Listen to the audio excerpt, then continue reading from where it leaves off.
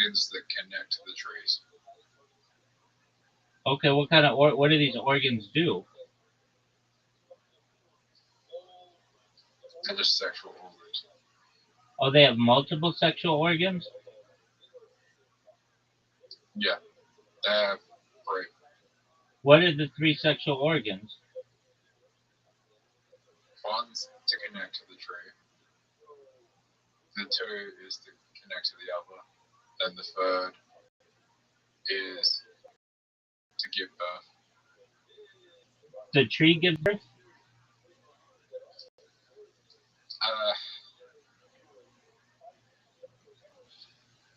No. Okay, then what's their sexual organ for? What? What's their sexual organ for? The birthing organ of the tree. Birthing organ of the tree? Yeah.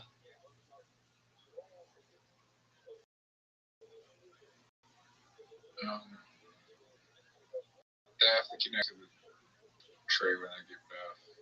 Like, kind of like an umbilical cord kind of thing. Connects to the tree. Make sure. Do they have adult arcades? Yeah, they have this.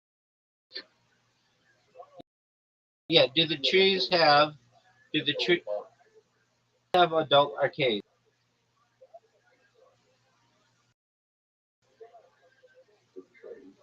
Yeah, it's a question. Do the trees have adult arcades? Oh, but the aliens do? They call what? Okay, forest. Okay, you're covering your mic. All right, so the trees have, or the people, the alien species have adult arcades, right? No, they just have the forest. Just go out into the forest. Oh, does the forest have super chlamydia? Like, once they're old enough, like, they're old enough, they go out to the forest looking for the people and trees to be with, like, and then they find the people they're attracted to. Find the person they're attracted to that's also attracted to the same tree. Oh, which is super rare. that's cool. Yeah. It's like finding So your that, it's like finding your soulmate, right? so the person, so not everyone's attracted to the same trees, and not everyone's attracted to the same look. But they have to be Okay, I attracted understand. to What is how someone look. what And ro- what other- what so role does Brendan Schaub have in the forest? I'll wait. he's not in the forest. Do they have knowledge of Brendan Schaub? If you go to their planet, you can tell them all about it. Would they have knowledge of Brendan Schaub's podcast, either the Schaub Show that's being renamed Big Ground Breakdown, The Fighter and the Kid, and or The Golden Hour? Do they have any knowledge of these podcasts? They have no knowledge of what's on it. Okay, so Brendan Schaub has no fans on this alien planet, nor within the correct? 100%. Is there a rhino room in the forest?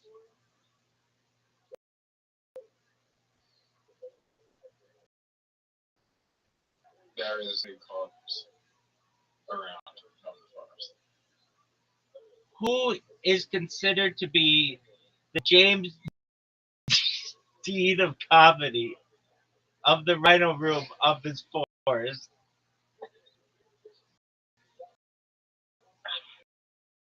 They're not in the forest.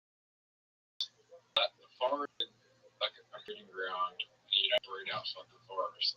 And then there's civilization. Oh, okay. The company called civilization. Like it's very immoral to go out to like it's very immoral to go outside the forest and do these things. Like it's like it will get you like in a lot of trouble if you go outside the forest. What happens if you cut down one of the trees? So What happens if you cut down one of the trees?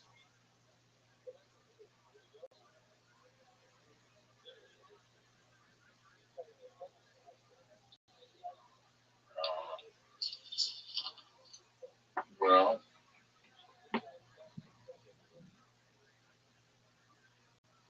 um,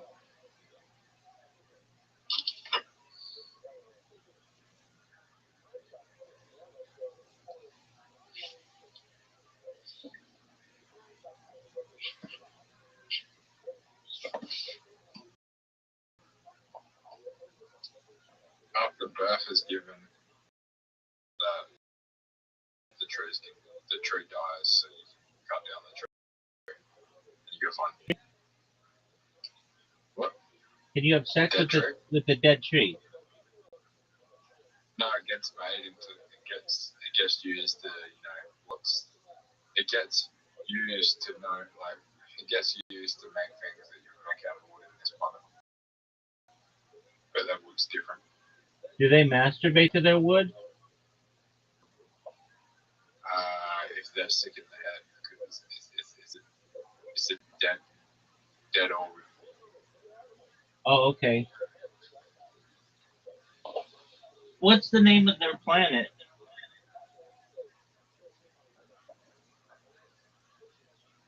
Xanatone. Oh, okay. Why is it named that?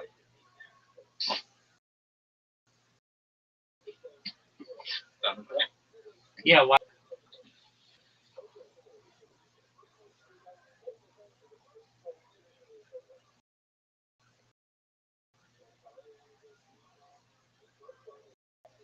Why is it called Xanato?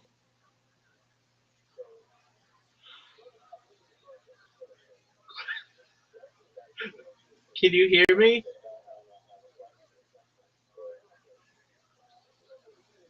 Can anyone hear me?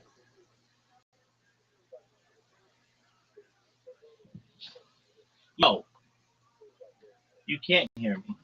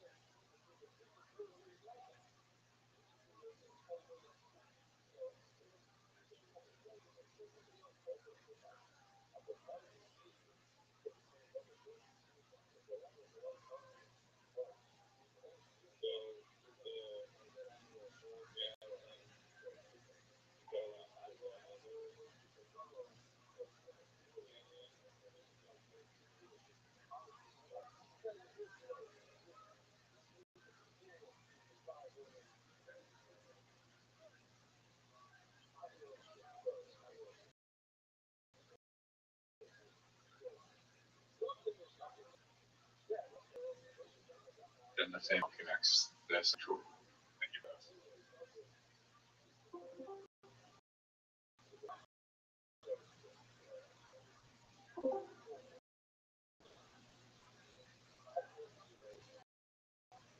Zoo, why is the planet Xanatu? Why is the planet called Xanatu? Because the people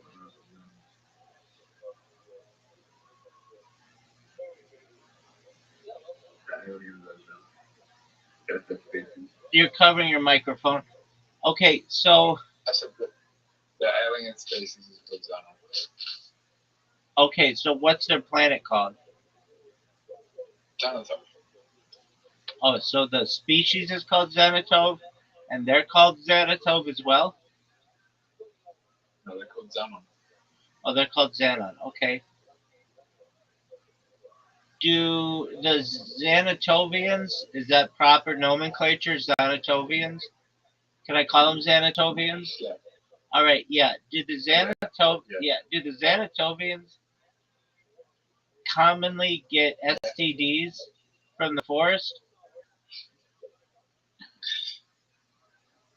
Uh, no.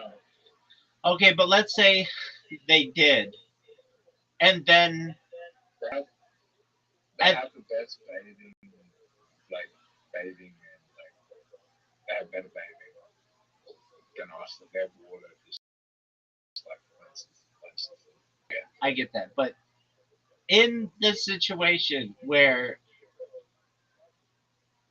the forest allowed the Xanatovians in, and the Xanatovians had sex with the forest,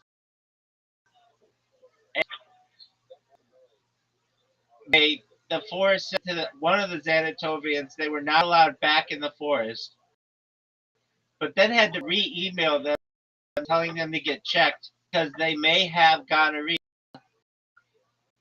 What would the Xanatovian?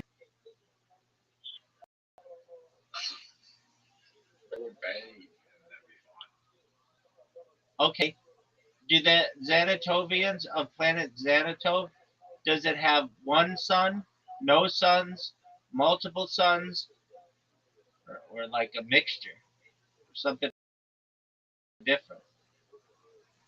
On some, Do they have a moon?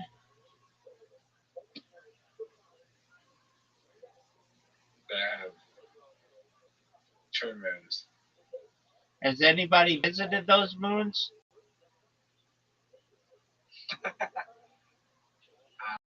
Uh, yes. Did they really visit, or they just say they visited? Um,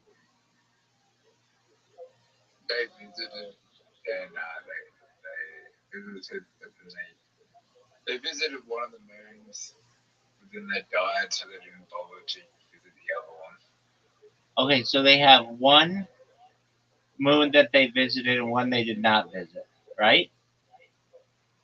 Yeah. Are they allowed to masturbate on the moon that they have not visited?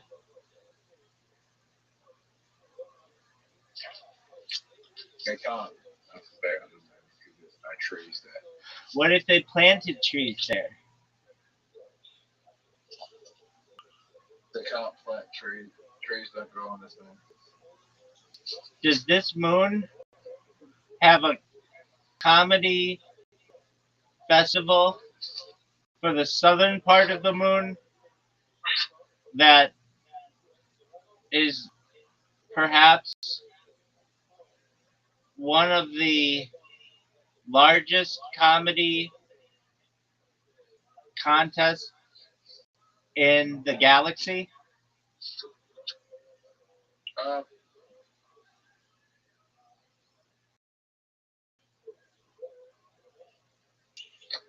no, but no, but their plan is to send like their their plan, but they never execute. Too difficult because people keep dying when they go to the moon. They send children to the moon and then send them back to the main planet. Oh, that's baller. Do any of the Xanatovians live 24 hours, 7 days a week, 365 year for Xanatovian peace?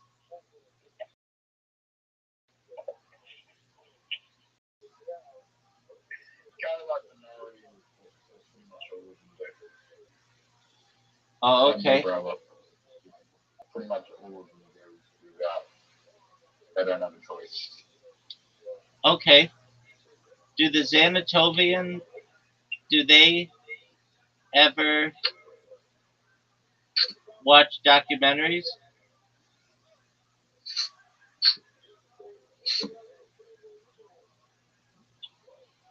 Uh, yeah, yeah, but Oh, it's cool. Okay, so if the Xanatovians watched a Channel 7 documentary on Lindy Chamberlain, would they think that a dingo ate her baby, yes or no? And why? No, they wouldn't. But they would be questioning the morals of Earth because they their species doesn't the species a high majority of them have a very high moral compass and they would never be able to see something like that happen. All right.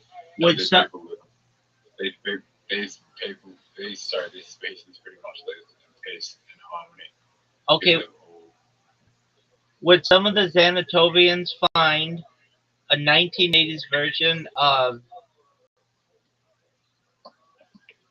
Lindy Chamberlain to be somewhat hot? they don't like humans. Okay. What is the Xanatovian stance on dingoes? Um, they're fun, but they're fun and cute, but they don't like their goal their goal is to bring in species to their universe and make them make them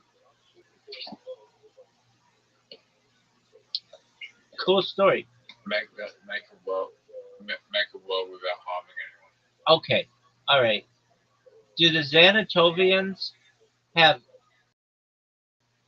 any knowledge of 115, also known as Moscovium, also known as Unum Pentium?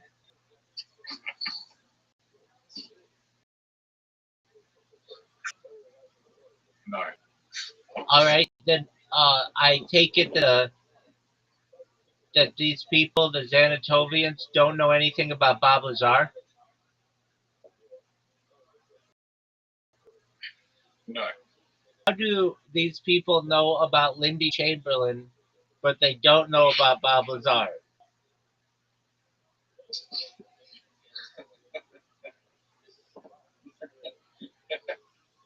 Um,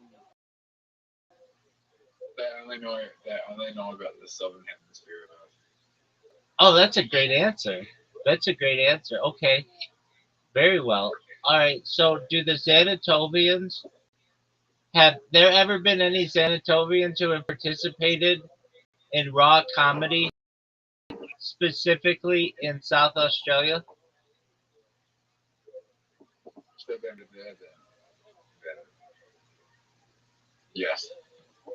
Is there a potentiality that the beat poet is a Xanatonian? Um, in the next class, yeah. Very well. Now, in terms of Xanatonian hygiene, do they bathe daily, weekly, monthly, yearly? How does that work?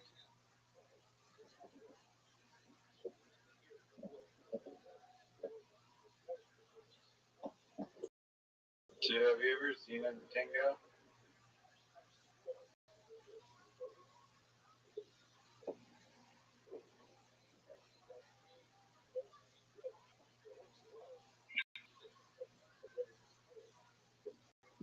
Zoot, have you ever seen a dingo?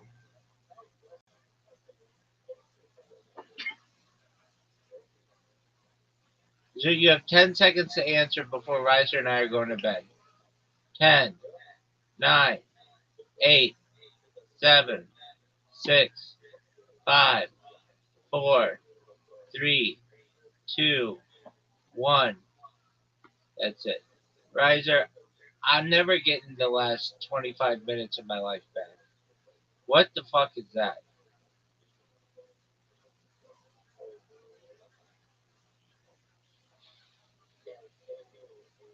I don't know. Prancer, go to bed while you can, or else the Xanatovians will get you.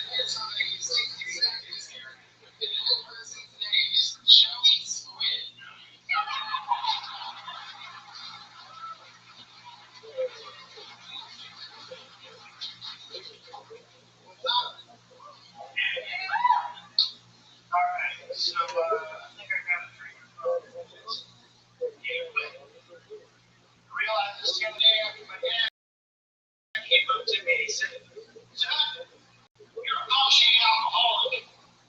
I said, "Thank you." The other day, my mom called me. She told me things are pretty bad for your mom. She's got Alzheimer's. I said, "What? What is Alzheimer's?" So I know that shit. I was smoking a joint. I looked at her phone. I said, "Fuck! I got Alzheimer's." I'm fucked. The other day, alright, I just gotta be honest with you guys. I gotta get off those fucking media. Gotta get an amen from anybody out there. I'm sitting home on the guitar. I'm jerking off. I'm just about to blow my load. Guess what happens? My grandma writes some shit on me.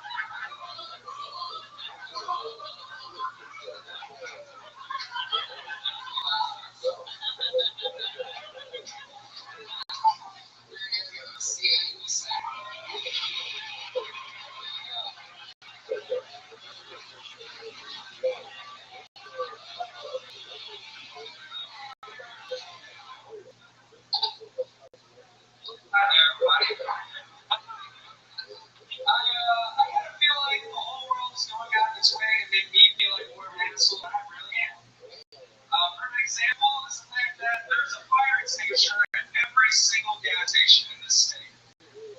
That's ridiculous. That's putting an unrealistic goal on my hair list. I can't fucking do that. Like, even if I set the fire, I'm gonna look down at it, make eye contact with you, and I'm cheesing it. Done. I mean, like maybe like a really nice whistle on a peg, you know, just like I have a couple of blows too. It's like I'm kind of out of shape, and I need that to get away from the fire.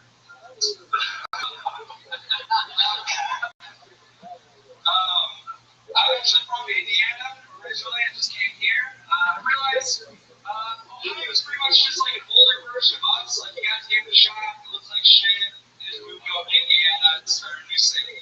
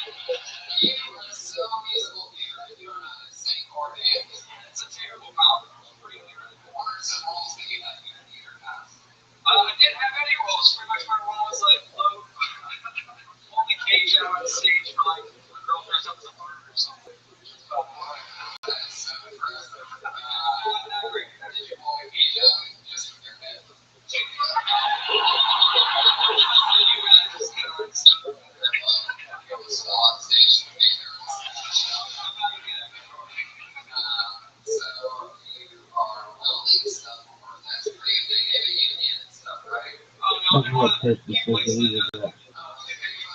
He's like fucking. That was amazing. Shout out to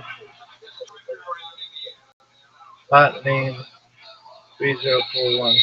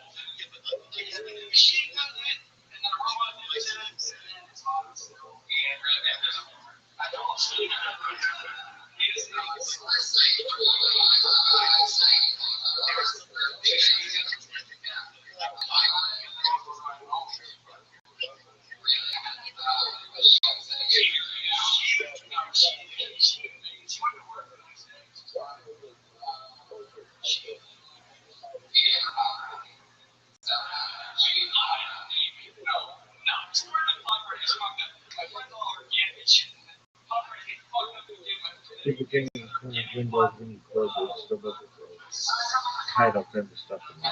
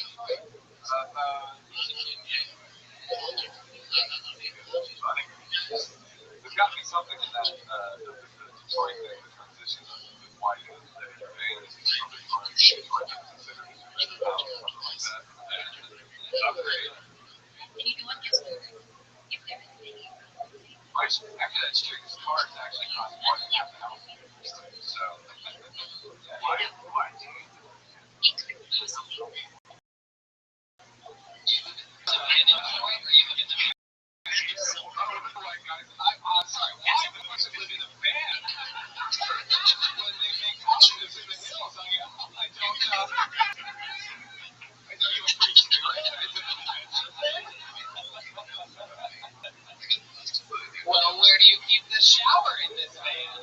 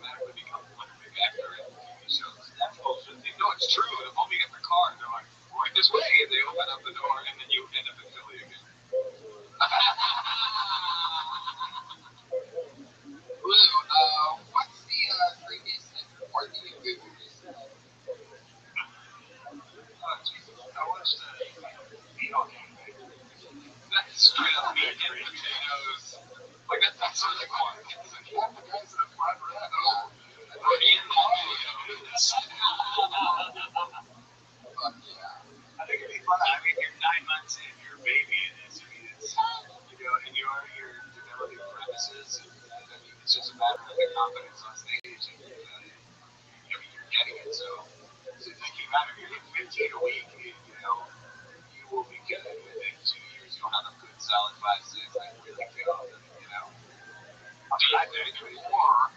You hit a bunch of open mics, you waste your life in LA, you never had it to begin with, and you end up just wasting away in LA, and then eventually you move onto Venice Beach and sell like nicknames. And there are options too.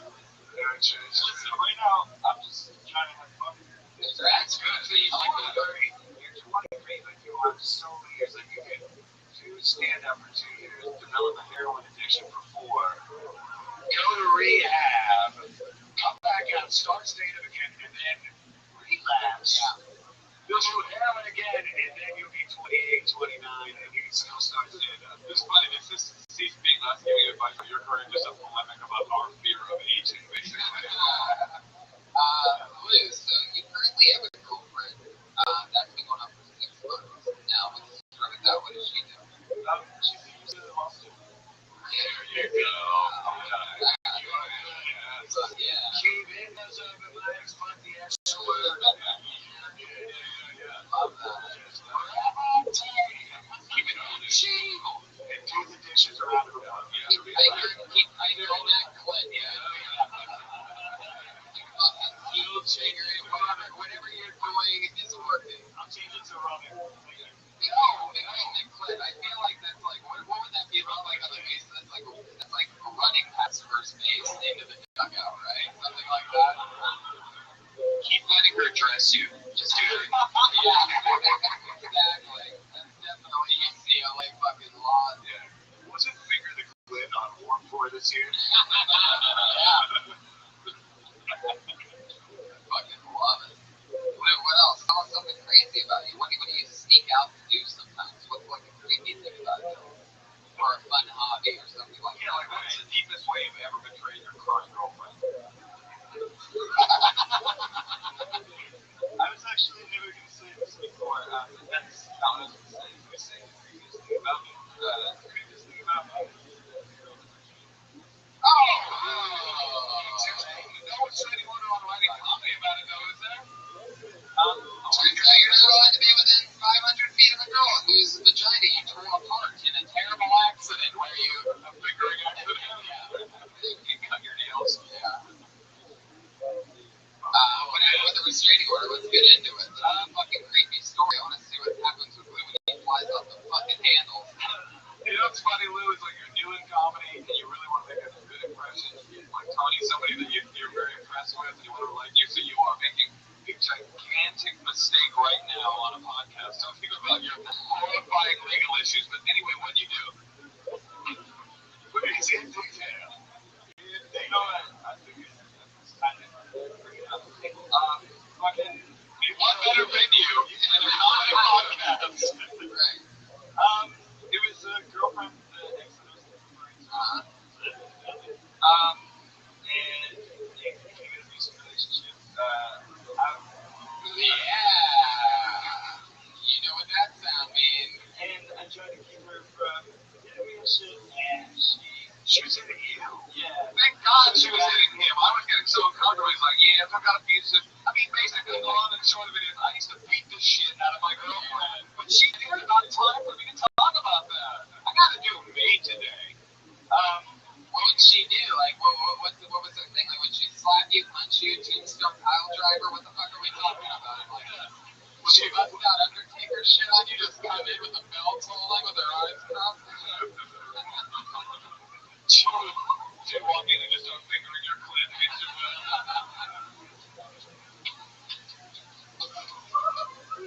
There was a night she was throwing punches and I was grabbing her wrist to keep her from doing that. She started kicking and I was like, alright, are you ready to go? She would come down, she would flat out punches. I mentioned when it was good, though, that was it was good. Yeah, buddy. It was probably real good. You imagine how good it is to be able to stick around where kicking and punching pussy? Yeah. Accurate. Yeah. Mamma mia. I want to go, but I just can't say goodbye. But she asked me to let go, and I'm like, no. So I let go, and respect her honesty. She didn't get you. She scratched the shit out of you. Yeah. So he goes to photo now that finishing the finger the clay. That's right.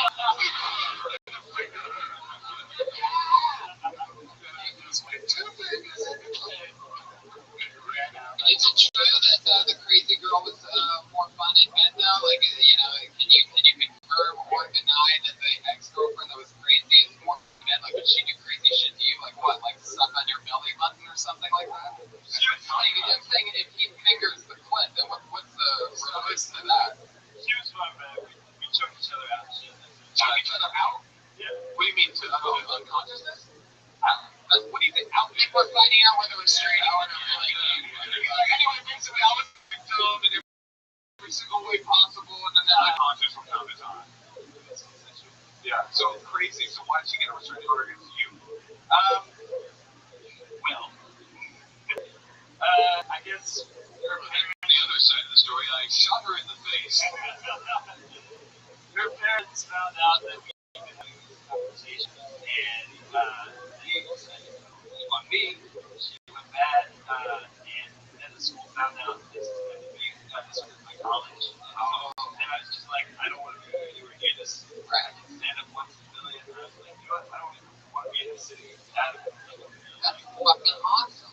Sometimes it takes a crazy bitch to get your life in order, get you to take chances. one of the best tools for new comics is the voice recorder app. It's also the best for domestic reasons. So next time that shit happens, you'll be so programmed to click record on your voice recorder app and it will save your ass in the future. Wait a minute, like how many fucking bad experiences have you had? You're right. This is so creepy. Like, The best form of technology to avoid getting trapped up in a cage with a crazy woman that accuses you of domestic violence is you go ahead and download the recording your domestic violence situation. It's something I developed. It's now look at this one. It makes a great podcast. Lou, it's so nice meeting you. Another fun new face. There he is. 9 months in. Lou Ram. Everybody. He's on Twitter. Lou Legend. It's all happening here. We're even slow because the people are so entertaining tonight. Interesting. You guys having fun, live audience? Oh, yeah, you are. Of course you are. Oh, we met this guy for the first time a few weeks ago. Interesting fucking stories from this guy. This is another one. He's like the New York version of Eric Carter. And I just can't believe he's real. Put your hands together for the one and only, second time ever on the show, Stevie Blue Eyes, everybody.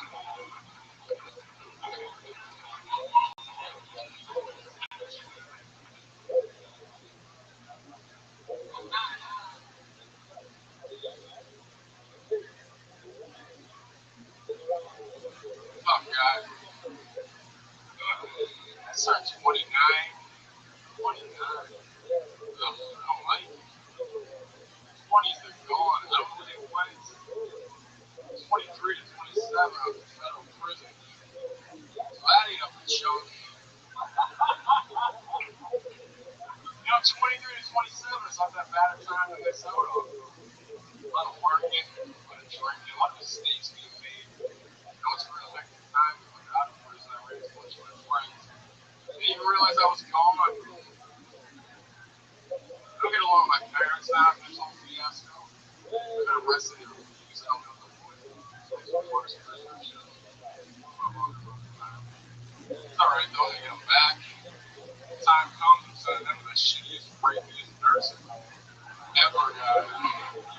I don't see your blue eyes, thank you. No, you need 60 seconds. In and out of blue eyes.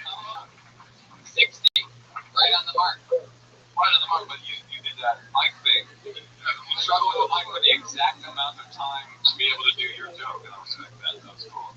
I have a feeling like year 6 with this drum kick. The cuts, the fishes.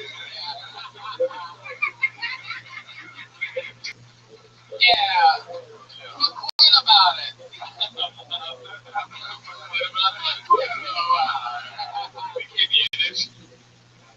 So you really were in prison? Yeah, I was. That's cool, man. I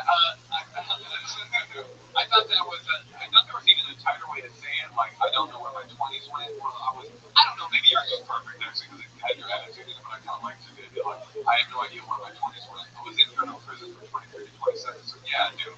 Something, I don't know. I forget about it. Why were you in federal prison? I had a drug trafficking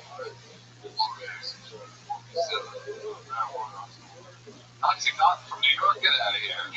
You are the epitome of guy from New York. This is so good. From Boston guy. That's what I have a really sharp view of East Coast generalities, basically. Did you see the movie, yeah, Black Mass? Even the part of that was like based off of him. Yeah, I had a good thing going, man. I feel it's just like feeds itself, you know what I mean? It's hard, like, it's such a rare thing when somebody's vibe is funny. Yeah, it's like just the way you were saying stuff, it's just like, it wouldn't be funny if another dude was saying it. It's just like, really, I think that's good. I guess that's what I meant, like, when I was doing the New York version, very regular box, and, like, it's just like, I feel like you know who you are, and you're also, like, very harder in that, like, it's just a complete thing. Like, a lot of the things that you say don't have to even be particularly well written. You can still be hilarious, even in cadence. And I don't mean to insult you. No,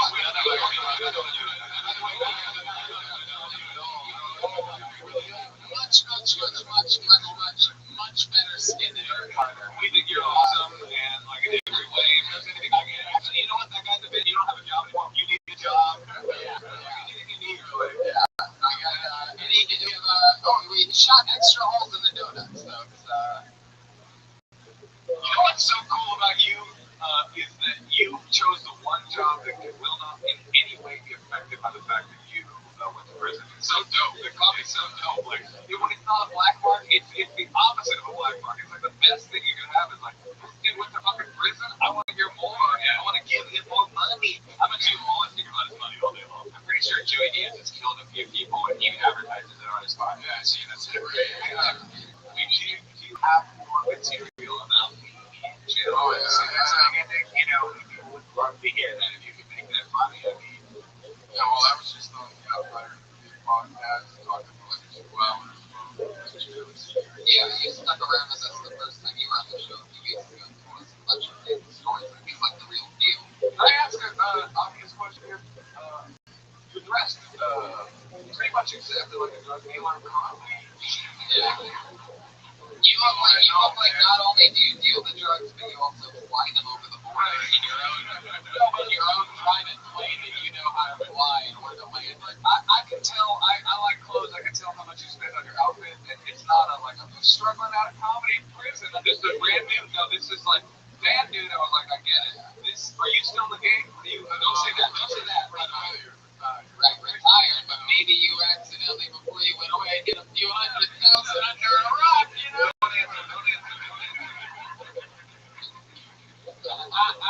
Now, what do you guys think? He has an interesting name. His name is Stevie Blue Eyes. Do you think that's a good name? Oh, thank you for bringing it up because I got distracted by how good you were.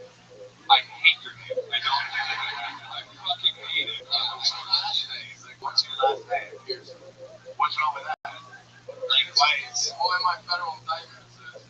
There's the Blue Eyes. Guy Black Mass.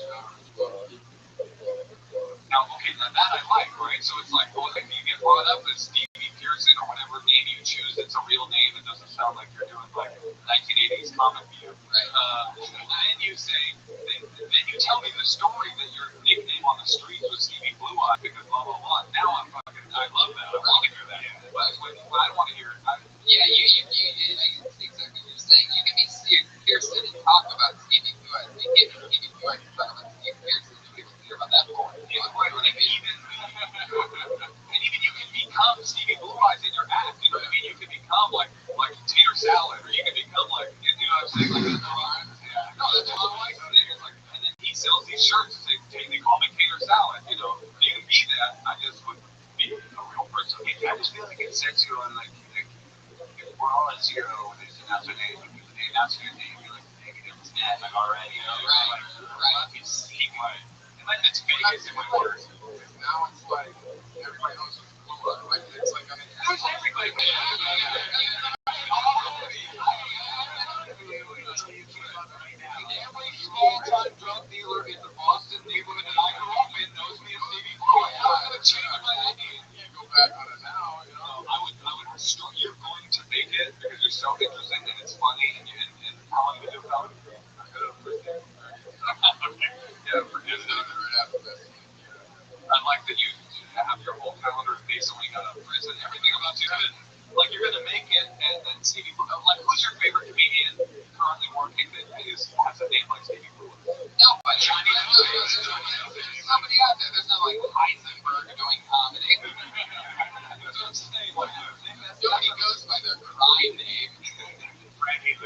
Ricky, what time open it? We got a one car. Oh, man.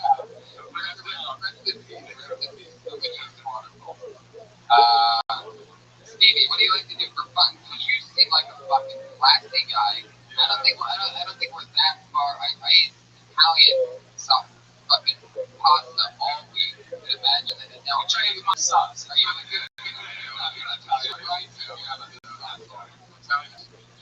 That's a piercing.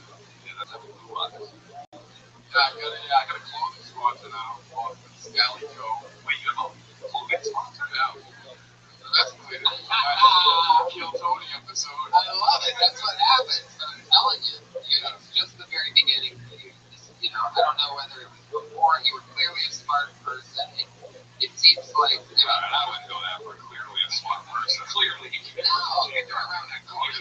I think so. And, how long have you been with stand-up?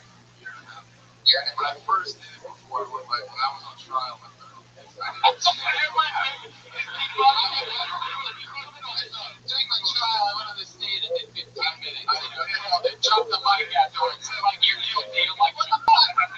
How long have you been speaking English, Stevie? Before the trial, it was about 23 years. And since the trial, about 2.5 years. But it was before, it was during that time, I went up a few times, so I was kind of lonely over.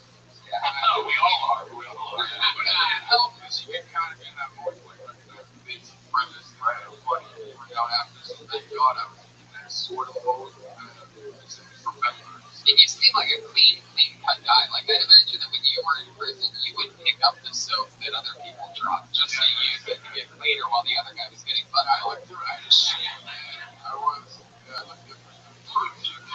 I had a shaved head, I used the N-word. My eyes closed. It's true, you have to blend in there with the, I watched a lot of those shows on NBC, so I know about the prison life, you know what I mean? Like, I may as well have already spent a few years there. Yeah, I think we should change your name to, like, Stevie Astigmatism. Yeah, that's the last thing you want to do. You get big on blue eyes, and blue eyes becomes your thing. All of a sudden, you're out, you're in Boston visiting the family Christmas time, and ice cream comes down, takes out your eye, then you're Stevie Blue Eye. Honestly, though, like you, I was saying the first guy's going to make money. The second guy is going to make it. I don't know about the third guy yet. But you are going to be like a headliner. Like, I could see you being, like I said, a famous person. Yeah. Like, it's like you have so much perspective and character. You know, it's unfair how much character you have, like persona you have, and it's the amount of time you can stand up. It's actually disgusting. Yeah, I don't like it about you. Yeah, and that's exactly, I think I was getting there, and I got thrown off on a tangent or something, but I get the feeling that your time in prison probably forced you to grow up a lot faster than you would have and know how to control the room. Because I'm sure a lot of those people there are like big and fucking crazy. And, I just saw myself telling stories. Right. Do you have a podcast? You mean probably? No, I think I'm going to be able to start. I know you have favors. Not only that. I know a couple guys in the podcast industry, you know what I mean? We got downloads for days. We got hey, call Jimmy Limpson. Get him over here. Jimmy Limpson. Very good. Yeah. That was underrated. No, a couple inside podcasts are happening. A couple people getting stuff together. And collecting it. I love it. The Podfather over here. Very good. Great man, extremely confident. This material's going to catch up to confidence, and you'll be fine. Yeah, you're confident already in a year and a half. But I'm more of a storyteller. Yeah, like the man that fucks me up. Actually, that was my favorite thing about you. Is it was like I didn't for 1 second feel like you were rushing to get to the punchline, and I was like nervous for you because I know, this is a whole show. But I was just like, it's kind of bold and kind of gangster, and I didn't know yet that you truly were. Yeah, to just sit back and just get in the pocket and be like, hello, finish what I'm done. Totally. Absolutely. That's an overall lesson for everything. I always feel like, I was on the road. I guess they just did another round of showcases here last week. And they do it now. They mix them right in the middle of the show. All the big headliners do 15 minutes. And in the middle of it, there's like 4 or 5 people going 5 minutes. And I wasn't two ago, and I noticed that most people, they get their 5 minutes. They made probably a 30, or maybe they have an hour or whatever, and they go in and they try to do 6 minutes and 5 minutes and try to get everything that they can get out of them, not realizing that you take your time there. If you get real timing, you'll get so much funnier. So just maybe snap words over and over. You literally described my back right now. I learned so much. It's true though, because as a comic, sometimes you only have 10 minutes, but you're trying to do a 15-minute set. In your head, you're like, I can get all 15 in, and you just end up ruining the whole 10-minute set. So just cut out one of the main chunks. So, but you're doing great. That's the name of the game. You have a killer charisma. Unstoppable. Stevie Blue Eyes, everybody. AKA Steven Pearson. AKA. Don't fuck with that guy. Oh shit. Oh shit. They must have some old gang beats. This guy's following him. Yeah. Stevie Blue Eyes just got shanked. Guys, you're really good at making something of something. That's great. All of a sudden, the last guy's girlfriend comes, stabs Steven to death. Yeah. Oh man, he's gonna be Stevie Blue everything because the blood stops flowing and come on, it's blue. Joey Lipson was a really good joke. That's what this reflects on. Thanks a lot, guys. I pulled another name out of the bucket. This is a very, very, very, very, very funny guy. He had this for just a few weeks ago as well. It's a lucky bucket. It's another good one. It was the third time ever on the show. Previous goes to Darren and David. So everybody.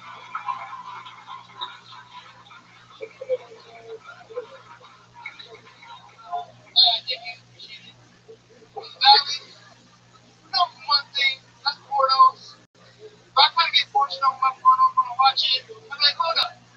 That's my boss not with to pick that chick up. And I look a little bit deeper. I'm like, wait, hold up. That's the weed shop I get weed from. It's cool when you go to the weed shop in the valley. They give you certain new things, which is first time patients. Sometimes you can actually get right. Sometimes you weed. If you're cool enough, they let you fuck swipe in the back. First time patients only though. I was that first time patient all the time. But I'm not. I only smoke weed for one reason. That's to keep my lips flat. Taking months to the face every day.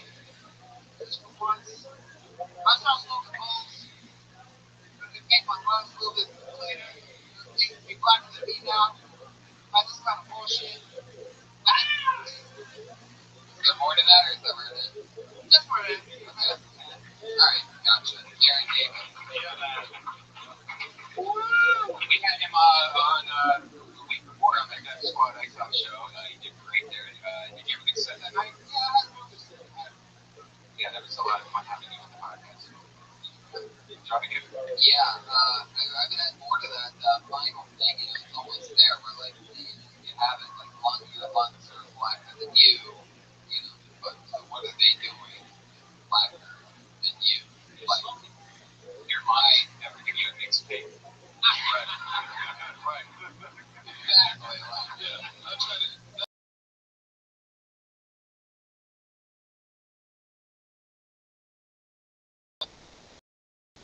Club or whatever. Yeah, that's funny. yeah.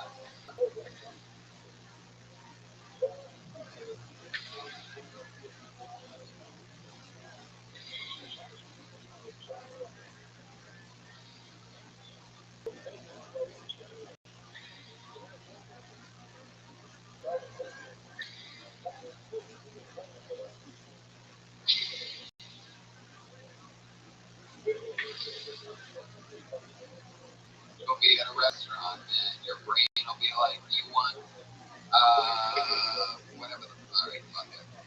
And then your lungs are like, no, I want chicken and waffles. That's how black I am. It's not just black lung. One of the, it was funny that we were just talking about Russian because I felt like right after we did Russian, especially that joke about the weed guy. Well, first of all, I'll say I didn't understand the word at first that you said. I get very something about the pornos in the valley. I think it was personal. They feel personal to me or something. That I didn't understand. I like literally couldn't hear you saying it because you were Russian and you stepped on that word. But then mostly it was the punchline of let you fucking wipe in the back. First time customers only, it was like you were scared the laugh wasn't coming, so you jumped to the next. Yeah. punchline. It's like you just sit back, hey, you're fucking quiet in the back. The bed doesn't get a laugh, and hey, it's one funny. And then you do the next thing. I just felt like I could have taken it. Yeah, I agree. You can still have a lot of energy. That energy that you have, still in a way take your time in between. How long you been stand up? Like a year now, you're doing a lot of fun. Yeah, it's like sending my makes me work. How was your Friday? Just chilling? It's cool, you got that hook up with Ferragamo now? Ferragamos? Yeah, I'm trying to get some $800 shoes out of the back of the Pixies thing. I'll compliment you more. I don't have spots. Whoa. And ever since I can get you a job at a donut shop. That's what I'm saying. the mayor of Donut City over here. Why not other than would be a spot? What do you need a spot? Where do you want a spot? Do you want a spot at the All of a sudden, Moshe's become the Willy Wonka of donuts over here. Everybody's like, I want the golden ticket. Something else I forgot what, yeah. You're the weed shop. Is that true? You smoke a lot of weed? Yeah. Smelling this dispensary the second you walked on stage. Like, you really just reeked like some sort of a fish. Immediately. You so ready when you come up here. I love these guys that never smoke pot. I'm like, oh, this is an hour ago. Oh, he just smoked pot. Everybody else is like, oh, just smoked pot means like in the last 10 minutes, basically. Like, he's a weird comedian. All right, I guess I don't mean to start a rally or anything. Jesus. Not to say that you don't do well or you didn't do well, but like you get high before every set. If you a year and a half in, I mean, it's a very difficult time for a comic because you're like out about yourself, really trying to get comfortable. Some people think that doing a lot makes it easier, but really when you're first starting off, and you're getting up with this many people, it's like you gotta like go up clear headed, like that or. And I also, if I can jump on that, on agreeing with it, and also saying I think where it affects people the most is in exactly what we were talking about before. I think I've noticed that, because I am a pot smoking comedian, because that's like every comedian smokes pot, measures out how far away from my set I want to smoke it, depending on the show and who's on it, where my spot is, blah, blah, blah, blah. The math is never right still. You never know, sometimes you have a joint an hour before a show and it fucks you up. Oh, sure, right. It's honestly something that I used to do, but then I have stopped and once in a while do it. It does fuck up your night. Yeah, don't I say take a shot or something that night? I've never been on stage by her. Really? Yeah, no, never. Not at all. Not at all. You never had a drink? I stopped doing drugs and drinking when I was 15. Wow. So I went to rehab. I have a lot of problems with Stevie Blue Eyes still here. No, but so I just don't relate to the relationship between being on stage and drinking. Well, how is it? How far before that you cut yourself? Like about 7 inches. Like about 7 inches. That's right. Cut the clip. I cut the guts open. I feel like it would be nice to be able to take a drink if I got loose. Am I wrong? It goes both ways. It really depends because, Look at we had our host in Ohio. that was fucking, that never happened. Well, exactly, but we had a guy who was supposed to be our host for our show in Ohio who ate too much weed, and when we were supposed to start the show, we're like, where the fuck is he? He got in his car and drove away in fear because he started tripping out. By the way, I love that we're like talking about like addiction and the relationship with weed and the performer. You've never answered whether you get high a lot or not. He hasn't answered your original question. Do you?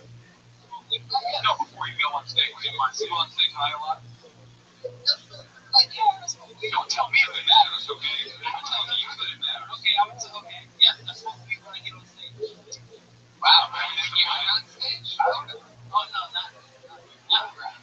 What I would say is just, you did feel like you were rushing stuff. I mean, when I spoke about it, like, the audience sometimes, especially before a show, you just get inside your head, you might fuck your jokes, or you might forget something, you might speed It's one of those crazy things. Like, it's not, it'll throw you a little bit off. It's not going to wreck everything if you know if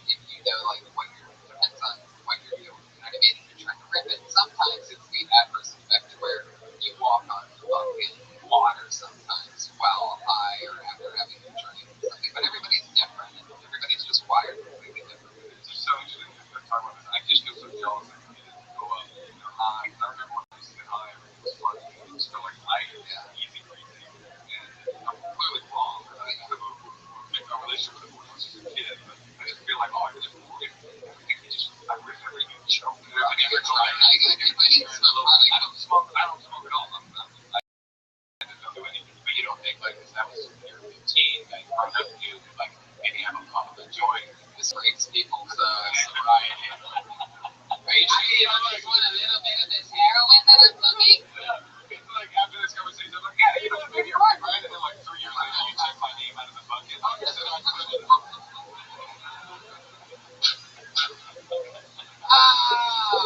Fuck, that's hilarious.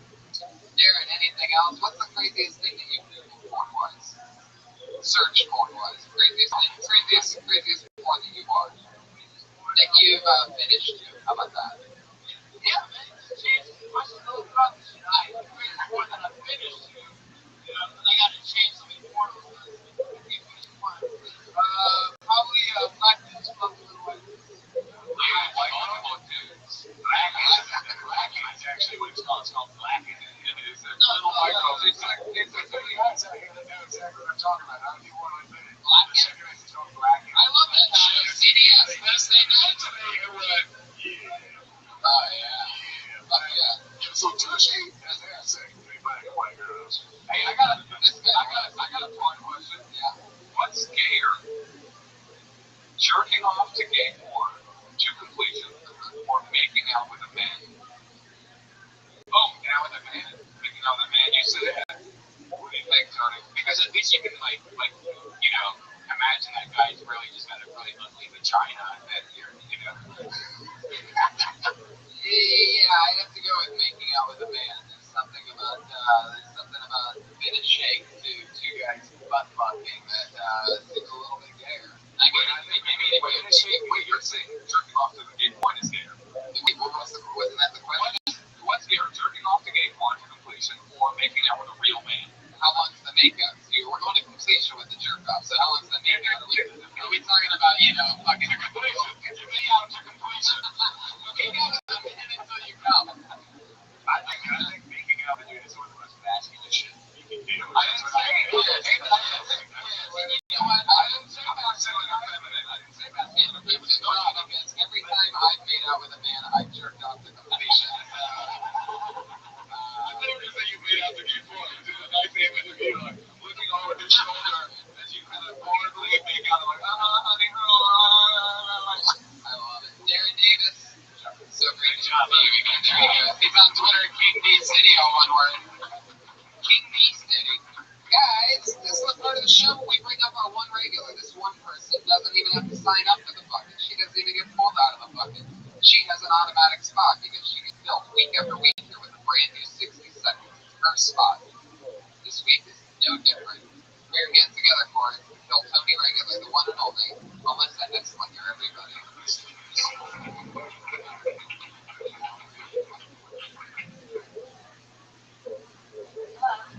Growing up on a military base is like growing up yesterday.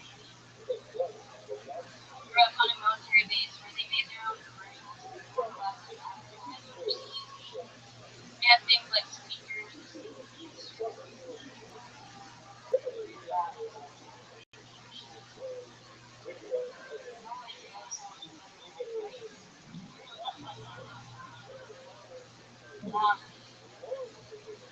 Yeah, so I went to school on a military base when George W. Bush was president.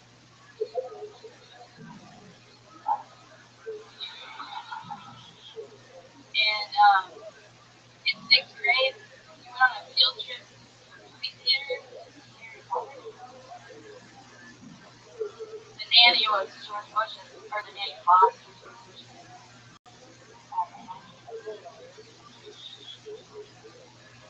58 seconds of thunder and lightning. Melissa Esplinger. What are you saying there? George W. Bush, I don't think we knew what you were saying. Keep going. Explain it to us like you're not trying to do a joke. Well, I just didn't. George W. Bush, what? Well, I've been thinking about how, like, growing up on military, I've been realizing that, like, I was softly brainwashed. And then I thought about it and I was like, wait a second. I don't know how much Bush actually had to do with it, but it was technically everything. I don't know. Yeah, wacky people. He's a silly person. Yeah. I guess Silly man.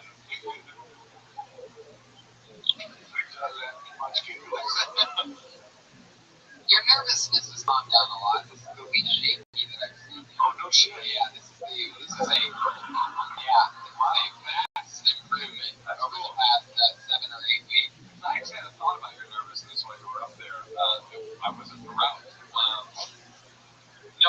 First of all, I think it's bold of you to come up here wearing Stevie Blue Eyes outfit. Yeah.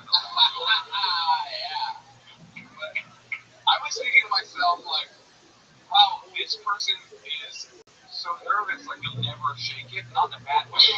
Not in a bad way, I'm saying. Like, you're going to get to this phase where I feel like you're going to, like, sink into it and it's going to become part of your persona on stage. Like, the nervousness isn't going away. And so you shouldn't even try to fight against it. You should try to, like, try to embrace it. I agree. And, it definitely, what's interesting is, this was a tough week as far as, obviously, your jokes were.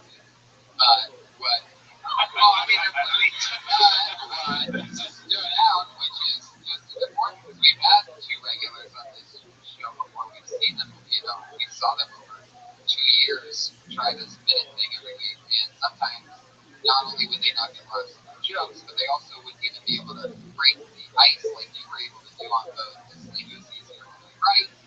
You broke the room and you broke it on his lap with your nervousness. Like, that guy laughed. Like, that's amazing. And it's different and nobody else is like that. So, I completely agree. But the joke, though, we have to get down to the meat of the joke. The joke was just that you think that Bush was your boss or that brainwashed you. That was the funny part? Or like, you grew up on a military base, so they were telling you that George Bush is a good person the entire time.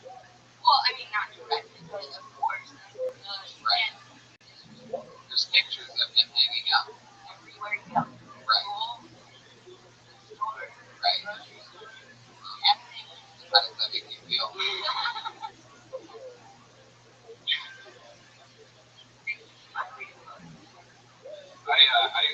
I think. But at least I know the answer right away. And this is what, when you're writing, this is what you have to ask yourself. That's what you're saying things, you're explaining it, and you just have to keep asking yourself questions about it. How did it make you feel? What did that look like? What did that smell like? Whatever. I mean, you just got to get into it. That's what writing is. It's not some magical thing where your hands moving on paper and you're just writing about it. Like, you have to get into it. You know what I mean? Like, it's not easy to do. Bill Burr just doesn't wake up and just starts fucking every single thing he writes is brilliant. He writes a lot of stuff on a single topic and he's asking himself, and that's what everybody does. They say Bill Burr is a human being and his flesh is like anybody. Not my ability. But it's working and chipping away at that thing. You have to ask yourself, what is it about the military base that people should know? And just how it made you feel. You don't need to pander to you don't need to make a George W. Bush joke just because that's easy. And George W. Bush is the least interesting part of you living in the military base. So don't try to take it an easy way out. You know what I mean? You don't have to pander for these forums. They're going to stay along with you somehow. They did the entire show. You guys have been a great audience. And then, so it's like, you can let it rip. And you can take note from a lot of the people that were up here tonight on that whole timing thing, take your time thing. Because you sit on your feet with that nervous energy, you're unstoppable. And if it's half cooked, don't say it's used. It seemed like that whole story was like a half cooked idea with no tag. If it's half cooked and that's all that you have, you can absolutely say it on stage. Right? Trying to write a new 60 seconds every week is what you're helping you. And it's not going to be easy. But I say if it's half cooked, say half of the joke and then the man. I've done that before. I mean, running on stage is something that's hard to do. Not everyone can do it. I've done it a few times where I had an idea and tried to do it on stage and it worked. But 99% of those times it didn't work. And then I had to bail on that because it was something that did. It seemed like it was kind of like you're trying to figure out what was funny. Or she doesn't get to bail out. She doesn't get to bail out. That's why you have to do mics all week. You have to practice this joke twice before you take the joke. Have you been doing other mics? Not this past week. But you have to be at least going up 2 or 4 times because that seemed like something that you wrote down on a napkin and just tried to. Well, Brian's going to beat you after this. So it's Brian is going to beat you with this microphone. Stevie, boys, get back here. Hell yeah, Stevie. Figure this rubber's clip.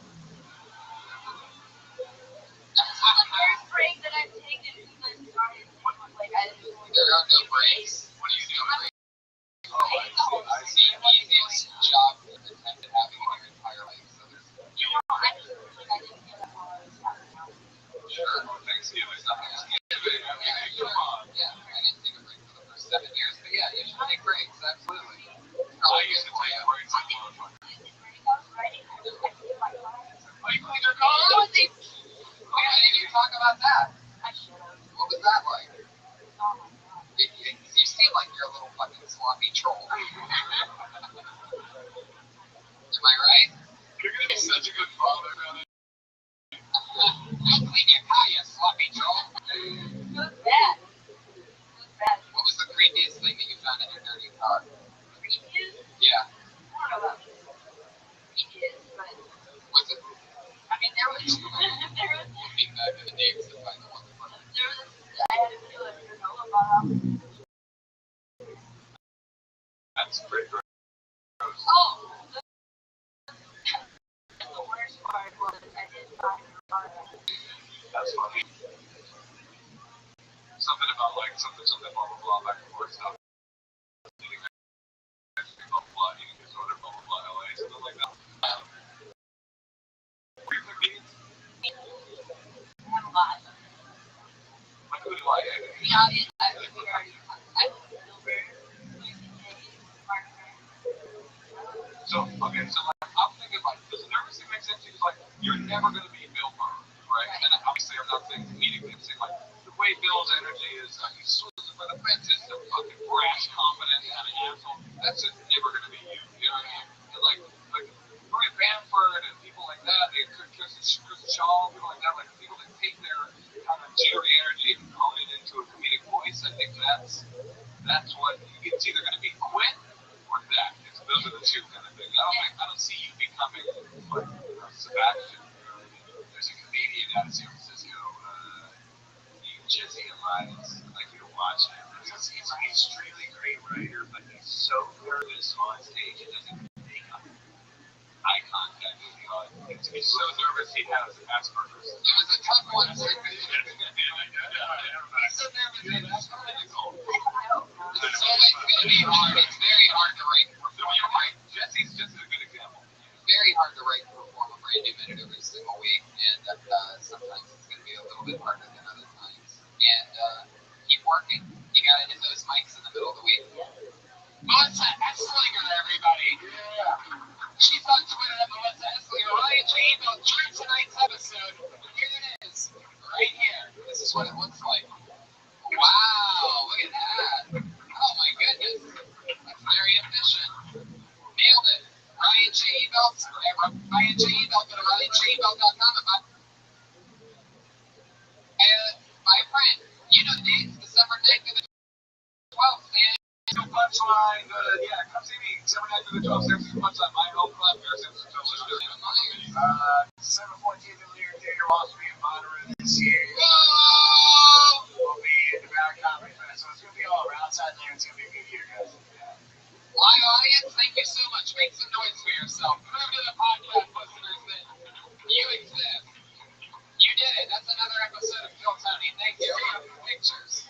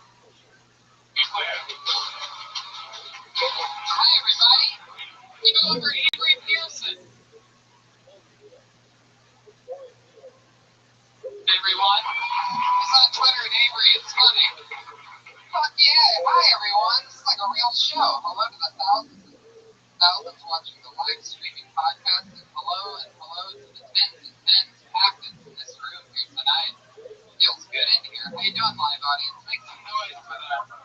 Make some noise so that people don't notice. So that people don't notice when you drop a $700 microphone on this. You almost can't even tell what the fun energy in this room. Fuck yeah, Brian Redman is here, ladies and gentlemen. Hey guys. And we have an exciting announcement. How about this? Merry Christmas to you, Austin, Texas. Kill Tony is coming December 26th. Yeah, we're doing 2 shows just like we did in Ohio. We're doing Kill Tony followed by a comedy show. So we're a local comic. Sign up early to get on the show. Yeah. We're doing it live again. Live from the Spider House Ballroom in Austin, Texas. Kill Tony, and then we do stand-up comedy. So that's December 26th. So if you live in Austin, you're listening to the podcast, now's the best time to buy tickets before it sells out, like we did in history. That's right, people. The show that you're at right now sells out on the road. And you're at its home field, Yankee Stadium, right here tonight. It's exciting. These are always the most fun ones. This is like our fucking little jerk-off ones. Yeah. Hey, can we make an announcement, guys? Tony Hinchcliffe is back on the meat wagon. He Alright, why are you making this announcement? Because he has been a vegetarian for 5 years, and this month or last week we went to Bogan and Chow. He ate 22 different kinds of meat. Yeah. And fun fact, I've had a steak every day since then. I just keep going to Whole Foods and buying a steak, and I make it. I'm serious. Cyber was almost. I had steak and hash browns today for breakfast, and I did some curls for breakfast with my new free weights that I bought. Like a little yoga mat, and can I still eat meat and have a yoga mat? Yeah, absolutely. Yeah, no, life is good. So, Do you feel different? Do you feel like you have more energy? no, I feel like I've been on like a drug since I started eating red meat again. It's fun. It's almost like some kind of like weird, I don't know, feel that blood. Yeah. So was there any kind of meat that you had in the last week that was like, oh shit? No, I'm really good. I'm not kidding. I've just been eating the same steak. I go across the street to Whole Foods, and I just keep buying steaks over. I buy it fresh that day, and then I bring it back and cook it like a fucking man. You know, going across the street and buying a bag of cauliflower just isn't something about cooking. I think one of the best things he said to me also was, he's like, I thought the last few years vegan food has actually gotten better. And actually, it was, you just forgot how good, every year you just forgot how good steak was a little bit more. Yeah, that's anyway, enough about what I put in my brilliant body. Let's keep this fun train moving along. Right now, our house artist is sitting here, and he has a blank sheet of paper, and he has started drawing tonight's episode. At the end, those prints are available online at RyanJGBell.com. You can get them from RyanJGBell. Yeah. House artist draws every episode. And fun fact, rumor has it that since he's from Texas and he's going to be home for Christmas, that he will be in attendance in Austin December 26th. Fuck yeah. The Spider House Ballroom. You see how you just keep driving those plugs in until the people listening to the podcast call their friends that they know live in Austin. Nothing they choose. But Bill Vine in the middle of the room, one of Canada's smartest people and one of the most amazing artists. What's up? Fuck yeah. You never get shout outs in the middle of the room.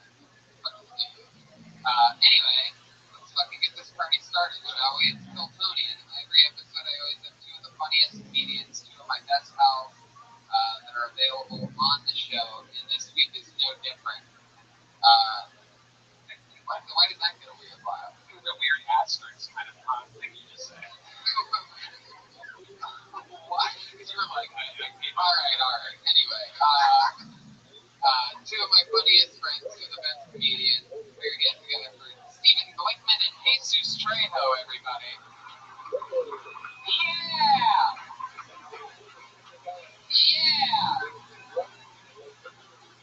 Stephen Glickman, broken foot, Jesus Trejo, we saw some of your work earlier. Yeah. That, welcome back, guys. thanks for having me. Yeah. And fuck you, your asterisk. Yeah, we're gonna fucking bullshit. You know, you guys, the comedians gave this weird double laugh, like it's like. Well, I could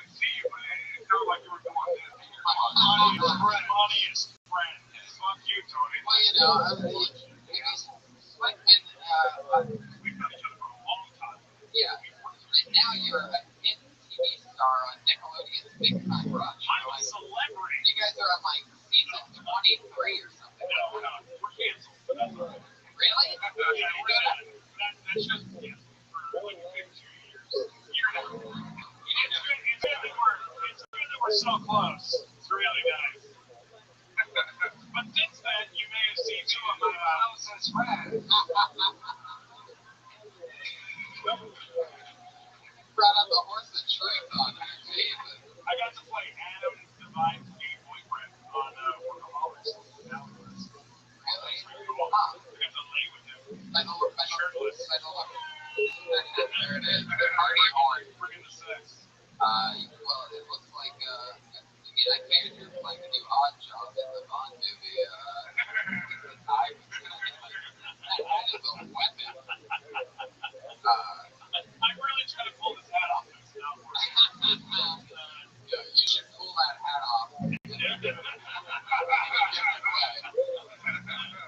hook. I look like I ate Joey Fatone. Hey, look like Joey Calzone. Howdy! You know, like a fake bird on it or something like that. Does anybody here have a fake bird? Does anybody have a tiny miniature bird we can just put up on the show? Lady, do you have one? Looks like you're reaching for something. I have a fake bird. You have an opener leg. I will put that. I'm a bad lady. That's a bad. We need a bird. Well, here we are. We're having fun. Two of the funniest guys in the world. You guys have both been on the show before, so it's always fun to have return guests. So let's get this party started. Right. Audience, you probably know how it works. If you don't, we talk to stand-up comedians after they do 60 seconds of stage time. Comedians, you do your 60 seconds up, and you've got the sound of a kitty. You gotta wrap it up then, or else you're gonna bring out the angry West Hollywood bear.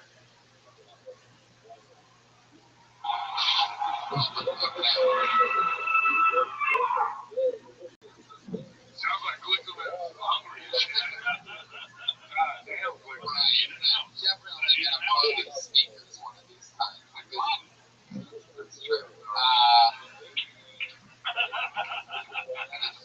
Three of my best friends. I love it. Let's get this party started. Audience, are you ready?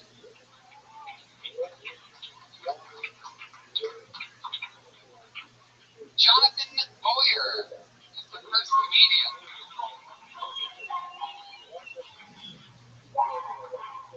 Oh no, Jonathan Boyer. You know what that means. It's true. Put your hands together for Lindsay Jennings, everybody.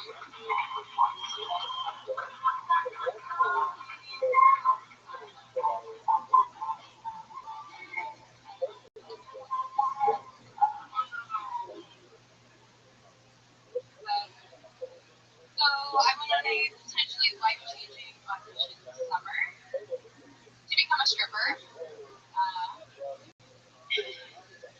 So I didn't know there was going to be an audition. I'm pretty sure that's just an LA thing though, because there's so many beautiful girls here. Failed dreams. I always thought it would be like a last resort thing, like worst case scenario, I'll become a stripper. So I didn't get the gig. So I'm not sure what that makes me. I failed at the one job that people who fail in life can get. So I'm a failed failure. That's pretty good. Some people say LA is also like a place where it's really easy to be a transgender. I beg to differ. I think that the easiest place to be transgender is probably the Middle East because all you gotta do is throw a burqa on and you're a model.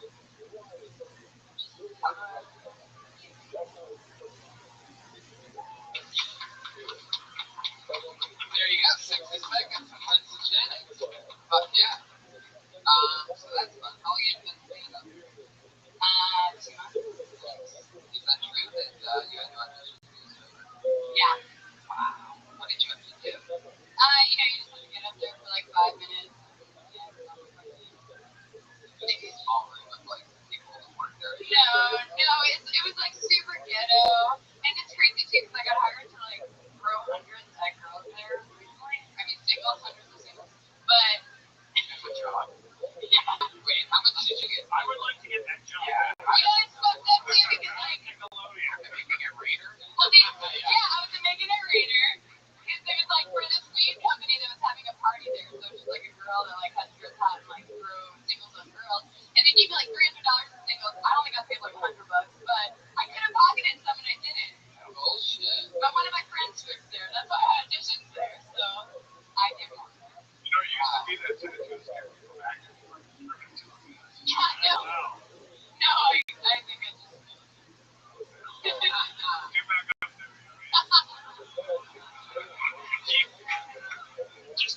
the street. Just do it on the street so someone gives you a job. That's what I say. Oh, yeah. Good idea. I get the feeling that you got, like, is it always been on position? For sure. Yeah. I don't think so. I think like in the more like good years, there's a lot of The one with Walmart's, we should just bring out a portable stripper pool and just strip, not get naked, but just strip you right, make the most tips of it all. Absolutely. Stuff like it was like Skippy or something like that. Ryan, I love this idea that you're blatantly pitching for your own entertainment. You know what? I have an idea. Maybe you should set up a pool on my front lawn and just dance there. See what happens. I think somebody will try and even throw some money out the window. To my practice at work. So let's see, how do you make your money? What do you do for a living? right now I work in a weed shop. So I sell weed. Oh, yeah. And, Instagram.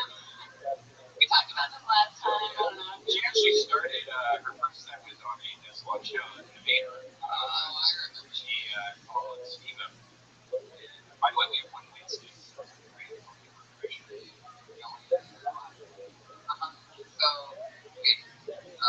you make a lot of money off Instagram. That's fun. Sometimes I feel like sometimes I just get free shit and I'm like, It's pretty great. Did you get the face tattoo? fuck you. She paid for that. I actually got it for $13. Well, it looks like you got it. It was like a loophole because it was Friday the 13th and they do $13 tattoos. And I was like, oh, wait, give me my face tattoo for $13 to my friend. It was delicious. Yeah. But it was kind of When you fun. want to get a discount, definitely tattoo is the way to go. Listen, I know better than anybody about that. You look great. Is it $13 too? Well, It wasn't that bad, but like the Molly, the cocaine, and the alcohol had something to do with What's it. your favorite tattoo of all of them? Probably my Chucky. Whoa, that's a real creepy Chucky head. Chucky's the one that, Chucky's the one that always fucked me up as a kid. Me too. That's why I have a tattoo. you could be like the Oh, well, in that Suicide case, Girl of comedy. Have you ever thought of that? I am a suicide Is girl. that what it is? Well, then fuck it. with the Suicide Girl. You know what that is? We get naked on the internet. It'd be cool. It's like hot girls like her covered in tattoos doing that cool stuff. Yeah, cool. Like, we're getting naked. Maybe our goals are different. Like, you think like that's cool. So,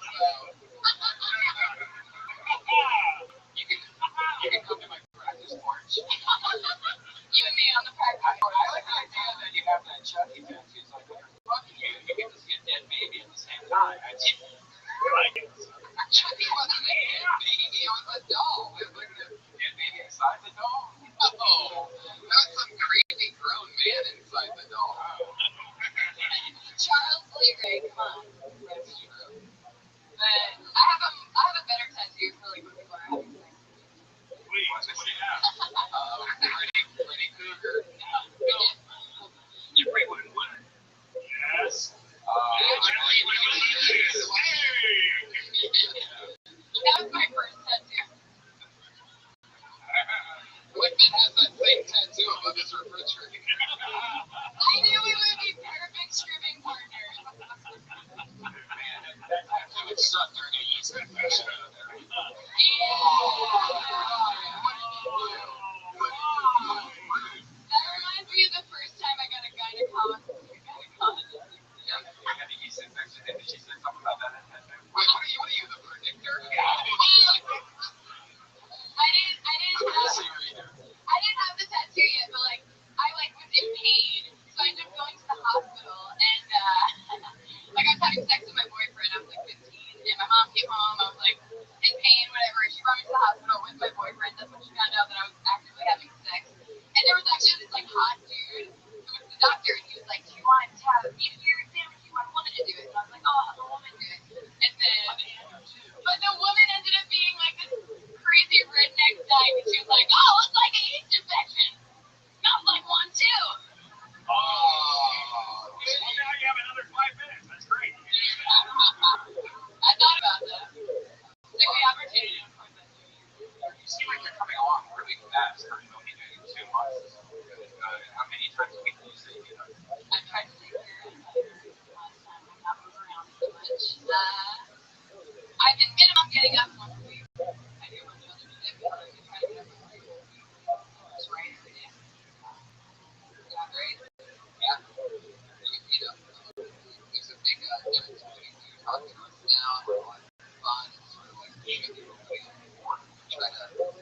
more conversational, you're going to come across as even more likable. You're likely to talk about those subjects that you're talking about. Go on public. You know, there's people here judging. So, especially this one. Like, I'm kidding. Is that eyebrow tattoo of Mark? I drew it on, but like I put the green on, but I have like a neutral color tattoo on. I just have scarce eyebrows. Kind of like you. What the fuck? Wait a second. Nobody's ever told me that I have scarce eyebrows before. Back in the room. Can you see his eyebrows? Well, luckily I know a place where I can get $4 tattoos. Do you ever change your, look? Like sometimes you look a little bit more angry or happier. I think my emotions come out of my eyebrows when I draw them on. So Yeah. You ever get shocked one point? I wouldn't get this tattoo though. I might try. I like to do special effects makeup. Like I was, Dr. Rothschild'S from my last one. He's the shit. I do cocaine. I would say for Halloween, so he has like pretty big eyebrows. That was a great story. Yeah, that's not another fun. You're a great person. Well, Lindsay, it was so nice meeting you. Fuck yeah. For the second time. Sure. Welcome back to the Secret Words for Lindsay, guys. Stay true to yourself.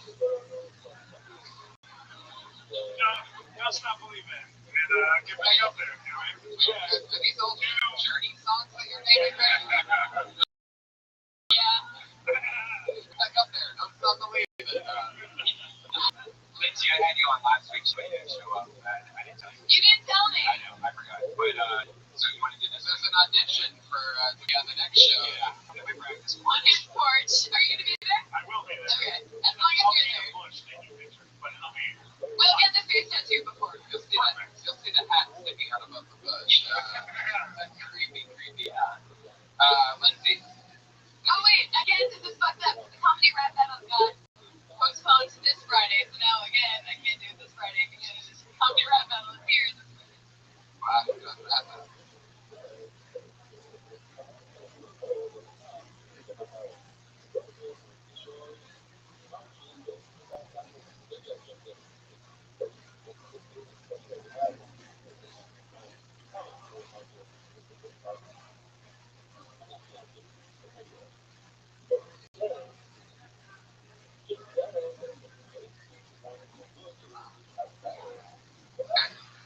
You don't remember.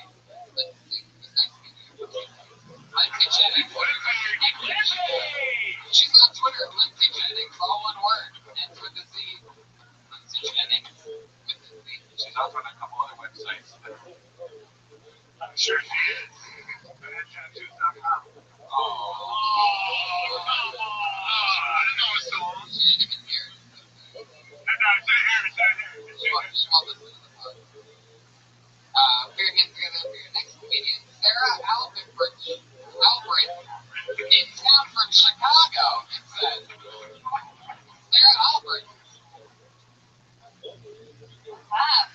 Guys, I recently had my first one-on-one experience with a lady. I met her at a party. She was talking to one of my friends, and she pointed me across the room and said, "I'm gonna go home with that girl. She Babe Ruth me." He called her shot. She called her twat. And it was really flattered. And so I took her home with me. But when it came down to the sex, I wasn't sure when it was supposed to end. Because when you have sex with a guy, there's a very clear end point. It's a very clear stopping point where no more fun can be had. At least not without a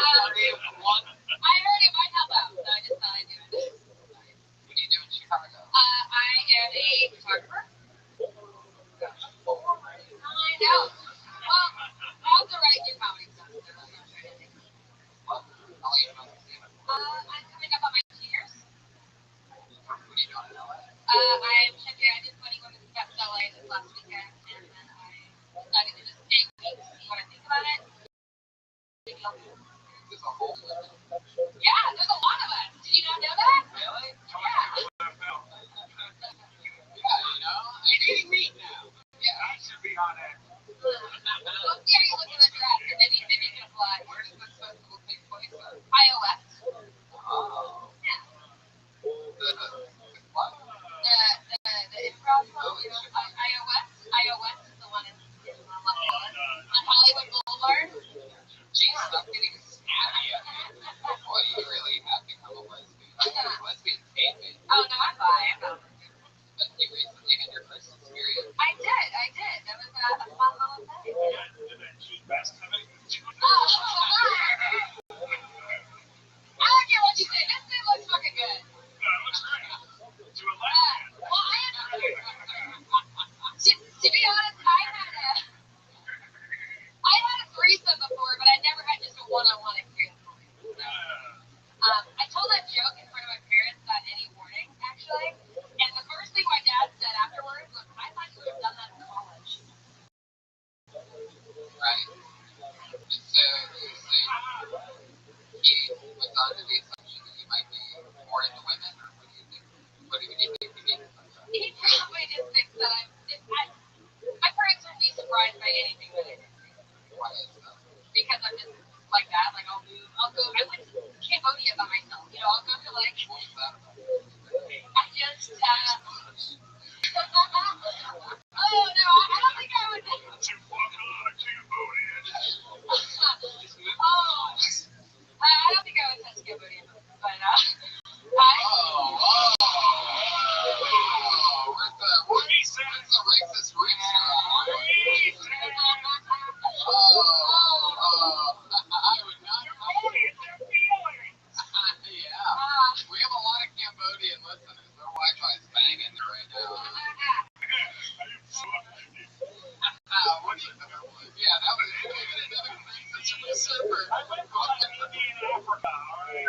Do another Cambodian impression.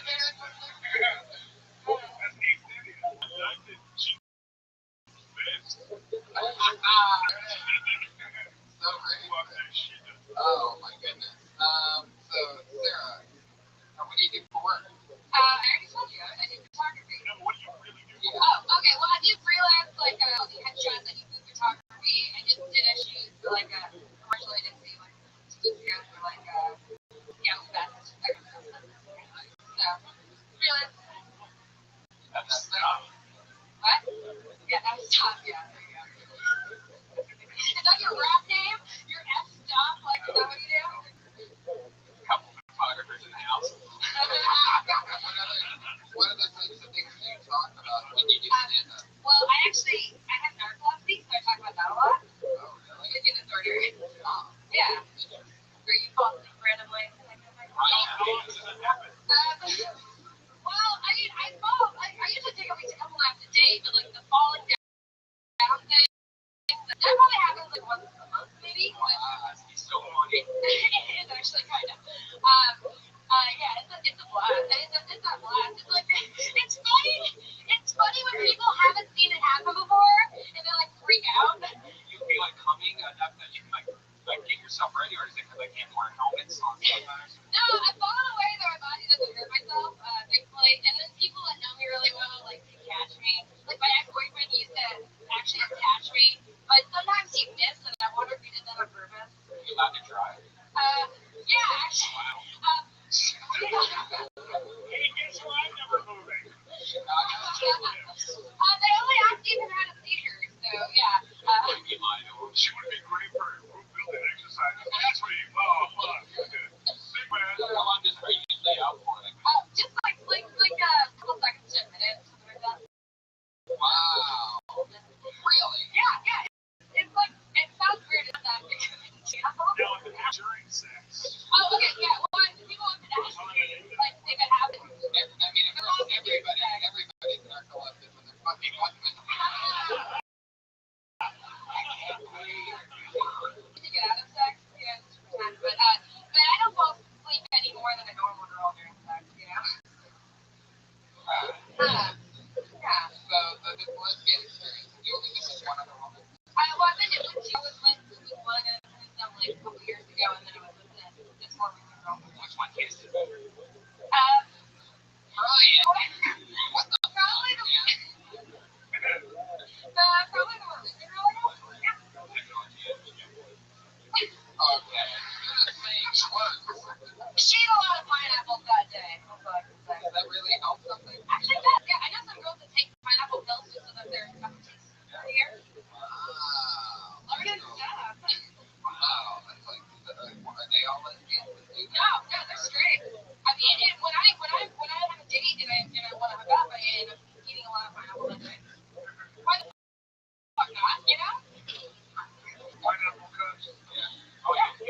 But it seems a bit more sex for a guy to front here. Oh, Jesus.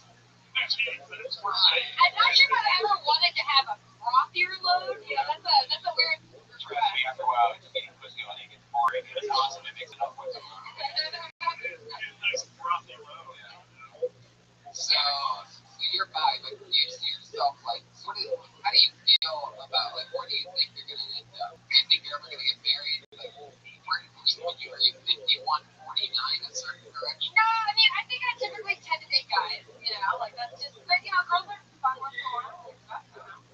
Like, I'm pretty laid back and pretty, you know, the person I fall in love with, that's a, but, Great Hollywood. Well, Sarah, thanks for coming on the show. It's nice to meet you. When you go back to Chicago? I go back on Wednesday, but I have to get back and maybe be here in like a year or so. There you go. Sarah Alfred, everybody. Great job. Twitter for Sarah Alfred. ALBRITTON. Sarah Alfred.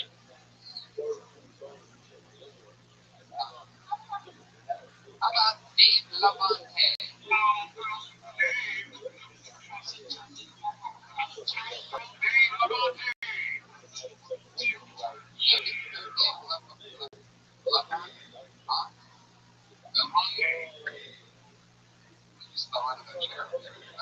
How about that?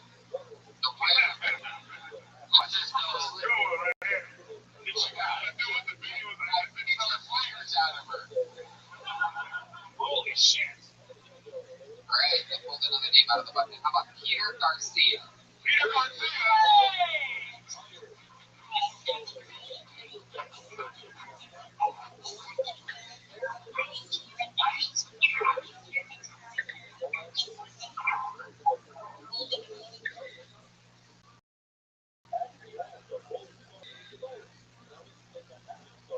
So being pregnant is that weird. I'm not pregnant. But it's kind of freaking me out the fact that I'm gonna get my lady pregnant one of these days. I mean, it's just weird, you know. I heard that girls start lactating when they give birth, which is cool. I mean, I guess you can have sex and get pregnant. But I mean, like, there's also a huge growing inside your household.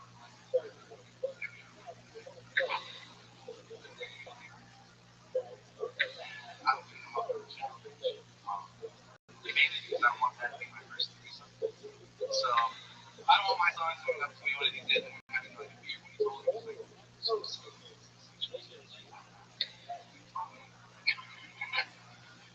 kind of weird. One of the most things that freak me out though is like the preferred.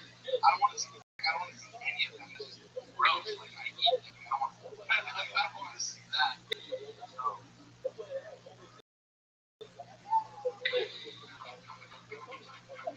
Is that normally where that ends? Well, I mean, I've got a lot more. A lot more? Oh, yeah. Well, that's like the middle thing. A lot of that sounded like a confession. It is. It's fucking scary. Good for you. What are you? What am I? Yeah, man. What's your nationality? Mexican. All the way Mexican. Yeah, that has to be right. Oh, yeah, but comedy. This is my 10th time on stage. Yeah, they're like on and off. You used to do one thing I used to do a lot when I started out. When you're like, you're so nervous, you just end up in ball. Oh, yeah.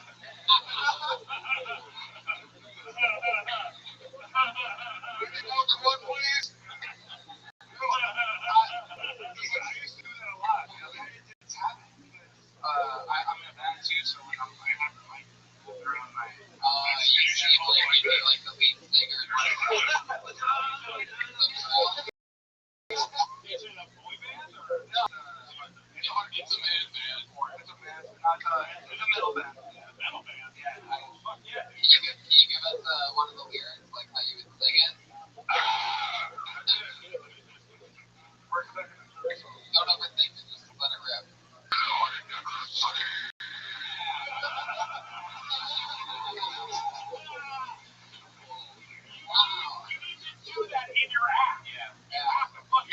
I've been writing it. It's just sometimes I feel like it's not gonna be good, so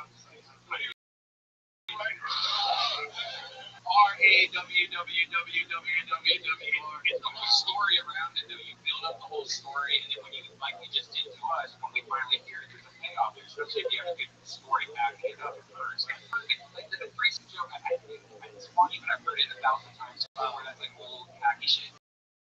But like shit like that right there, no one's got that, you know. So when they build, How long have you been singing in this thing? oh, For a long time. son of man. So, one of the things that I love about that thing is that you can't understand what you're saying. Like, what did you just say? I've never had.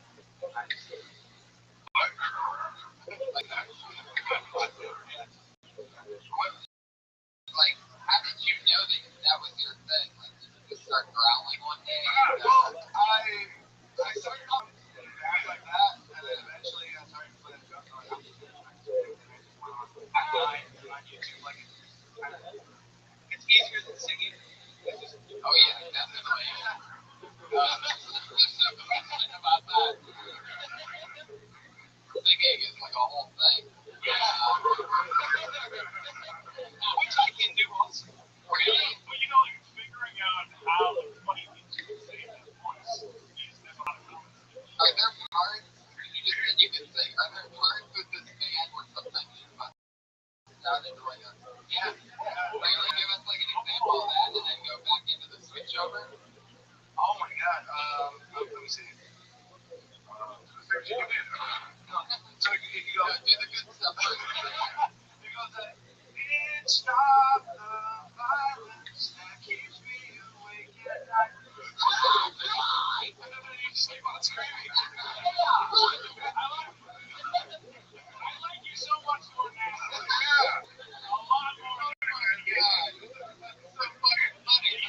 It's fun though. I mean, it's not that the music is good, it's just it's fun seeing people get in each other's face. Right, that's crazy. That is something that happens with that kind of music. How young were you when you started doing that? Oh, I was like 15. Started young, right? Yeah. And then all your buddies in school just see. No.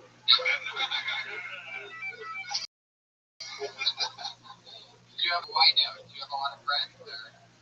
I mean, it's not the same friend I had in elementary school. Has anybody ever told you that you look like you were created in a video game creator player before? Holy shit. You look like what my character in Grand Theft Auto looks like. That's PlayStation 120 hot character right there. Thank you. That's phenomenal. How do you make your money? I do landscaping and and I'm an intern for all these companies and I do like other audiences. You should talk about your day job. I do. I actually did it the first time here and then it's with all things like your own audience because I was laughing at Derek Yoga was saying because I was just super nervous. Yeah. Yeah. What was that, like your second or third time on the stage or what? That was like my seventh. That's good. Yeah. That's point somebody's got to tell you. You can't laugh at all your own jokes. And the only reason I knew that you were even laughing at this was because they weren't laughing. So I could clearly hear you laughing.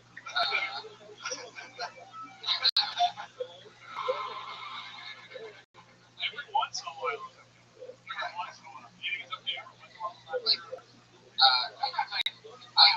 I do it if I improvise something that's fucking super brilliant, or if I'm amazed at how hard an audience laughs.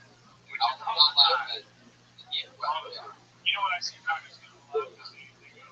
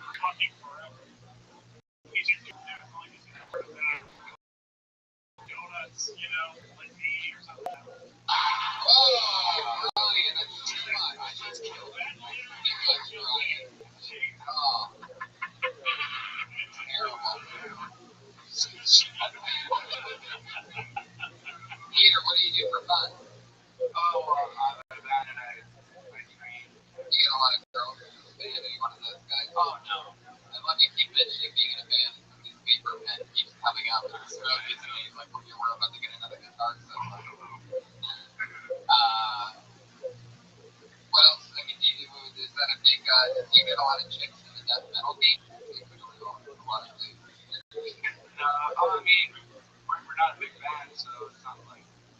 Before we go, I'm on there cracking up at how terrible your own band is. Nobody's ever going to know about us. Oh my god, no way. What's like the biggest gig that you guys have had? We've only been a couple band members right now. With there's some games and some other bands. This one's called, what is it? Son of Man. Son of Man. I've been in this other band called Very Time. Oh, that sounds like 15 different bands. Yeah. What's another band? Oh, man. I don't know. They're all horrible bands. Come on, what do you mean none of them have them? I was in one called Legacy. That was probably the coolest game. I'll give you the cool ones. I don't know if you can choose. Give us the shitty ones. What are you talking about? There was one called At the Edge of Eternity.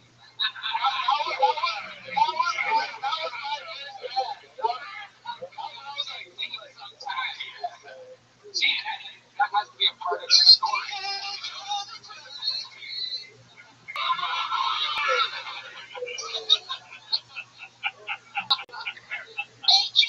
What's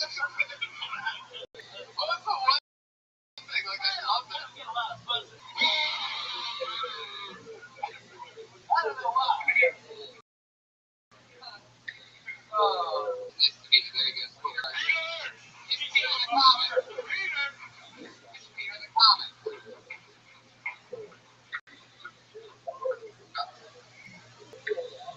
How about love?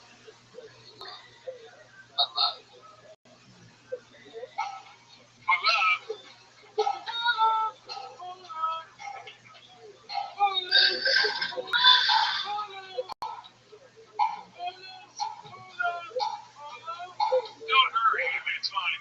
Sorry. You have a cake. Sorry.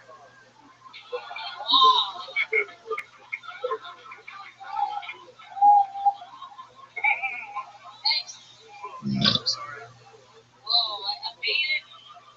Very sorry. I didn't think I was going to get up at the Uber convention with all these cereal races. Guys, let's restart. I'm sorry, Philip. One more time for Philip.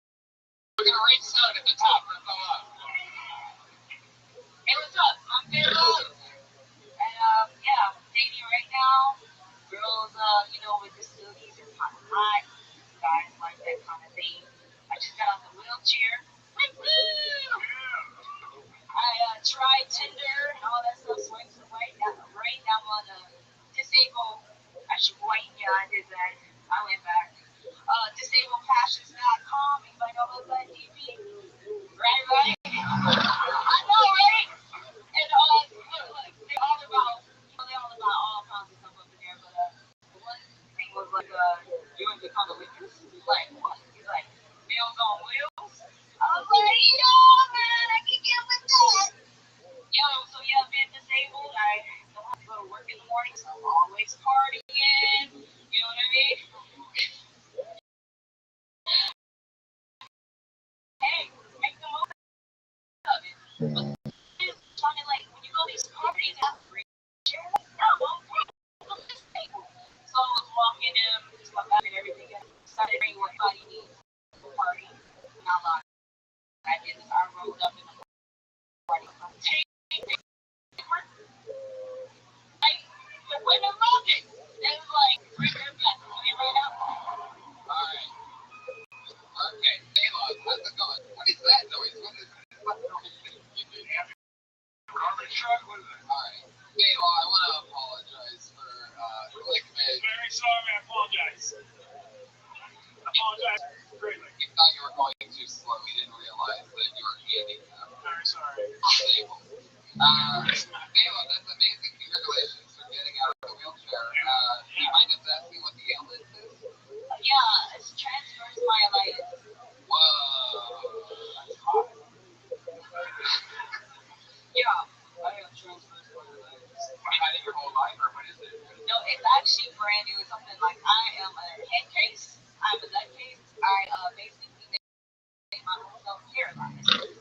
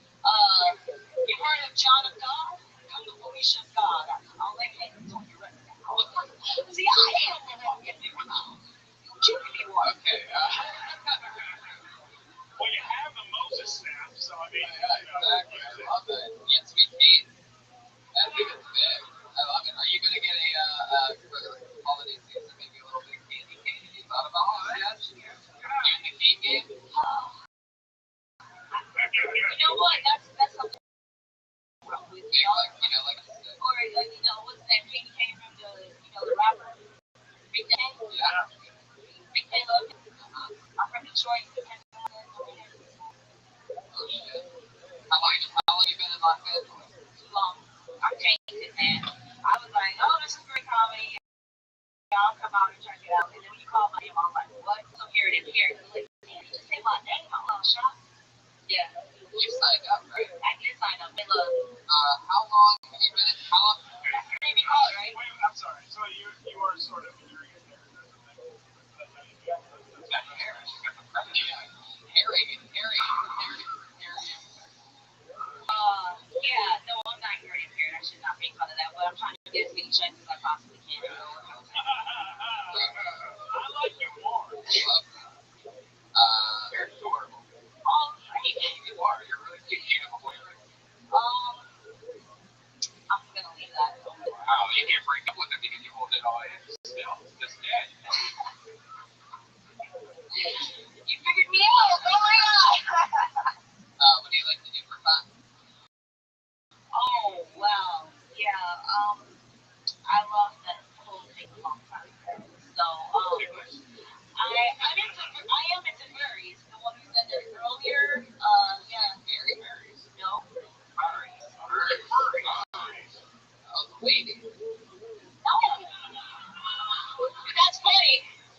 What's furry? That's where you act like an animal. Puppies. I've been into stuffed animals. Animal men. Stuffed animal men. Are you serious? But my dad's here. I never told my dad about that. We always wondered. Bill Cosby over there. Let's give it up to Bill Cosby. Hey, look at that. What's up, Dad? Fuck yeah, that's awesome. I love that. I love that. Are you really from Detroit? Yes, I am. Have you been back for a while already? Oh, okay. So last time I went back, yeah, I went back. There was a fire downtown. Like, There's always fire. exactly. Like 5 buildings. But this was a car this time. Car like damn, it was insurance. It was in the car. But yeah, I'm from Detroit, Wayne County. Evergreen, you might from Detroit out. Quick. It's gonna work. Congrats on getting out. Yeah, that's amazing. Does your dad live here in Los Angeles? Well, he's busy right now. Oh, I love that. He's visiting from Detroit. Yeah, he loves it. I love that. Pretty sure he just got cuts as the dad on the Carmichael. You have a great wave, sir. I'm looking at this guy on parade float ASAP right now.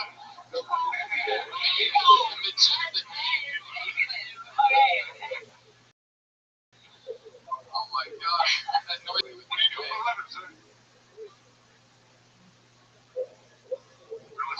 Are you also speechless from the family guy?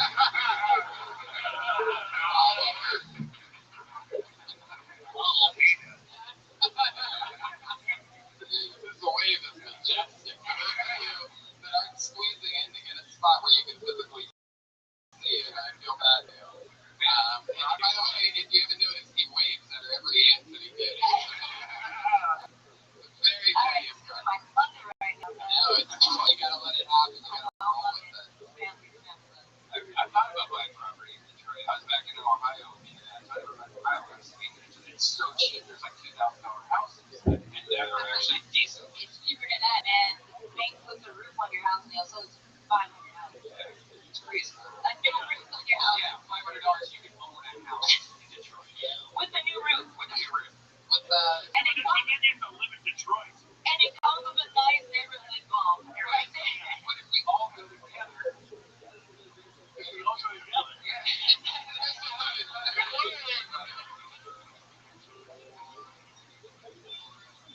Dad, what's your name? Lewis. You look like a Lewis. I like your style. Were you ever a postman at some point? No.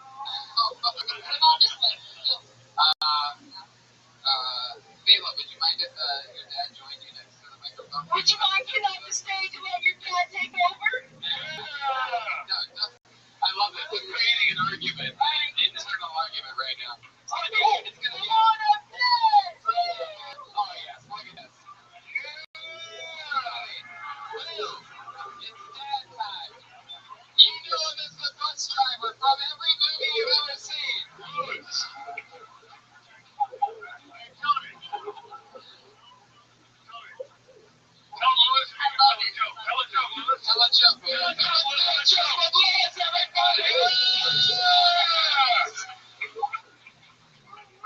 Tell a joke. Anything. Knock, joke, whatever.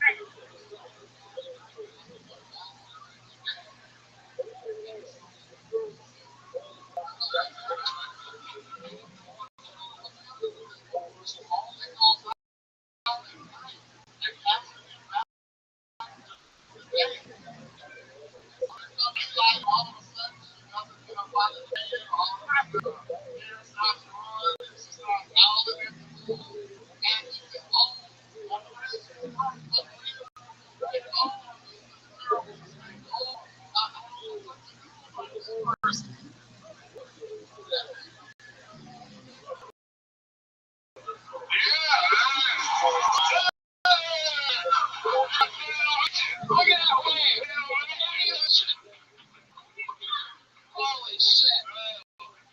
Wow. Holy shit. Lewis. Can I tell you something? Was he in that guy's band and they got down? Holy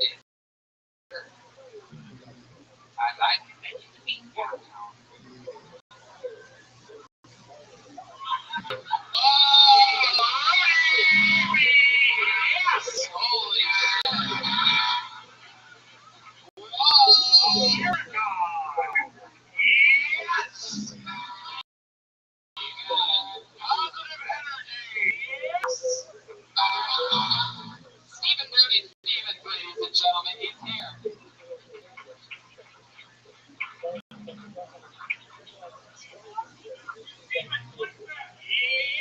Yes!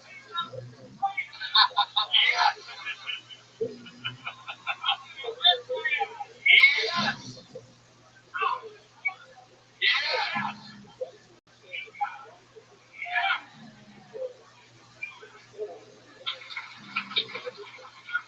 Brody, grab a microphone so that I know you're periscoping this, but you just walked into a live pod. I'm FaceTiming with my mother. Oh, really? Yes. Brody, welcome back to the show. To be back here at Bill Tony.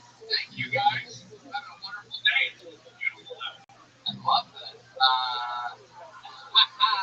So what is this battery that's running? Are you charging your phone right now? Are you caught? I guess every time he gets tipped, it vibrates. My phone is charging the battery through me. All right, so you know what?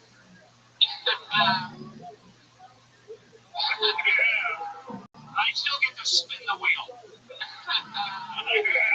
I'll go to Television City on Beverly in Fairfax. Spin that wheel as a second. Josh, it is. It's using an elevator off at CBS. After you drop that other mic, what you do with it? Still over there? Okay, good. Rudy, you want to hang out? Maybe sit over with those people. Yeah, I'll sit over here. Yeah, Rudy, I'll do whatever you guys want me to do. Rudy Stevens, ladies and gentlemen. He's a nice guy. I talk to special needs adults on an outdoor patio. He was drooling. He said I looked like I knew how to do algebra. I connected with him. Say something, see something. Thank you very much. Where would you like? Thank you, Tony. Where do you want me to? Josh, can we give him a school or something, or where did Josh go? Josh Martin, everybody, is somewhere.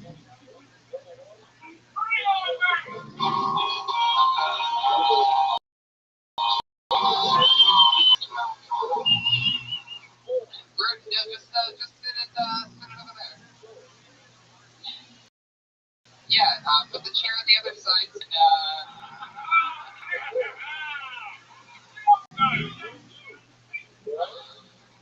You're not really made this periscope, Rudy. Grab that microphone that's down by your feet.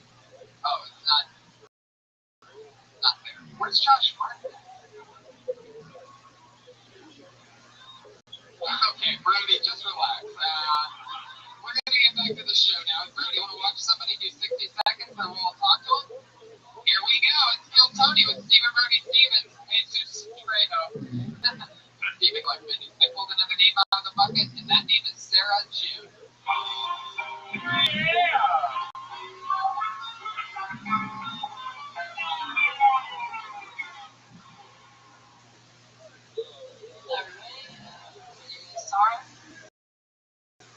Well, like, sorry if you're not paying a lot of attention, so pretty often when I introduce myself to people, say hi, I'm Josh, or whatever. Hi, I'm sorry. I stopped correcting them because I realized at this point I just need the reassurance more than I need them to know my name.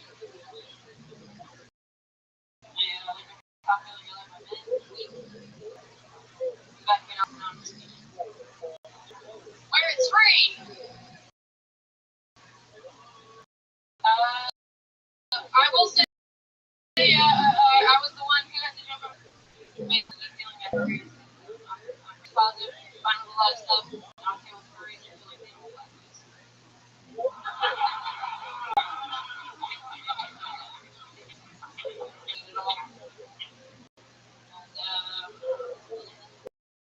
Yep, 57 seconds. Sorry, June, everybody.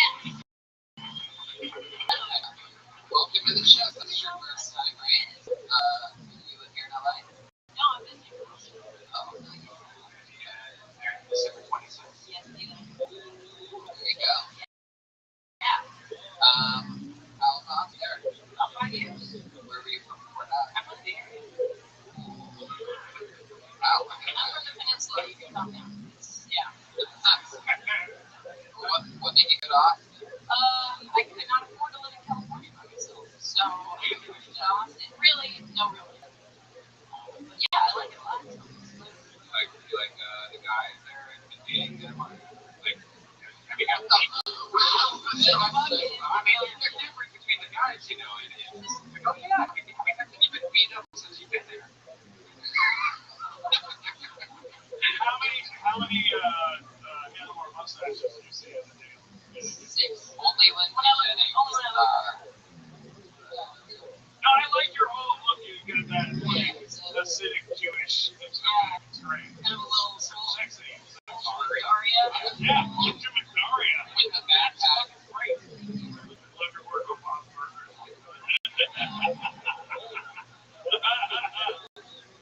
How long you in LA for? I think on You want stuff in your backpack? I do. I didn't want to leave it with a bunch of stranger comics.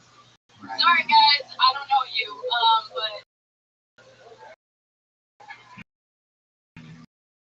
my laptop's here and stuff. That's why I'm wearing my backpack on stage. What do you do for work? I am unemployed. Yeah. You love it. Yeah. What's the last job you had? I worked for a grocery app where that was me. I shop for your groceries. Wait, Not really is the thing you can get for your I'm over. Job? yeah, just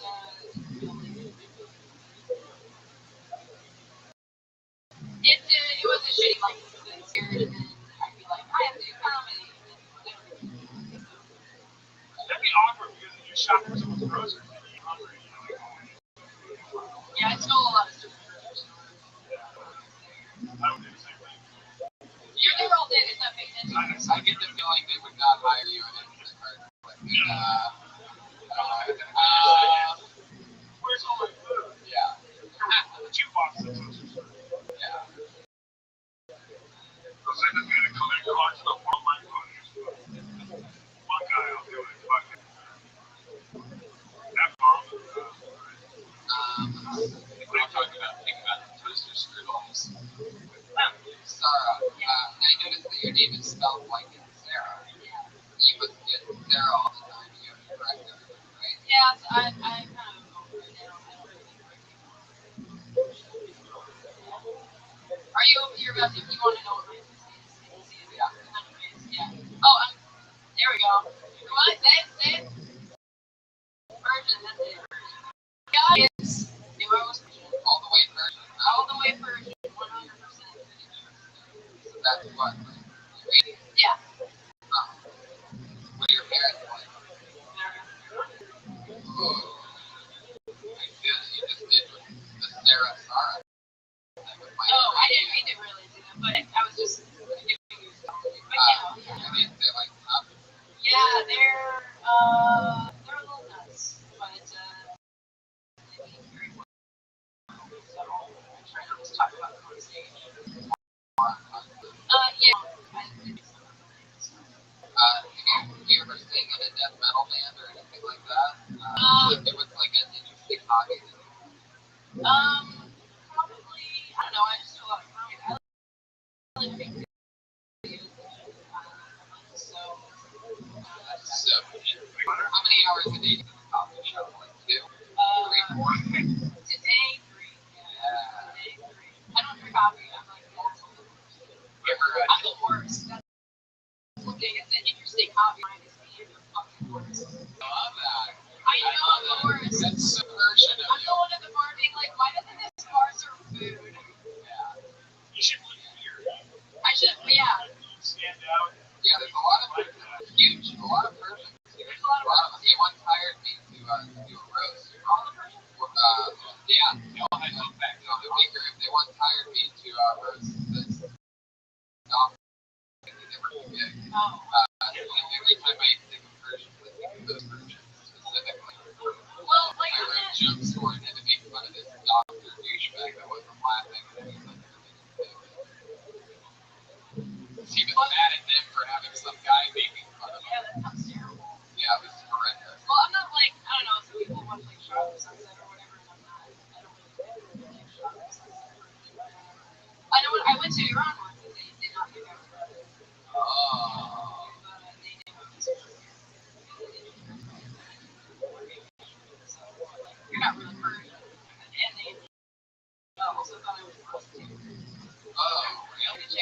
tell with my mom who did that. She had 3 days of last days. So she was mad and she was doing that for me. It's a weird process here. Yeah, I never had. You're an interesting one. I never. Yeah. I don't know, you guys really look like You have a funny look. Like I don't think I've ever seen anybody that looks like both the student and the teacher at the same time.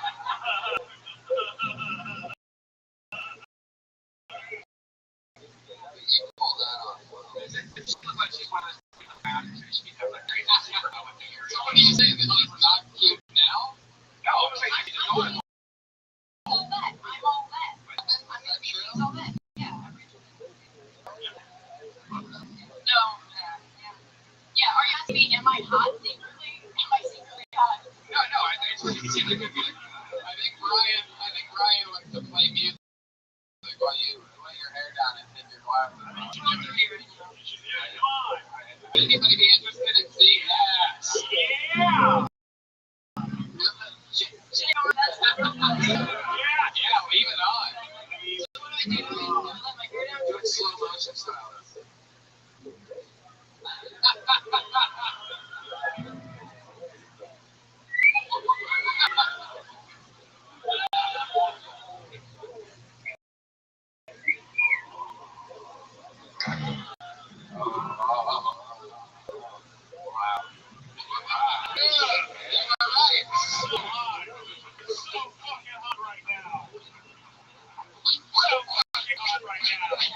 Is there a woman in this room who is not in a fucking bubble right now?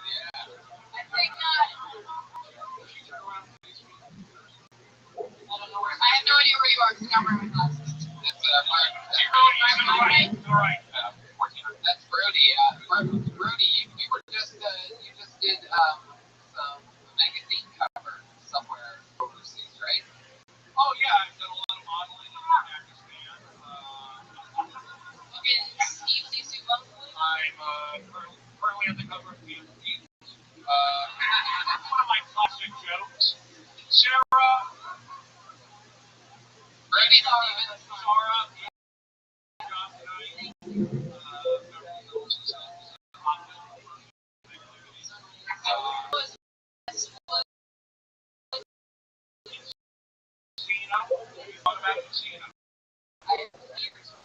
My doctorate, I stopped taking myself for, he said all the meds I get, my cholesterol's through. There you go.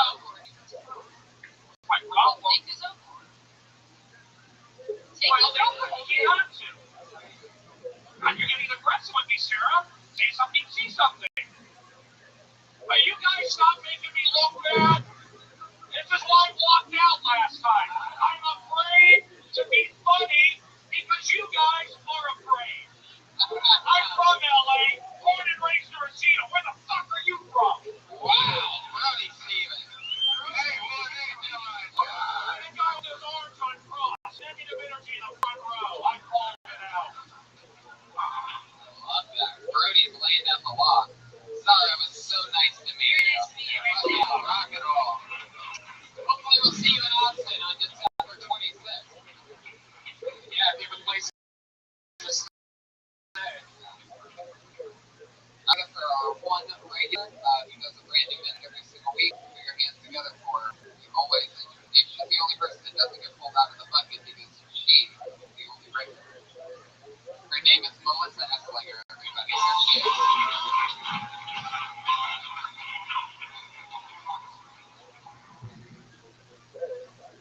Body's really sore.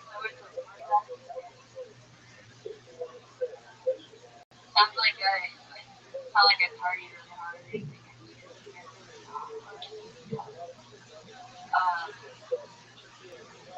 It's like when I walk into a room, it's like I'm approaching a social minefield. Not really any minds there, but my brain is there. Like dodging bullets and dodging hits. For most years.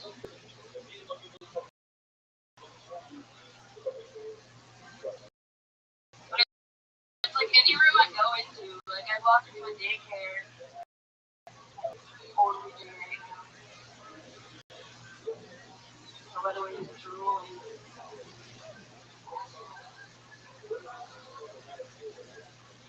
sit down and like play with them and interrupt myself and be like, am I intruding, you guys? Like, should I take off? Boom, another new minute. Melissa, locking it in. Love it. Working beats. Working beats. Probably the performance of the night. And just being yourself. Talking about being nervous as fuck. Sort of crazy. Which is what we've endured a couple months of having you do the show every week. That's pretty much what you are. You're pretty much nuts. I love that you're like owning it and talking about it. Guys, you were talking. This is probably your first time seeing Melissa Ashley.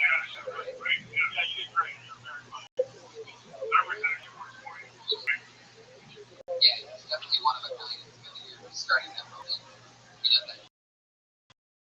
What I love about that is that with geoflector being funny and usually around all that other stuff. Anything crazy happening in life? Big improvement over last week. That was easy to listen to. Last week was very weird. She's still on the attack, but last week, It's good to see an improvement because I think you also thought that you had a weird week, and it's good bouncing back from that. How was your set Friday? You guys outside to get to see us? Well, I shot my foot right off the bat when I got there. It's better comic than me by a mile, so I like started it that way, which is find myself. I mean, it was alright. Like a little lady Richard Lewis. I like that. it is true. He was nervous. He got nervous. Yeah. Let's check in with our senior Advisor, spiritual. Melissa, like what she was doing, the background. You're good at baseball. Remember, yes. For the name of the podcast, we can't see that Brody Stevens is sitting on Lewis Love's lap right now.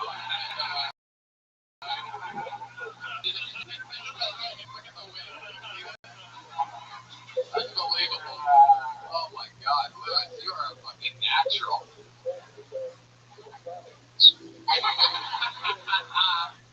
I always look for little games. The fact that Melissa played baseball, she must be very in love with her car, right? I used to. I took it out and put my car. I guarantee you. But she plays cat section. Tells me something. Morgan Murphy is another lady in baseball. That shows me something because this is not business. Mommy's tough. You know what I mean? Sarah Silverman plays basketball. And Rothschild'S does equestrian. Is that the horse one? Yeah.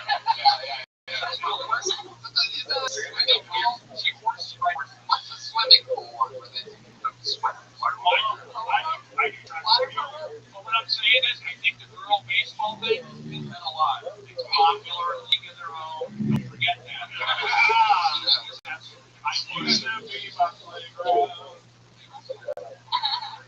Melissa, great stuff. You did another brand new minute. Anything else? There you go, Melissa Slinger, everybody. Melissa Slinger. She's on Twitter, Melissa Slinger, ESLINGER. Let's get another one up, shall we? Squeeze another one in there. Hopefully they see. Your hands go for Vanessa Johnston, everybody. Vanessa Johnston. There she goes.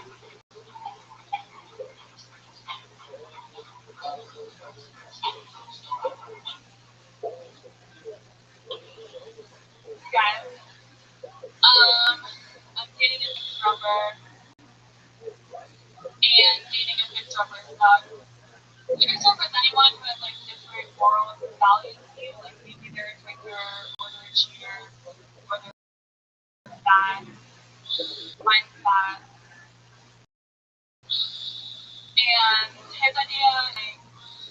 doggy style workout. Our current situation. So we got him a trainer, like a really intense trainer, and he was like, go hard or go home. So he just went home. And he does things that drive me crazy, like he doesn't take the stairs.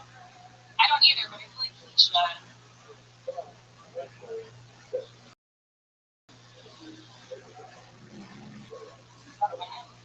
It's 40 seconds. You have 20 seconds left. You want to use it?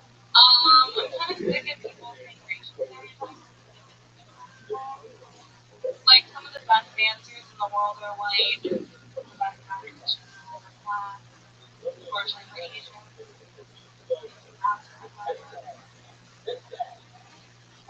Yeah, fuck you, Asians. As if you haven't had enough. How does it feel coming from a hot chick, huh? You fucking loser. Yeah. Vanessa, I have never, in my entire week, I think we've done 130 some of these episodes of this show, and I've never had anybody on your, when you were standing up front of the stage, your hair was flowing. Oh, yeah. It's so good. Oh, I've never physically seen somebody so hot. So where literally their hair blows back when they're talking. I always assumed that rock stars and shit, when that was happening, like that was just air being blown at them. I didn't realize that somebody can actually just make that shit happen. I didn't hear a single word that you said. I'll say right now, set of the night.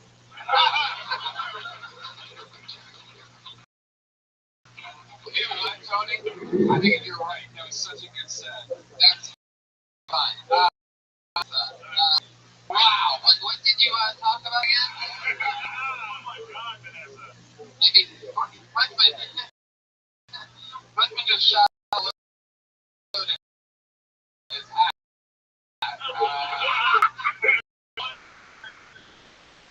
Shot. Should be. We're at the comedy store. I just want to say that. Oh, Brody, Steven, we were told about it. I'm gonna let you get your breath, Brody. I'm 2 points. Okay. 40 seconds less is more, so 40 seconds is good. They push you to that extra show.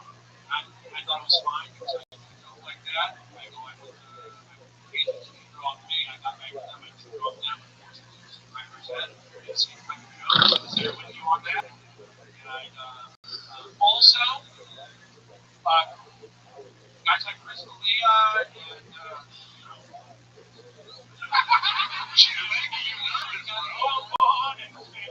Kurt Fox. Wow. You know what? Those guys are fantasy. I am reality.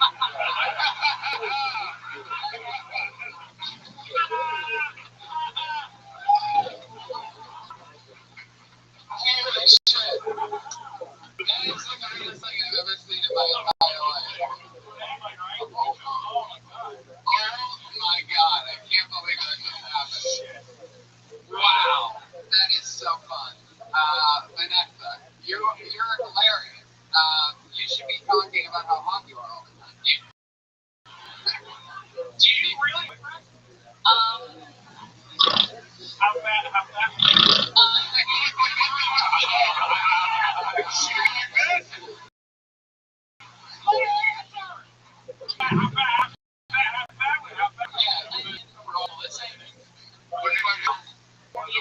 It threw me off because the guy that I'm kind of seeing now is like I thought he was like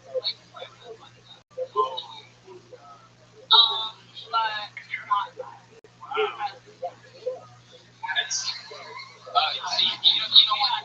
You don't want your current guy to know that you were once with a fat guy. I don't care. You don't want him to get out of shape. No, I feel like he Oh my God, so good. So good. Wow, so funny. And I love that flip thing that you do afterwards. It's just pure evil. I love it. Every time she does that, someone buys her a pair of shoes. Yeah. It's on wish list. That's like a hooker thing, right? I don't do that. I have a job. I work, well, I worked at HBO for 2 years. I just left.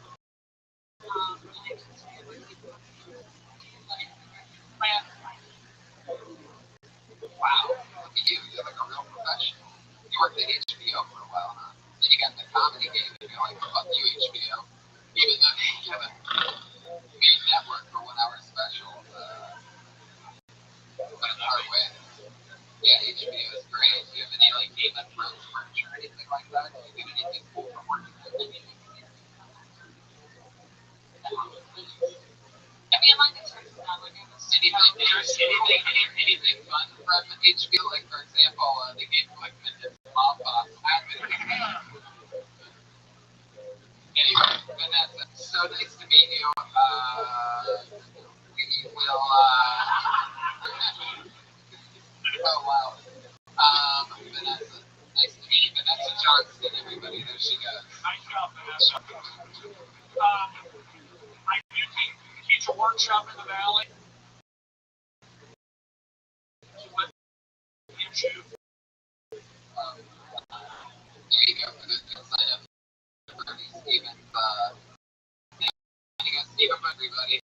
There he is. I love the energy in here. Ryan, oh my God. He's got the hat. He nailed it.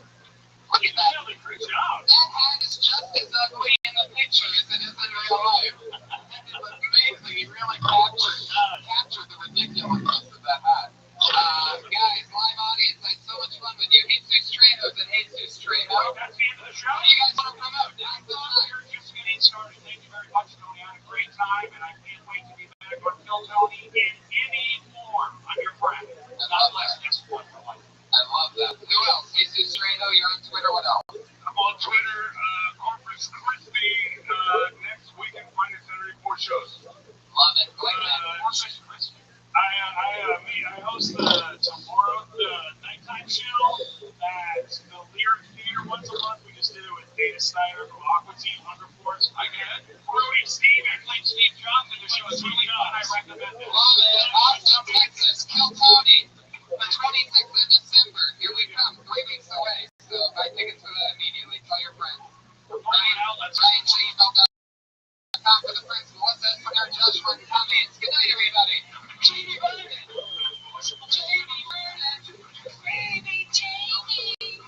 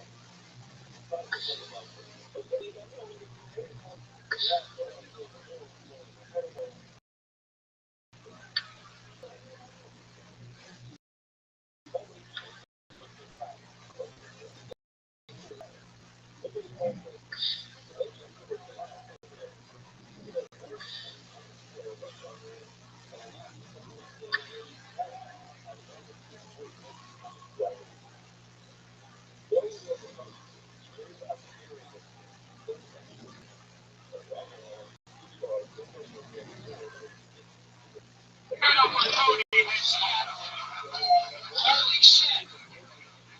We are live, everybody. Hello. Hi, welcome. Happy Monday to you. How's everybody doing? Make some noise Monday night. Cold Monday in Los Angeles. It's one of those nights where it feels like grungy, like Seattle type of scene or something like that. Yeah, it's awful. It's actually colder here than it is in Ohio.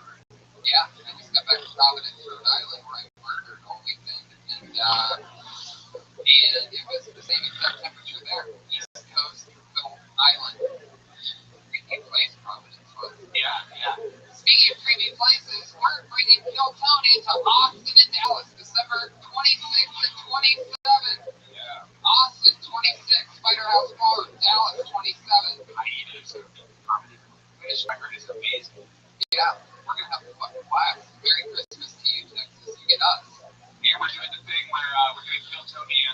show, and whoever we pick from Phil County gets to open up for us at the It's concert. already close to selling out. So get tickets now for literally $1,000. That Christmas. Hi everybody, and hello to the thousands listening. There's the thousands live on Ustream right now. Into the tens and tens. Keep it going for Pat Reagan, everybody.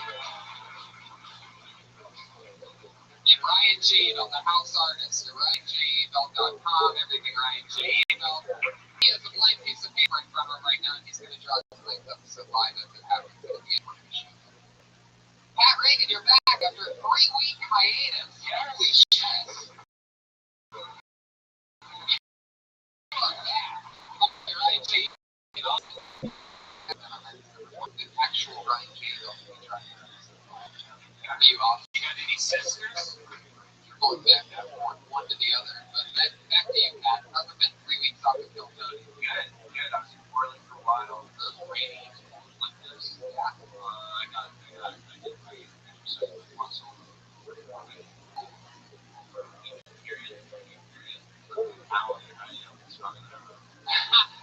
Okie dokie.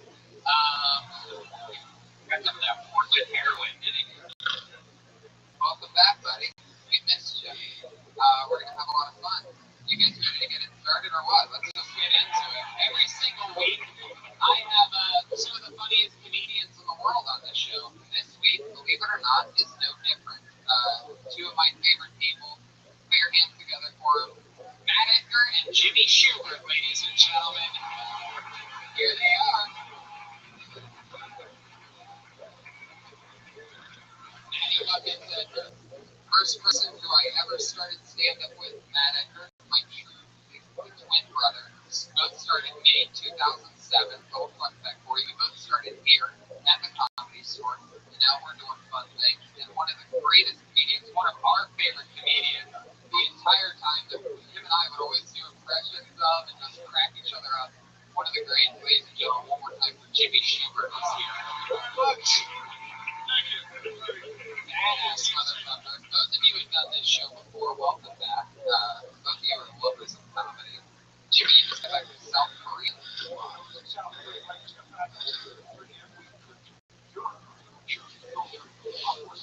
Korean troops? No. I'm doing something else. I was doing a recent series out there. It's called Picking. This is one of the reasons why I was South Korea.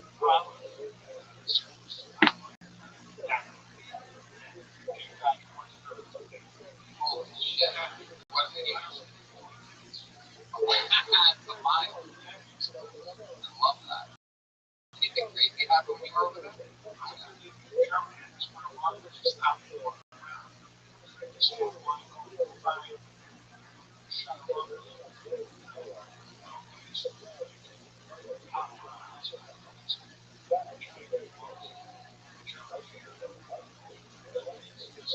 Jesus, you went everywhere. Yeah, costume. Not really vacation. Look who it is, everybody. It's the producer that knocks things over and fucks everything up. It's Josh Martin, everybody. Obviously, fresh back from fishing on a crab boat somewhere, or waiting tables at a bubblegum restaurant. Always good to see at Josh Martin Comic running around. How about, before we get this crazy fucking party started, a round of applause for the great Jamie Vernon, who sometimes goes unnoticed. Yeah. Back on the HD camera. Maybe this Jamie. Everybody's good pal at Jamie Vernon. I'm so excited. In its element. I gotta admit, Pat, I sort of missed you over there. Yeah, I really did. Yeah, and you could just like sort of beat on him like a punching bag, you know what I mean? It's really, you'll see in a little bit, he's gonna do something dumb that falls flat. I don't believe that I said nothing. Well, no, it's not really that you say dumb things. I wanted to correct myself. Well, the other thing that you say are ineffective in comedy. There's sort of an Algonquin. There's an Algonquin rectangular table here, and I'm not part of the Algonquin. Like position of lower status than the rest of the Algonquin rectangular Well, I actually beg to differ. I think you have a higher elevation than us. I think that it's one of the setup. I think you got at least 5 inches on a stool to chair. Well, they don't need another decade in comedy. Yeah, that's one sure. Yeah, if you want to, you can move your stool over here. I'm not enough legs for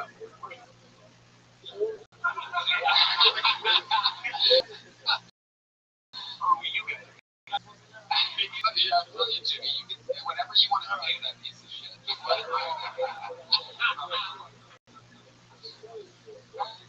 Anyway, you guys ready to fucking blow the party out of this? Oh my god. Here we go. Anything can happen. You all know it. You all love it. Comedians come up here and they get a chance to perform, and then we talk to them about anything in the world. Maybe we try to find out something else they can talk about or add on to something that they didn't talk about or just find out about who they are as a human being. Anything can happen. There's a bucket full of comedians' names here. When I throw one out, that means comedians, you get 60 seconds. You know your 60 seconds is up when you hear the sound of a kitty. I heard more human beings than the actual sound effect. That's the first. Wrap it up then, or else you're going to bring out the angry West Hollywood bear. Here it comes.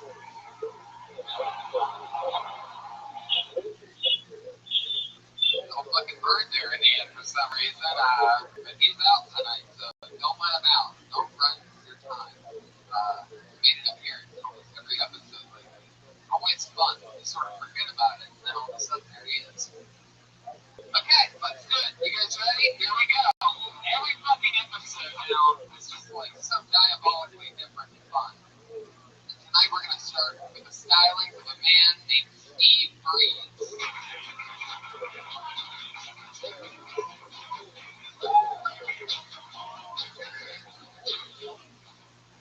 Telling jokes to people I don't know on a first name basis. So please unfade. I'm first name for me.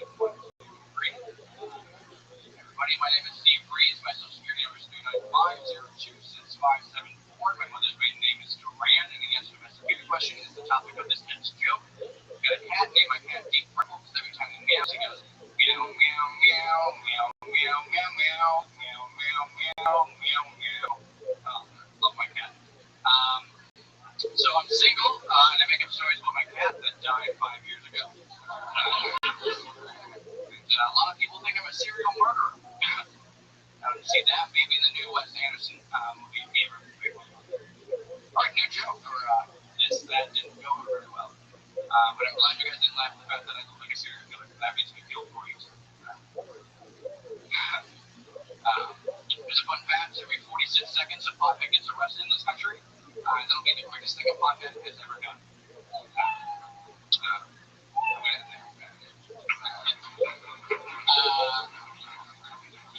Steve Breeze. Fuck yeah. You go pennies up for the comedy, and then you take out the old Vader mask for Scalp warm by my school outside. yeah. Steve, how long you been on stand-up? 5 years. Where you were at? Milwaukee. How long you been here? Just a few months. Get rid of this Milwaukee jokes. Same, but I don't really step up to people. Yeah, I think you have two good stuff too. Yeah. That was planned. Were you planning on putting up on the bed? Did you think about that when you were putting on the second video? Like, oh, okay, let's double the bed. Have you ever heard of a coat? Yeah, I haven't, even in Wisconsin, I didn't have a jacket. I just wore 2. You could get a coat. Or maybe, I know, maybe you could just get a third mini. Yeah. I have to pile it on. Just layer it up. Yeah, go balls to the Have wall. long Johnson and 2 shirts. But yeah, no idea what you just said. Like long Sound Johnson. greatness that was coming out of my face. Oh, I'm sorry, man. Anyway, Steve, what's your story? Why do you look like a legend? Well, raised by I don't know, man. It was like my dad was very pretty and J-Mom was in momming up, and this is what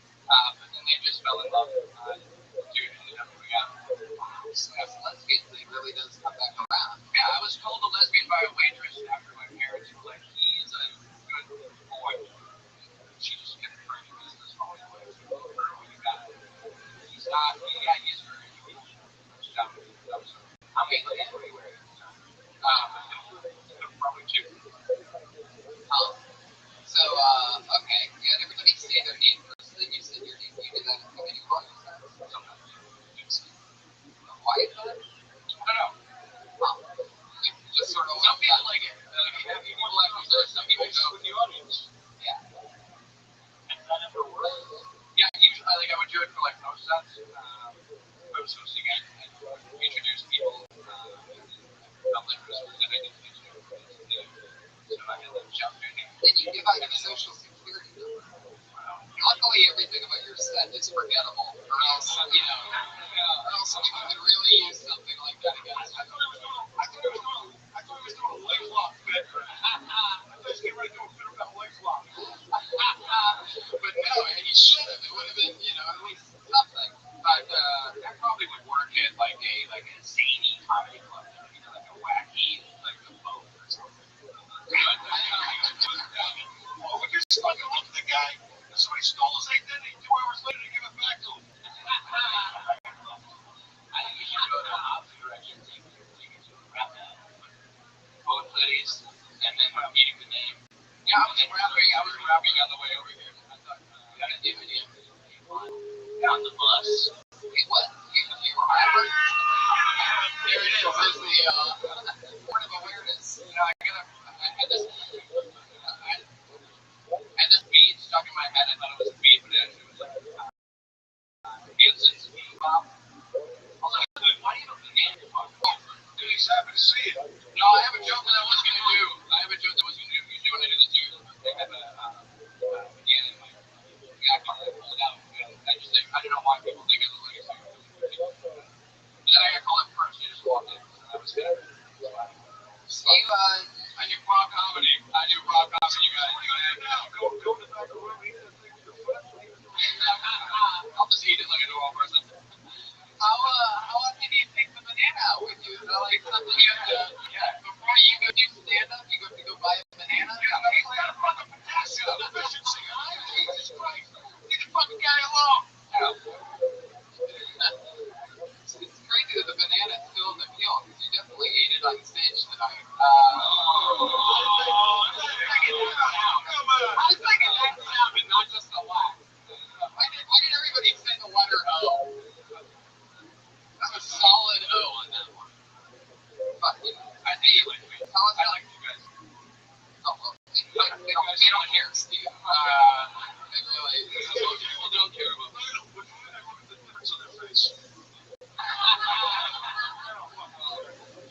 Just Steve, what's the craziest kind of porn that you've Googled lately? Paranormal activity. What was that? Paranormal activity. I didn't Google it. I just came across it. It's nerdy porn about paranormal activity. Porn is a paranormal porn. Yeah. Okay, bigger banks and fucking ET. Went out to a tissue of love. Just fires on his flesh muscle into a tissue of love. Now, it's sort of like that.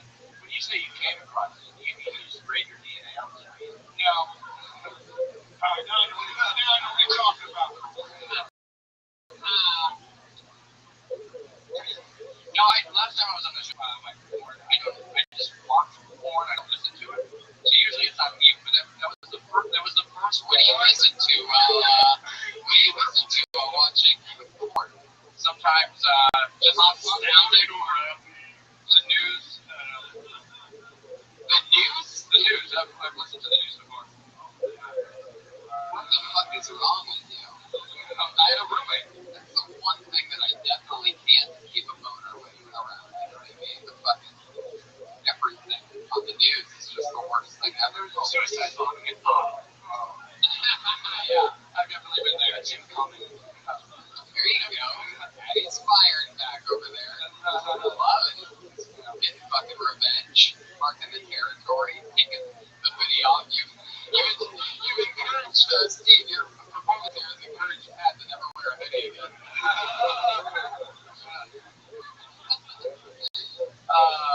But what else? Any parting words, Steve? Anything crazy going on in life? No. Stay with you. Been here a few months. They don't want to fire me from my job, but they want me to work. I work in a stock market. For what? Target. Yeah. It's actually, that's the, yeah, I don't know. We're Target. This is white trash. We don't have one. We're out here some great conversation. How many red hoodies do you have?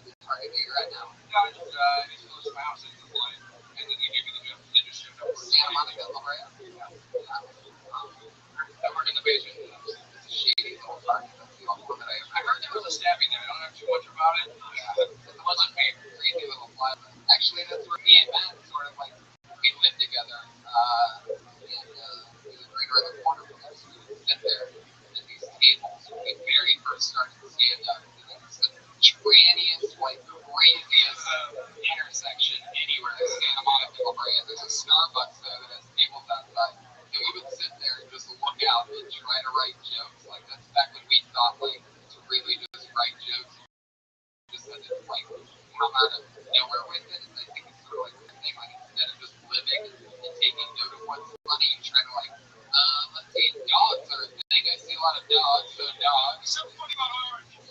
Yeah, right, exactly. Aren't you glad I didn't say banana? And we would, holy shit, that was so terrible. But it was, you know, hey, fucking, you're on it. I love that. So Steve, you work at the shadiest Target. Have you seen anything terrible there? No.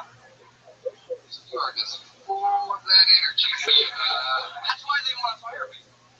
Love it. I don't show enough enthusiasm in my job for being A star. They don't show enough enthusiasm for this job either. Oh, fucking dick, all right? It's Tony, motherfuckers. Right. Rock and roll. Steve, please, everybody, come on. Steve, please. Love to go first. Especially when you're not that good. Steve Freeze, everybody. Follow him on Twitter at Steve Freeze, like Freeze. We love you, Steve. It's all fun. It counts on your feelings. You were a very easy target.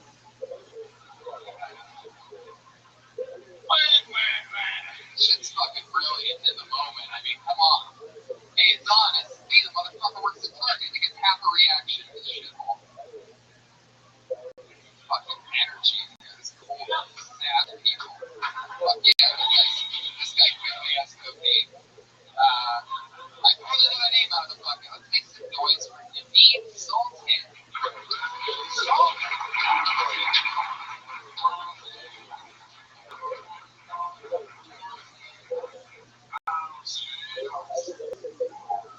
What's up, Belly Room? Alright, let's get right to it. I don't know what the Indian population of America is, but if I had to base it off To Catch a Predator, it'd be about 50%. I'm so ashamed when I watch that show because all I see is brown guy after brown guy after brown guy. I mean, at first I was shocked, but then it kind of made sense. It was like, no wonder they always put me on hold. It's okay, you guys can laugh at that. There's no Indian people here, which is surprising because I thought it was free to get in. My friends actually have this drinking game where we put on an episode of To Catch a Predator, and every time a member of your race gets caught, you have to take a shot. So we're like halfway through an episode. I'm drunk as shit. My white friend is dead. My black and Mexican friends are on the other couch. They're bored and sober. They're like, we want to drink. So I put it on the house. Thank you guys. Yeah, I love that. Naveed Sultan. I love your style, man. You're like a very racist Indian. Yeah. I feel like it's hard being a white dude in the comedy game because like you guys have to actually be good. And like me, I have to be just like kind of funny, you know, get some stage time. Yeah, so That's a great observation. yeah, Absolutely. absolutely true. You guys are, I feel bad for white people in this game. Yeah, it really is. It is. He's absolutely right. I've been thinking about it a lot lately. I mean, it sounds sort of crazy, but it's fucking ridiculous. Cheers. I almost want to fucking blog about it because every blog thing. All right, forget it. So do you, how's that white rage coming out? But there's also this like female thing. These things have been coming out where like females. Somebody wrote something about how hard they have it in stand-up comedy and how much harder. It's only the toughest thing you'll ever fucking do. Yeah. You know, it's toughness to break the do, it's toughness to stand. I don't care if you're hippie, if you're fucking brown, if you're fucking bitch. It's a fucking tough way. You know, make a fucking living. Okay? Oh yeah, I know. Fucking stop. Shut the fuck up. Yeah. Everybody suck it up. That's right. Fucking write some jokes. Thank you. I don't have to write the blog anymore. That's pretty much it. That's pretty much my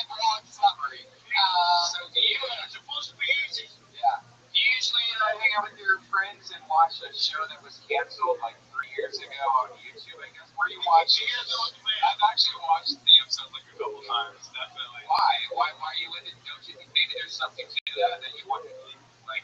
I'm taking notes. Is there a real proliferation of Indian perverts? Yeah, dude, definitely. Yeah.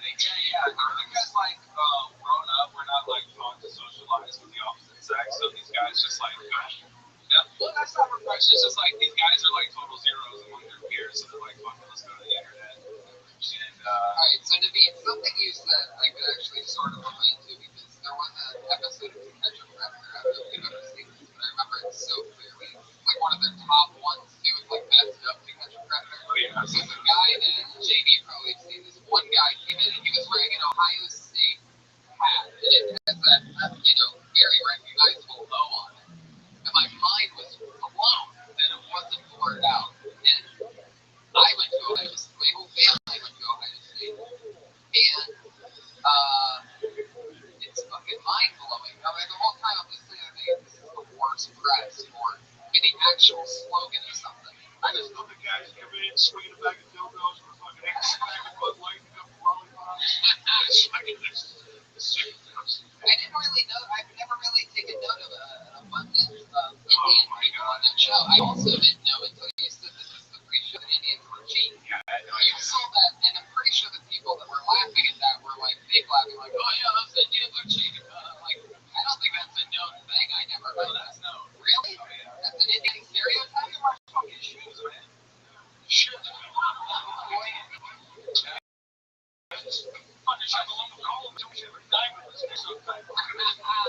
I don't think that's no. I think maybe that's no. I don't think that's no big in Indian culture. But I don't think anyone knows that Indians are cheap. We know like most of like Jewish people.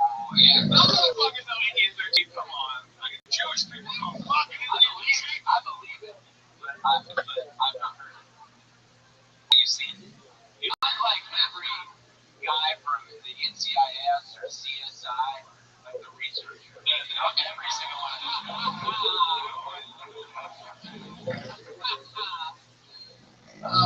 Naveed, where you from? From Dallas, Texas, man. I pretty much got here like last week. Wow. I didn't fucking make it in the studio. You live here now. You from down there? I did actually, yeah. I was doing the improv. That was like the biggest stage you could do. So I was like, fucking 24. Gonna start making some moves. Who's the other Indian dude? Boulevard East. Yes, sir. You could have just stayed in Dallas. Kill Tony's coming there December 27th, everybody. Right after we go to Austin on December 26th. Boulevard East chased you out of town. He was the resident Indian talker. He's super funny. He's really nice guy. If you transfer to this 7-Eleven down here.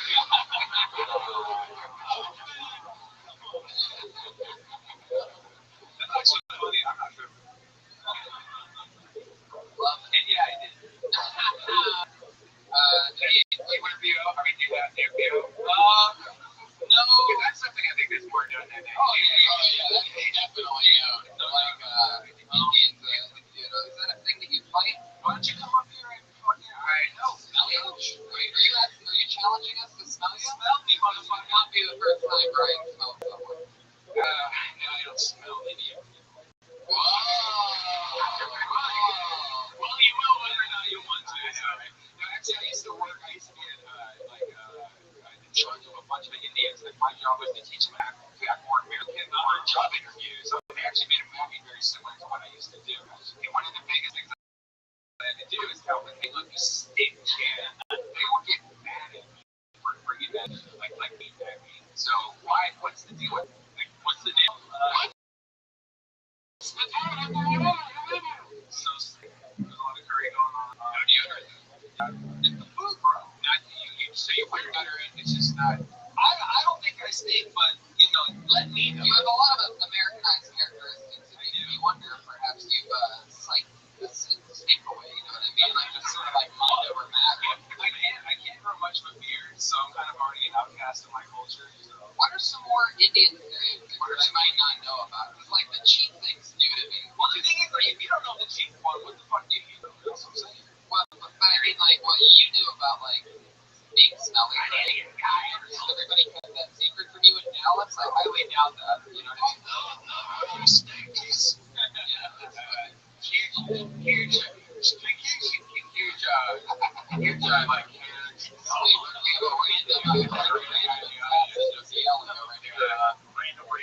We get a ball gag, Josh, from the back. We have a thing where Josh puts on ball gags now on people's. Josh puts it on, but Indians usually have bigger bush. Like you don't trim your bush at all. I do, but you're right about that.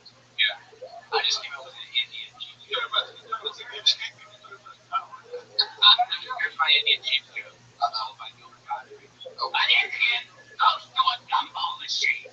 It costs 25 cents. He says, well, I guess I'll go fuck myself.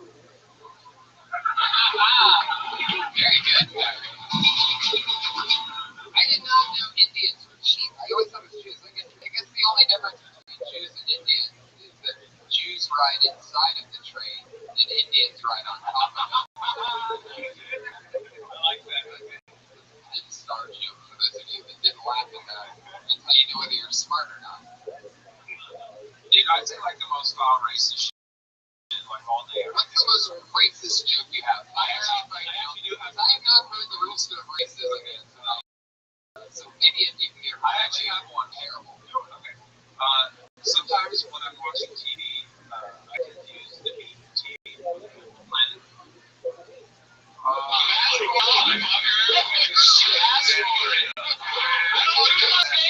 don't do it on stage, but you know, fucking on stage. What's the matter with you? Fucking animal? Oh, shit. If it makes you feel any better, I hate white people the most, so. Really? Yeah. What's the most hateful thing? I don't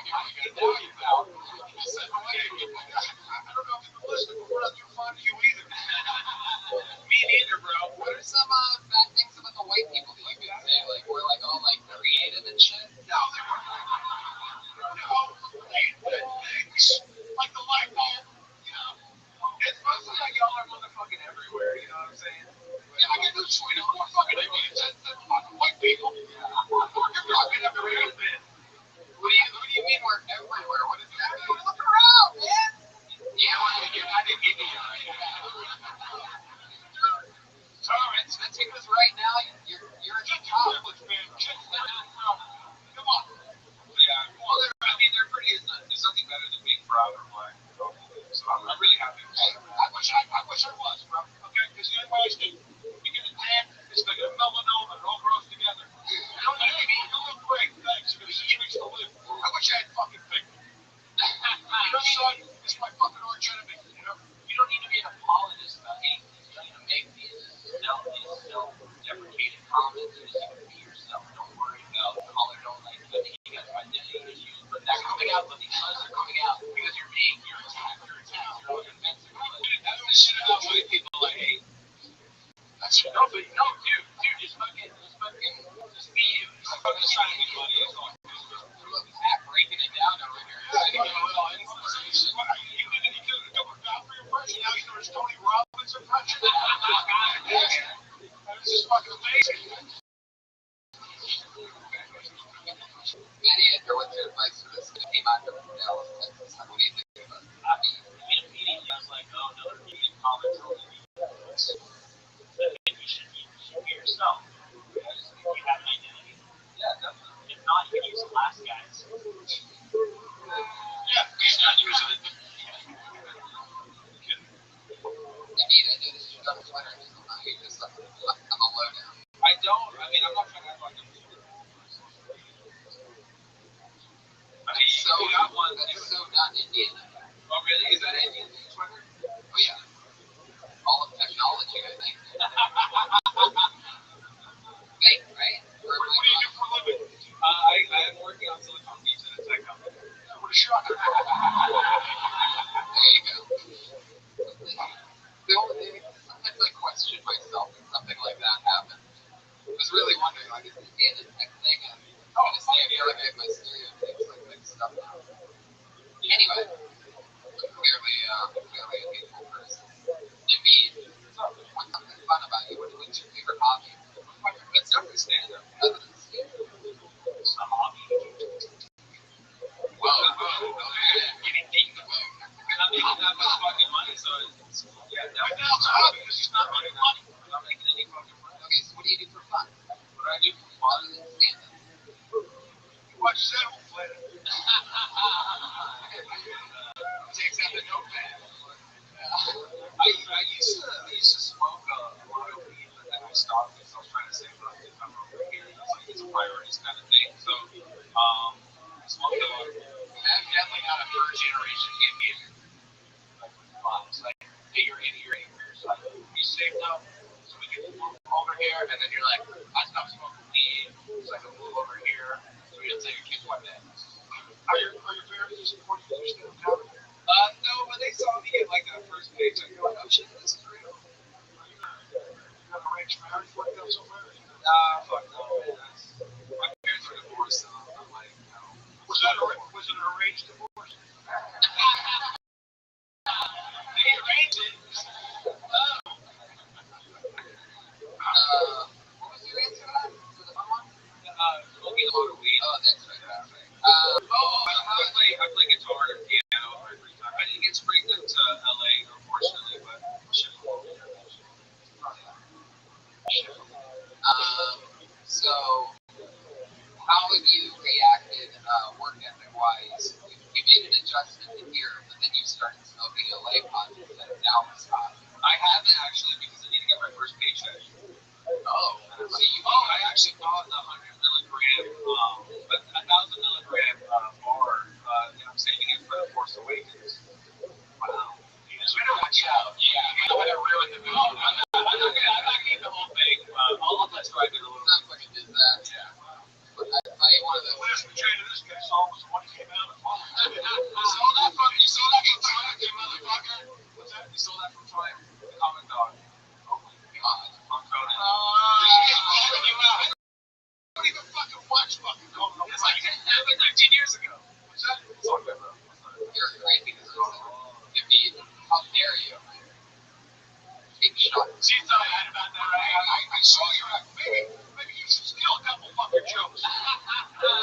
Maybe you want to steal a couple fucking jokes. Why you get so defensive, man? Oh my god, David, how dare you? I fucking forgot more funny shit than you ever write in your life. That's probably David, you're back. I've noticed in 25 years you can sit down. David Sultan, everybody. There he goes. David. There he goes. It's one of the greats. I love his style. Oh, you sort of the same kid as him? Well, I just got here from Dallas. Fuck you. I hate white people. What extra confidence on that guy? I like how he said there's just so many white people here. Like, where do you think you are? Especially from Dallas, where there's just more people. Maybe that's why he hates white people came from Texas. Yeah, I mean, there's Not the same from Texas, I'm saying. right. I'm with an Indian in Texas. Cowboy and Indian shit. Cowboy. I don't think I'm Canadian, right? I don't know if you took the history classes, but What's that one? I pulled another name out of the bucket. Let's meet Jason Michael.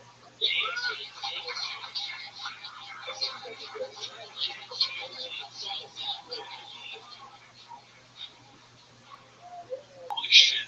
I'm in it now, huh? Just came from San Diego, moved up here the other day. I'm homeless since it's kind of funny because I used to make jokes about what if I was homeless. And I've already been beat up once for standing out there with a sign that says, we'll work harder for food than this guy. It didn't work out too well. Luckily, I do have a little bit of money saved up, so I've been trying to think about what I might do with this money. I was thinking maybe take a pad out on a bus stop bench and sleep on that bench. But can they kick me off the bench if my fucking face is on it? I don't think they can. Excuse me, sir, what the fuck are you doing? You need to leave. Well, I see my face right there. Yeah, I see it. Well, that means that I can sleep on this bench. It's my fucking bench. I'm so glad to be out here. You know, one of my main dreams would be to meet Christopher Walken. I love that guy. I think he can do anything, and I would love to hear him tell me about my set. Just be like, you know, Jason, I gotta tell you, my friend, you're good. You're real good. Oh,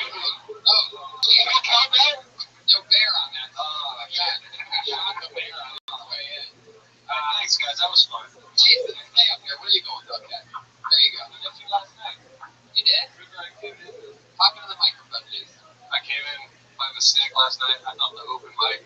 I think I ran into you. Told me to. I wasn't checking. I wasn't here last night. Who was next door to the?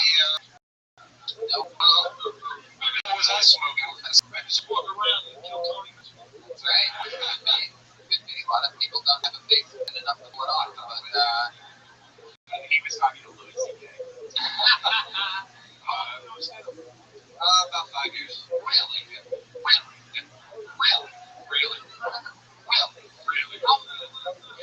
Okay.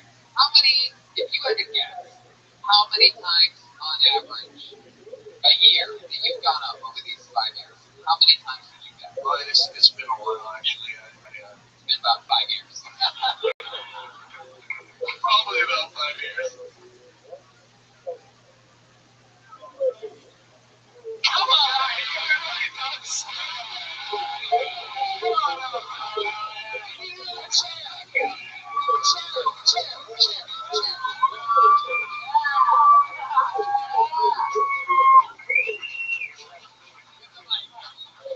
I'll just defend this guy. You just direct the questions towards me.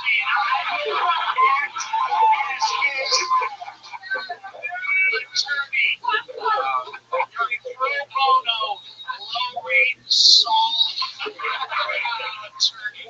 A Christopher Walking impersonation, don't you think? Maybe it's the first time my client has ever heard Christopher Walking. He's homeless. How many homeless people have television or Netflix? None of them. Prosecutor, I defer to you. Okay.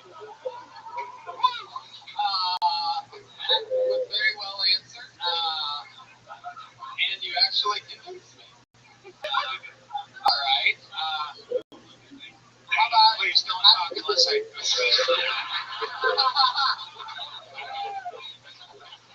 Okay. The park bench. Oh, yeah, the park bench thing is just there. Park bench. Everybody. Yes, my client, if he's homeless, probably can't afford to put his face on a park bench. But perhaps he has a fat head of himself when he was a child, before he was left by parents that were abusive to you. Describe the sexual abuse by your parents. Where do I start? Where the ending?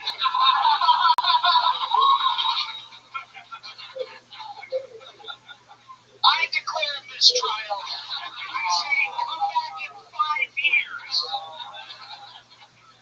And then we'll sentence that. Jimmy Schumer, ladies and gentlemen, does that over.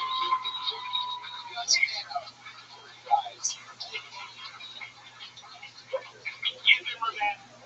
I give him a good stand up there on.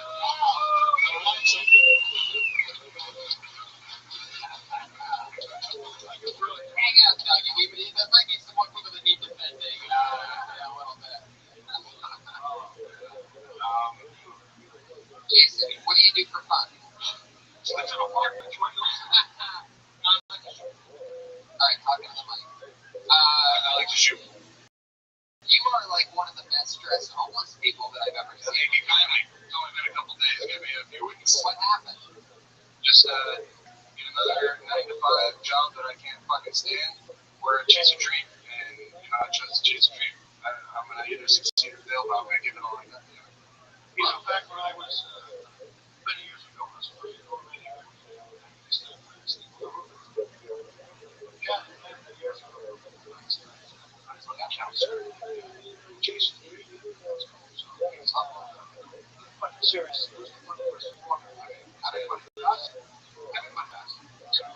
Physically sweating, right? Oh God, yes. Oh yeah, I'm sweating like a motherfucker. You're really nervous on stage, huh? I was not expecting this. This is I'm glad that I did it because that's what I want to do. Did you say you weren't expecting this? What do you mean? I didn't know it was going to be a night, you know. Where what? To get on stage. To get a while. I didn't know it. Somewhere else. Yeah. Boy, oh, okay. Did you get on that night? Yeah. How did that go? Surprisingly, it was my best, but I used to do this thing about 5 years ago. How you doing? Was it you get up around that? This is my second day. Trying out for you. Good old Chula Vista. And you came up in a car? Yeah. What? I was waiting for it. I was waiting for it. It got shots. You just fucked up Mayweather. Yeah, exactly. What kind of car? I'm the Civic. Holy shit. You're a tall guy. How tall are you? 6'2". 6'2" and a 7.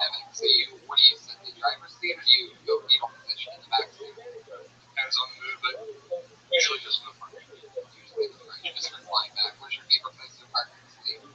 24-hour fitness. I got a membership and I can shower there. So that's the move. That's what you fucking do. You join a gym because you got somewhere to go work out, right? You can shower at night. I can tell by your body that you just use them for the showers.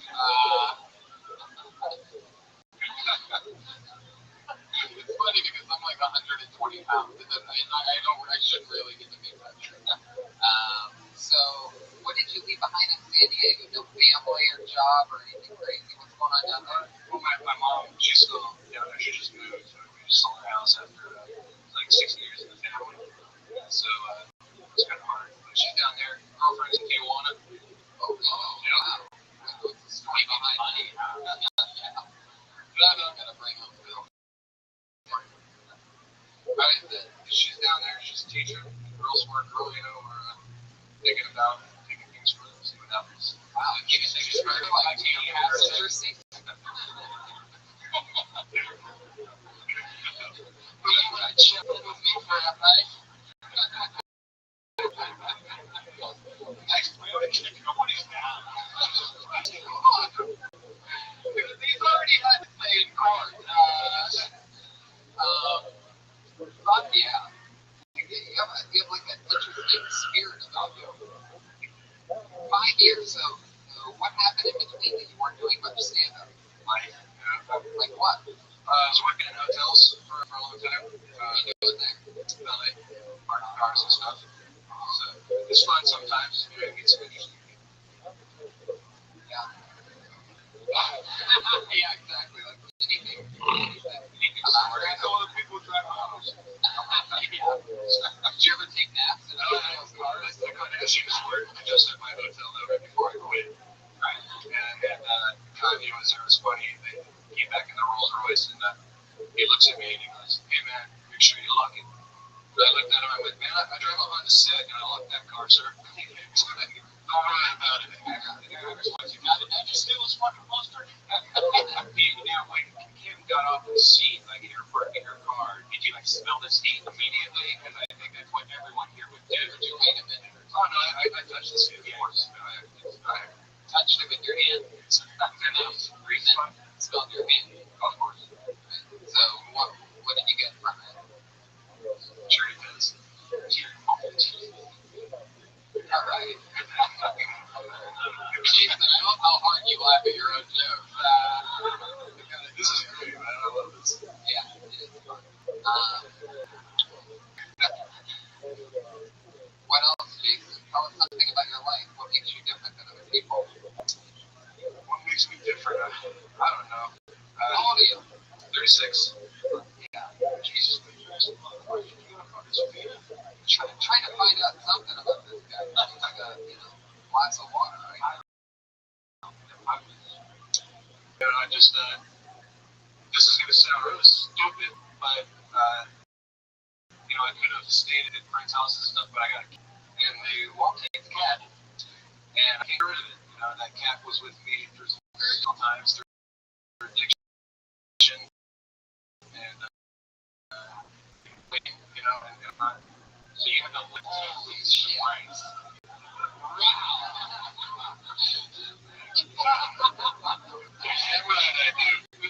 That immediately makes it like the craziest start of story out of anybody. Like, however it's People get attached to their cat, man. What are you going to do? oh my god. My friend's cat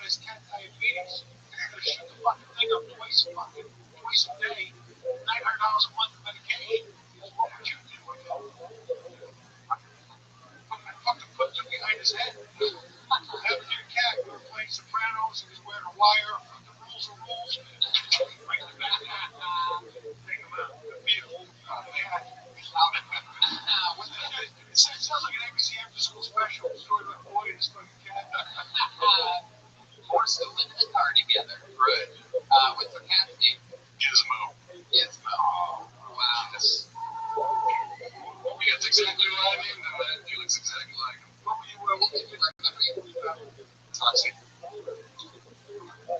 took 5 years of my life. Oh, and now Well, you know, he was out. Yes, you know, call it 5 years. Now we know what happened in those 5 years, right? right.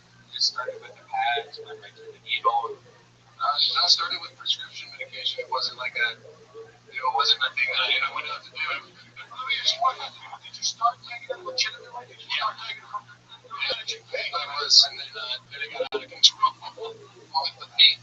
What was the pain? He was back out carrying a shoe one night.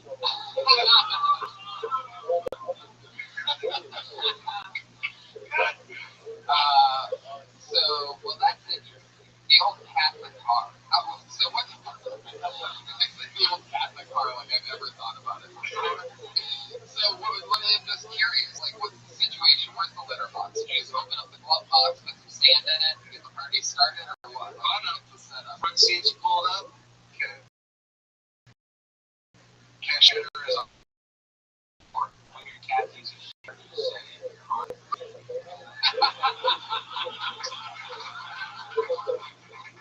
That was good. I like that. Holy shit! That's it. Chuck of the night. Yeah, that was a good one. I'm gonna be able to beat that. I don't even have anything to say to that. That was good. Oh my god! Well, Jason, you're not on Twitter. It's just not On social media. Now you're gonna fucking apart on this fucking thing is social media. This cat has a fucking Twitter handle. Oh my god. Jason, good luck. Thank you guys so much. Jason Michael. Holy shit. At the car. That's incredible. There's people that will watch a cat for you, by the way. I'll sort of know. I don't understand how the cat just doesn't jump out for its life, right? Like, it must be looking at all of the wild, like, you have to be fucking kidding me, man. Looking at other cats in other windows of apartments, other cats are just like, you fucking loser. What are you doing in that car, you idiot cat? The cat got rolled out by the Christmas tree. Rolling down. Fire. That's the smell. It's a cat. He doesn't fucking know any better. Wildlands lives on bear burgers. He's in a Honda Civic. That's a fucking upgrade. He can drive a car. That's a great fucking question. I wonder if the humans though. But if he got pulled over, the officer would be like, oh, I feel so terrible. You have to go. I'm not going to give you a ticket for anything. He turns a corner and it just goes everywhere.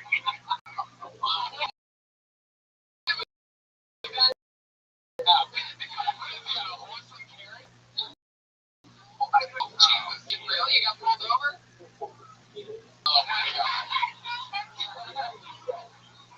Unbelievable. Oh my god. I would let it shoot you. I would fucking sue you. Why would you ever get any turns in there, man? Yes, you need to hold on to that. Alright, I pulled another name out of the bucket. Put your hands together for Brent.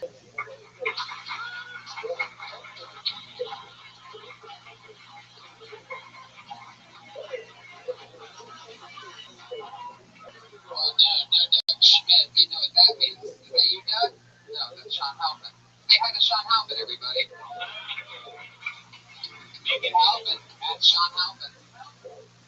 Put your hands together for your next comedian, Doug Key.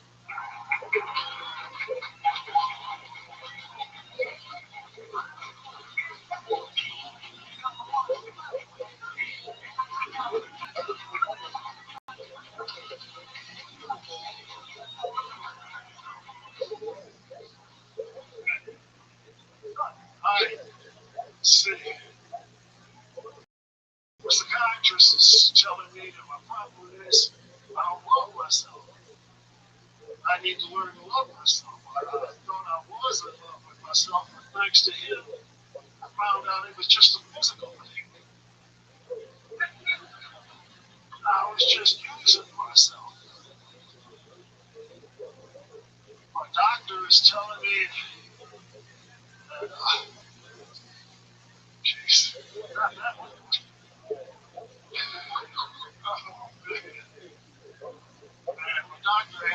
says, I've been having any unprotected sex lately. Yeah, but only with myself. I don't see why I should suit up just for practice.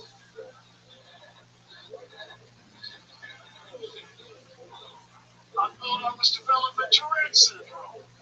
I kept having these uncontrollable outbursts of profanity. The doctor checked me out and said, no, you don't have Tourette's, you got something else. I'm like, what else causes uncontrollable outbursts of profanity? He said, hatred. Wow. Hey, I can tell from the second that you walked up here that you were a badass motherfucker. Where are you visiting from? I'm here from LA. Really? You do stand up here in LA? Yeah. Christ, I've never seen you before. You're so funny. How long have you been doing it? About 8 months this time. Great joke, right? Yeah. Yeah, and great everything else. Like you had my attention from the very beginning. Commanded it. I mean, even the part where like you sort of ran out of breath and reset on the doctor joke.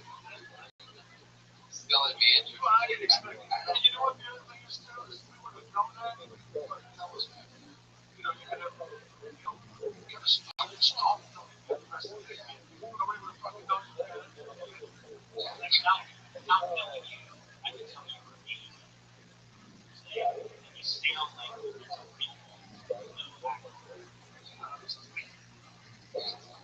and then you also did something else that not enough people do on this show that you can tell. Even, I mean, discounting the part where you ran out of breath, like with other things, you really, you know, it gets people to listen and it makes sense when you talk naturally. So, what's your story, man? You're so funny and cool. Well, I just always told me I was funny. I went up on the jet one time. How'd that go? Pretty good. I got a laugh and I got hooked.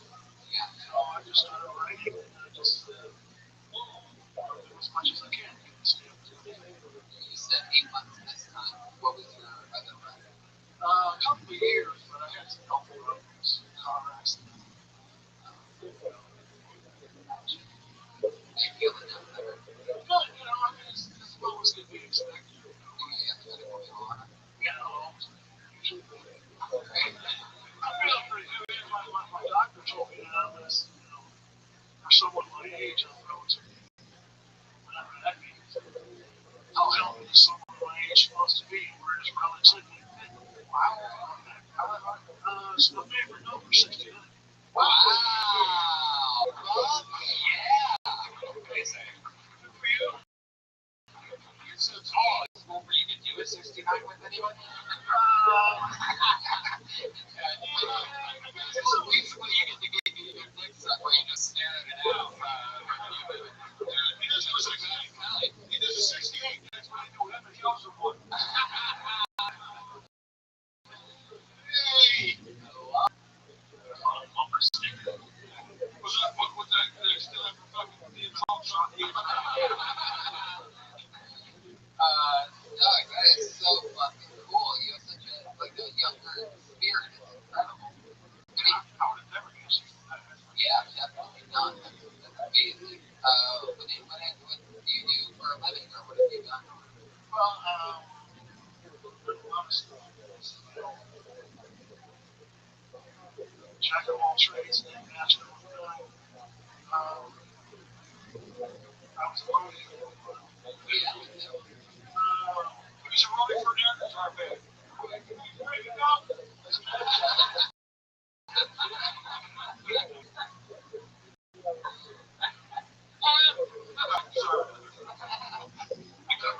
That was amazing.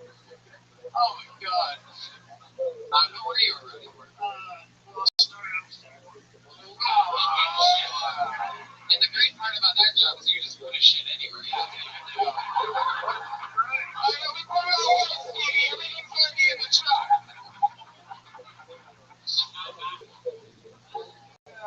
Wow. How long did you work with Stevie for? about 3 years. Wow. That's amazing. Did he feel like that? That's it. Over here. You didn't feel like that? Well, the family thing was my dad. He was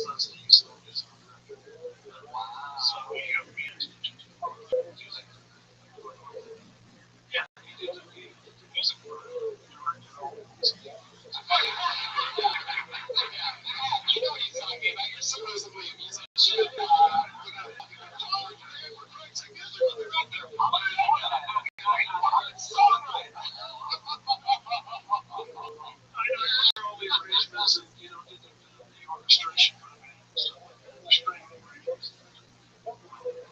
ready openings for a guy with a book guitar? Next question. Doug, so that's cool. You worked for Stevie for a while. What ended up happening? Like, a lot of late nights, having fun? Must be crazy. I was listening to the Stones. Shit. So you were like there in the mix, sold out stadiums, just shit going crazy back when shit used to actually get crazy. Wow. Look how serious he got. Did you see that? That's why it's so fucking cool, bro. He said some shit. It's all starting to make some sense to me. Yo, here's Bill. Oh, I can't even imagine. I can't even imagine. You get on stage a lot. It seems like, you're so good at it. I imagine you really love doing it.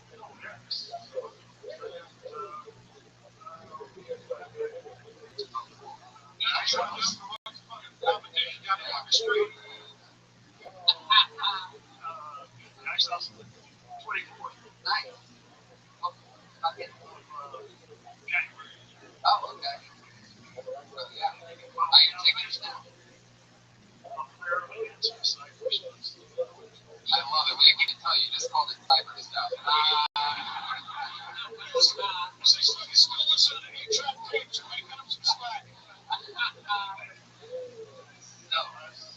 So cool. You're a bad motherfucker. Love that. Thank you. Give me a job. What's that? Give me a job. Love it. I want to. I gotta figure it out. I don't know what to do with you. Hours and stuff. What's that? Hours of it. Really? Just get a fucking. Yeah, I actually like that. How would you like to be a new Tony Roadie?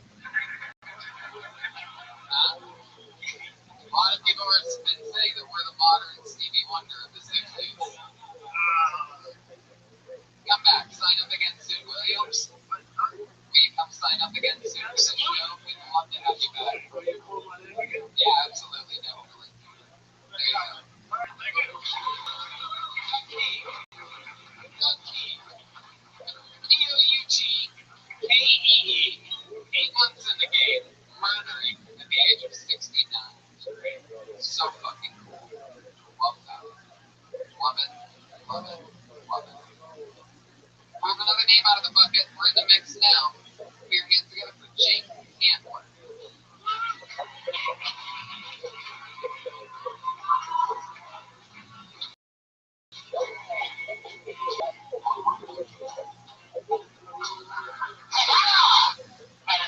I recently met a stripper named Carla, and yeah, I was really bad. I declined rap dancer because my name is a concert reminder that every time I'm ever wrong somebody, they end up with the baby in their name, so I'm just going to be too distracted to come into my track dance.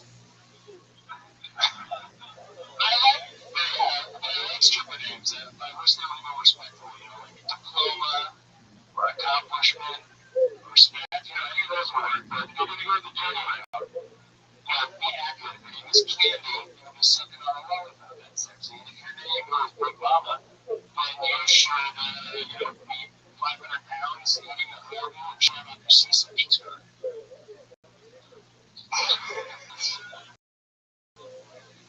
But, I was totally kind of like,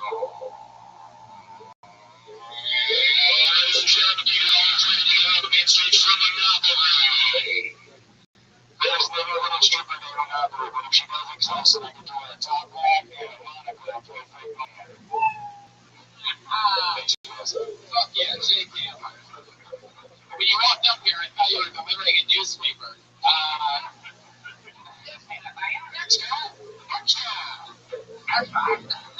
Jake, I'm gonna just take a guess here. I'm probably way off. I'm gonna guess that you've been doing stand-up about 2 years and you're from the San Francisco area. I'm from a bad this is my first time ever.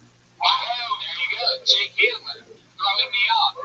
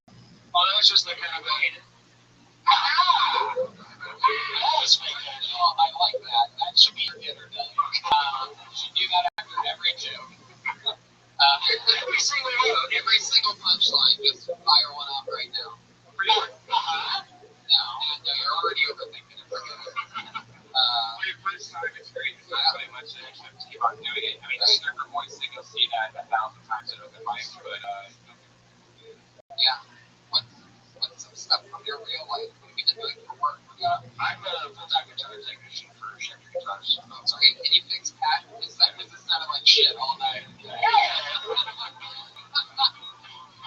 All right, it's good, Pat.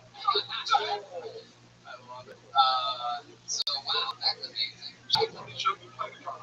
Yes, that's been quite a bit since I was 12.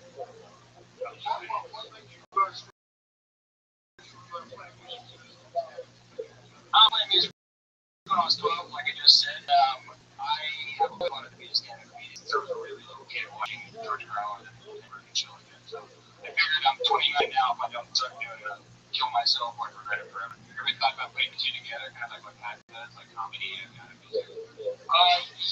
I got this. He's actually more, I would say he's more of a he's a fucking songwriter. I really like their songs. They're great. I wouldn't say that, I'm bragging, right? Pat Hughes gets up at comedy shows and does music comedy kind of, but he's more a musician in his real life, but it might work for you. It's music that happens to be funny. I really like that. You ever write any funny songs? I just didn't have. What's the name of your band? The last band I was in was called Dead Things and More. Can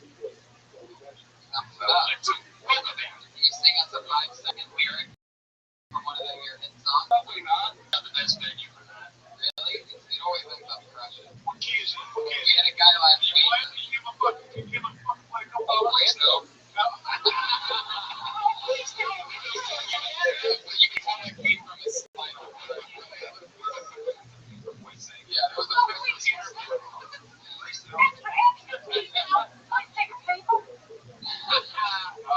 You plan on going up like more now? Yeah, absolutely. I wanted to do it and I'm committing to do it. I've been writing jokes and I want to. so fucking cool.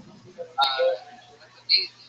What else are you planning on talking about? I got one about Just stripper games the whole not stripper games, stripper games the whole time. I think the other one was one about where he talks about a tiny dick that I have. Everybody, a tiny dick. it looks like a sure it's not all.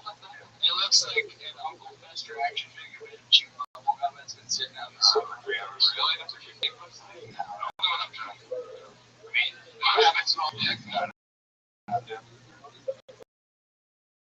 Why did you write a small dick joke? I thought it was really funny. I guess not. So you spent all that time at strip clubs, or you just thought that was funny? I did. I spent quite a bit of time at strip clubs, Matt. A lot of time in Florida strip clubs. What were you doing there? Visiting my Indian friends in Tampa. Campus and crazy. That's my next stop. My buddies Tuesday nights. We have a thing called Tiny Tuesdays, and it's like gamble spots or some shit. Yeah, it's like all girls are 5-2. It's like Tom Waits. Nothing bad. I don't like my dick look way bigger. You don't have a small dick though. Oh, if you have a small dick, one of the things you should do is decorate your bedroom with Barbie furniture. That would be enormous.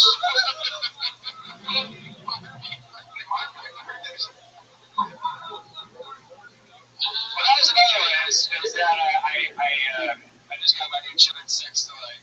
And so the chillin' sex toy, I have to say, I'm really pleased with my new Polly Pocket pussy. That's the way you do there. Fuck yeah. Silence for Jake.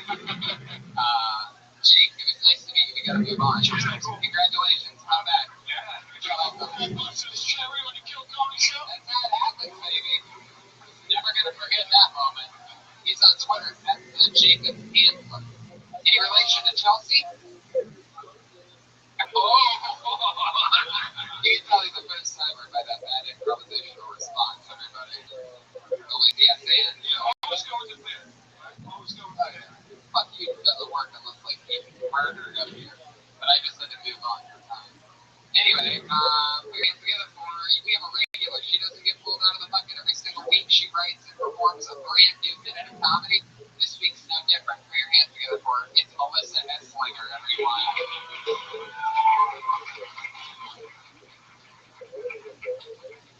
I think I joined Cold this weekend on accident. I went to the Museum of Psychiatry and I came out a member. in retrospect, there were a few warning signs, like the way it started in a padded room, pitch black. There were edges that looked like church pews. It's called the Museum of Psychiatry and Industry of Death. Alright. But also, sorry. Oh shit. I have a migraine. Maybe the part like when they like strap me to a chair and started dripping water on my head, like probably should have been a sign. That didn't really happen, obviously. Okay.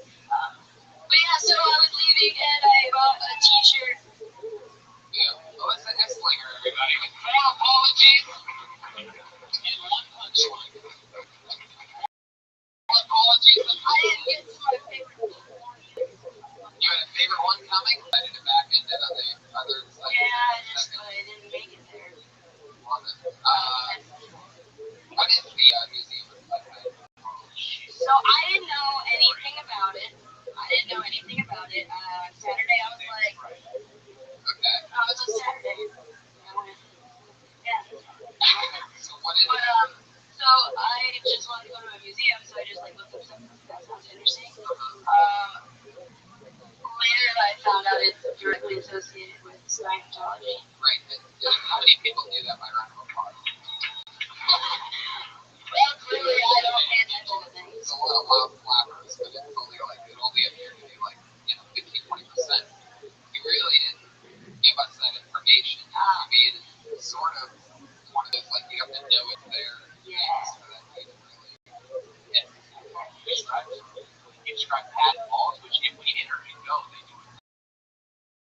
a video presentation like 16 where they show a video of the museum having padded walls. By round of applause, how many people have been inside the museum? You guys should go. It's fun. Why would anybody go to that? The trip. It was interesting, but where I fucked up is, okay, I still didn't know it's association or affiliation, whatever. I didn't know. And there's a shirt that said, I just thought, I didn't care. I thought it was a cool shirt. So I bought it. What did the shirt say? You say got Scientology? Is that what it said? No, it said, childhood is not a disorder. And I related to that because of stuff. I thought it was whatever, I don't know. Maybe I'm Did you buy the t-shirt? yeah, and they were like, that gets you free membership. And I was like, Whoa. Is that all it takes? I love that you left that very compelling part of this. I was getting to that. I was gonna say I didn't know that. That means that I've been there, done that, became a Scientologist. Like, I didn't know that that's what the t-shirt. How far in did you get before you realized what was happening? Well, I thought they said they were a nonprofit organization. You know something. Yeah, it totally. I was having Christmas for 3 blocks. We're going to crosswalk. Yeah, and it wasn't. I think part of me like it's totally weird the minute you walk in, and I think like I was trying to like figure them out by just like letting it go, however they're But I knew, yeah, it was weird. But I'm still glad that it happened. Kind of funny, but. Right. They have a room in there where you walk in and the wall is sort of like this room. Yeah. You walk through a medical detector. It's a walk path. You know all the findings. Yeah. And you know when you went to the museum of psychiatry, there was a Scientologist room. You knew how. I don't really know anything about Scientology like at all, except that Okay. So Pat, when you went there, were you just basically like trolling them? Like, yeah, we were just you with somebody. Yeah. And you were like roasting the whole thing. Yeah. What was your favorite part? The Columbine room. Just the pattern. The Columbine room. It's like the story was metal detector, and then they have all these articles, and they have videos on the wall from like the day the shooting happened. And the pretense is that the reason these shootings happen are because of psychiatric medication. So that's the pretense of everything.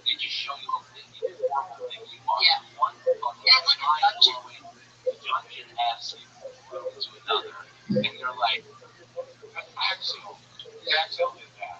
Wow. And then they're like, and then they come at you and like, oh, yeah, it's nice to see you. Yeah, it's crazy. It's so wild. It was wild. I knew something was up, but I thought it was That part doesn't matter. You bought merch. well, I mean, I didn't feel good about it immediately. You bought the shirt. So Not anymore. I want to take it how much back. was the shirt? $50. $15 t-shirt. And when did you realize that it was Scientology? Right after that. Well, with how weird it was, I immediately when I left, I looked it up. I looked up kind of and I looked up the non-profit organization that they contribute themselves to, which is yeah.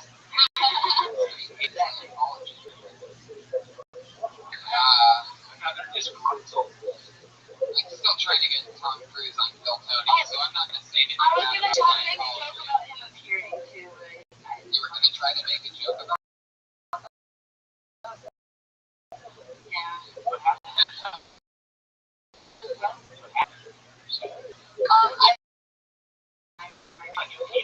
I started to feel like I might throw up, not because of nerves this time. I had headaches.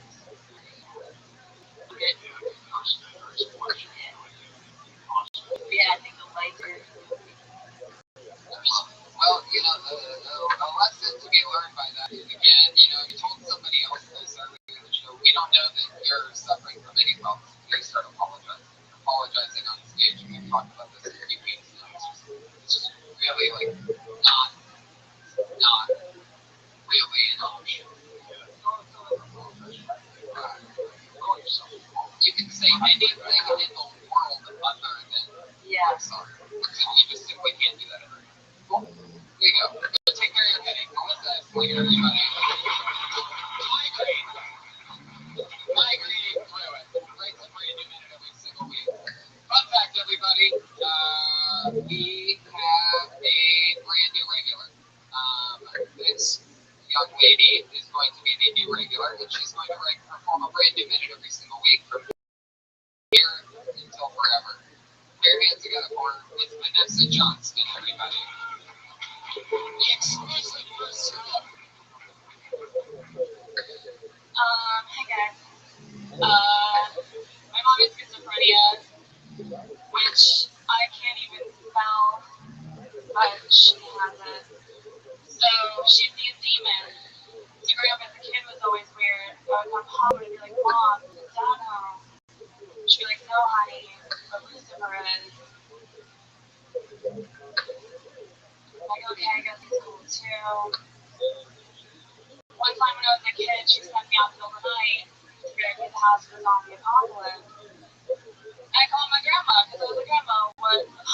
She was like, listen, your mother, she's just stressed. And I was like, it's school night. I'm just going to tomorrow. I'm stressed. How do you spell schizophrenia? Don't know. I think my mom is having an affair with Nicolas Cage. Where else is she getting these bad movie ideas?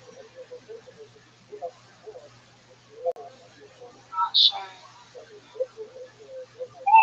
Here she is, Vanessa Johnston, working out another new minute. Swagger, third time on the show, first time as the new regular. How's it going? Yeah, nice to talk to you. Welcome to regularly performing. How do you feel about writing a new minute every single week? Performing it in front of hundreds of thousands of listeners. I mean, yeah. I love that. Okay, we just fell in love. Show's over, everybody. Vanessa, what's your story? We mentioned last week you used to work at HBO, and now you have some executive job, something like that, Smarty Pants job, right? Yeah, she is. Wow. Where are you from? Minnesota. That's where the mom is. But yeah, She's coming out here. a land of 10,000 lakes. A land of 100 schizophrenia. How controlled is it, or how bad is it? That must have been really hard having mom schizophrenia. Yeah, I mean, she goes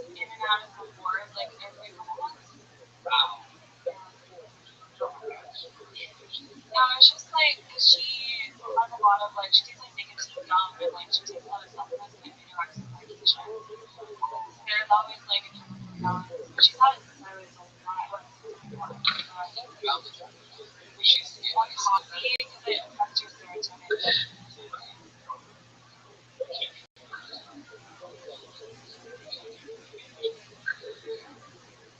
interesting. So she used to be a heavy smoker, now she's starting to down. Yeah, she chews gum. Oh shit! Wow. Whoa. She's schizophrenic, bro. Right? She's not and smoke. With no gum. All time there's no gum. Nope, I guess that one was just for us. Vanessa, what else? How long have you been on stand-up? 6 months. And, fuck yeah. Well, welcome. Bill Tony team. Any party words for Vanessa, Matt Edgar?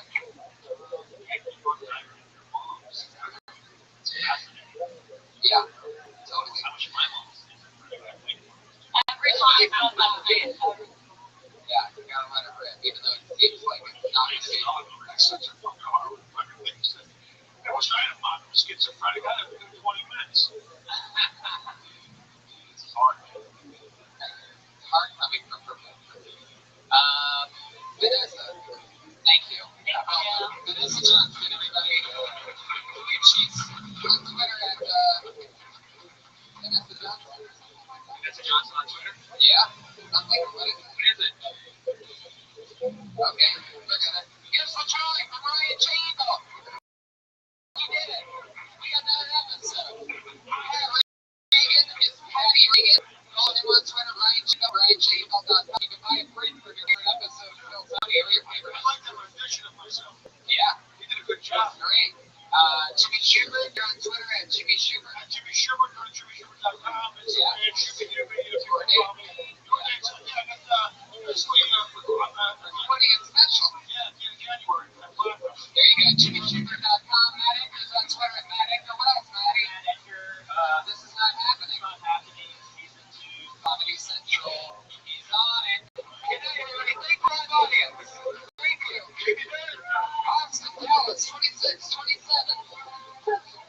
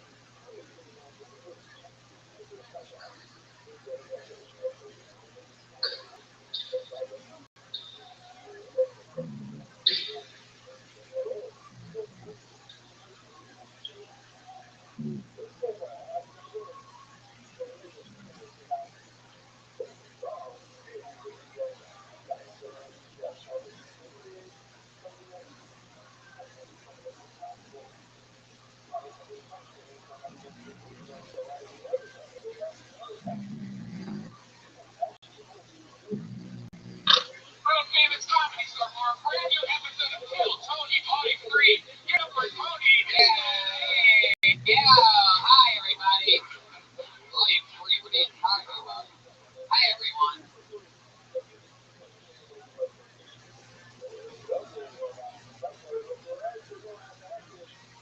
Welcome, everybody. Come on in. Make yourselves busy. Happy Monday, live audience. How are you guys? Fuck yeah. Like that half-ass energy in this room right now. Keep going for Pat Reagan, everybody. Playing some of his more emotional stuff to get the audience pumped up tonight. Not really the form of that part, but definitely a performance. Pat, how you doing over there? Looks like casual Pat tonight. You got the glasses, the ball cap. Love it. All right. Yeah.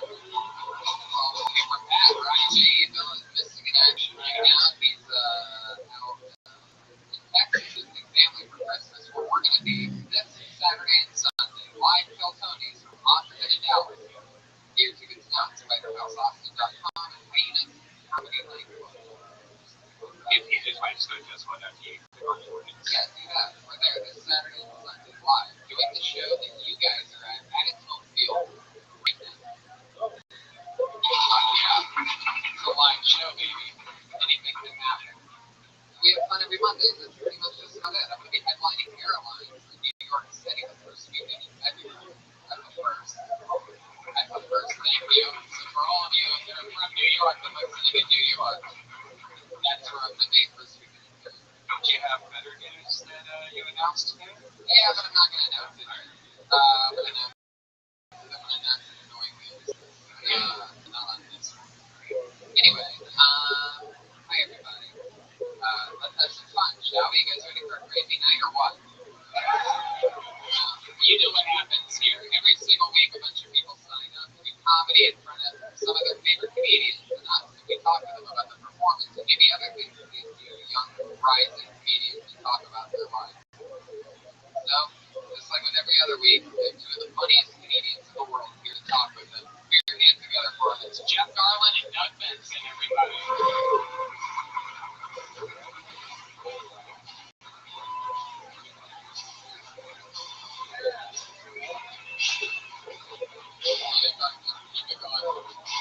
He's coming.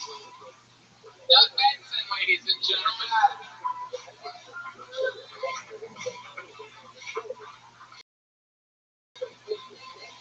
Sit right here, Doug. Where's Jeff? Johnny!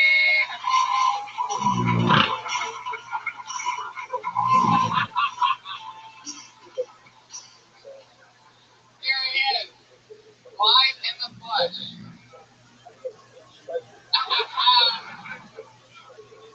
Very relaxing green. Really, yeah, it's really chill green room.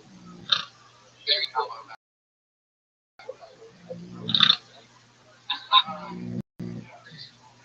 Jeff, what is that? Phil Collins?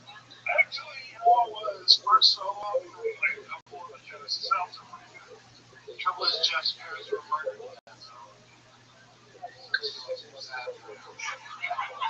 It's a spin on River. You are so fucking high. You know how there's all this stuff when whenever they play Rothschild'S with, she says I was raped in that song. That's her opener. You can get that into a version of it. I did a twist on it. Your parents were murdered to Simpson Studio. Speaking of music that makes you feel like you're being raped, did you guys get to hear Pat Reagan at all tonight? Oh, he was killing it. Yeah. Killing what? With the energy in the room before the show It's started? the best performance I've heard through a closed door in my entire life. So good. Put Jeff to sleep over there in the other room. Yeah, that's a great compliment for music. You want music in a little bit. Maybe that could be a niche at the Lullaby album selection. You know, just for people to rest. Rock and roll. James Taylor. Oh, it got quiet. Yeah, I know. We heard it got quiet. Yeah, no need to ask if we heard it. You love it. Only you can summon that kind of silence. That is incredible. Can you do an acoustic studio right now? I don't know. I don't think you can. I challenge you. I know. And I remove that challenge. Fuck yeah. Well, we're going to have some fun. You guys have both done this show before. Both two of our favorite returning guests. You guys know how it works. Comedians, you get to... I don't remember how it works. All right. It's not like it was a strong memory of my past. I bet you I was here and I enjoyed myself, so I'm back. the last show you were on was with Sinbad. And, It's funny, nice. yeah, he's great. Yeah, he is a good guy. Yeah, that was nice. I mean, it's like, it is good. It's hard to be cool. It's hard to be cool with a name like Sinbad. It's grandiose. Yeah, it's like two negative words, like the Sin and Bad, but he's such a good guy. Anyway, And it's weird that you're clean comedy. His name is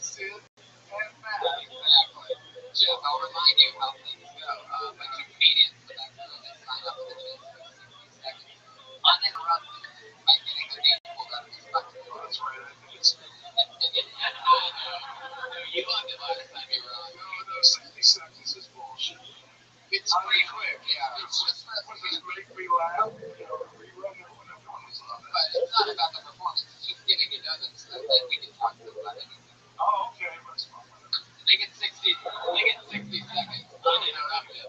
Comedians, See, now it just ruined your podcast. Yeah, no, you're uniformly ruinacious. By the way, people came up to me about the Traverse City show. What would they say when they came to that they loved it? That was really fun. It's interesting to the ones that did like if I can play it more fun. Yeah, that's what usually happens. Don't stop. They don't say anything, yeah. Hey, you were annoying on that show. No, that doesn't happen.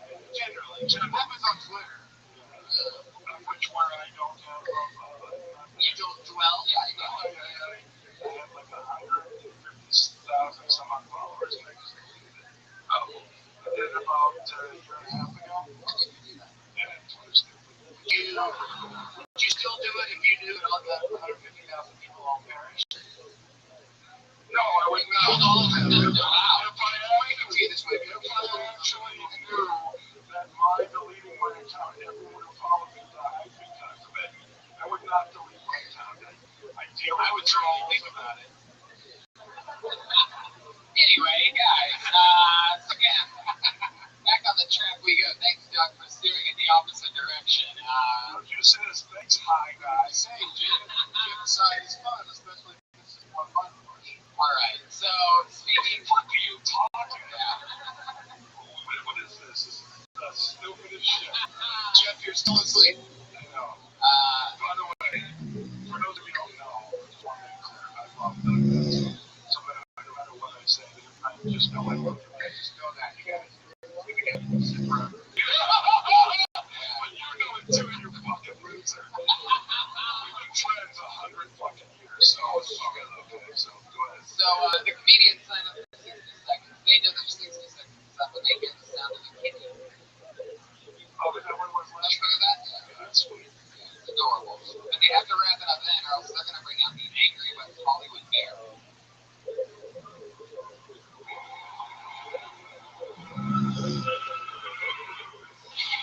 Okay. Wow, it's right. Was it a bear with a firearm? No, it's a bear that was murdered.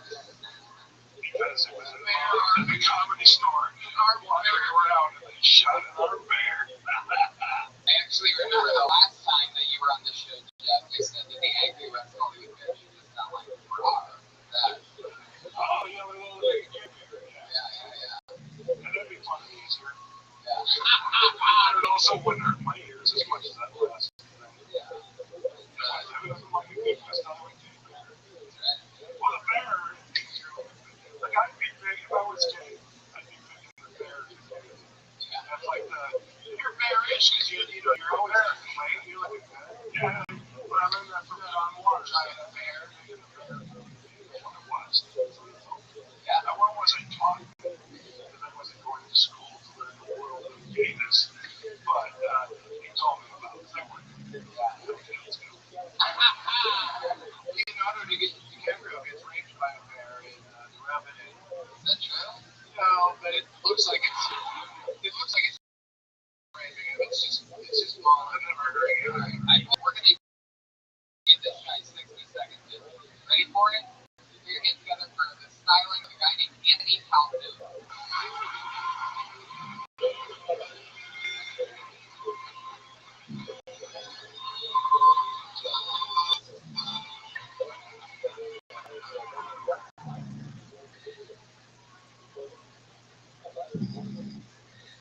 Anthony, you're taking a long time to start. 60 seconds. You got uninterrupted a couple of times. The one part that you can't talk at, Jeff. Anthony Calhoun, everybody. Go on. Round of applause. So, Anthony, that won't count against you. We'll start it fresh. Anthony Calhoun, everybody. Come on. All right, so I'm sure that some of you know or have heard of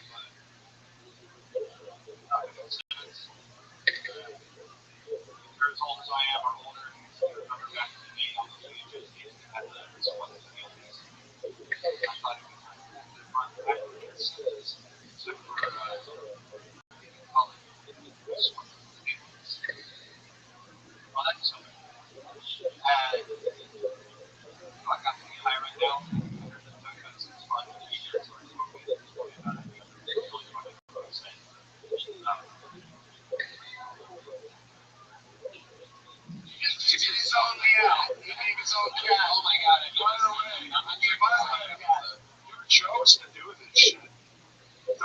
yourself, don't blame others.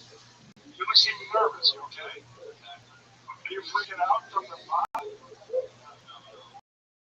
it'd be worse if it wasn't for the pot. I'd be really shaking. I have one question in terms of this material. I have a lot of them. Okay. The first question is, they should bring back Richard Simmons. They should call it, or they. Wow. Heavily involved in Richard Simmons' career. I love this. How nervous you are, you had a really cocky answer there. The Illuminati, Jeff. What's wrong with you? Conspiracy. I put on my best sweatpants to do this performance this evening. Are those chef's pants? Are you a chef? Wow. Are the chef pants? Yeah, chef. Are those the pants worn by Jon Favreau in the movie of the same name? No. Wait, hold on a second. You call him Sean Favreau? Jon Favreau. That's awesome.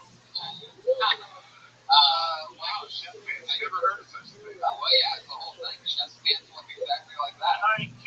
Little did I know that the people that scrub the floors also wear the same pants. Like, it seems a little bit odd. Like how the nurses also wear certain pants. Get out of that some boy stuff. Just for you listeners who've never seen That's boy. So listen, man. You got fucked at the start by Jeff and his bullshit. And you got high as an excuse, like, you know, and I tried again sometime without getting high. I did it for a long time without getting high, but I was able to, work my way into it. Here's another piece of advice. Even if you would have killed your entire 60 seconds, I wouldn't even notice it because I was so mesmerized at how unfazed you look. To me, it looks completely. Are you talking about the new show? On the show? A new show? You and I will do it. Well, So you're wet. That's what's going on. did your hair get wet in the shower? Come on, tell the truth, dude. Doesn't it smell? Tell the truth. You're Chinese. Doesn't smell bad. No, here's this. I can smell Ryan's breath from here.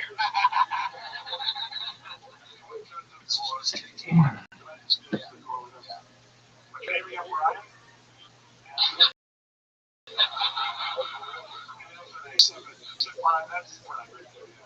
So Anthony, what are your dreams? What do you want out of life?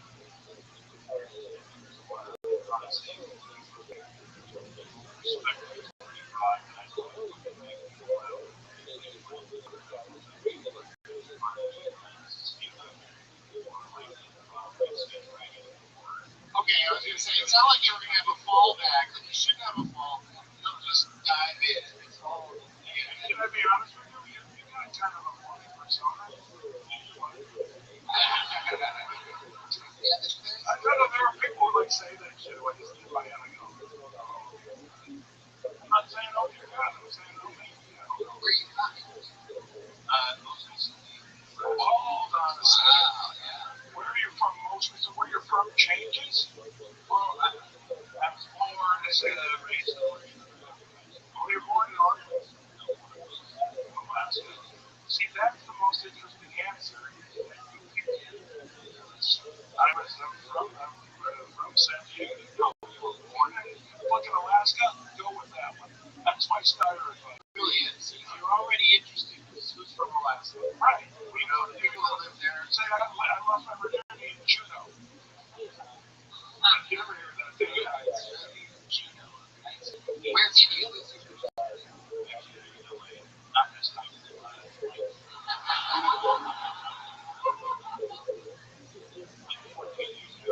So you can also be funny on a podcast not knowing you're funny. Yeah, you have no idea why everybody laughs at that. You always stick your tongue out when you get excited. You do like this rock and roll thing. Do you know that? Did you know you're a character? I think he's got potential. He just needs to work on the writing and the shaking. Do you say that you wouldn't have smoked pot had you not known that Doug was getting the guy? I think he just said that just because it's a fun thing to yeah, it's not. Show up like this way. That's all it takes to press Doug is telling her.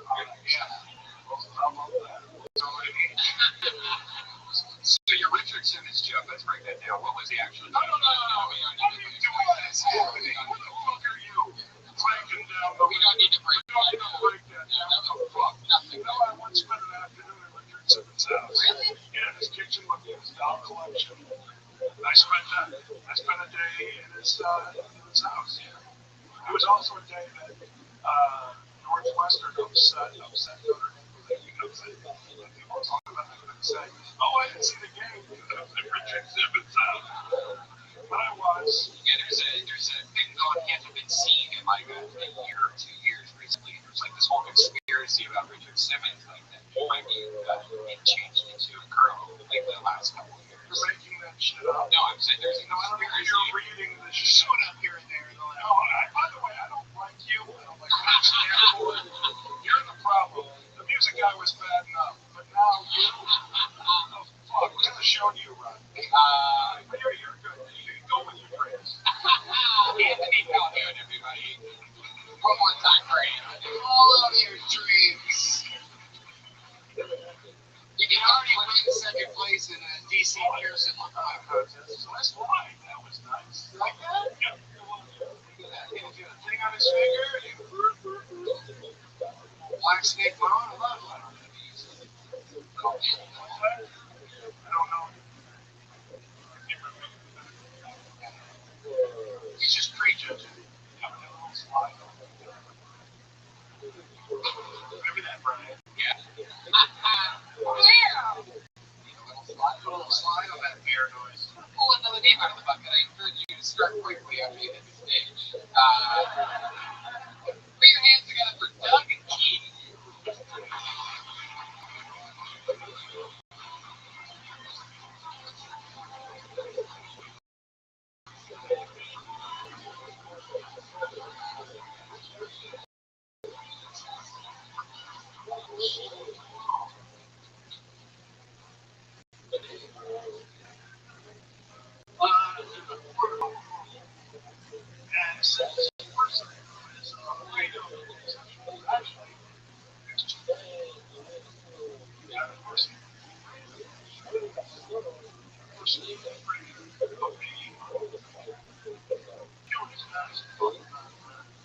You're trying to turn me in. You want to turn me in.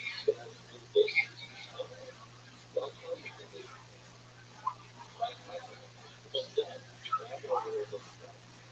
You're not any like this at all in your room. I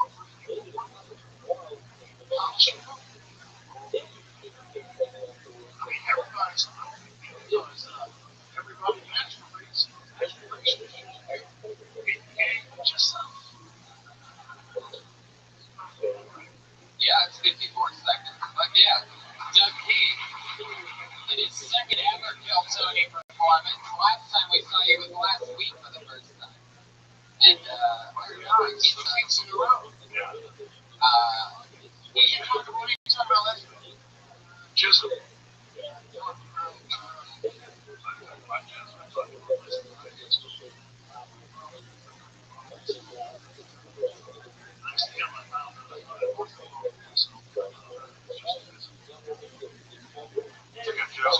So it's your first 2 minutes on Kill Tony, you're pretty much masturbation all the time.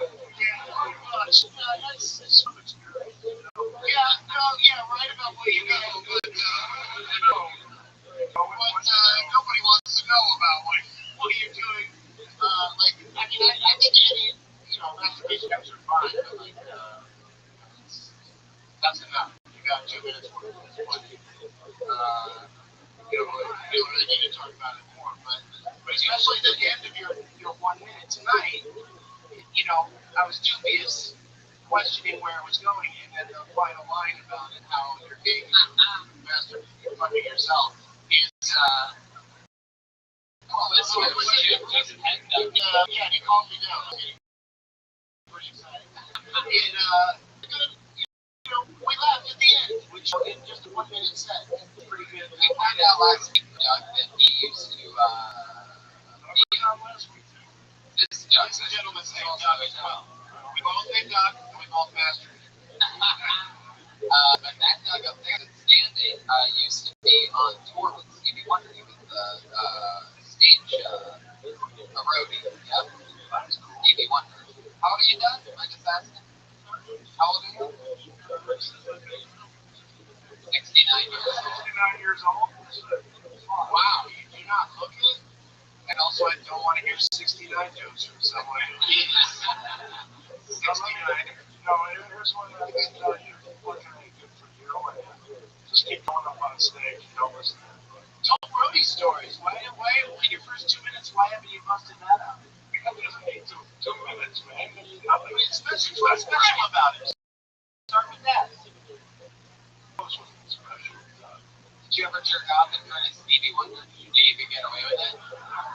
See, that's fantastic. Did you when he asked you to do something you didn't want to do, did you flip him off and stuff? Did you take advantage of his blindness? That's what we wanted to know. Did you ever make out with him and tell him you were an usher? He's all like, that's the best beard I've ever kissed.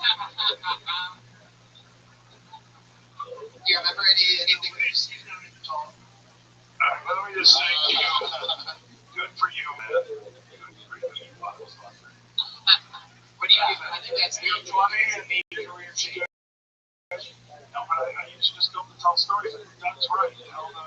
Tell everything about your life, man.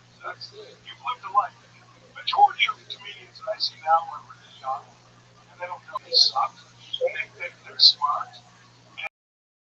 And you, my friend, have lived a life to say. So go and say it. It's fucking good. Now, mind you, if it's a young audience, they're not going to give a shit if they're douchebags. I think what you're getting from me is that young people can blow me. And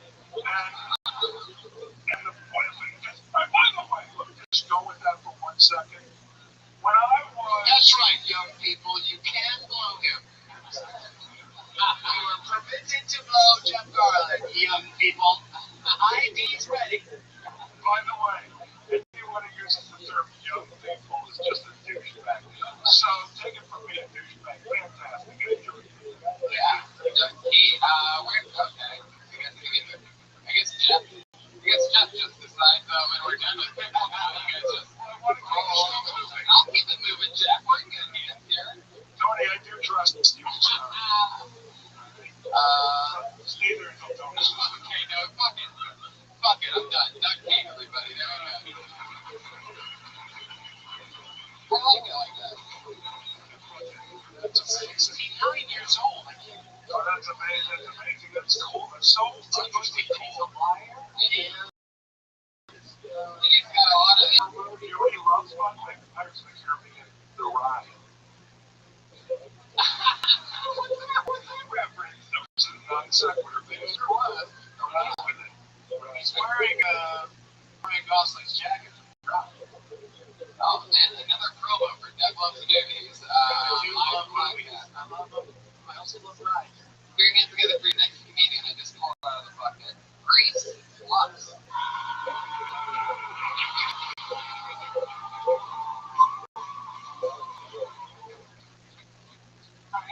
I just moved to Venice Beach. I'm gonna get your bed. You guys like this? You give it up? Yeah?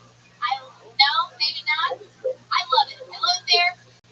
First time I worked on the boardwalk, I walked out and I immediately locked eyes with a guy who was sitting on a pile of trash. And he looked up at me and he was like, Moses?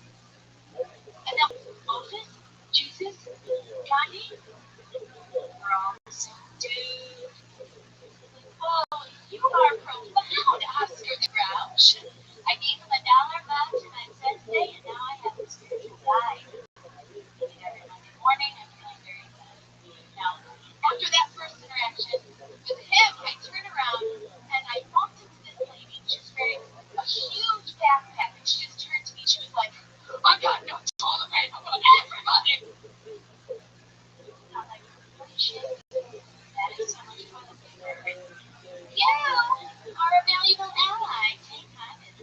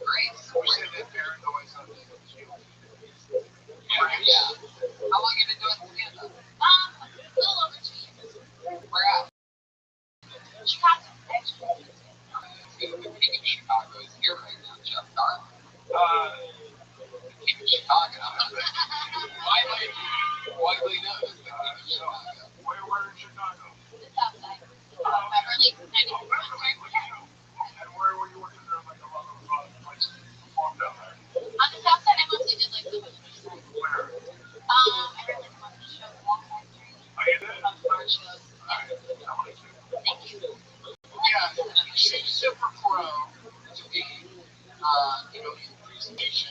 So basically, like, the material was landing which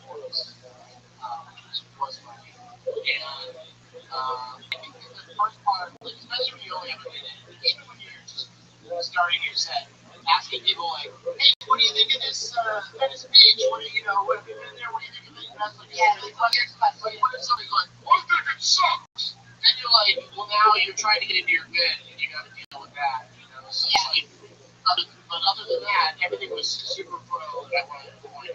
How long have you been in LA? Like 2 months. 2 months. You got the Venice Beach. You know everybody goes there. Yeah, I live there, so. Oh, you live there. Not a lot of people start at Venice Beach. Talk about Sheila Venice Beach. The astronaut. The material wasn't good enough. What really? That was the price. No, hold on a second. No. Stop. Fight. Elaborate. No, stop. Listen. Stop. Okay, let's go over what really happened. Let's do it. Absolutely. Okay, no. Hey. You're on the beach. All right. We're walking to the boardwalk. And describe the man. Okay, so he was a white guy, bearded. Yeah. It was like Doug on a bad day. You know, like sitting on a bunch of. On a bad day. No, what happened to my is I didn't believe your exchange. If it is true, you're not pretending to be realistic. Okay. Just use your own voice. Okay. Yeah, she also like crammed it into a minute. Fuck that, Doug. Shut the fuck up. Do not defend her, because I like her a lot. You're gonna make it, you'll be fine. No, you're really good. You're good. What did you really say? You're gonna make it overall. No. I didn't say anything. I was just like. That would have been funny. Okay. Yeah. What do you know? I know. And then after the good shit, it doesn't work. You know why it doesn't work? Because it's not real. Yeah. I don't believe it for a minute. Okay. So I knew that it wasn't real. So we said that to you, and in your head, what did you think? That's what you need to say. And then what did you do? You walked on, right? And then I didn't find the thing back. Okay, but I'm saying. And then what happened there? She turned me into it. Okay, what was your reaction? Really? What was your reaction to the total shit? That's fucking weird. That I reacted that way? No, I'm saying no. He's reacting that way. The point I'm making is when she told you she could toy for everybody, you didn't say, oh, that's a lot of paper. You just thought it's fucking nuts and funny and weird. So you should just go, it's fucking nuts and one guy. Those are two different things of your day, as opposed to adding the fucking hack shit that you don't need. You know, I'm serious. You don't need it. Yeah. Because you're a genuinely funny person. You're an interesting person to listen to. So don't be afraid of what really happened. Yeah. It felt a little bit like comedy from another time. Like she was an excellent comedy comedian, like in the 80s or 90s or something. Something like she was very. It was presented very professionally, like she said it a million times. It always kills. Right. But you're saying just make add a little realism. Not a little. Be real. Yeah. I think that with stand-up, this is my take on it. That you find your groove, whether it's are you a joke teller or are you somebody that when you tell stories, just yourself, your personality is like, and then you never do anything long enough to know yet. Just figure what that is. And you follow that path, but don't be afraid to be genuine. Yeah, and if you are going to make stuff up and exaggerate truth, then do it after the longer stuff when you've already done genuine stuff. Because if you start with stuff like that, you're going to think everything is fake. So after that, after we know that you didn't really give a dollar and go, thank you, that's what it says. Now it's right. Joke should be surprising and obvious that they recognize it as a joke, but it would surprise them. That's how jokes do. You can tie this to your trash guy. But you shut up, you don't know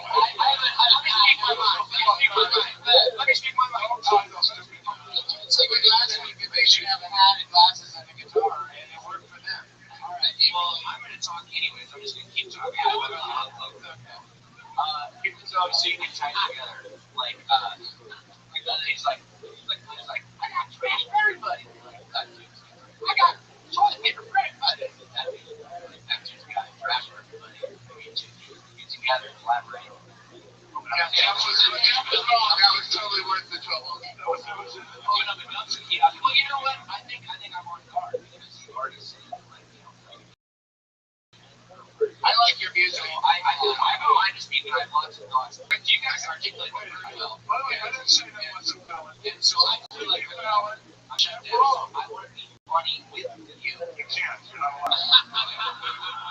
I'm just darling.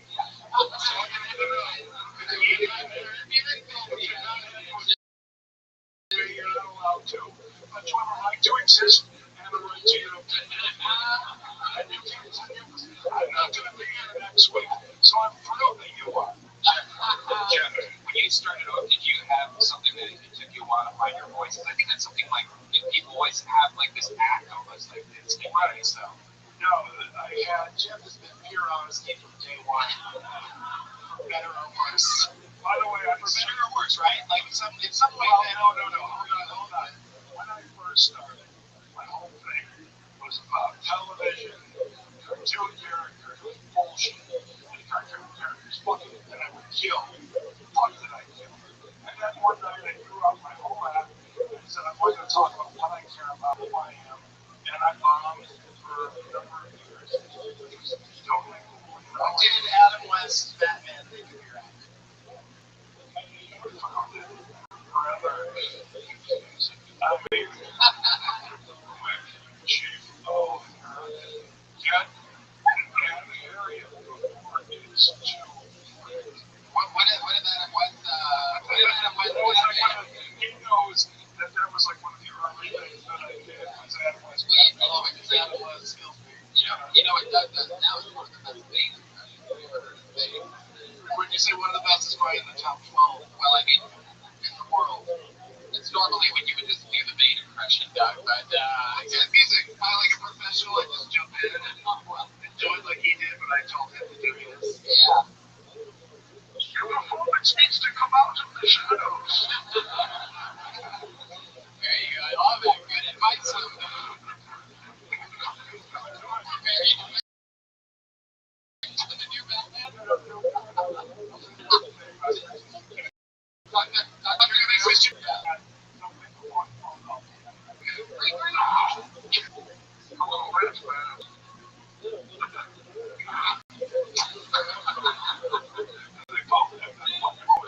But listen to me. You know what Christian Bale like? I can that's what a rolling plays. Well, yeah, he does that a lot. Seriously. Seriously, every job. You're born in Chicago. Go Bears, although we suck this year. But the point being is, I like you, and we'll work together someday. Yeah, and Grace, he's absolutely right. Go more real, tell the truth. People don't think you're bullshit. You have a likable head, and that's gonna work out great for you. I mean, Jeff Garland already wants to work with you. So. I think you're totally right. You have a real face to like act out when I should just be really Yes. And also just quality about you. The outgoing act outs are not real on. It's more on the shit. I bet you're a good actress, too. Just guessing. I'm just guessing, but that's my guess. But, yeah, you're good for you. There she goes, everybody. Grace Lux. She's on Twitter. Grace Lux. LUX. The slide. Can I just tell you something? No fucking around. That is the most beautiful thing to hear in between performers. A little slide guitar. You do a nice job at something. I'm positive too.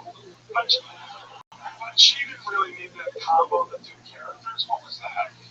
Do what you know. Slide. By the way, I can guitarless before I came here. I can't sing.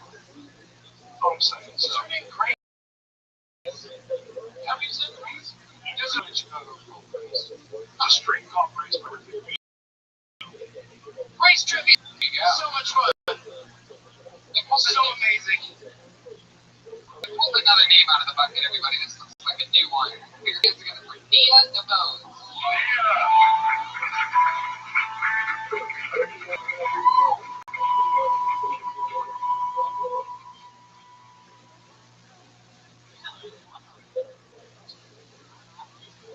I don't believe in the females. I don't think you should have to question those two. I know. To me, this seems like something I would pay to have lunch with you. I'm just saying. You got meet with a guy like a back alley one day.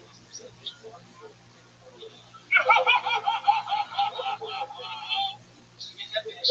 Hot wax on her pussy. Snap the fucking hair off.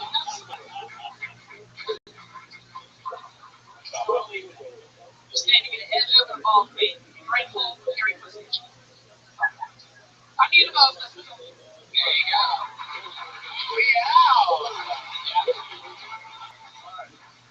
So was that Buddy Holly for like a second? Yeah, this is Becky Sue for a second. Hey, seriously. Okay, that was really funny. So here's what I recommend just based on that. Don't come out and go right into the pussy references. But the idea, no. That's not what I'm saying. It was really funny when you told the person to go pour hot wax on her pussy in that moment. But prior to that, that's the surprise aspect. You're saying that. But if you only say pussy up front, I went to the pussy, it takes away from that. You know what I mean? So use it when you have to. Don't overdo the pussy is all I'm saying. Right. You can say, I enjoyed all the pussy. Right. I thought it was continuously funny that she kept saying pussy. Because you're high. Yeah, it's true. So I was thinking all that she needs to say. So I'm not an anti-pussy saying that shit, but when you say stuff too much, especially early on, it sort of becomes more than the nice know it. Quite alert. Yeah. Sleep through a pussy waxing. Doug, you had your pussy waxed before? No, but I see it all the time depicted in comedy programs. Do you know that my should be happening? Pussy Wax Richards? Really? You were Pussy Wax? Pussy Wax Richards, Roy? Yeah. So, what do you do next? I just walk in. Walk in? Holy shit. All of the Stevie Wonder. But by the way, no fucking around though. You made me laugh hard. That was really hard. I've never heard that before. It's a good premise. That's funny. Yeah, fuck, man. The girl I liked before you had in my heart. Thought she was great. She was great things. I think you could too. Yeah. You know, what do I so upset about waterboarding? There you go.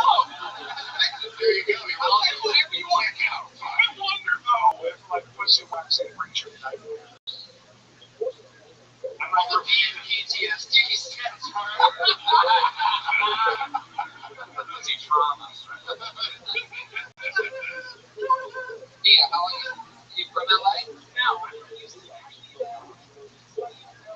oh, nice. Yeah. Comedy crowd's great. You live here or you just live here? How long do you live here? Oh, wow. What part? No. What's your social? 1, 2, 3. This is your first scaling with our media. No, I actually never been here. So, how's that culture shock? It's really nice. That's way more shocking. If you go in, Yeah, I won't. that is not that shocking. Just a building with a warning sign.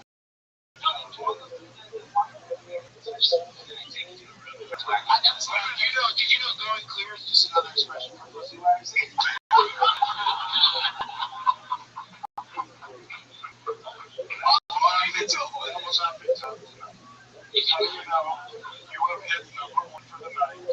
Yeah, what do you do for work? It's a great thing for comedians to do. You ever talk about it?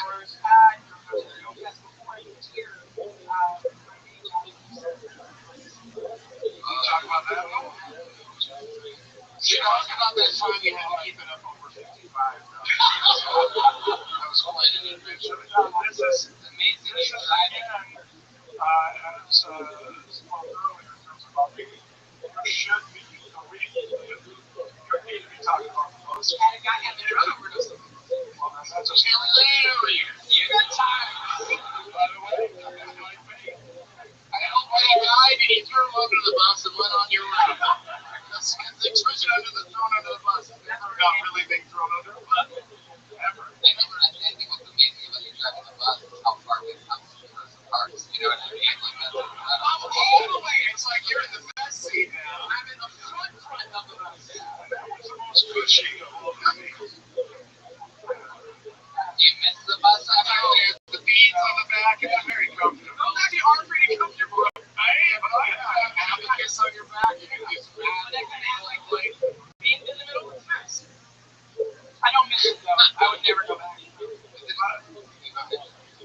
just imagine if there were people that love your boss regularly. Talk about that. Right. What the fuck are you doing? Because I got other shit to fucking talk about. Well, then you're good. Yeah, you love it. I did that she did. I did. She's got another man to feel more about. But she's not doing those things. She can't. The boss is too big a story to do in a minute. No, but she does say waxing. What do you know? Say it 3 times. Now you're done. The point is, what do you That's not actually for sure. You don't know that. No, you don't. Because Megan put it on your pants one broke loose. And the air conditioning was comes out. But here's the thing. That's all it takes, by the way. One pussy air, boom. I think that's a great science fiction show. I'm going to mention. There's the one pubic hair gets one person. If it enters the mouth of another person, you share a protein. Definitely pitch it out the window. I want like movies credit. I want like. Yeah, what do you like to do for fun? Like, what are some of your hobbies? Other than stand-up comedy. Other than stand-up. Okay. No, I like to read a lot. I used to read. But you wanted to participate before. Yeah. I'm just telling you right now. And what I was going to say is, which I was interrupted, more by the high guy. Someone said you talk about. I don't interrupt you ever. By the way, truly, you know. No, I didn't. And I long did not interrupt you. I am the other hand, a constant interruption. I know that. That's what's clear. Totally, you're great information. Here's the information. Someone asked you if you talk about the loss, and you were like very adamantly no. So that's all I'm saying. Add that to your repertoire with the other shit. Alright, like the regulars or whatever. But I don't know what the fuck it is. I don't drive a bus. But you do. Most people don't drive a bus. I mean, they're clearly in the past, too.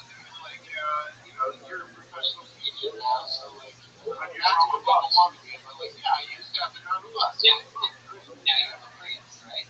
No. What do you do? Like, wow. Very good at it. I do get it. She still clips leg riders on the regular. You Uber much up? Not as good. When I'm in New York, I do a lot. But I go for the most expensive one because I'm rich. Yeah. I feel like you would not get my call. Get Uber. I feel like you're the type of driver's 5-star. I feel like you really. No. Unless they're an asshole, it's 5 stars. And my son, who uses my account, I'm down to 4.7. I don't like that. Oh, your son's bringing your rating down? Yes. No, I was. I was at 5. He's using also to Uber shit. You know what they do that? It's actually, the truth is, he's a kid, but I know it's because of drugs for the most part. He doesn't drink, but, sometimes I'll pick Uber Black and the driver's white, and it bums me out. I'm trying to get back to the society for closing out the segment. Yeah. It just flows out beautifully. I love that. The craziest thing you've ever seen in your Uber? Oh. You go late night summer? You use the day. The bus, you did late, not the city bus that you use. Late shift. So all I'm saying is, what the fuck are you not talking about that for? By the way, have you ever seen or heard of Richard Pryor? No.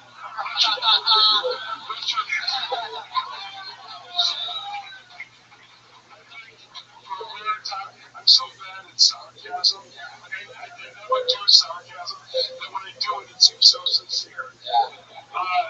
The point being is, you talked about some ugly ass shit and made it funny, which you could do too. I guess because I haven't found the way people.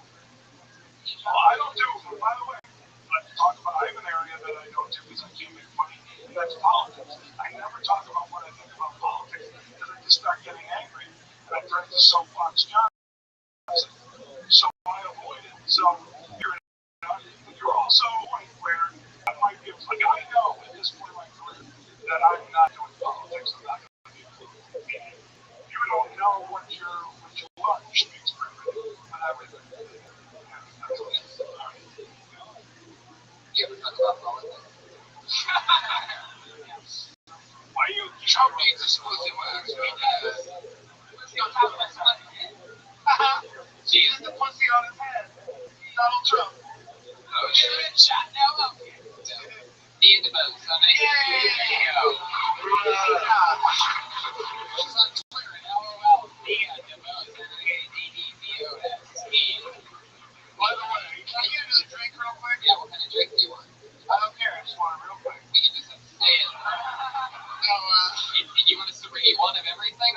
Yeah, bring me one of each. That's what I want. Okay, I'll take one too, John. I don't mind. Can I also say, Josh, I'm actually, I'm on all social media except for Instagram. Oh, okay. Jeff's on social media, you guys, except for the regular media.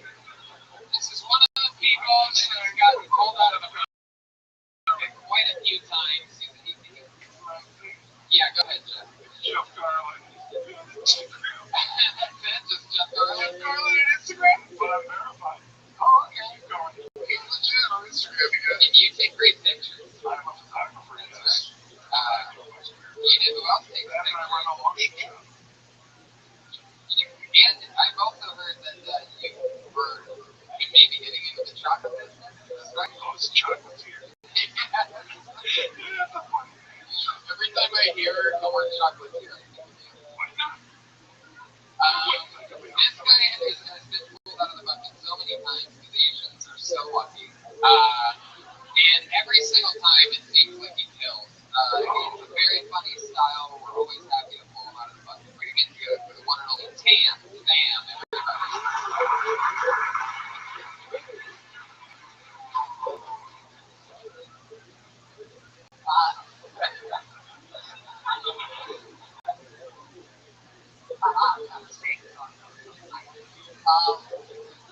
I'm used to being a weird guy. I grew up in Mexico, Valley.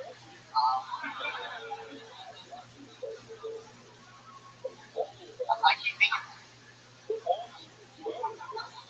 keep thinking I'm just thinking I have eyes. But I never fit in, especially like when I was 9, because that was the year when my mom thought it was a good idea to give me a perm. Now, if you think that my school looked, making fun of me a lot of being Asian, being ears, imagine being Asian with these shoes, bro. They called me the Diary of Japan Frank.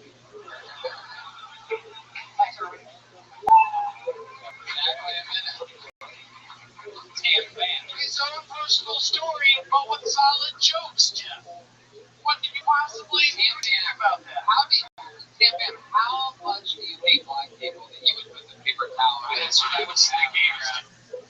He said, and even if he was lying, he was very eloquent, that he was sick, and that's why he was doing it. Well, first of all, even if he's full of shit, it was thoughtful. Yeah, well, people were thoughtful is if you're really sick, stick to your culture and wear one of those weird surgical masks that your grandparents wear every flight that I'm on around this country.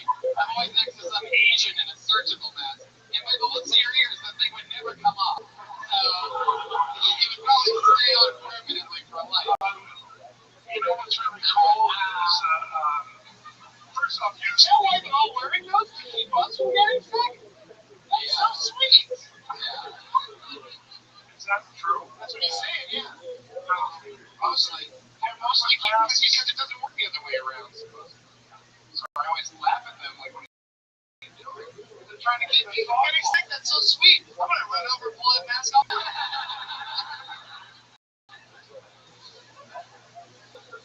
What are you sick with, Tam? Bird flu? Wow, all right. Really too soon for the bird flu jokes, guys?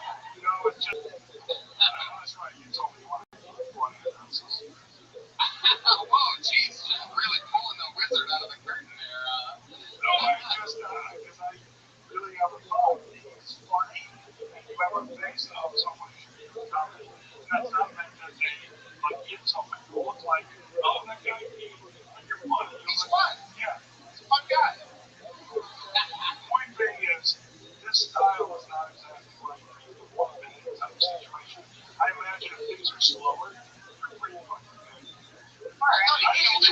on me. No, I'm not saying it was bad. I'm saying you're probably better when what the fuck is this format? Well, they have the same time for what you just did, so that's why the comedians don't get to talk very long.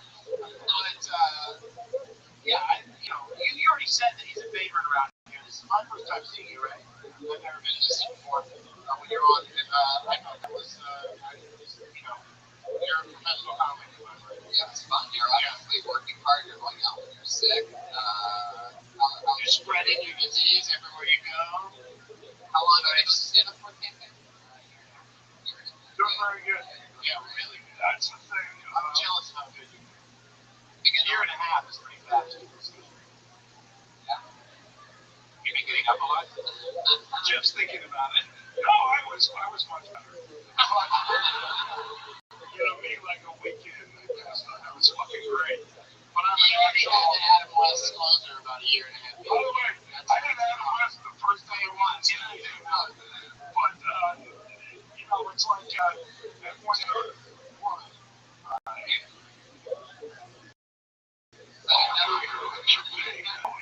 seriously, it's like it just takes so much time to keep going up on stage and doing it. And it's like sometimes you'll come off and you feel like I know nothing, and you don't. And sometimes you come off and you go, I'm great, and you're not. It's like it's just a constant process, but you're really good. Tell us something else about you other than you stand up. Like, what do you like to do for fun? You ever drive a bus or anything like that? Ever get your pussy waxed?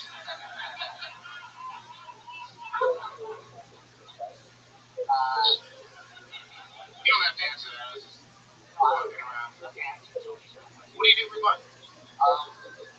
I did movies and TV stuff. One, like I was in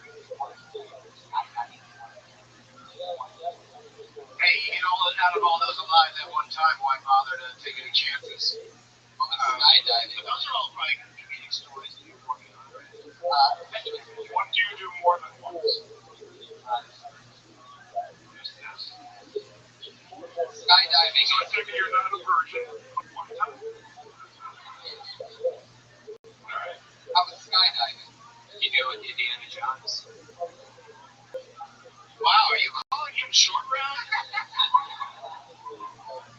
Skydiving as an Asian is interesting because they're the only race whose eyes don't change while skydiving. To picture that one, guys, it's more of a picturing joke than anything else. And if I could give advice to young comics, do as many picture jokes as you can. Because audiences grab hold and they don't let go. They don't. Do you carry that same paper towel around with you everywhere? You got it for us, just for us. But you got to put a bathroom? It's covering more disease probably than you have. I really thought he was going to do like the old joke of like wiping off the mic and saying something about, I don't know whether the comics with him or whatever. But he's really just trying to I like him because he's very thoughtful. Most people are dicks. And look at you, people were remotely a dick. Seriously, you're not remotely a dick. Good man. You're what we Jews call that. You're clearly a bench. And the world's your oyster. Just keep going. Just talking. Yeah. Most of my interactions with anyone of another culture, they call me Rabbi. There's no unusual pronunciation. It's just my name. And I some of them say hey. Some of them say, actually, that person said whoever said heaven that I heard was a white woman. I thought it was interesting to call me heaven. Was it Fran Drescher? No, it was the driver. Alright. See, sometimes truth isn't funny. By the way, that's totally true.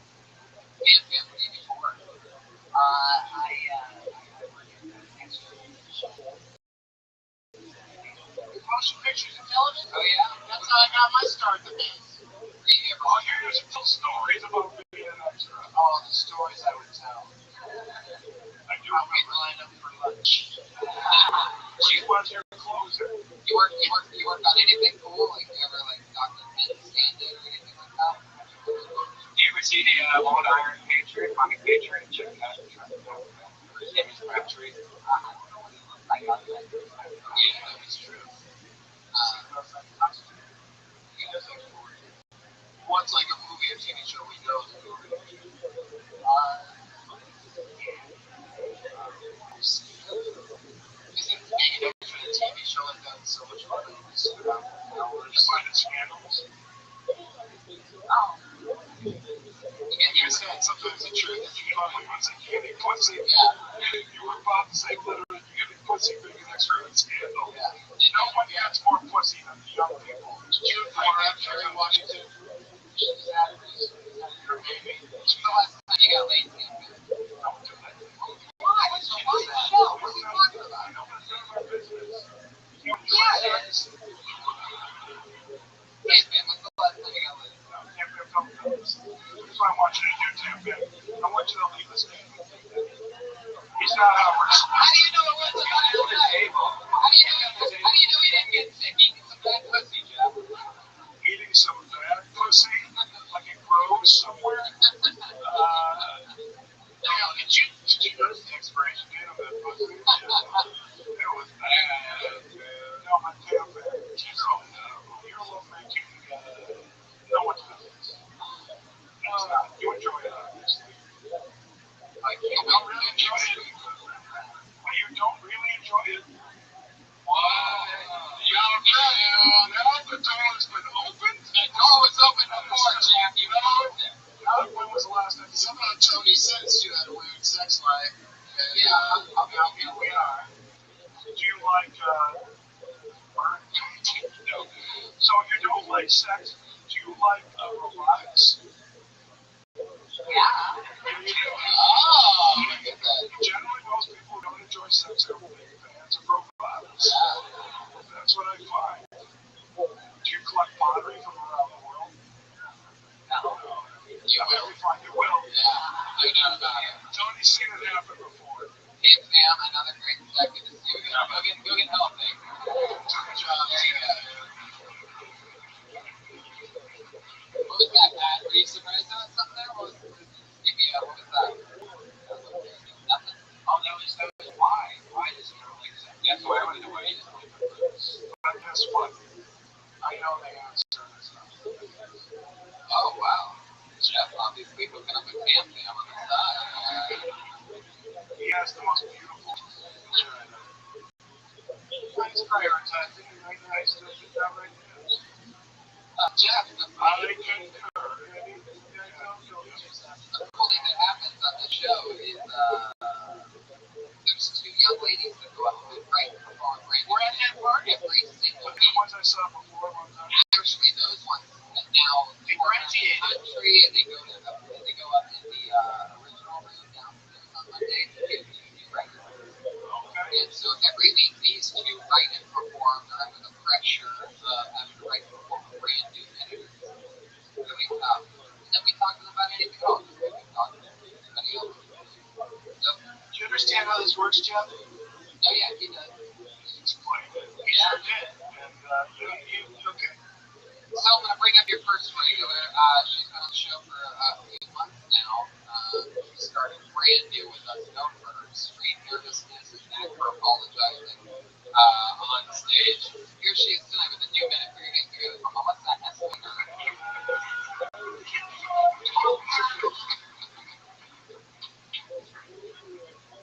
Why did the turtle cross the road to get to the Shell station? I wrote that when I was 8, and that's adorable. I saw Star Wars this weekend, and while I was killing time in the lobby, there was this guy talking very loudly on his phone about how he felt about the movie. And without any thought or shame, I turned to him and said, but it's LA, so he just ignored me. I don't like to poop in public places. So, but like sometimes you have to. So I had to make up this song that I sing to myself so I could go. I'm like, I know you really don't want to poop here. Sometimes, oh shit.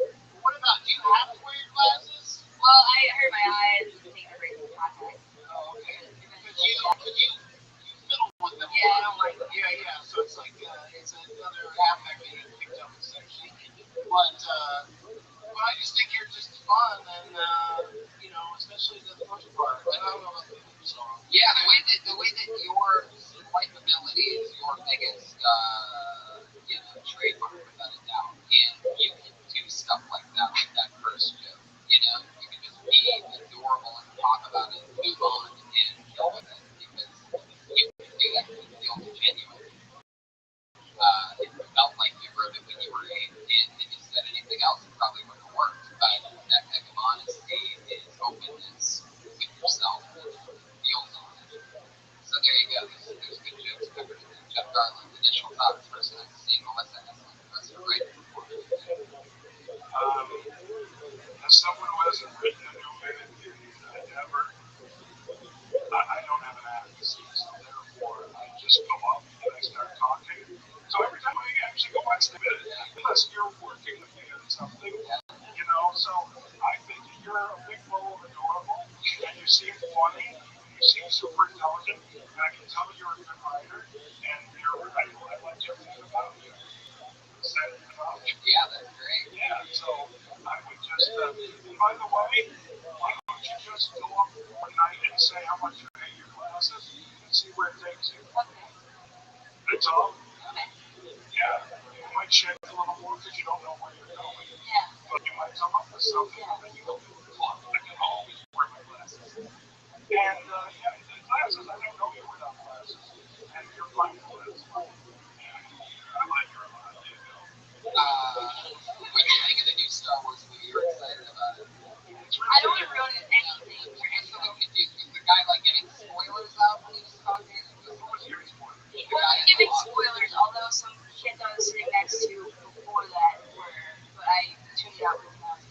But the guy in the lobby, he was just giving his opinion, and I thought he was being a dick already, so I was like. So you volunteered? You really did that, dude? No, well, I didn't. Loud. I wasn't that loud. So I did kind of.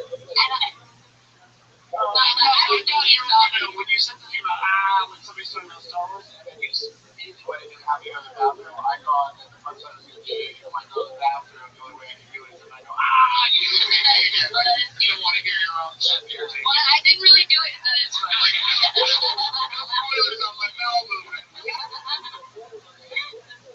Well, actually, I did it more for myself. I literally didn't want to hear what he was saying, so I was like. You know what I would have done in that situation? I would have, if I was with you, we were going to see Star Wars, and we saw him, to make you laugh, I would have gone over, put my hands in my ears, and yelled out, and danced at the same time. And he would have had no notes. When you say pooping in public places, what kind of places are we talking about? You're out and about, you gotta go. Restroom? Yes. By the way, pause here. I don't want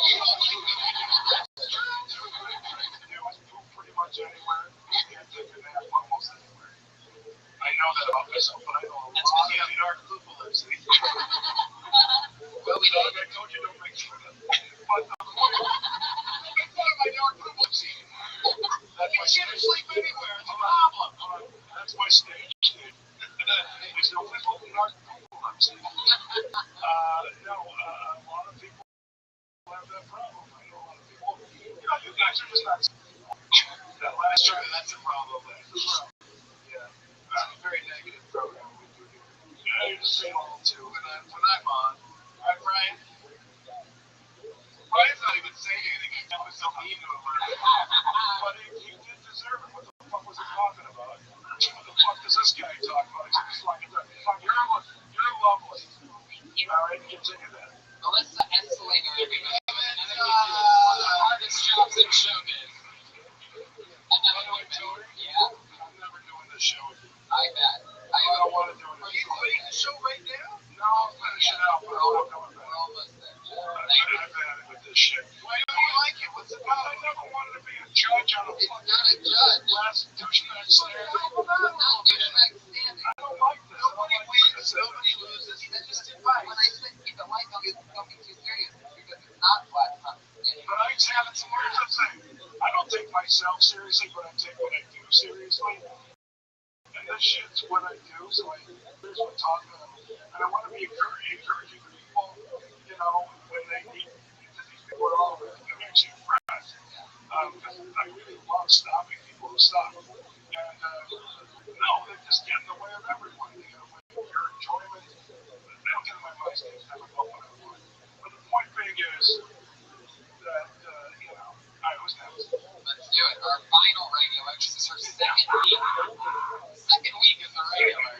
Her first and only time ever up in front of Jeff Garland. Because you just retired from the show. Definitely. It's your last time together, so enjoy it. By the way, unless I take a personal interest in her or the girl from Chicago, it's like the regular. Okay. Chicago. I think you might like this other regular who we have. This is her second week ever being a regular on the show, her third time ever on the show. We're here together for Silence of Vanessa Johnston, everybody. I feel like that's a lot of pressure. Jeff, hi. I'm kind of sick of people seeing racial stereotypes instead of individual people. Like, some of the best dancers in the world are white. Some of the best mathematicians in the world are black. Unfortunately, for Asians, there are no Asian NASCAR drivers. So that was not even true. There's been like one guy, his name's Hideo Fukuyama. His best race he placed 33rd. But that was only because there was an ACMA track which tied up all the white, black, and Hispanic drivers so that he was able to move up to the 66. And Hideo was the cause of that accident. You guys don't think like Tokyo Drift was invented on purpose? No. Okay. Exactly a minute. Vanessa Johnston. Asian NASCAR driving. I love it, Tokyo Drift. You loved it, right? It's hard like that room, like there's people that are car people and they get it. Sometimes people are not car people, nobody gets it. They love it. They just love it. Do you think that she could somehow shorten the back part of that joke, where she's like 33 and 66, could be something like quicker? Yeah. I didn't hear a word you said. Like that, what happened? I don't know anything about race car driving. She's pretty. Yeah. She's got a lot of I just looked at her like, wow, she's really pretty. And I don't care about race car driving. I was looking at her monologue. Oh, look at her. I mean, I was going to talk about going down on girls, but I figured that wasn't your expertise. I'll start up a new minute. Here we go. It's Vanessa Johnston, everybody, with another brand new minute. Taking next week off and doing this minute right now. I mean, Can you do a minute on that right now? No, that's what I was going to do. Do it! Do it. Really? Yeah. Vanessa Johnston! So I date women and men, unfortunately, and I just started going down on girls, and it's not going as well as I expected. Like, here's the thing, I'm a girl, she's a girl, like, you should know how to do yourself. And everyone thinks this, like, every guy in this room, even if they're not gay, they're like, but if I was gay, I would suck the meanest dick. Hands down. And it's so cliche, but the clit is hard to find. And like girls, like we think it's easy, and that's because we have like huge vibrators, like the size of Jupiter, and then it just vibrates our entire lower body. You can't fuck it up, is my point. And the worst part is like, even if you do find it, you don't know if you're doing it right because girls are liars. They come. Give me some double bill Vanessa Johnston. Jeff Garland, what'd you think about that one? I heard everything you said. And I thought it was good. You were talking about what you gave a shit about at the moment. And it was a lot more interesting than the race car stuff. I mean, look, it's not titillating to me. You know what I mean? It's titillating, but it's not titillating. I'm not, but the point being is, what was interesting was that you were really passionate talking about it, and it was interesting. And there you go. So when I go down with a Japanese woman, I call it the Tokyo Drift. But yeah, that was fun, but I got both of it said, you know, good parts. But by the way, even if let's also talk about that. Even if you don't, even if you're a gay man, someone talking about their sexuality in terms of down on someone, they make it from it's very interesting. Yeah, it's a good topic. It's a really good topic. Yeah. More than like racist shit. It's just with anything, you know. I just say it's like going out with somebody so much better than racist shit. Yes. Really, that's a basic lesson in stand-up comedy. If you, I don't find anything about, for the most part, your golf force me. The thing about different types of people and this and that. Right. That just, to me, that needs to be done so much over the years that it's just like it's a big one. Who gives a shit? You're dating women and men. There's so many compare and contrast festivals you can go with, and going down on women and having that attitude should work because it is what it can be family. You know, I thought it was all smart and good. Considering you're talking about going, that's the thing too. Like when she was talking about the pussy waxing earlier, it's not. It's shocking as bullshit. But when you're really talking about something that you're living through, or her saying that it's something you do to somebody, that's really fun, you know. So I dug it. And it's a second way good luck to you. I'm not going to take an interest though. No, I tell you what. I'm an old married man, and look at you. And so, really, it does me no good to tell my wife, oh, I'm taking my wife. What is that? That's not what this name is. What can I think of you? But no, by the way, I'm not going to, quick thing is, I'm not taking an interest, but I wish you would. And hopefully someday we can work together. I'll be nice on some sort of. But it won't be too much. It won't be too much. It's just that I've learned just one of this for 33 years, 53 years old. There are certain things to avoid. Spending a lot of time with people before you guys. It's just not good for me in any way to your love. Now, you ask me, have you heard this one? Honesty is cruelty. Just shut up. I don't take an interest in you. Okay. Now, you're too beautiful to live. What's the cancer? It's the subtext, Jim. There was no subtext at that time. But Doug, why don't you take a personally don't get high and smoke weed? So, yeah, since you're done with that. And I got that already. By the way, that's what you is that your only line of offering to the women? You get high. Oh, yeah, it turns out, Jeff, that's the only line I need, really, at this point. I mean, not with her, obviously, but she likes to play. What's your Twitter handle? Vanessa Johnson. How do you spell the Johnson? Johns? Oh, still. My name is Jacob. Does that narrow thing want to have an Instagram account? I'm like an Instagram person. Are you an Instagram person? Yes, Jeff. All those visuals. Yeah, visual. I can see how this relationship's going to start. Instagram, by the way, what is your Instagram? Vanessa B. Johnson or Johnson with a T. Vanessa B. Johnson. Every dude in the room is memorized. By the way, listeners, for taking a chance, they're going. And I'll tell you what, one of the coolest all-time moves by any regular in week 2 by bouncing out in 2 minutes. Congratulations, Vanessa Johnson. Yeah, great job. We did it. That's the show. Pat Reagan, Patty Reagan on Twitter. Anything else you want to promote, Pat? I was just sort of having a nice house party. So oh, that's great. How's that in Hawaii? That's so fucking awesome. Josh Martin, Melissa Esslinger, Doug Benson, Doug Benson. Check out Doug Loves Movies, all the great things going on over there, a special on Netflix. The one and only, my favorite person in the world, Jeff Garland, for your enthusiasm. Meet the Goldbergs. No, just call the Goldbergs. You all have already met them. The Goldbergs, ABC, on which I'm very successful. I drive a Tesla. Please support all those things by watching. I get one more greater Texas. It's this Saturday and Sunday, and Caroline's on Broadway.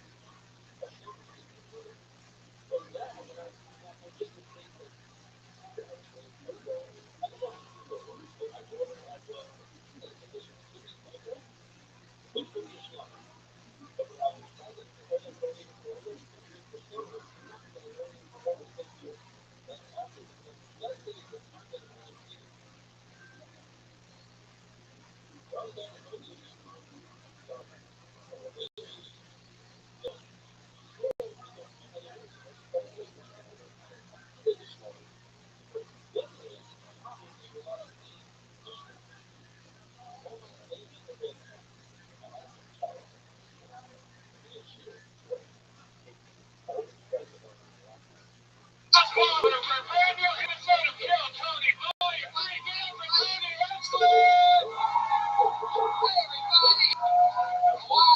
listen to that. Holy moly, it seems like we're back at home, right? Yeah, but with a way better sound system, guys. Give it up for the sound guys over here in the studio house. He pretty much made it so perfect that I think my first special is going to be filmed here. Oh, there you go. It's perfect sound. Perfect Perfect sound. sound for an hour or two of jokes. Yeah. Of course.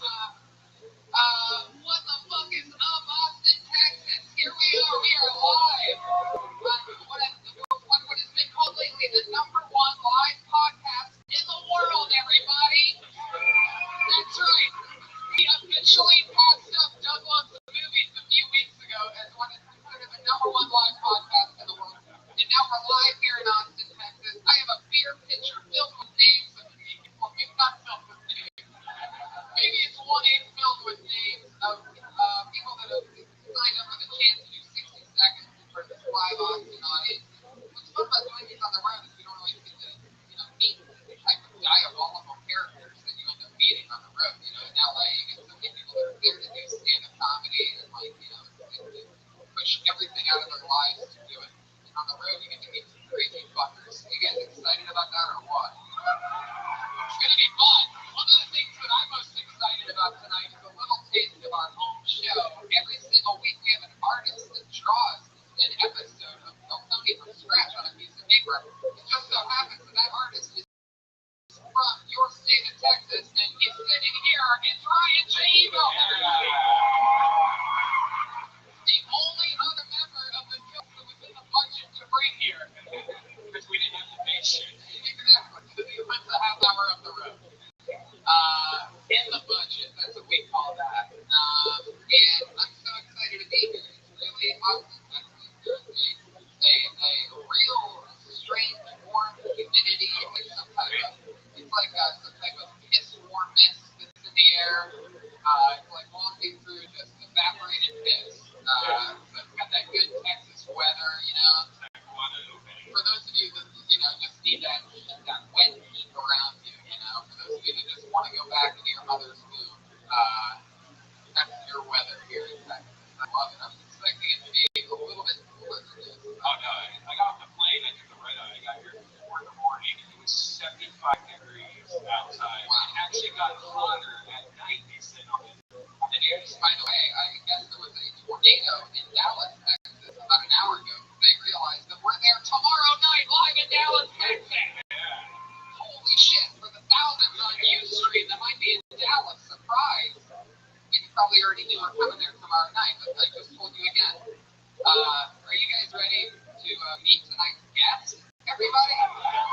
What if I told you that not only is this one of the best comedians in Los Angeles, opens for Dave Chappelle, has done the Oddball Comedy Tour, you've seen her on At Midnight, you've seen her on Drunk History, you've seen her on Project Greenlight, but what if I told you that this female comedian is not only one of the best in the world, but she's also from Austin, Texas. Put your hands together for Ashley Barnhill!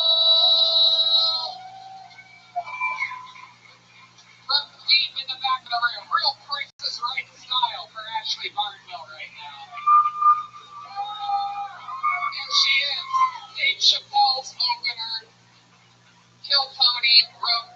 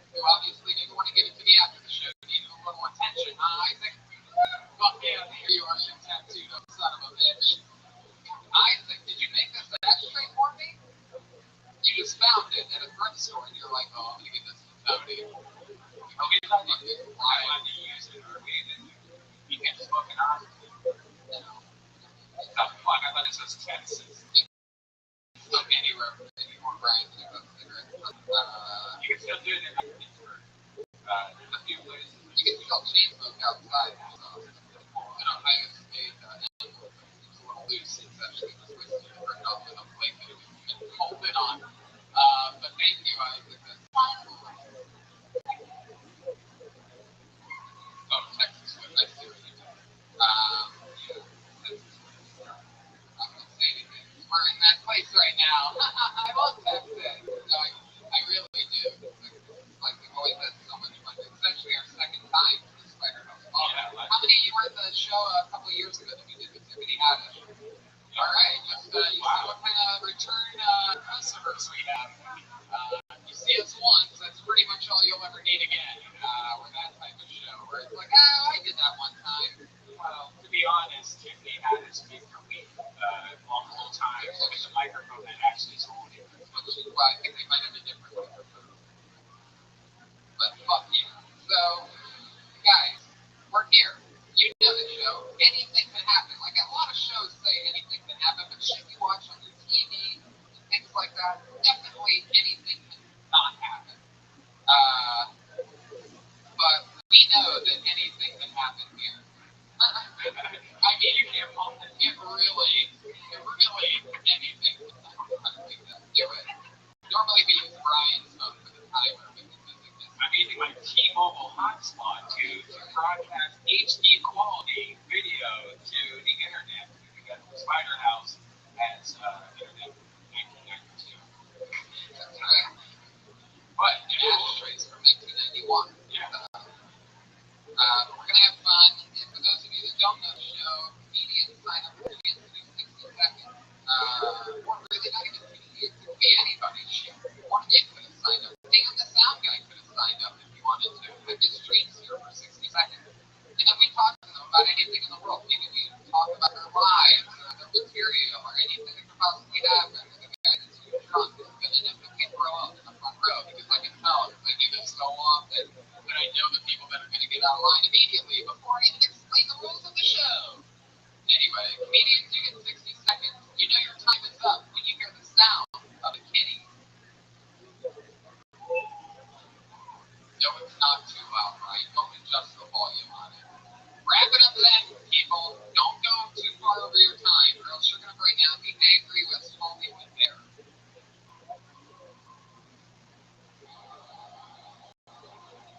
I love it. Wait, are you just meeting this guy for the first time? Is that what's happening, or do you two know each other? Speak up now. You've been talking to each other the whole fucking time, so now answer my question. You guys, this is the first date? You know this guy? Okay, well, now is not the time to catch up on everything, alright? You guys are sitting in the front row of a fucking show. You're pasty, white, and shiny. And I see you just yapping, trying to win over this girl that you just met. And it's so sad and desperate to just stop. Not going to deal with it for the next hour and a half. I love how like that shit gets applause breaks. Like me having a meltdown. You were like, yes, do more of that.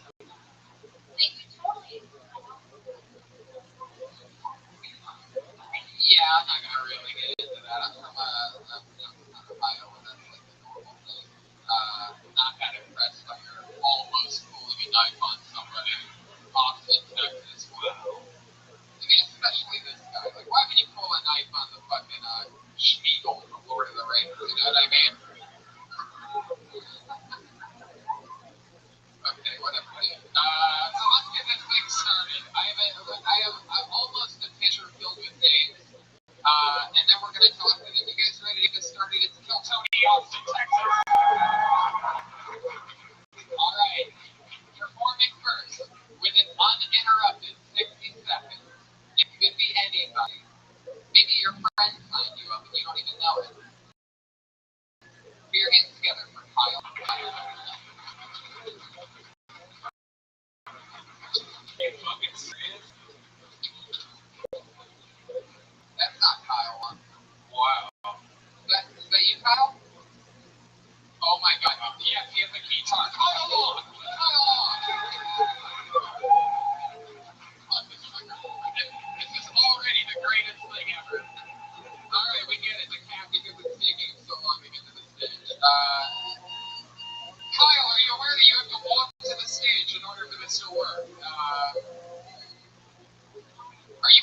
own intro music?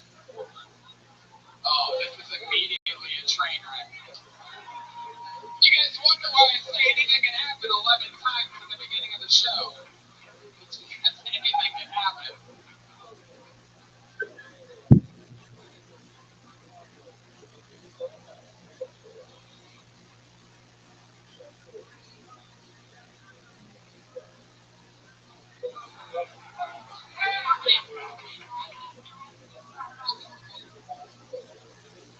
Hey! Hey, what's up? Cats in space!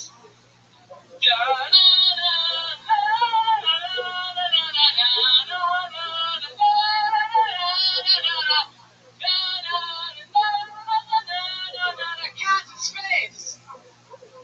Yo! I was walking down the street and I touched some titties. Then I said, hey! Cats in space! Cats! That's why! Yo! Red Bag! Tony! This chick! Let's make out! Do you want to make out? And I'll suck your titties! Cats in space!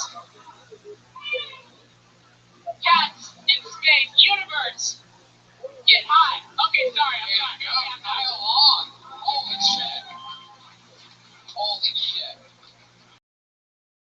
Alright, you can power it down, Kyle. Power it down. To the microphone. Hey! Yeah! Wow. Alright, well, you relax, Kyle. We want your mustache fall off.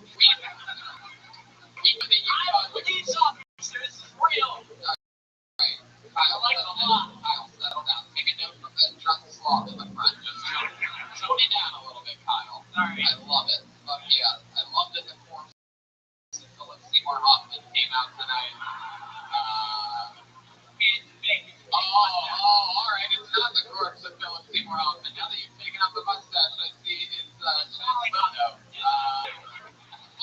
You had me fooled there for a second. Kyle, how long have you not been playing the guitar? How long have you not been playing it? Okay, here we go. Kyle, here we go. Okay, cool. Have you ever been out of state? What do you do?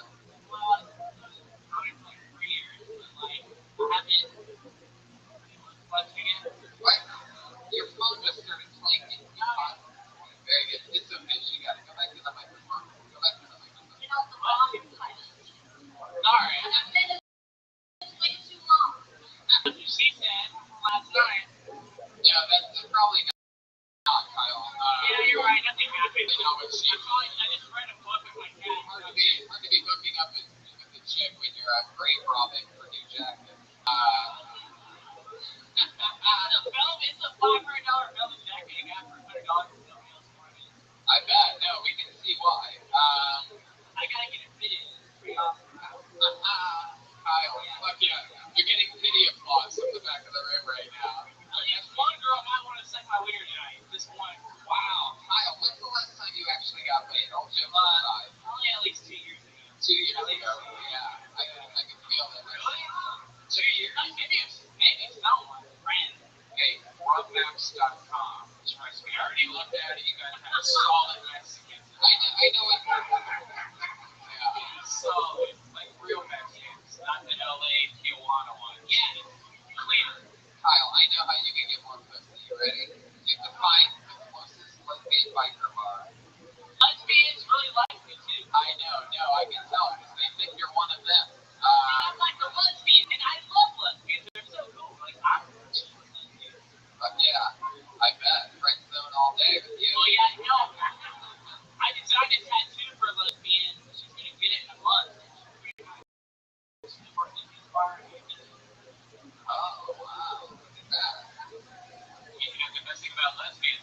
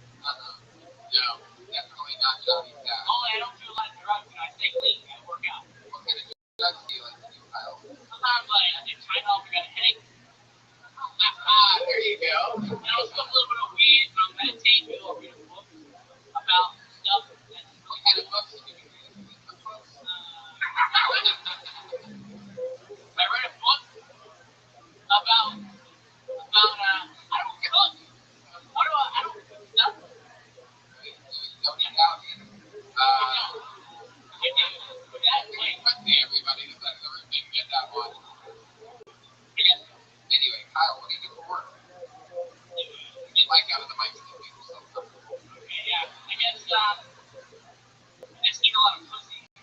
Oh, Kyle, I think we got confused. You're just repeating back things that I said that you don't do.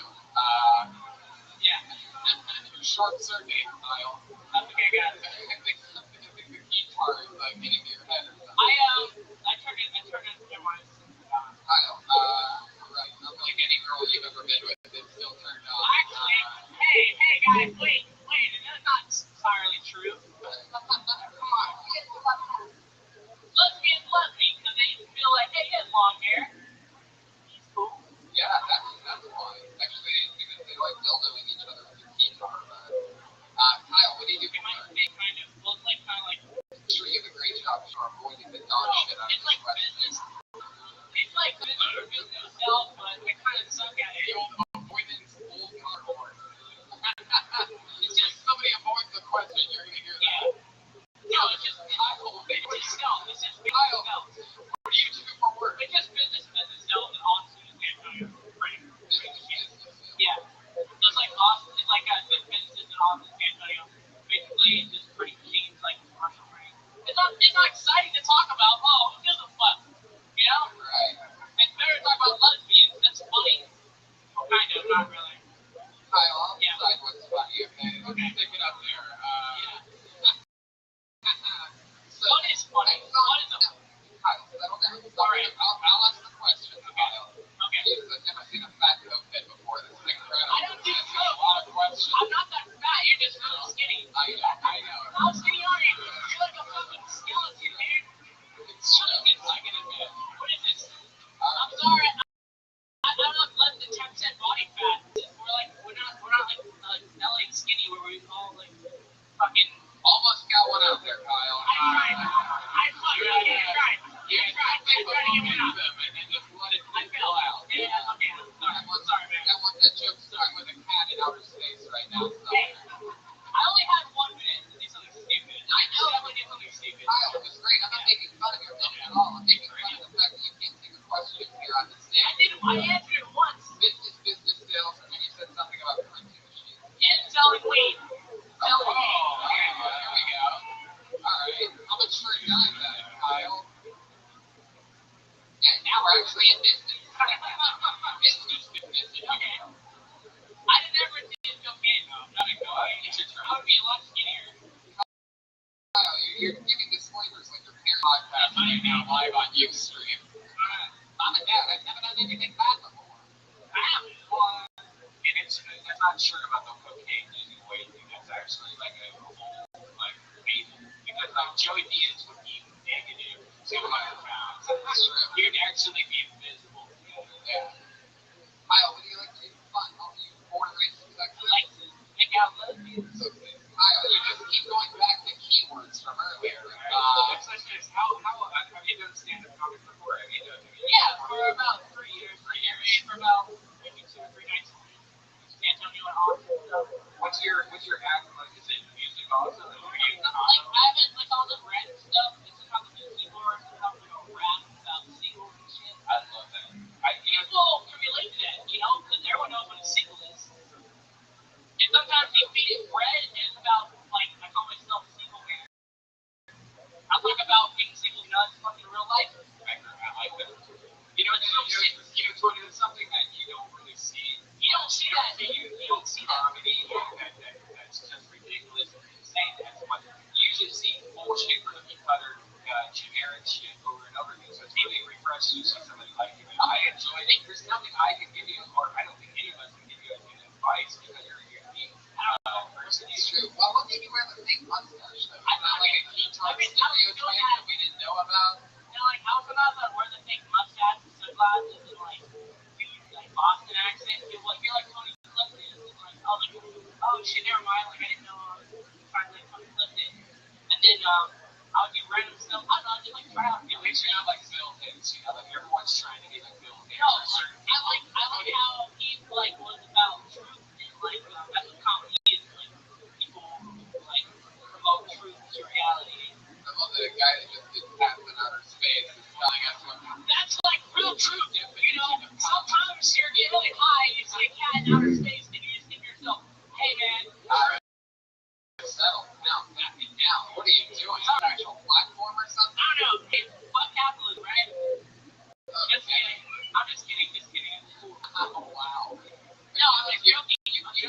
leave a lot of comments on people's YouTube videos? I know. Just I feel like you don't.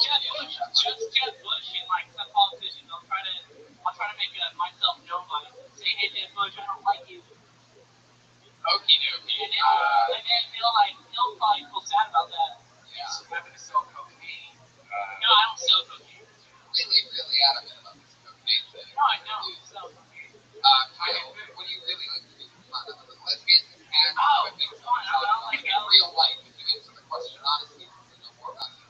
Right. Drop my dog. Really? Yeah. That's not fun. It's something to do. You go to the park, dog park. You go to the dog park? Yeah, it's on chicks with other dogs. And like, hey, what's up, dog? Yeah, I got like a pit lab mix with like a lab. Oh yeah, we got that. Yeah. The pit lab. Fuck yeah. Yeah, it's a cool dog. How long have you I mean, that's not like that fun. Kyle. Oh, Yeah. How long have you had your dog for? 3 years. Your dog's Spartan. That way, people are like, what's your dog doing? This is Spartan. I kick their dog. There you go. This is Spartan. I kick their fucking chihuahua lab mix or whatever the fuck it is. Yeah, Kyle Long. You're not on Twitter, huh? You put your email. I am on Twitter. No, that's my Twitter address. Diamondcarol.com. That's my Twitter. That's your actual Twitter handle? Diamond Carol, but Diamond was when I was in Newark Park in Upstate. It's not so much that part that confuses me. It's the at yahoo.com part. Well, I thought that was like, is that how it works? Oh, shit. That's Wow. not how it works. You can follow me on Instagram. That's what I like to do. On the Fox Horse. Follow me. So the secrets of the universe.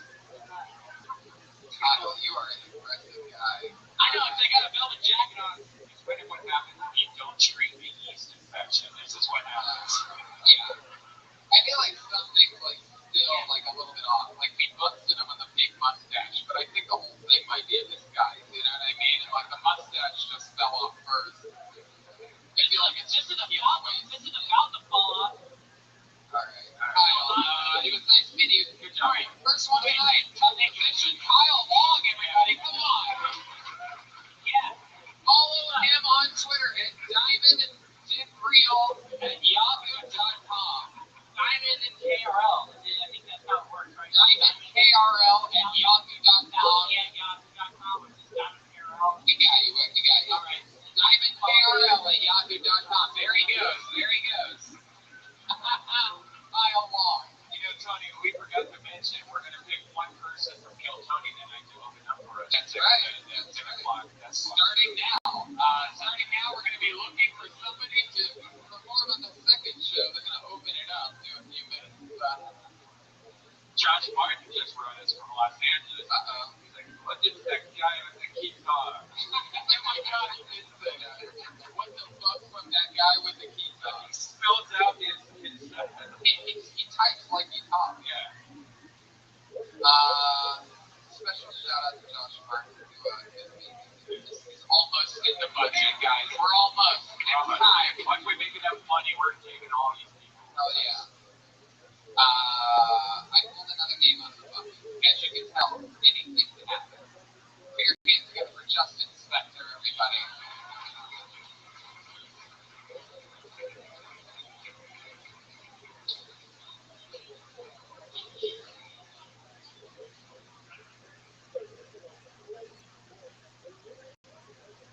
So, casual dating is not all it's cracked up to be.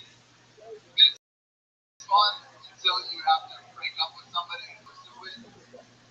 Tried the whole, hey, I want to see other people. Started doing that. Right, yeah. But I like them all better than you. No. And any of the moment is I really, I need to wear a condom. And, I was talking to the girl that I was seeing, and I was trying to get out of it. I was like, look, if you let me not wear a condom, I will try you. As much planning as you want. Just just go crazy. And she was like, no, I'm not worried about getting crazy. Just don't touch it. I was like, that's fair. Okay. Well, the joke's on her. Oh shit. My mom's been everywhere. My dick's been. I've never even like seen no man. Oh yeah, Justin Spector and his dirty, filthy cock. I like that. Is that all true? Well, I mean, yeah. Come on, it's not a real question. What the fuck? I just want to hear him say that. You like wearing condoms? Fuck no. The key to the skin.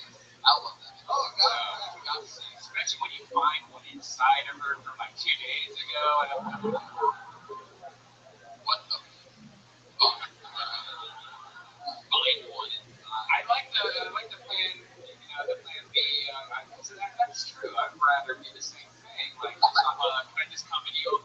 Instead of spending all the money on birth control, let's just spend all the money on Plan B. Right? And here's a tip. Plan B is actually just 2 birth control pills, so you can actually four birth control. Wow, but yeah, Justin, the pharmacist over here, to save money on that one. Oh yeah, so and you must get a ton of pussy ever since you played Wolverine and X-Men. I mean, I know that women have just been going crazy for that, right? What nationality are you? I'm a big mix. German, weird. Yeah, and there's that cons thing immediately. You know what I mean? What was that? I love that. So Mexican, German, Hungarian, Russian, Jewish.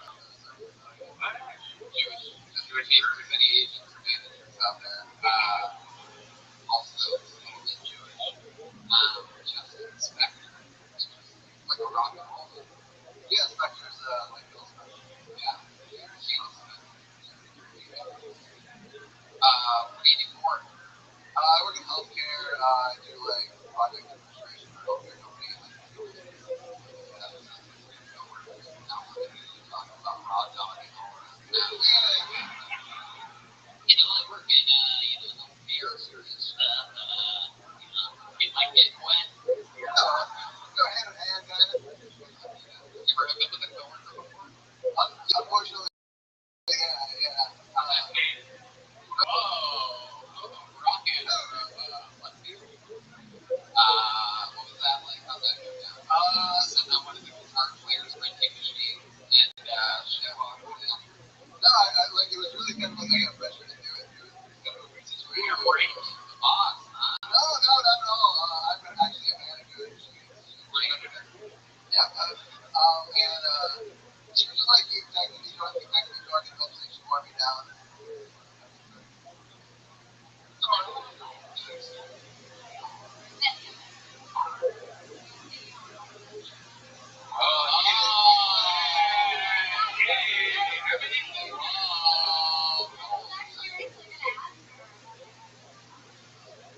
Well, it's from San Antonio.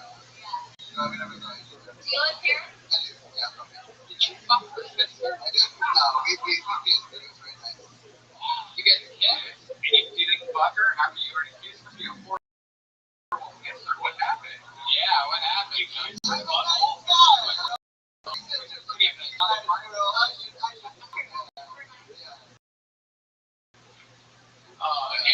Your sister is super sweet. Well, she's only 7. She is sweet. Oh my goodness. Don't laugh like that afterwards. Okay, so Justin, you have a serious job of banging your coworkers. You don't wear condoms. How much like stand-up material do you think you have like all together?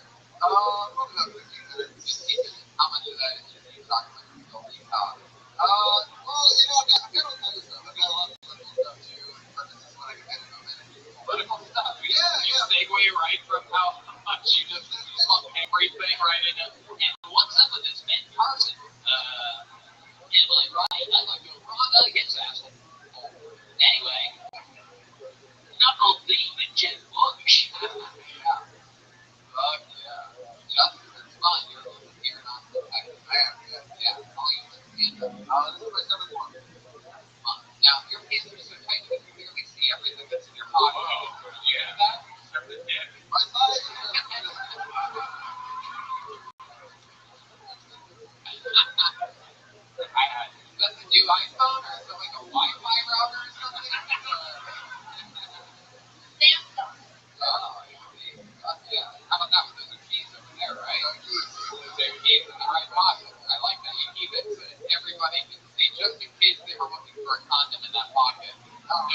is there a condom in that pocket? What this guy talks about is the truth. When's the last time you wore a condom? How special does a girl have to be to get the condom? Well, no, because I have been casually dating, like, I do wear a condom doing that. Although I just recently started dating someone semi-seriously, so we are sometimes not using a condom, which is nice. It's nice.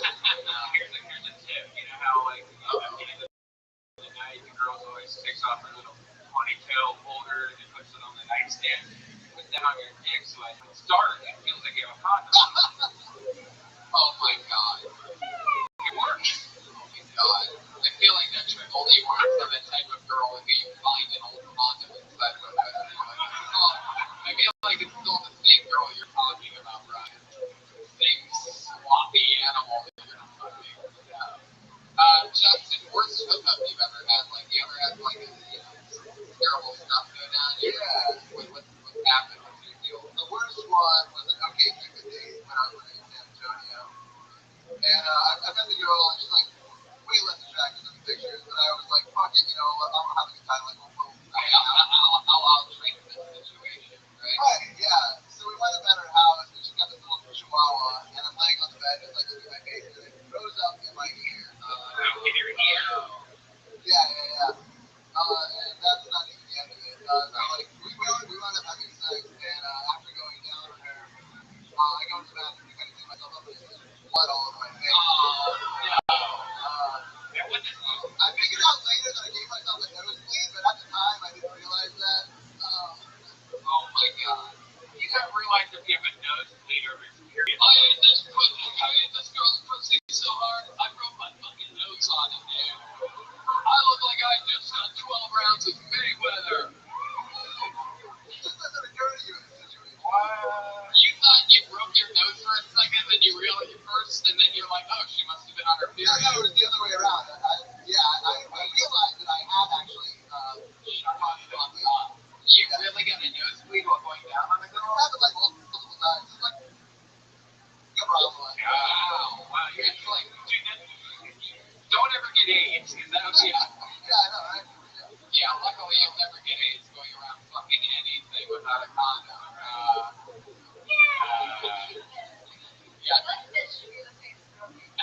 Right, just a broken off hand job happening. McTreaty. I love it, you can just see it. So, how many things do you hook up on a lot of these dating sites? Like, now that you're going to setting this, like, you think those apps or what? I deleted OK Cupid, Tinder, and Gay because that's what I like to do. Right. Yeah, I mean, like, everybody you all do it. They all pictured you tubing for a second. But what I pictured was you tubing those pants and there being an outline of it behind you. And how amazing that'd be, you know, if you accidentally tube your pants wearing those two movies, you see everything. Oh, Justin.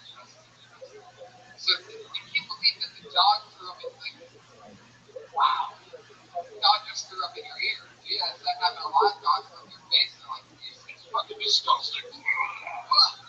Well, I think it's probably the first time a dog licked the inside of my ear.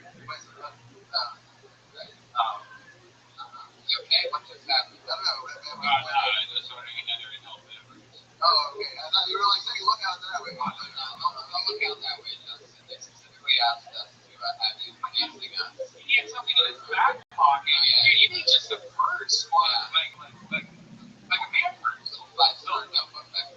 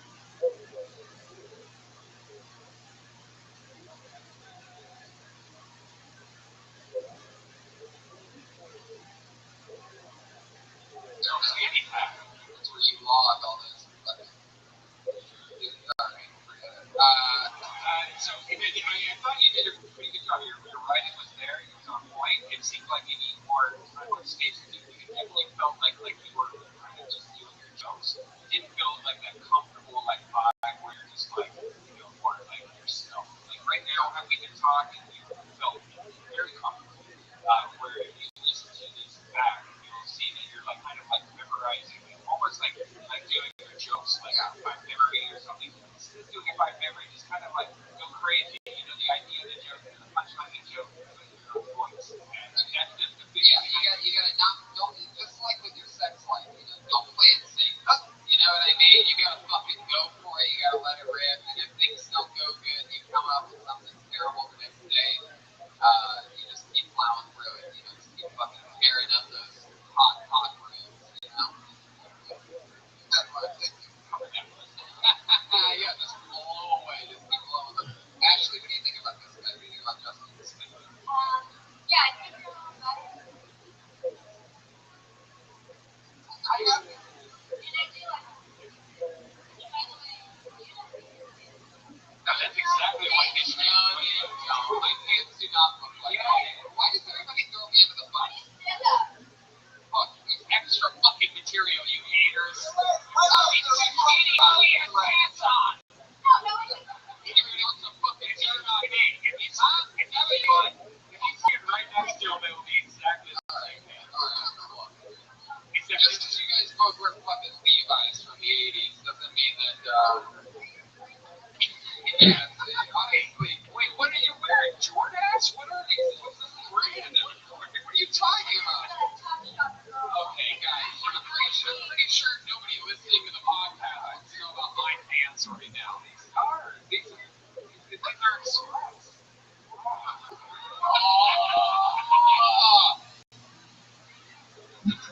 Justin, what do you like to do for fun? What's your favorite hobby? You play any musical instruments or anything? You know, I don't. So really, like I used to talk about most of my time dating, but now that I'm not doing that, I've picked up RC helicopters. I picked up RC helicopters. Yeah. Wow. I'm a big nerd. So you put a camera in you and where would you get I know, are RC helicopters better than drones? Why aren't you the drones? They're more challenging. Be the best drone flyer in the room. There's a huge market for that. You do weddings. You can do. My roommate has a drone. I have a helicopter. Right. You guys are hipsters, right? And you're like, the drone's like so mainstream. I want RC helicopter. That's the hipster. I want throwback. Why would I want thousands of yards of range and height when I can just hit the bottom branch of the street? Go on up, Brandon. For the subtitles of Ashley Arnell's performance tonight, you can tune in on iTunes. We're going to subtitle everything that she said, but she laughs at it. And when she gets on something clear, we won't subtitle that, but we're still waiting for that to happen. She cracks herself up. Maybe she should attack my pants coming. Anyway, and you two, you son of a bitch. How about this fun? Well, we're going to team up. People love it. Justin, okay. I think you've heard enough. You're not on Twitter, huh? I am @SpecTronas, SPEKGRON. You know what people call you on Twitter either. Yeah, it's an old nickname. I don't know. You might as well just have the RC helicopter be your avatar. Nobody's going to do it. Alright, well, thank you guys. Yeah, Justin, that was great. Nice meeting you, Justin. Spector. So fun getting to meet people in real town. Actually, Martell's on the attack tonight. Justin Spector almost fell on the stairs. Anything can happen. Ryan G. felt on the drawing over there fucking plowing through it. I can already see madness happening. You can buy all or any of Ryan G. Eagleton's music at RyanGeagleton.com. He draws every single episode of the show. Last episode on Monday for CBS Evan and Jeff Garland. And there was more. How many people listen to that way? Jeff Garland apologized for his performance on that show. He will do it again. He can bring his own gas.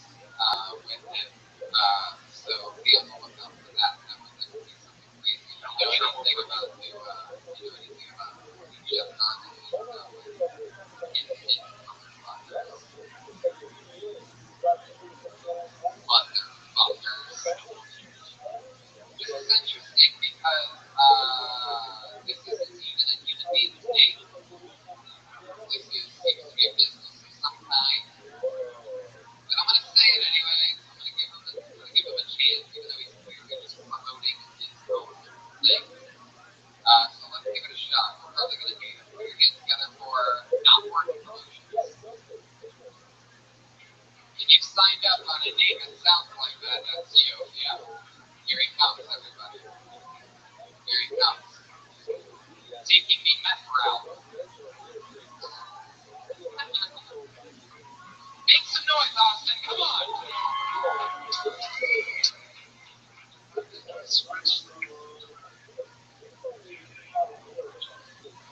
Okay, well, in that case, put your hands together for Al Doggy Style. Is that you? Yeah, then you just signed up. Wow, you guys. Okay, well, we're going to rip this in half and we'll split you up. Obviously, you guys can't read. You know, when you can't read the thing that says name and Twitter, and you put your name on the Twitter and your Twitter on the name, that's just you guys. So. All right, let's start this over, guys. Guys, give it up. What's your name? What? What's your name? Connor what? Okay, put your hands together for Connor Bell. Unedited. Don't tell me why.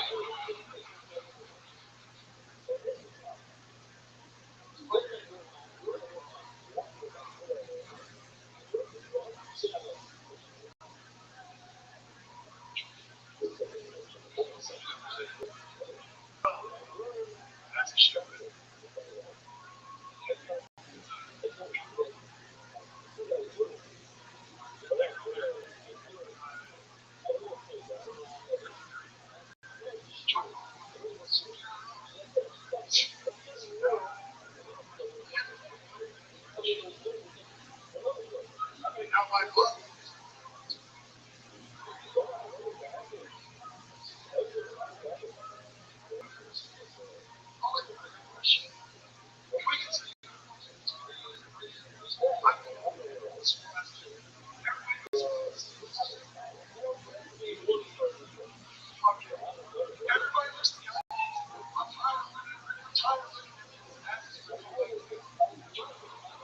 Holy shit. Wow. I thought Keaton was going to take the worst of the night, but out of the woodwork, out of nowhere comes Connor Bell. I love that, Connor. I feel like you're the worst one. I'm actually watching your documentary, Making a Murderer, right now. Are you really watching that? Because it's the greatest thing ever. The greatest thing ever. Oh, my God. Connor, settle down. Yeah. What's the deal with it? It's like the cocaine that you guys have. It's like people.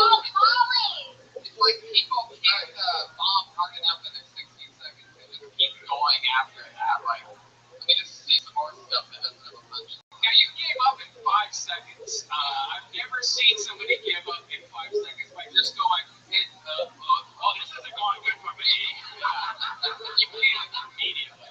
At one point, you said the stuff that you wrote wasn't working, and if you pre-wrote that you were going to follow a guy with an head of nosebleed, then that's just impressive, sir. That's some real, but yeah. Holy shit. Oh, Jesus Christ. It's like some crazy fucking deleted scenes of Breaking Bad going on over here. Oh my God.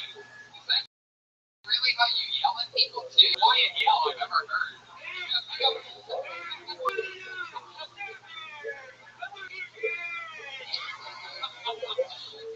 never heard somebody yell whisper before. But that was amazing. I want to know what why? What happened? Tell the truth. Not just smashing. What are you doing?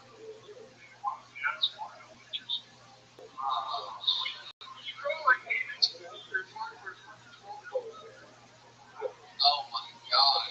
That's so pathetic that this guy's gonna go fuck your girl again. Oh, I'm gonna send him out there. I'm gonna make sure he only uses what's his name's imaginary condoms. Connor, so who is this chick that you almost hooked up with? You met her outside? What made you think you were on your way to hooking up with her? What did she say? Was she like, I'm desperate to suck any dick right now? Do you have a dick? Because I'll take it. Because if not, I don't know if you were really that close.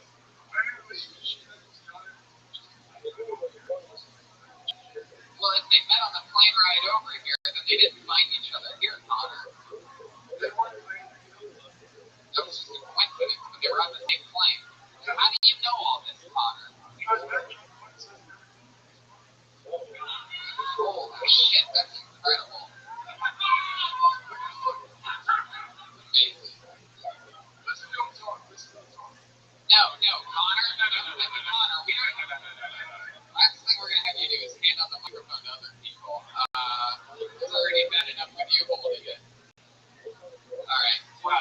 Interesting.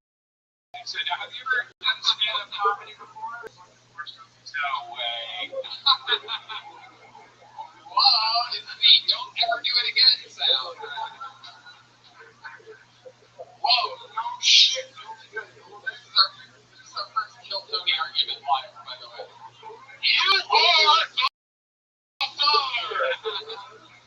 I've never heard somebody in the front stage. You're sucking a huge dick right now. But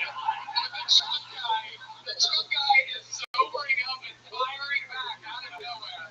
My guy, least favorite audience member to my favorite immediately. You're sucking a huge dick!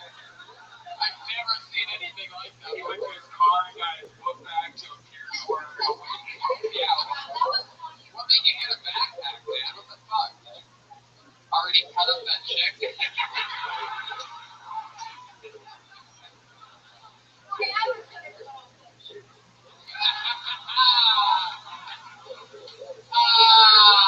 Shit. I didn't realize you talked for this man. How dare you? How dare you? I didn't realize that you never will again. Connor, what do you do for work? What did you do for work today?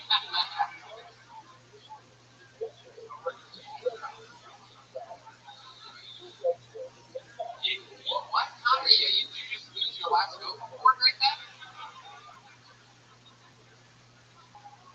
Whoa! It just went even one farther. He said he sucks his father's cock, which is really hard to make a living doing, by the way. But that's German. Okay,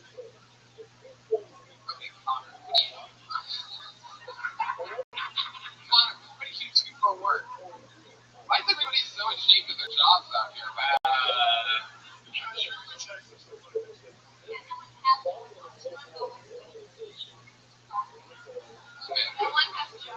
Connor, what do you do for work?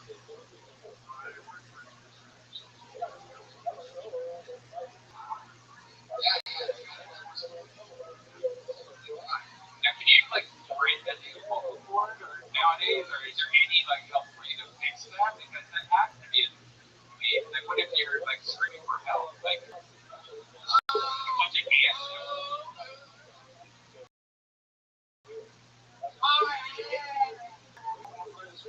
He's like that. He's like the character from South Park that has Down syndrome. You know what I mean? Like, hey, man. We're listening to this song. This job. Oh shit. Connor, what do you like to do for fun? He's like podcasting or vocal work. Alright, that's the original question. No, not that. What do you do for fun?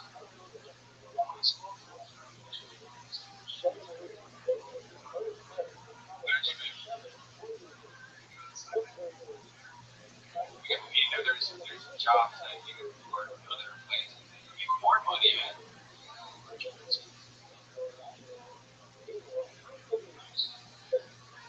Okay, so you first thing you said, okay,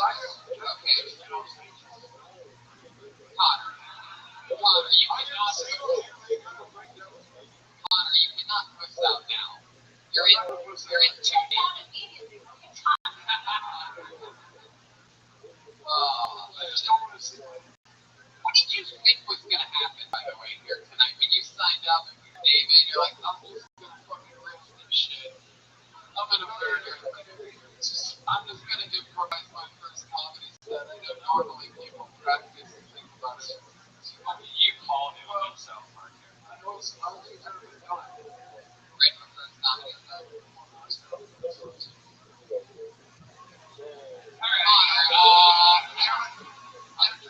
I don't know what happened exactly with this one, Connor. Whoa! Okay, you're not on. We're going to scroll down. What? Why? It was over about 7 minutes ago when you got pulled out of the bucket. No, Connor, it's okay. No fighting this guy. Yeah, guys, you don't need to fight. The last thing I want to see is a battle between alcohol and that. You know what I mean? It's not bad to take. Alright, Connor, over 72 tonight. There he goes. Connor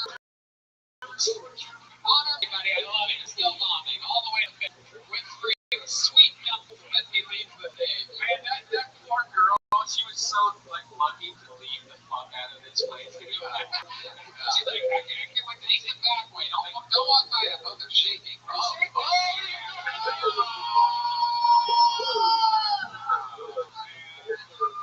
Right when you least expect it, Connor Bell does something impressive.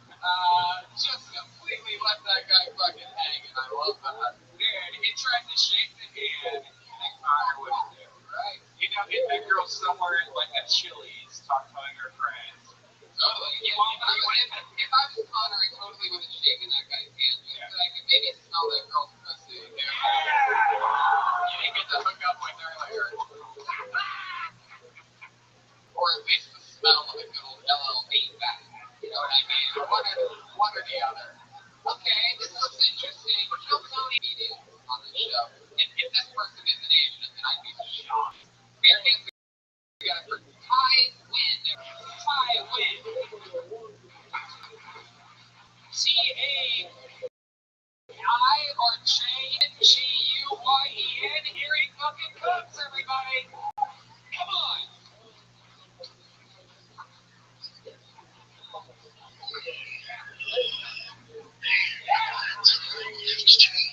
Things change, and I think God's getting over. He's not necessarily the things he used to be. We don't have that conversation.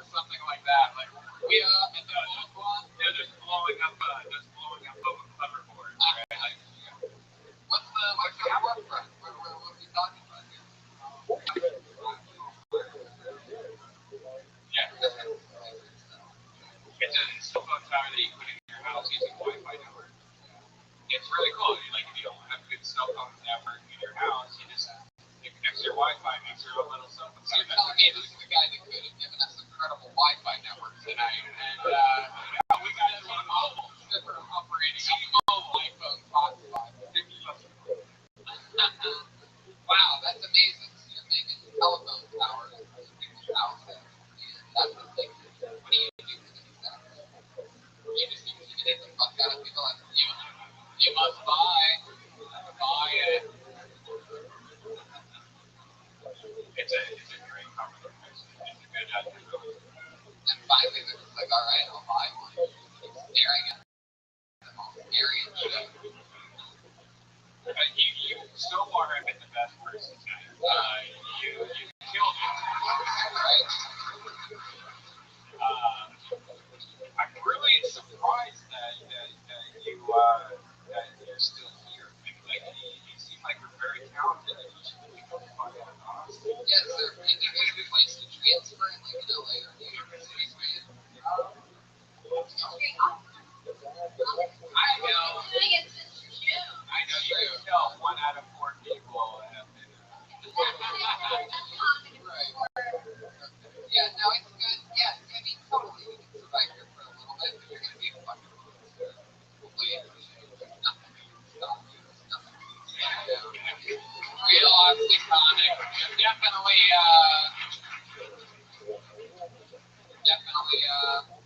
something else. Hi, Wynn. Nice to meet you. He's on Twitter. Crooked. What's beat? Is that right? Crooked TV. There's a follow him on Twitter. That's one of the.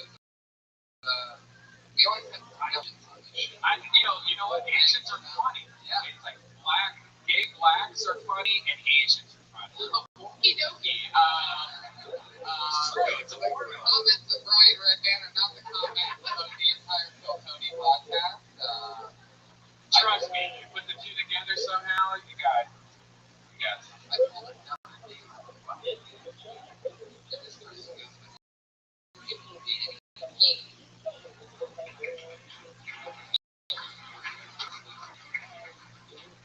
Thank you. So I came upon the army because I'm Mexican and everything. At 22, I had my son. 24, I had my daughter. At 26, I had my baby. Vasectomy. Vasectomy is my favorite because that one was cool. You know what I first decided to get my vasectomy? My doctor tried to help me out. He's like, son, let's take a try. I was like, doctor, being an American, so take your fucking $50 coat and wrap this shit up so I don't have to.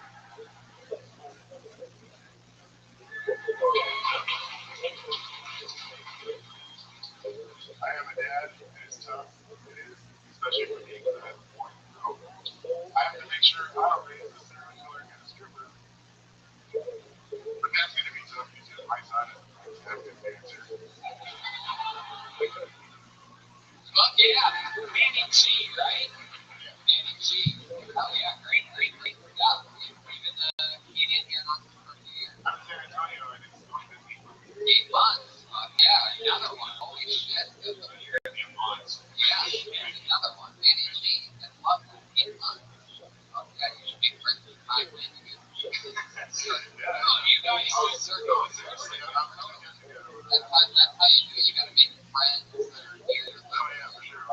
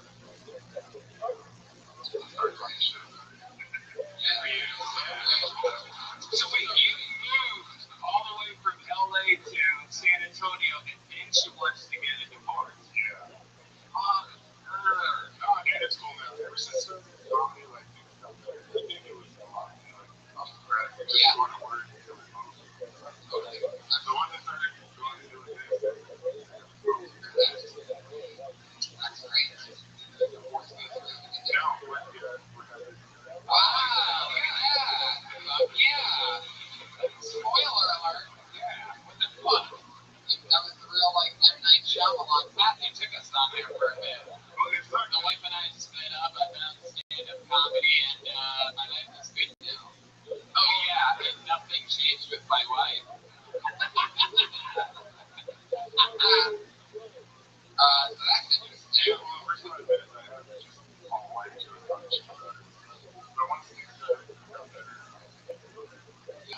Did you really get a vasectomy?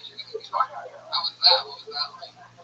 Yeah. So now you can just blow away and nothing will happen. Is it true that you're? I mean, is it true that you're awake when it happens? Yeah, I was 100% awake. Is it true that you can smell? Something running in there. Is it true that you can smell your balls burn? Like,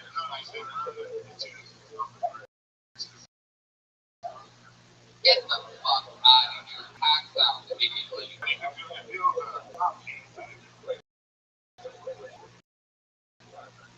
Oh, God. But the whole time you just think, like, wow, I can do anything now. I can't. I'm able. When it was all over, you just put it back. Yeah. It's painful, but not as painful as raising a child. So, it's all worth it. I love that. So, like, but I guess, like, stuff still comes out of you, but it's just not so. It still tastes the same? But there's no sperm. So, like, is it just, like, the white and the yolk? It's still white. What the fuck?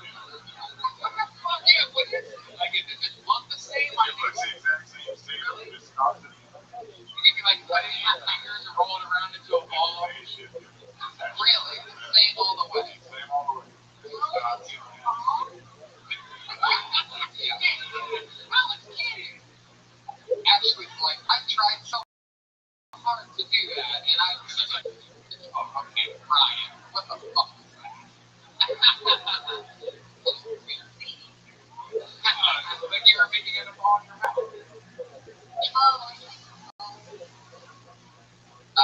So that's interesting. Energy. So now you get to. Do you ever take advantage of that? Like, do you ever just like you never pull out anymore? Oh, wow. Like that's like zero. Well, that vasectomy is a lot longer than it was before.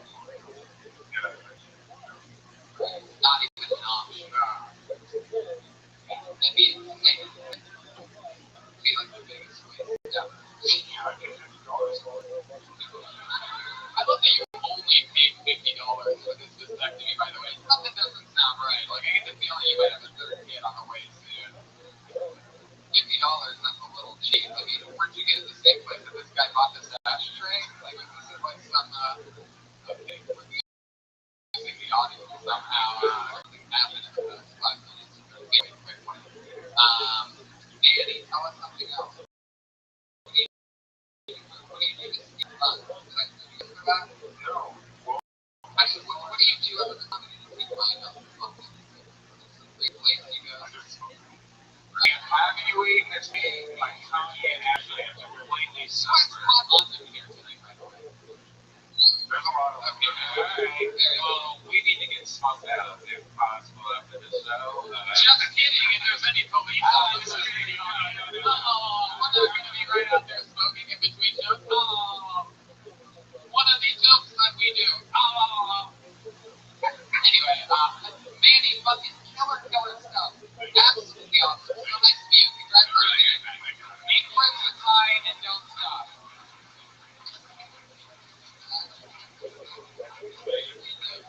You know what's crazy is that he actually sounds like he's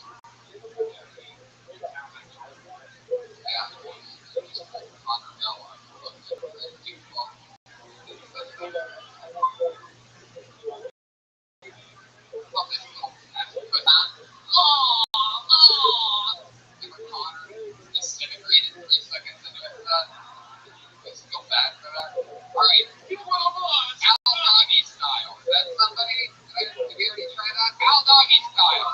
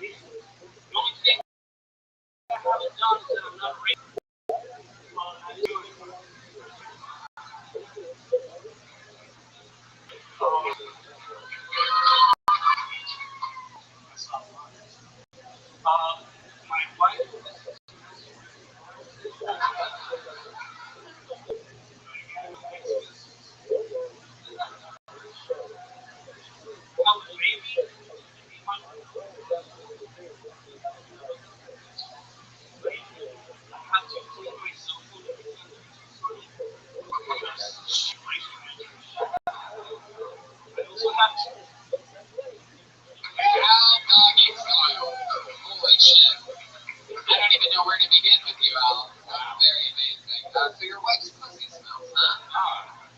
Really bad. You know what? Why did you marry this girl? No, I've known her since she was 14.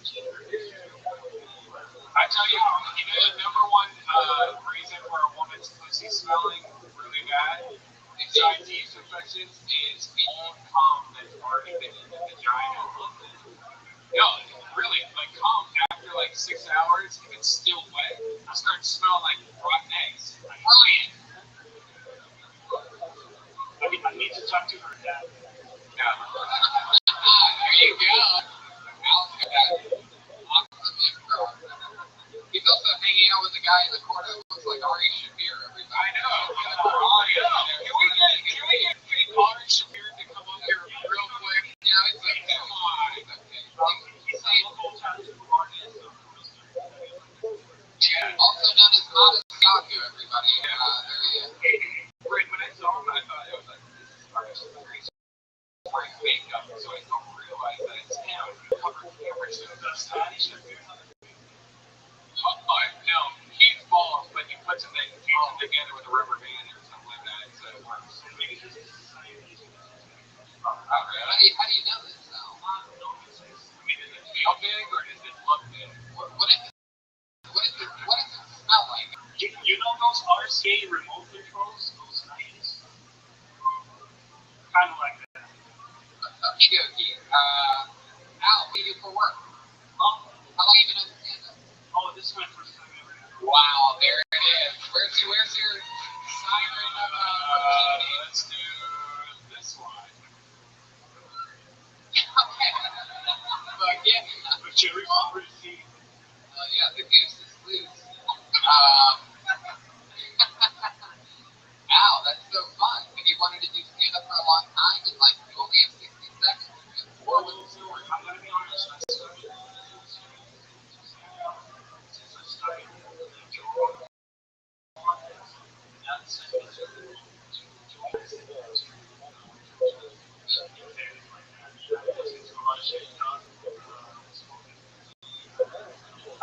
I'm nervous.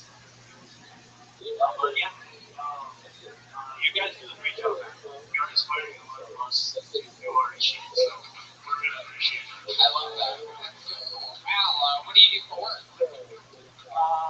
It's So I can give you a chair and you can make it look cool. I do like Interesting. I didn't know that's always just Wow. Very impressive. I have no idea. Odessa could be 10 minutes down the street. I wouldn't know any different. Across the street! Long away from Opia's here.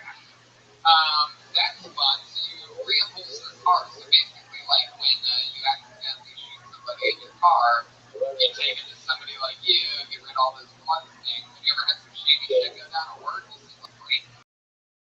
no, but the shop that I have worked off that's what I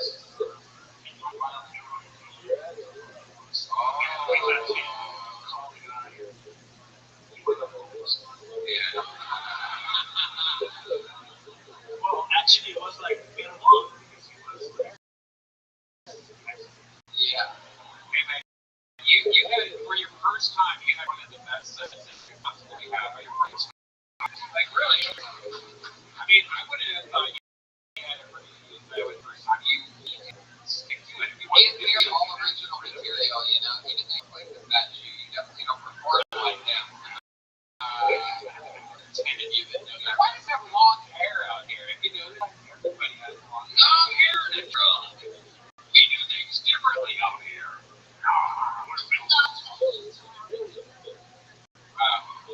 Not surrounded by scissors at all. You can tell she has a law degree from the University of Texas. By the way, she's been defending her state here on that show tonight. Ashley Martin Miller.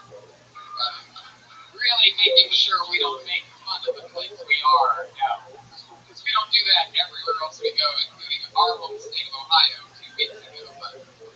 But Austin's definitely the second place I would live. Because I want to live out in Austin. yeah, it's on the short list.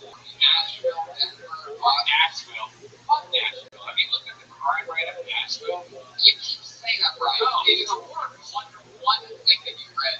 It's like 18 times worse than LA, and that was one article. No, it's the actual facts for taking from shooting to murders.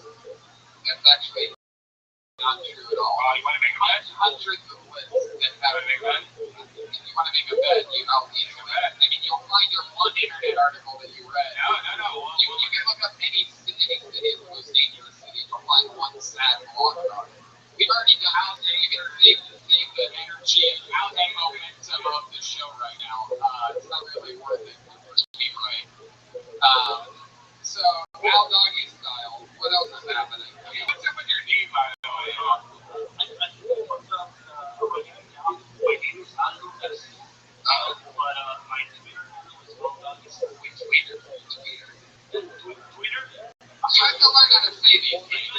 For Twitter is upholstery. Upholstery is your occupation, so that one's sort of important. Now, is the Mexican out here different than the Mexican from LA? That's a question that I've been wondering because it seems like the Mexican LA, they don't have like any weight. I saw SpongeBob SquarePants, but the girls, the Mexicans out here, it seems like they actually have weights. Okie dokie. If we lost Brian, everybody, tuned out at some point before saying Nashville is one of the most dangerous cities in the country. Definitely not, still not. It's just a fact. It's one of those moments in the show where you just start saying facts that you know nothing about. There's literally 150 cities more dangerous. I talked to the band Honey, who told me that. And they told me it was a horrible. Sounds like somebody gave me in Nashville right now. Aldo, what is it? See. That's your week. Love that. And what's your, so you're married, your wife's pussy really smells. You stick it to that. She doesn't have to podcast, does she? My dick is not that good. Right, exactly. Not so good. How's your dick not so good? It's got that white thing around it. Oh, ringworm. Yeah, when you take a piss, you can smell it all the way up there. That's from her pussy. That's her pussy. That's what I told them. Yeah, okay. You two need to, after the show, have like some kind of dirty off or something. No. Make her eat yogurt, get the yeast effects, and cranberry juice. Dude, take Vagisil, which is supposed to be shoved inside her pussy. Oh my God, Brian.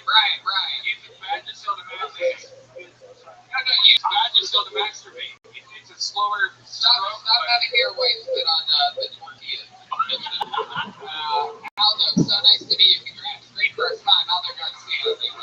Yes. Keep it bumping.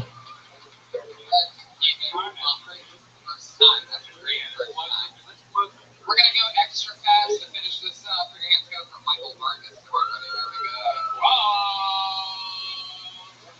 He's got a girlfriend. You can hear her. Here he comes, taking the slow walk. Everybody that signed up sat as far away from the stage as possible. It's all that freedom pie. Here he is.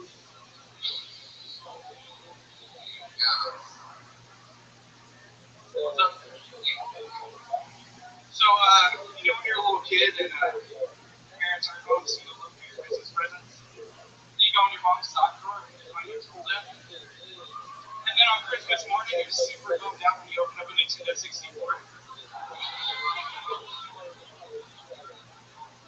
Yeah. So, I got a baby sister. She's 16 years old. I recently found out she got on birth control pills, which most older brothers would be concerned. But not me. I'm just super relieved we don't have to use condoms anymore.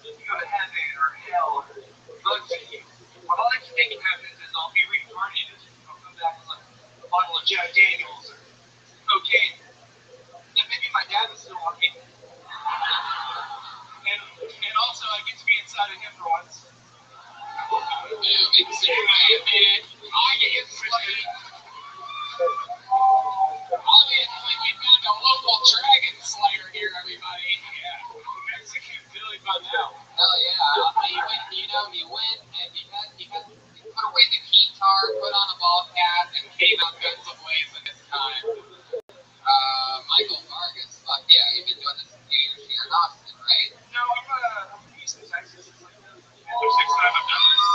Oh, holy shit, you have a cheering section. That's my wife. Oh, that's all your wife, huh? My wife and my two buddies. Love that. Michael, so cool. How far away is Houston, Texas? East Texas. Like 2 hours down the road from here. Gotcha. No, I understand. Yeah, Houston. What about Houston? I like Northwest. Houston. Not too far from like downtown area. Good, that's one of the most dangerous cities in the universe. No, there's an article on the internet that says there's one article. Don't need to come to Houston and do a Phil Tony, man. What's that? Don't need to come to Houston and do We did a live podcast. we did it last time. The problem with Houston is the best comedy club that they had that shut down. Last stop shut down. Now it's some comedy like the improv there in ghetto. You almost called it gay too. I love that. It's not calling it gay. I call it ghetto. It's totally homo. So if you have a lot of money, go build an awesome comedy club. They're working on one right now. Yeah. Oh, that's great. Yeah, that's gonna be good for you. How long have you been doing it for? Really? I started in like September and I did it like a few times at work. Never built that before. Do you know Billy Bennell? No, I don't. You both have very young. Around like you both built like snowmen. That's why I have Mexican side and all the beer I drink. Mexican side, you guys know. What kind of Mexican do you want? What kind of Mexican are you? Like the whitest kind? I don't like little Mexico. Sounds like it's Italian. Doesn't have this great burger. I have no idea. I don't know. Like the whitest kind. Well, you need to drink my paper. No, I'm half white. My mom's white, but dad's Mexican. You know? Yeah, really?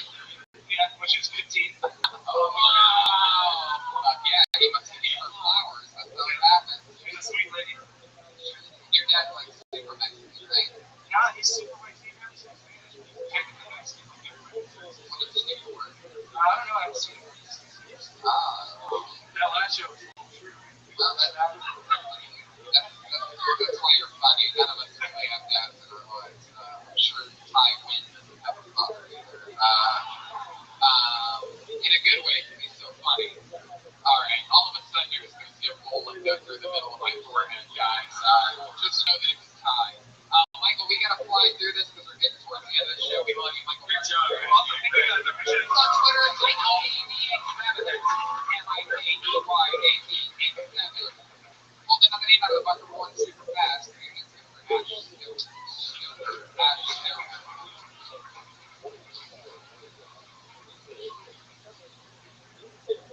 thank you, Austin.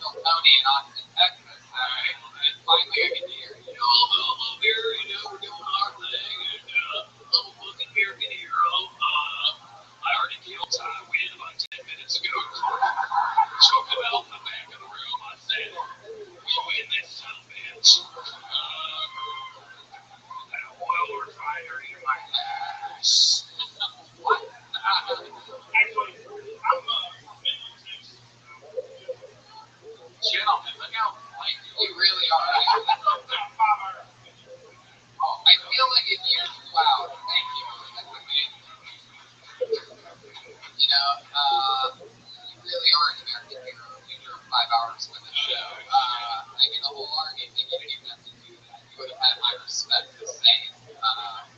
So, Ash, that's crazy. You go overseas at all? Where'd you go? Yeah. Are you trying to not say sand N-words right now? Is that what's going on? Oh, there it is. What did you, what was like your main role? Just fucking cold-blooded fucking killer, huh?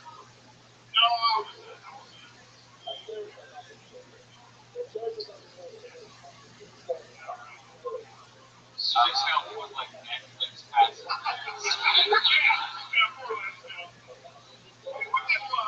you need to put a capital letter. What's going on? So Ash, you said you drove 5 hours. What's the name of the place you came from? Midland. What goes on out there?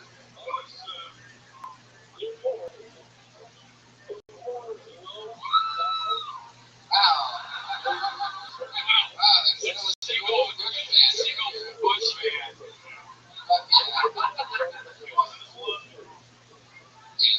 I think it's adorable. But, You know, when you were out there blistering at 140-degree Iraqi heat, were you as proud of George Bush as the rest of the people in your hometown? Yeah, it's got to be a little bit like contradictory. His hometown, and then all of a sudden you're fucking. Yeah, it's definitely. It's sort of an understatement, but I love that. Ash, so what do you do for work now? Oh, very nice.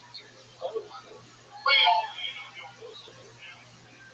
love that voice, man. I feel like he's gonna bust out an acoustic guitar and everything. And by the way, I have a song for you here. I don't know much, but I know how to love it. A little cover. Ash, do you play guitar? It's so respectful.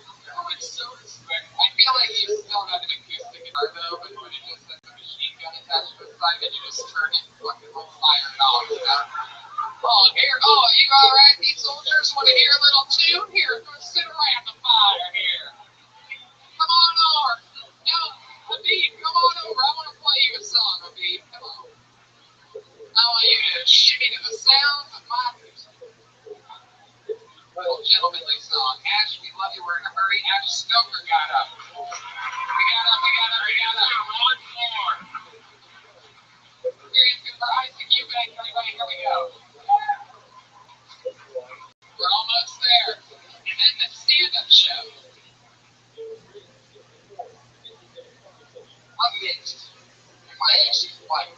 So I can't enjoy the full advantage of the white crowd. I get to write the really short ones. Not my Milano as it can be the middle as the kids who feel too.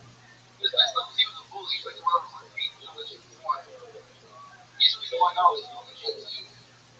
I'm just kidding, folks. I'm not my kid. I'm just retarded by their license. I've been working out with them lately. I'm trying to be a dick. I'm on that motorcycle. Straight your backs out, you little maggots. Come on, push up. I expect to go to be a family workout like a little girl. You know, I always want you to put my little kids here. Over here is a fucking people. You got kids on the end killing yourself or out of bullying and that shit. What kind of position is that? My kids never said that. My kids never killed themselves. You do something else. I think that's a exactly 1 minute from Isaac Eubank. Yeah, I like your style, man. You look like a Drake if he gave up. I've never seen you without the hood on. No, you said faggot. You say retard. You're totally politically correct.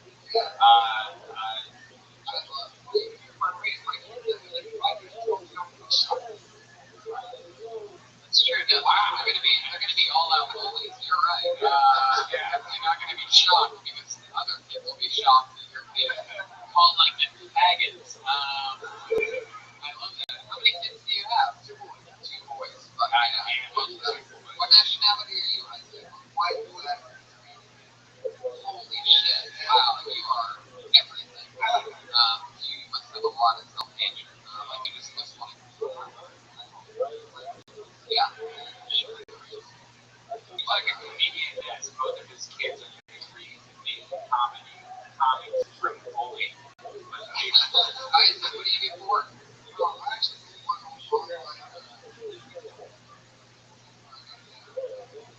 this is from you. Oh yeah, Isaac Eubank. Well, thank you so much for the action. It's awesome. Yeah, well, we're flying through it, Isaac. We're at the end of the show. Just amazing people out. He's on Twitter at Isaac Eubank, Isaac Eubank, Isaac Eubank. What do we do? Finish it? Alright, let's do one last one. And then we gotta go. Alright. Here's the stamp flash. Everybody stamp flash. Stamp flash. Here it comes. Look, here he is. Watch your forward. Oh, shit, he did it. Well, my name is Stamp Flash. Don't forget Flash. He's a gas. Anyway, what's in my doctor last week? Fuck yourself. If you didn't know, I'm an internet geek. Cosplay for 2015 with 50 customers. I feel customers should say cool so I can feel like, hey, you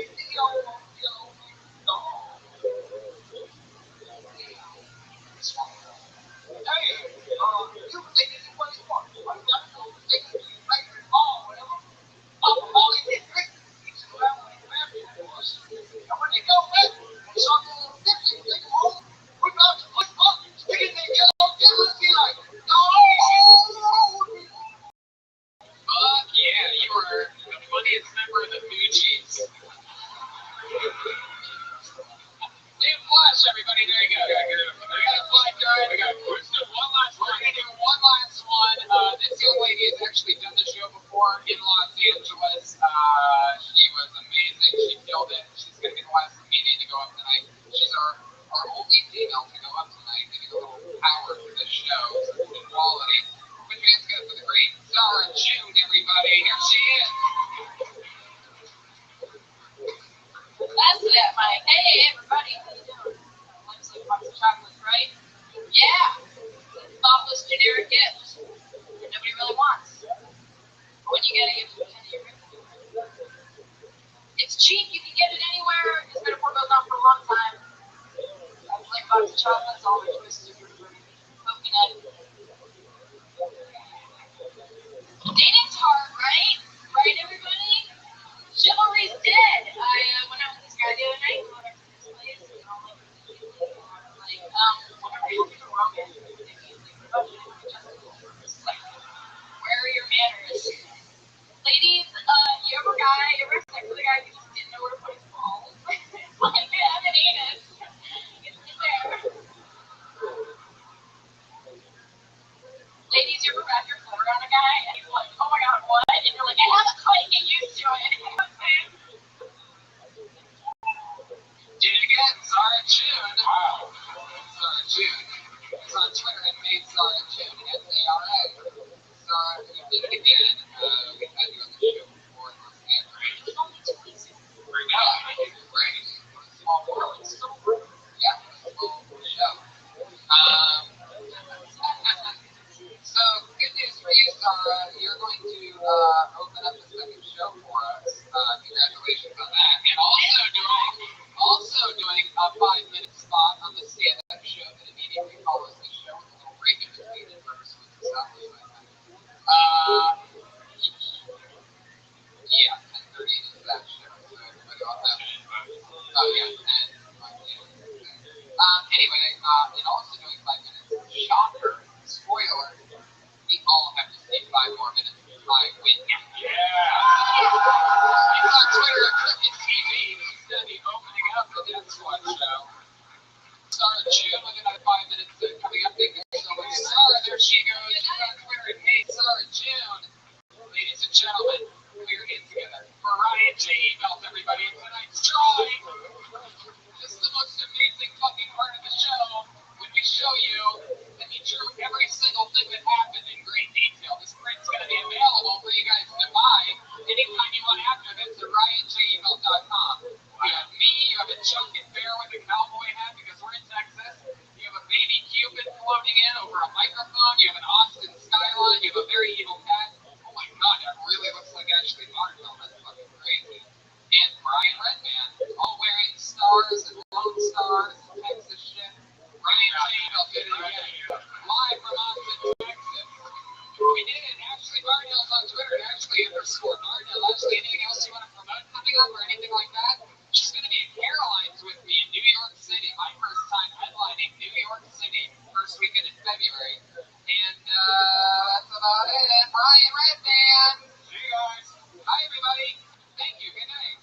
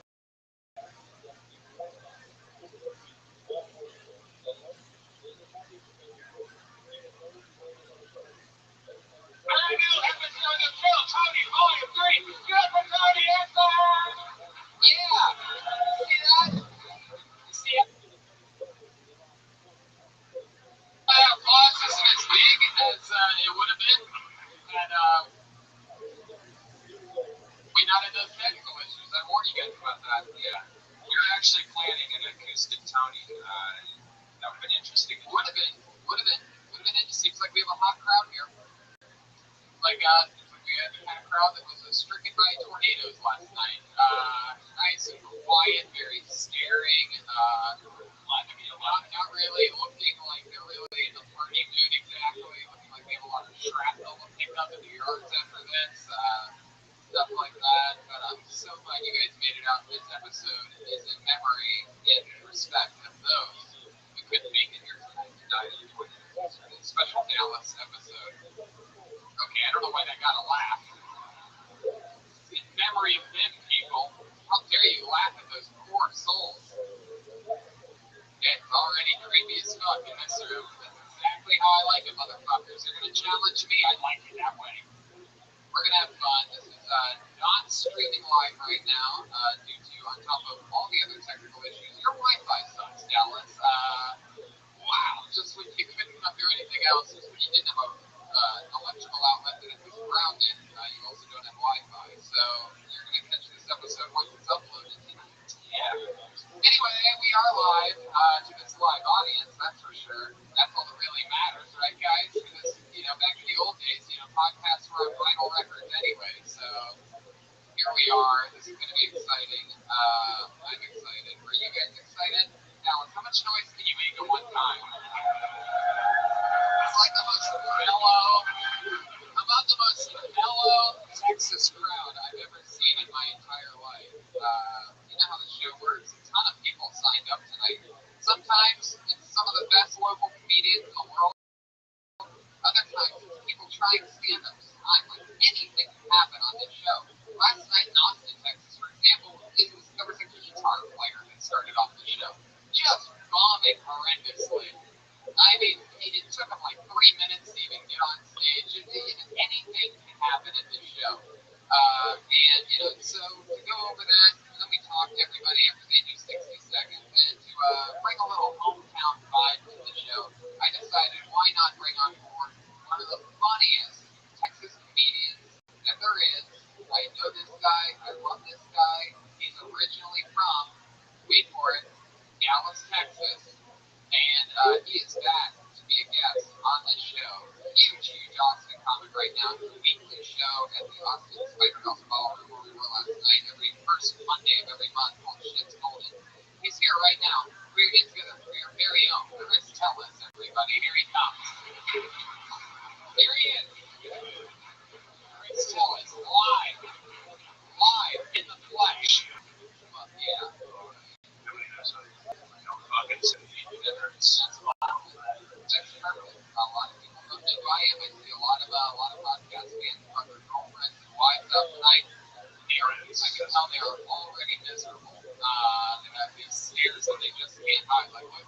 that resting bitch face right over there. There you go. There's that smile. There you go. Perk up, baby. Perk up. We're just getting started. You gave me frowning already. So, you know, it's going to be fun. There's going to be highs and lows. Some people are going to be boring as fuck. Some people are going to be funny. Some people sign up for this show like, I'm going to fucking do this. I'm going to show Dallas that there's a star here, and I'm going to do it in 60 seconds. Some people, anyway, they all signed up on Neon Green Sheet. We put it in the special Christmas bag because that's all that we had. So that's how it works. Comedians, you know your 60 seconds is up. When you hear the sound of a kitty, oh, that quiet little kitty, it just never really gets that loud. And say goodbye to your speakers, because if anybody goes over that time, that means that you're going to bring out the angry West Hollywood bear.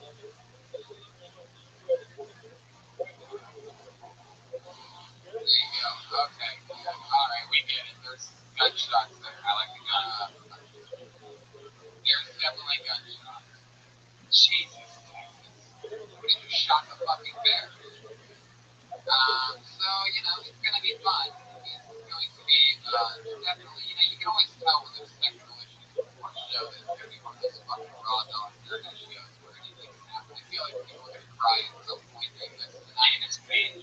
Yeah, maybe. And I will be being shocked by this pile of electricity. It's a real pile of cords. This we didn't really load properly. We have to laugh at that show. You guys ready to do this thing or fucking what, Dallas, Texas? Here we go. The number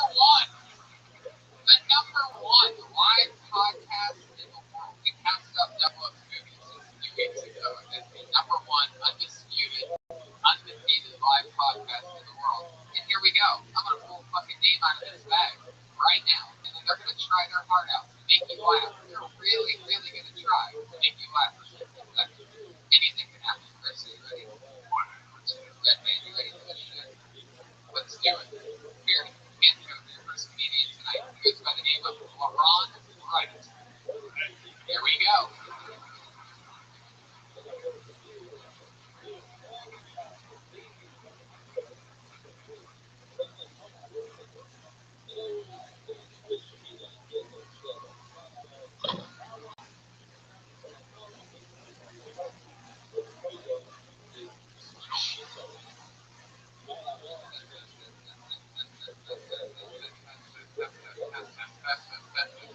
We're getting good from LaRon Wright, everybody. Come on. Hell yeah.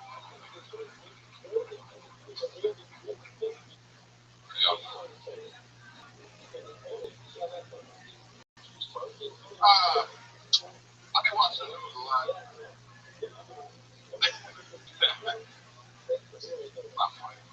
I watch the news a lot, and there's a lot of black people that are getting shot by the cops for reaching for their guns. And it's like so many black people getting shot reaching for their guns become a stereotype. You know, like I love fried chicken, I love grape soda, and I love reaching for guns. So what? And your point is, it's enjoyable to live life on the edge. You skydive, I reach for guns. It's ridiculous, man. I even read the police thing.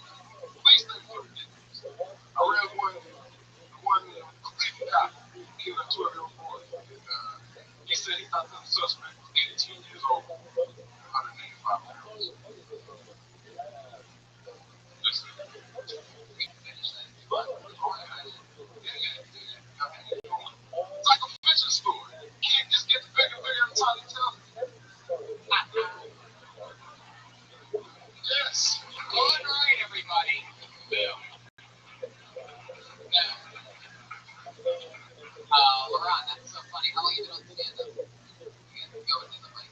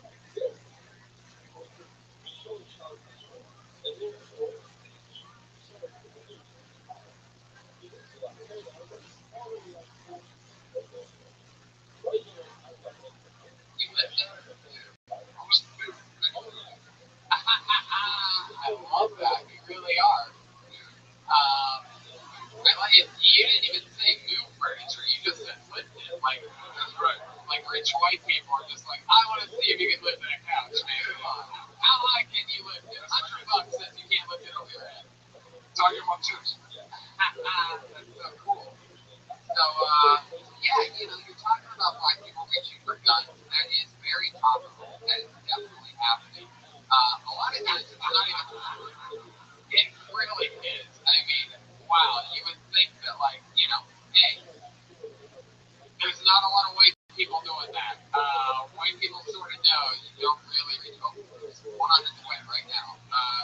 Anyway, so yeah, you're definitely covering something super topical, and you know that's happening a lot. It's almost shocking. Sometimes what's crazy to me is they're not even reaching for cops' guns; they're reaching for like cops' pencils and like you know anything. You know, I think you can definitely add more onto that, but you know, lay it out and stuff. They're not only just reaching for cops' guns; they're really just reaching for anything. Basically, it's gotten to the point where having your hands in your pockets means flag. I've seen so many videos where the cops are like, get your fucking hands out of your pockets! And then they'll pull their bare hands out of their pockets and they just pop, pop, pop, pop. Because the cops get so scared that there's a gun there, they don't want to miss a beat, you know? So, you know, it's like basically, you know, maybe the way to do this, I don't know, maybe black hands, like it sort of looks like a gun. So maybe Michael Jackson was sort of onto something, you know? Right. Maybe No, that's metal. I think we should paint guns pink or something like that. like that. Pink gun. Paint guns. Maybe there's something that you can add to that. I like your name, Ron. It's sort of like no Ron, but I'm like, you know, it's fun. Have you ever been on a police ride along, or have you ever been arrested? What have you been arrested for? Not being able to lift the couch high enough? Lifting somebody else's couch with no permission. Health-related situation. I had a warrant out for my arrest for expired tickets. Despite that,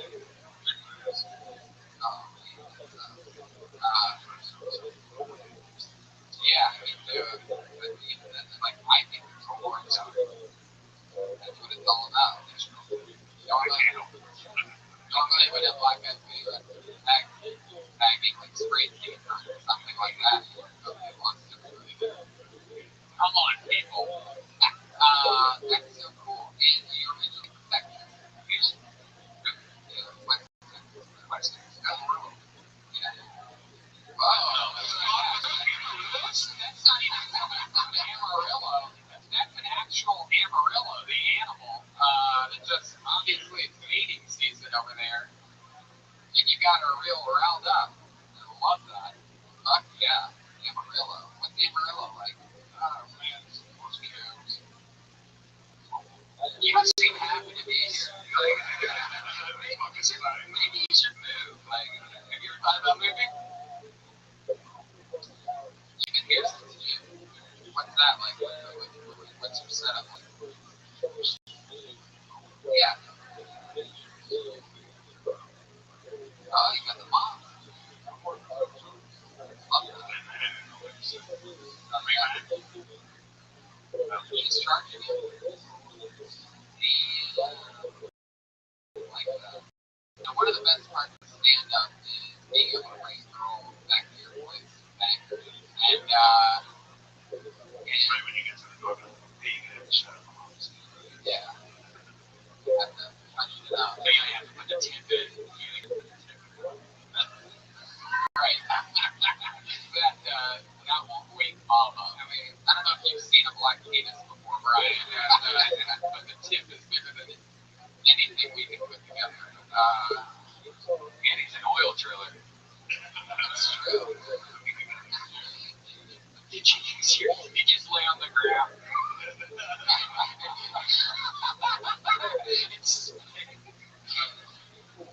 Wow. Yeah. So, Laurent, you've been doing stand-up for a few years now. You haven't been to Dallas? Oh, yeah. What's your favorite thing about Dallas? Traffic. You like it? Right. Radio station. So much traffic. around Billy.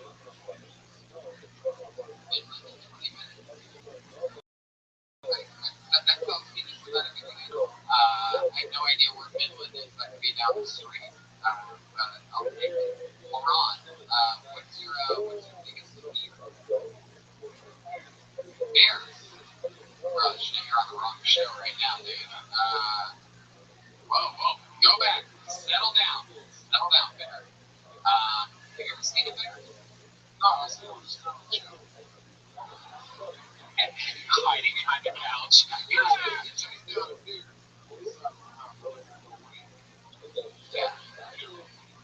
Yeah, you can't? No, that's not surprising about that. 30 feet. Yeah. So fun. Surprisingly good at bear. You always change the channel when they come on.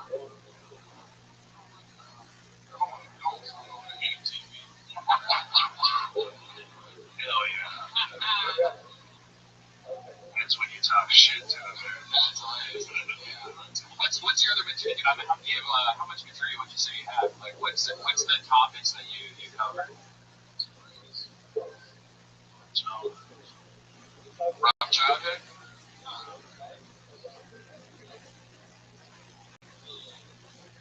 You went to an all-white school and you got bullied? in Texas. I went to Cuba. Ah, right.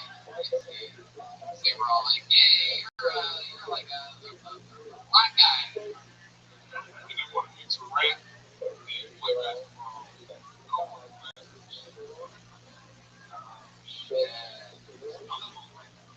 Right. So you don't rap or you play basketball.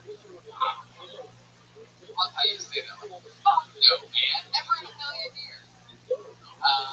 Well, that makes it official that you're definitely from Texas. Well, Laurent, it was so nice to meet you. Thanks for coming on the show, and we'll see you again soon. Laurent Wright, 60 seconds from Laurent. He's on Twitter, right _Laurent, WRIGHT _LARON. Laurent.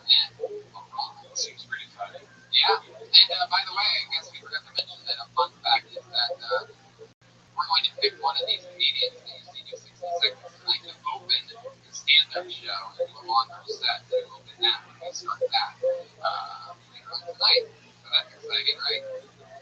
Yeah. Everybody's going to get a little promotion tonight. We had we did the show last night, and this poor lady, it's a long show. If you buy tickets for this show and then the next show, that's like 4 or 5 hours of drinking, plus Texas equals, like, on my last joke, like, about to get off stage, the show is about to end, this poor lady stands up, falls, cracks her head open right then, and just passes out. Right? Look forward to look to later on in the show. Anything can happen. I love these people love it. Obviously, they're vampires that love it. How did the joke go then? I couldn't go back. I was like it's like a 7-minute joke. I was like 4 minutes into it. I had to like just bail on that joke and start over with a new joke. Yeah. That fucking bitch. I'll tell you a lady that's not gonna crack her head right now on the way to this pull her name out of the Christmas bag. Your next comedian goes by the name of Whitney Masseria. Here we go. It's a guy. It might be a guy. It might be a girl. It's Whitney Masseria, everybody. Here she is.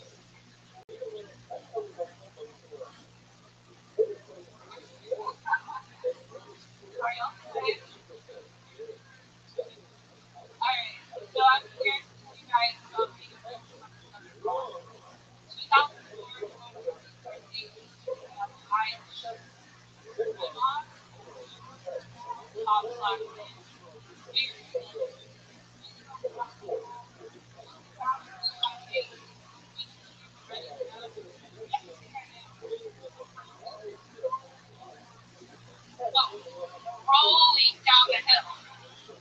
My face crumbled to the ground, yet he screamed, died laughing so hard. And my mom fell off. She goes, wow, what just happened there? Standing there, has no clue what she has just done. Picks up the camera and it's so small. Stands there. Holy shit! 54 seconds from Whitney Vasseria, everybody. Come on. I love that. Whitney, talking to the microphone when we ask you questions. You ready? Did you write down the parts of that story? Whitney Vasseria's first time, right in front of all. There it is, the seal of somebody's first time. Whitney, it seems like perhaps maybe you're like allergic to the microphone or something like that. Have you ever felt something in your hand like that? Don't you fucking start. Don't you start immediately. Let's just talk comedy for like 40 seconds. Imagine if it's LeRon. Like, sorry. That's not like LeRon's. Fucking, I mean, put a couple mics together. This is one of LeRon's testicles right here above my head. Much bigger than that, you can tell. Whitney, that's fucking so adorable. That's your first minute ever on stage, not in your background or anything like that. What made you want to start doing stand-up comedy? Whoa, hello. Call back to that, everybody. There it is. She saves all her funny stuff for after the 60 seconds. It's a different unorthodox method that we've never really seen. Let's go through this because I missed the beginning. Because one of the biggest first tips is you want to talk into the microphone. You were like, which, you know, it's.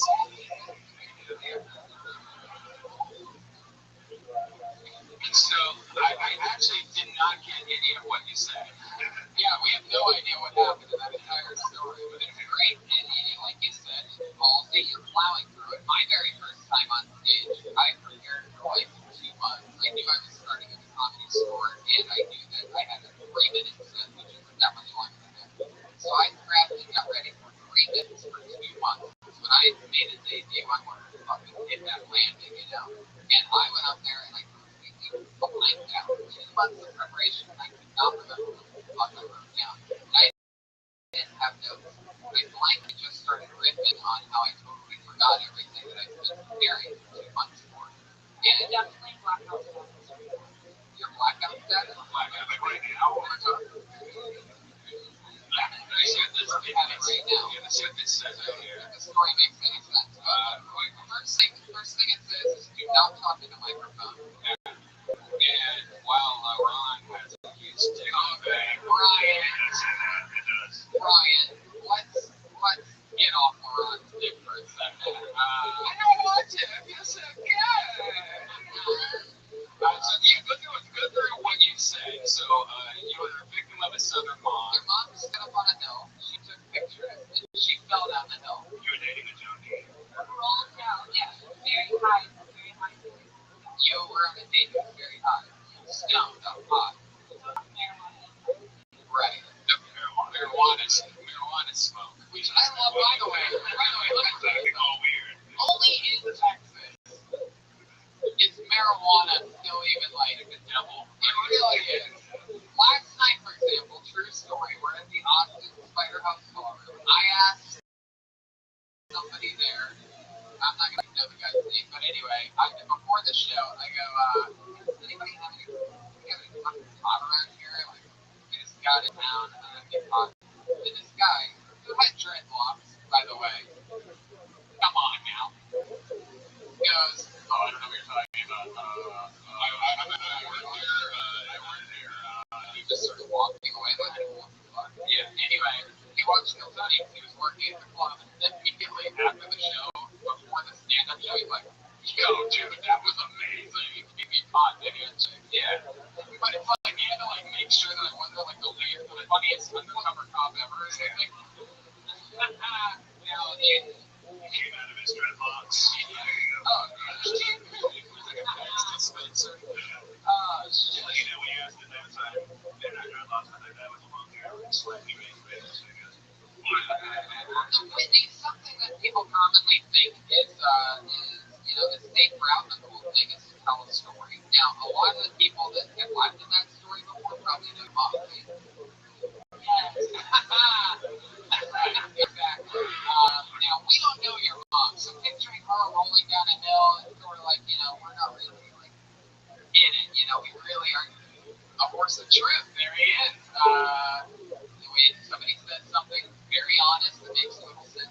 that horse. Anyway, we can't picture your mom. So let's do something. Let's find out more about you. I'm going to ask you a plethora of questions. You answer them honestly. We're going to keep digging until we find something you can really talk about this on the stage. Ready? How old are you? Where are you from? You just growled at me? I mean, I'm from Texas. Are you single right now? I am single. Right, that's always how. Are you ticklish? Oh, I'm what? Ticklish. Yeah. Yeah. Brian always knows. He's got that tickle meter. Really? This girl's face. You believe in ghosts? What's the scariest thing that you've seen? Ghost-wise. You believe in ghosts? Alright. Go on Halloween. Oh my god. Go at midnight. To Planned Parenthood. Notice there's no ghosts there. There'd be so many ghost babies. There'd be ghost babies all over the place. You'd have to take shovels just to get all the ghost babies out of your face. They got some other things. It's true. Or go to a graveyard, find somebody that's wife got murdered, and then they're buried next to you. Still no ghosts, everybody. We get it, Brian. Okay, Whitney, back to anything relevant. So how do you normally your relationships end? Tell us more. Come on. Still the last relationship. What happened? You're not that much different than all these crazy. You're the one before because the guy's probably also at least not. Tell us the truth. Last relationship. What's so bad about it? How did it end? How did that happen? Wait, you made the crap? How did you stand up? Why? He was smoking marijuana. Really? Why?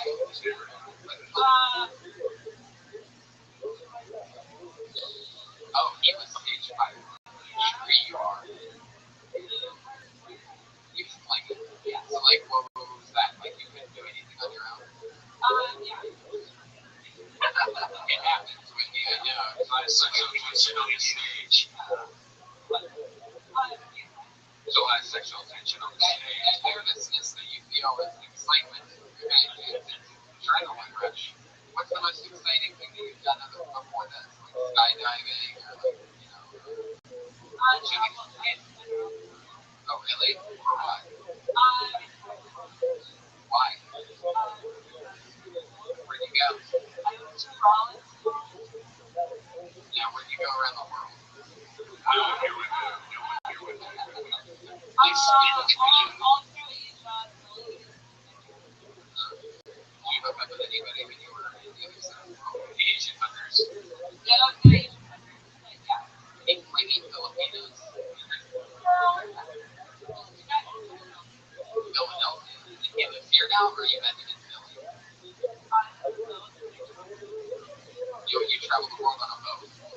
Wow, I didn't know you took a vacation in the 1700s. They have this wacky thing that they built called an airplane. It's pretty quick.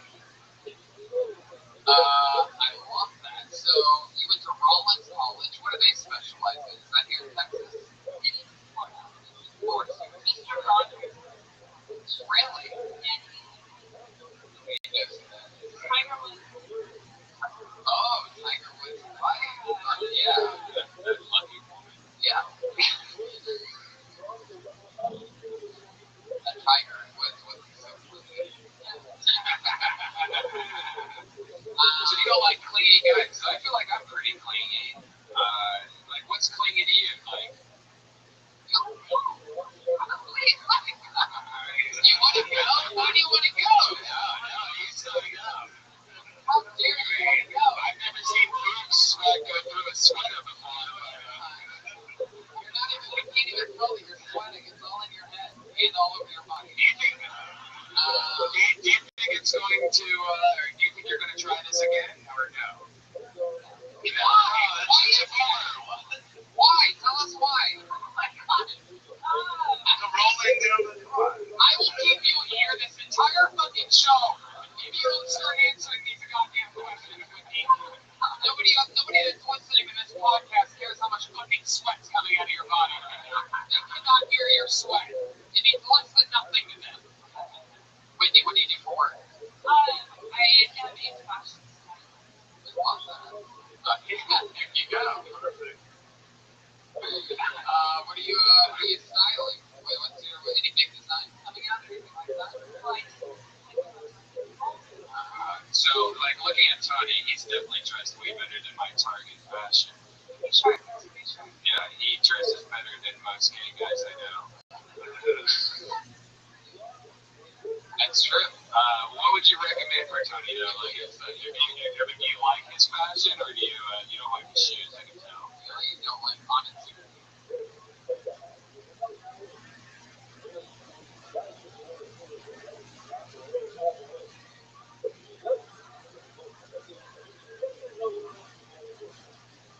You don't like Japanese women gymnastic shoes. You don't like my shoes. Alright, Wendy. Okay, first of all, let me tell you something. Here we go. I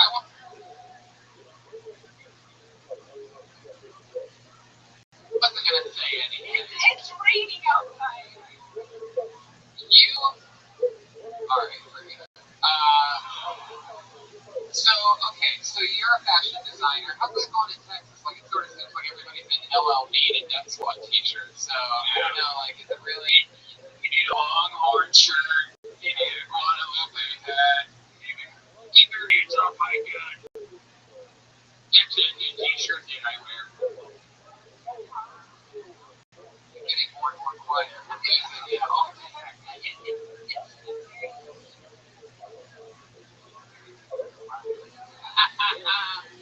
Okay, well, Whitney, I mean, you signed up for the show. You told a little story, and then you started panicking. You started getting scared in this post-interview part. Tell us something about yourself that you think only.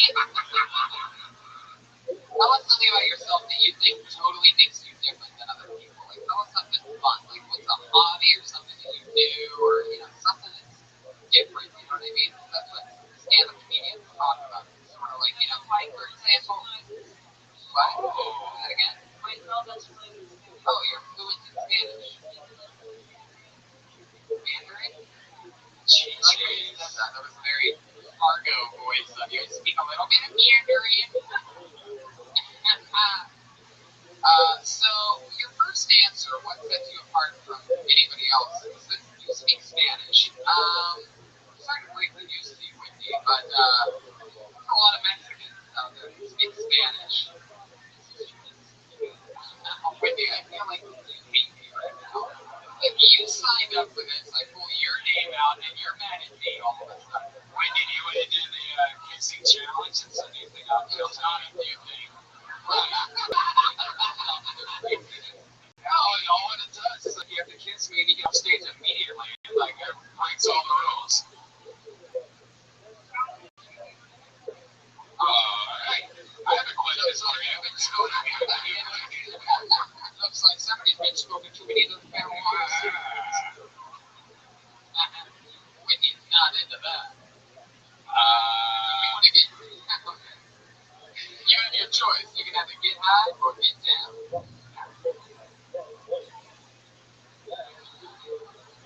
are you gonna say? I better not say that. You better not answer saying that you don't know. I was gonna ask what her DVDs were. Don't do it. That's your don't even give him the privilege of making that noise, lady. Don't make that noise with Frank. That's your other podcast. We don't cross these podcasts. No, you don't cross the street. Wendy. Yeah. Tell us one more thing about her. You can tell she's a dad. She's camp all day. I know it. Brian, wrong podcast. Wrong podcast. That's from the other podcast that only like 30 trolls listen to. Whitney, tell us something original about yourself. There's a lot of white girls that speak Spanish. Come on. Tell us something fucking crazy. Like, like. As long as sexualized, Well,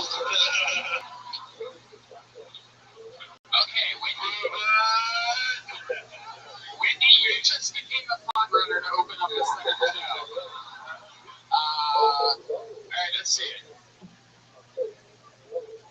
Oh my God, it's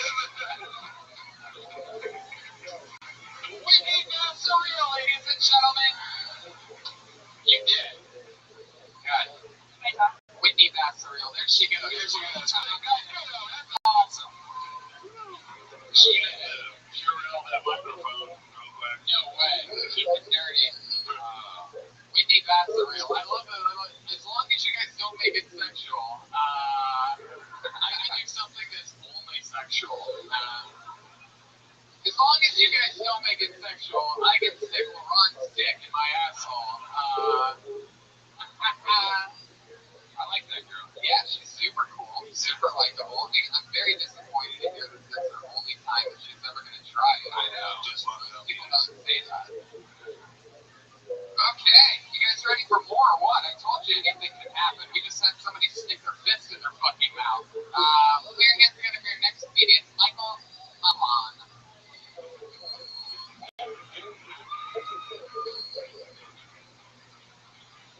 Here he comes, Michael Malon, everybody. Thank you. You guys remember when you were 10? I can't wait to be 13. Like,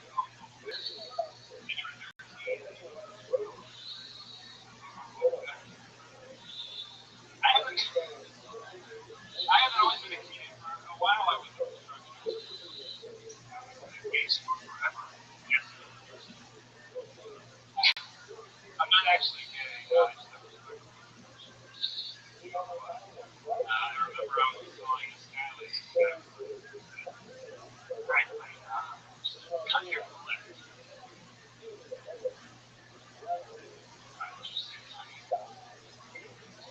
He said, yeah, cut here for left. Trying to say, just in a really disgusting way. By the way, that's 2 inches.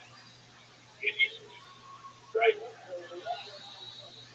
Thank you so much. Yeah, Michael Malon. Am I saying that right? Malon? It's a Malin. Fuck yeah, Michael. Welcome to the show. I love you as the bad guy in the new Star Wars movie. Can't believe Han and Leia get together and make you. Spoiler alert, everybody. Yeah, if you like the new Star Wars by now, you can just go fuck yourself anyway. I just did. You look like Buster Poindexter or whatever.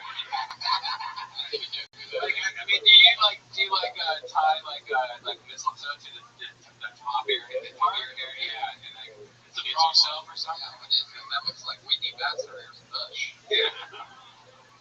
What is this cut here you talk about? Were you on Global Guts? Were you on? I thought you were. It's Global Cut. No, it's Global Cut. I need a new podcast producer. I thought that's what. How do you not know? I don't know. The fuck is Global? The greatest thing ever, Michael. Hello. I know the aggro. Aggro crap. I was gonna pull the piece out. I love you guys. It's the same as Guts, except it was global. It was like American Guts, except like instead of like the red team. What's the girl's name? It's just like Nickelodeon shit or something. Yeah. I'm sorry, I'm not on you, and that show's on for 2 years. So I did a gig here. Fucking reference from 98 and 95. Buster Poindexter reference. So I don't know like a device. I steal a lie to feel over each other instead of doing jokes. Anyway, Buster, let's talk some more. Michael, what do you do for work? I make candles. I'm a candle maker. Yeah. Whoa. You're putting shoes on? What do you do? He's like super. You're an attractive guy. You got some style, and you're making candles, and then you got leaves. You know, You must get I cannot do that.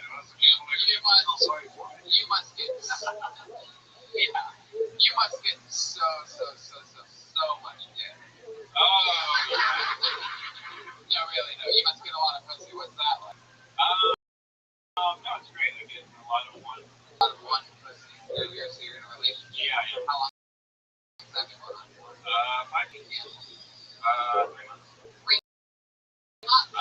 Fairly recent game. Yeah. Fucking wax on, wax off shit. So the hairstyle, what do you think of? Is that a new thing? Is that trying to get your girlfriend to break up with you? You over it after 5 years? Is that what's going on? Do you want to hear another bad joke? Yeah. I live in LA.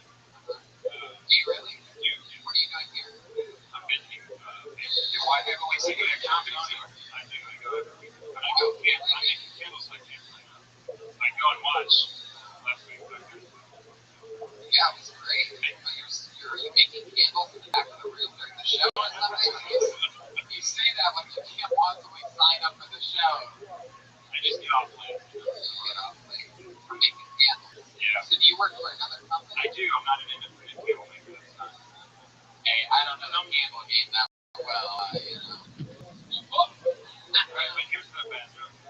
Oh, I thought that was the end of the bad joke. Keep going. So, I moved to LA 2 months ago. I moved to the Adrian Grenier stand.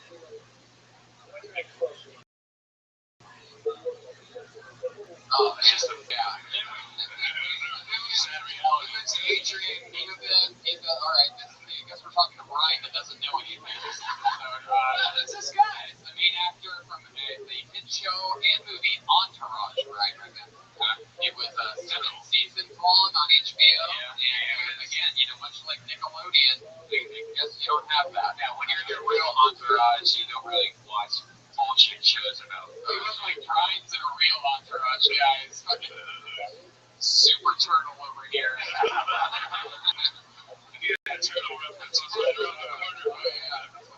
That's actually what Rogan used to always say. He like people are like, hey, you ever watch Entourage? He goes, I think a real Entourage. Like, and it's true. We used to roll around like an Entourage. We used to have like a big bodyguard guy. We used to have Tate Fletcher. We used to have Eddie Bravo. It was like the jiu-jitsu master. Like, we had like a gang that we used to roll with. And fuck that shit. Just want to get in the game. That's all. Michael, tell us something else about yourself. So, how's LA been treating you? How long have you been there? About 3 months. About 3 months. 3 months. And you've been in the candle game for 3 months. Yeah, I don't believe it. What were you doing in Texas before moving out to Candle? Well, no, I lived in Sacramento when I was doing construction. You're a real hack of all trades. Free giggles. What is that for? Are you visiting in Dallas? I have family here. My girlfriend's family here. You and your girlfriend started dating here? No, in San Francisco. Wow. Yeah. Jeez. No. Traveler over here. California. Oh, yeah. California. So, you're making candles. Are you the only dude that's making candles? No, there's a team. There's like 5 as well. Tell us a secret of that will blow our mind in the candle game. Sometimes, like, if you have to think beer, I won't tell you. I won't say. The Yankee candle. No, it's not. No, we never heard that. We already researched it. One time an employee took a candle home. Jeez, I swear. Weed rounds are cockroach. And it was made at your place, huh? Yeah. Did you fall out of that here 2 years? Michael, what is your girlfriend? Normally that's not the best place at a better time, but I'll take it. I hit the wrong button. Michael, what is your girlfriend do for work? She's in fashion. You guys live together in LA. Wait, was that your girlfriend? No, but you know what? She's our friend. Oh, really? Did you make her go up on stage? Did she? Yes. You made Whitney Baxter go on stage? That's my girlfriend's friend. Is she really ticklish? I can't speak to that. Right, she said she's ticklish. You just like jerk off and get over it already? Jesus Christ. I can literally, I've worked with Brian so much that I now know when he didn't jerk off yet that day. That's how crazy it's gotten. Okay, we did it, yes. Since I said you didn't jerk off, it wouldn't bother me, Brian. Anyway, doesn't have to be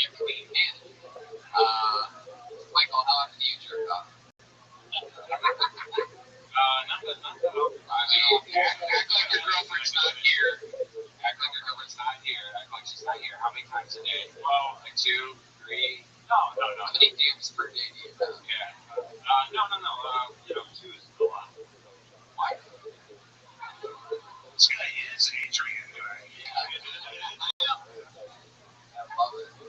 Michael, what are you afraid of? Jerk off. I don't want to touch it. I've been that already. No, I love it. Good feeling. No, I'm afraid of like not making money. You know you work for a candle company. It's not like the hottest technology anymore. You might want to move on to a beeper. Yeah, the candle ain't picking up because of like Game of Thrones or something like that. But there's just like this tendency to go backwards. There's Michael, what's I know your girlfriend's in the audience, but give us something juicy. What's the craziest kind of porn you looked up and climaxed? I don't know. I mean, No, you fucking don't. Depending on position. Don't you dare tell me you don't know. That's the one answer I will not. no, I go to X videos. There's a lot of different X videos. Corporate America. X videos? You don't check out the actually go to video porn stores? No. That's a website. Oh, okay. Yeah, that's what it is. It's sort of like Vivid, right? It's like an umbrella of. Well, it's a lot of amateur stuff and like just random clips. She's over there. His girlfriend's shaking her head right now. I love it. I just love throwing guys under the bus. So that's fun. A lot of amateurs. Yeah, well, we what? We. There it is. The face and the hand that I've been expecting. Oh, shit. Cat's out of the bag now. Do you guys watch porn together sometimes? You just light it. Just set a nice romantic tone in the room, light a bunch of candles, have Whitney in the corner, sticking her mitts in her mouth. Have you ever been up the Bliss Theater and Club here in Dallas? No. Does anyone here? Do you guys know that you have a sex? Like we drove by and that's the way I didn't even bring it up. There's this thing called the Bliss Theater and Club. It's this huge place. It's like a movie theater. It has a dance floor and a bar area. You bring your lounge and there's a hookup area with curtains. If you make a connection, then you can fuck at. We don't have that. Okay. Ryan plugging all the strangest shit in the world during his podcast. Let's do it for Lou. Are you just thinking of how to cancel on the fact that you just plugged some retarded place for 30 seconds? Wasting energy and action. Not awesome. Your avatar is still an egg. Everything that you just made this egg. Michael, you lived in LA for 3 months. What's the thing that you miss the most about Texas? Other than being full of faggots. I miss all the local billboards. Stay away from little billboards. All right, Michael. Well, yeah, Jesus is a very well-known thing that people that Jesus loves those billboards, and people that diss his billboards get extra fucking mad. Really in Texas, when a Jesus joke gets that type of quiet response, like I can tell some of you actually went to church today and lived near those billboards. Michael, it was nice to meet you, man. Why do you live in LA? You've been coming to the show. Why don't you sign up for the show in Hollywood tomorrow? We'll see you there tomorrow. Dude, there you go. Michael Malon, everybody. Malon. He's on Twitter. Michael 300, Michael 3003. We're looking for which Michael. How many Michaels there are on Twitter? 3003. You just gotta fucking do it. Guys, What do you think he was talking about? Like he said his girlfriend watching last night. it's that black porn, right? Very, very careful saying amateur porn. He didn't give any details at all. It did see, he sort of has like scientist haircut, which leads me to believe that she's not around. It's a piece of shit. You know what I mean? I think maybe some candles being shoved into places. You know. She's got the long dinner candles, whatever those things are called. Dinner candles, whatever they're called, Brian. Everybody knows that. Jute candles. I sold another game out of the bag. Definitely not called jute candles. I feel like I've never heard of this before, but I feel like our podcast might get canceled after this. Like the things that you're saying are insane. Put your hands together for Luciano Varela.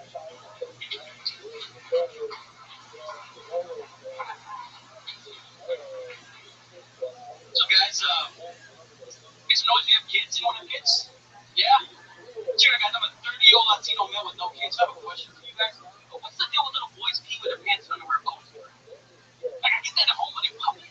Guys, I went to movie theater bathroom. Walked in, little white boy pants and underwear always to the ground. No t-shirt. That kid's naked. I had to use the bathroom, so I just went to the toilet.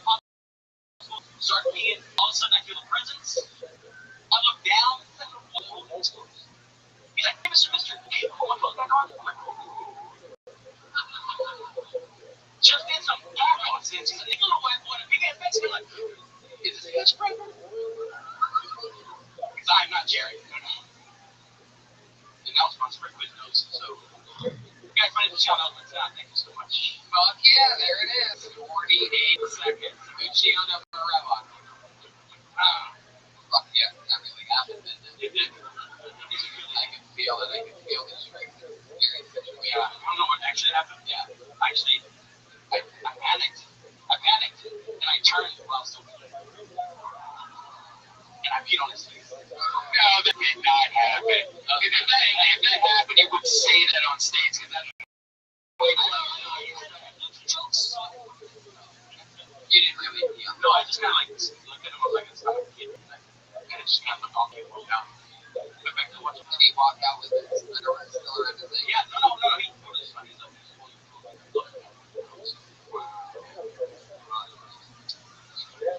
Little kid, somebody had to teach him how to pee properly. Yeah. No parent with him, huh? Actually, I was myself. Feel like a mom situation. That I can see how that sort of works. Like a single mom or something like that. Like the kid's probably a little bit creepy. You know what I mean? And she's probably taken him to the women's room a couple times, and he's done the old like look under the stall and shit like that. I was there. I used to be a bad little boy. I used to be a really horny little boy. Like I used to be like Ryan when I was a little boy. Like I was just like, hey, Dad, are you taking a lunch? And things like that. You know what I mean? Because of those horny fucking nuggets. So that's fun. Wait, did you say you used to have those horny little nuggets between your legs? What did you do with your little dick and balls? What did you do to your balls? They got bigger. They grew up.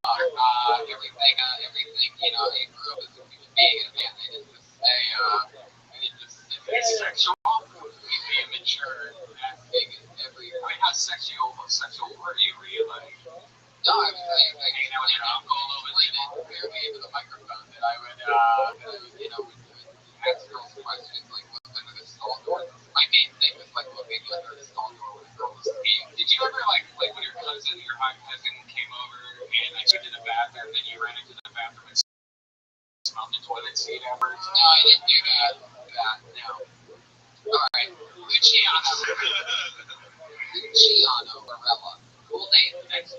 I am Born and raised. born in real Texas. You want the cowboy hat on right now? Yeah. Fucking cowboy thing. Huge. This is gonna be a cowboy thing. When they did crimes, I've always wondered this. It seems like it's just like the original reality show. Kind of Jerry Jones is doing with the Dallas Cowboys. Like he just were the biggest criminals. And just like, hey, let's have some fun. Yeah, that's how we had all the, I mean, I do get excited because that's how we had all those criminals before those criminals. Yeah. That were playing episodes. Yeah, but they were just doing crap and speaking for prostitutes. Still counts. Yeah. Now they make it worse. Yeah, except for the opposing teams. Freckle. They're like 4-11, so. Luciano, what do you do for fun around here? What's your thing? What do you do for work, actually? Banker. Banker. Get the fuck out of your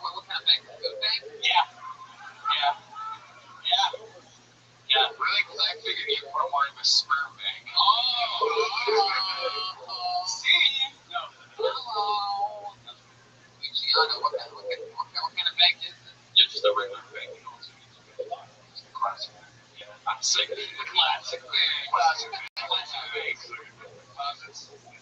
Like a place people used to go into back when you could only light your house with candles. You have the hookup for dumb dogs or whatever it is. Yeah.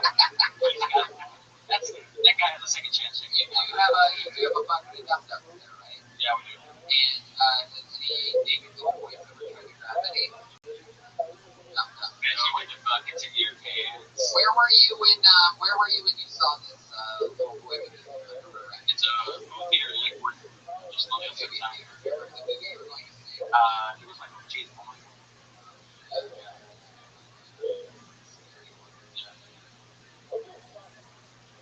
You ever stole money from the bank like that? All the time. I love that. That's like that's an interesting job. I feel like for a large Latino family. I feel like they're like breaking some stereotypes there. That sounds racist. No, totally. Yes. There's no doubt about it. Like I'm just totally going off of stereotypes on things that I haven't seen. Good job. What you like to see what bank it is? Yeah, that's not much. Right? I can do this, but it's not much. Right? You can't do it. Exactly. Chase Bank. I love that. But Gianna, how long have you been working at bank? Now, one thing that I'm sure that you've noticed is now you're probably only stuck with the dumbest people because anybody that's smart knows that they can deposit cash, all of their bills, they can pay bills, they can do everything with their thumb now. Yes. I mean everything. So now you're basically just left with fucking idiots and old people, right? You ever talk about that? No. Oh, you should talk about it. Yeah, you should. Like, totally talk about being a banker. So what do you do for fun? Open mics and like one sport's not playing. Right. Unless, of course, it's a competitive. Listen to my biscuit. Yeah.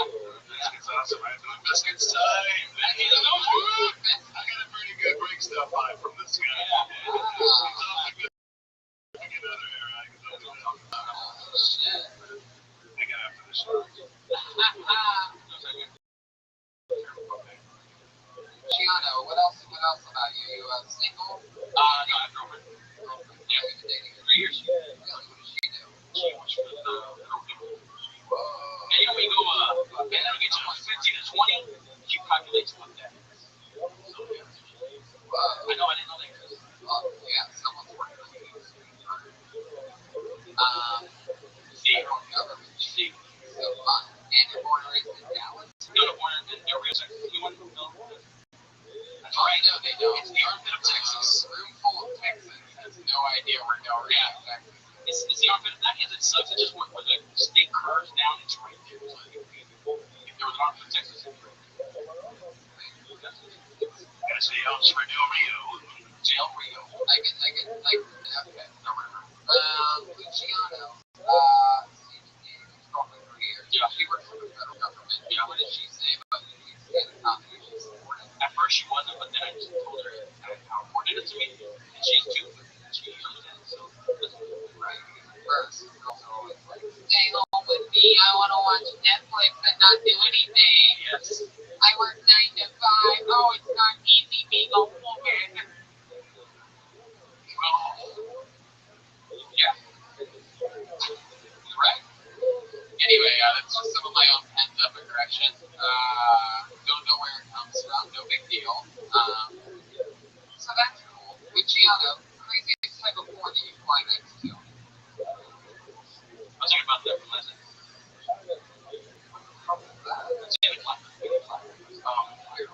I think that's his ringtone. No, it's a school bell. Why you're... That wasn't me. Class is dismissed, everybody. Oh, it's you. Oh! Just doing sound effects that make so little sense that I think that they're literally coming from another room. That's when you know Brian's on his day game. It's when I'm going, what's going on here? Jesus Christ. Luciano, eat something good. I do finish though. There's a weird one where, like a little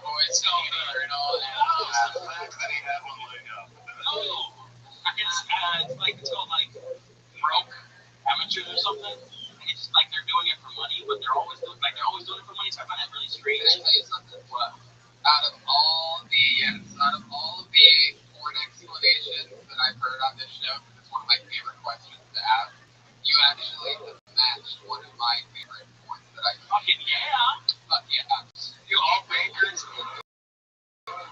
If it's today, then you guys. Do all bankers like that kind of porn? Oh, you need some money, you fucking know. You want me to get rid of that overdraft charge for behind? And then deposit a dick in you. That's right. Here's some cash back for you. I think about it that way.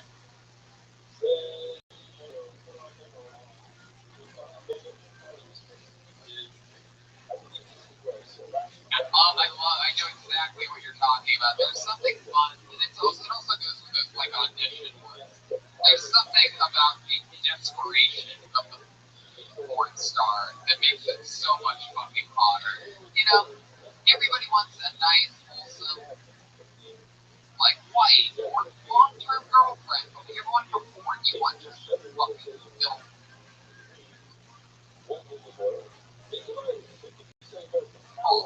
You know what I mean? You want somebody that just is like, I'll do anything for 25.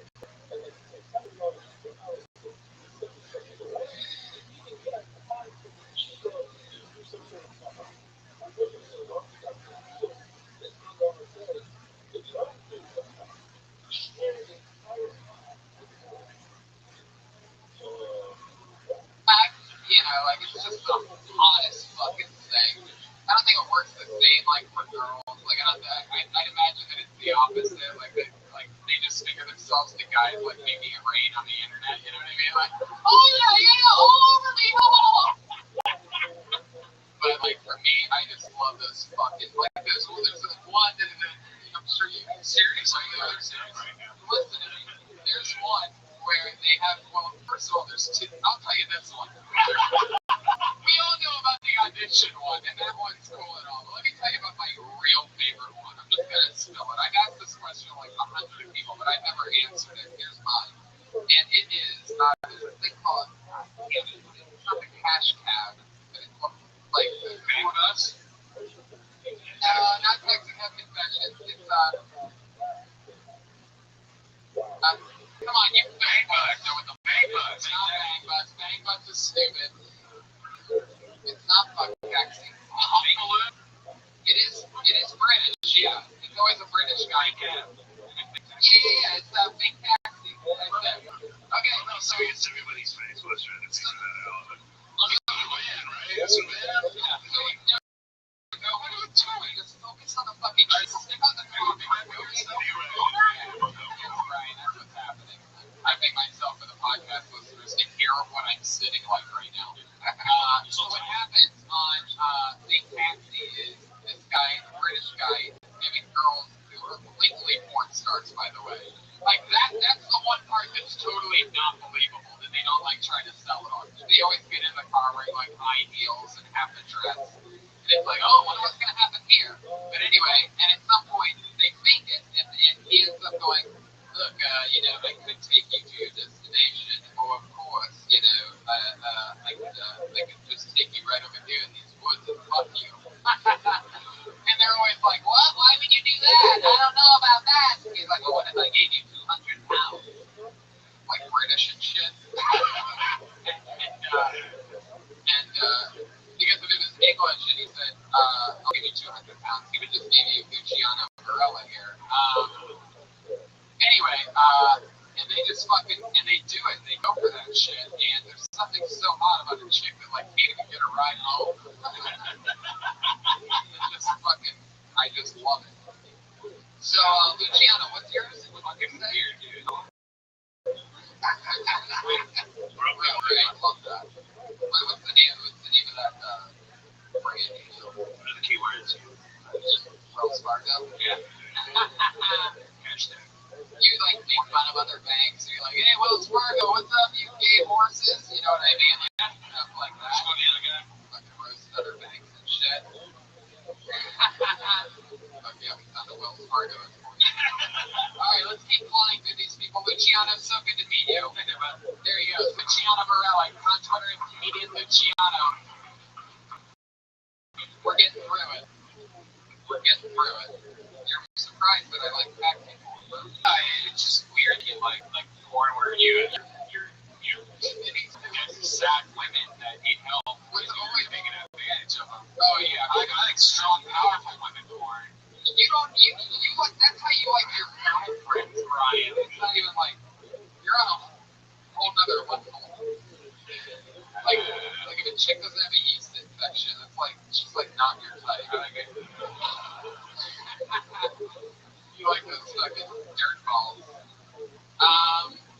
Yeah, it's fun. And another great part that's always part of all these testing ports is like there's always a part where because there's cameras in the back seat, you know what I mean? But they're like stabilized, so they're like there's always a part where the guy gets in the back seat, the girl's always like, what's up with the cameras? And the guy's always like, I just always make sure that I don't get involved. So it's like, okay. He's like, you kind of like keep him on, just like that, okay. It's like so blatantly a porn star. Fucking dirty whores, I love it. I pulled another name out of the Christmas bag. Put your hands together for Jeff Boyd.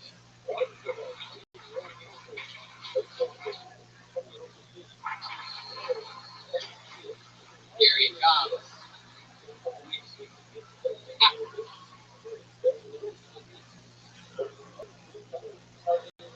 What's going on? Man, I'm fucking terrified of sharks.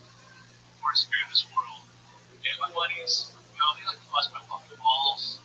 They're like, dude, what are you fucking scared of sharks for? There's no fucking around. Well, yeah, that's kind of the fucking point. Like, I'm not scared of snakes when I go to the fucking Amazon. No, I'm not scared of lions when I go to fucking Savannah. No, not gonna fucking happen. I'm not scared of black people when I go to Detroit or Baltimore. No, fucking keeping my fucking racist looking ass here in Texas. Shit. I go there the first one to get fucking shot. But, sharks, you can't do shit if you're in the ocean. If you're in the ocean fucking being with a snake, you might have a chance. Probably gonna fucking die in the ocean. What are you gonna do? A shark comes at you, you're gonna punch in the nose? No, you're gonna get your fucking head bit off. You're gonna dive underwater and try to hide. You're in his world now, bitch. He's gonna fuck you up. Thank you all. Fuck yeah, Jeff Boyd. Hitting that shark material hard. Why does he hate sharks? Yeah, is that like you perform in a lot of aquariums or something like that? I try not to. How long you been in stand-up? First time. I had a feeling. Jeff Boyd, there he is. I had a fucking feeling. I could smell the blood. Shark reference. Jeff, what do you do for work? I mean, when you're not keeping the White Walkers on the other side of the wall. I'm actually a farmer. You're a farmer. What are you farming? Chickens, sheep, rabbits. Holy shit. Alright, which two out of the three are you fucking? The rabbits just never seem to get enough, so. Right. They hop right on. Fucking the rabbits. They're the most comfortable flashlight you can get.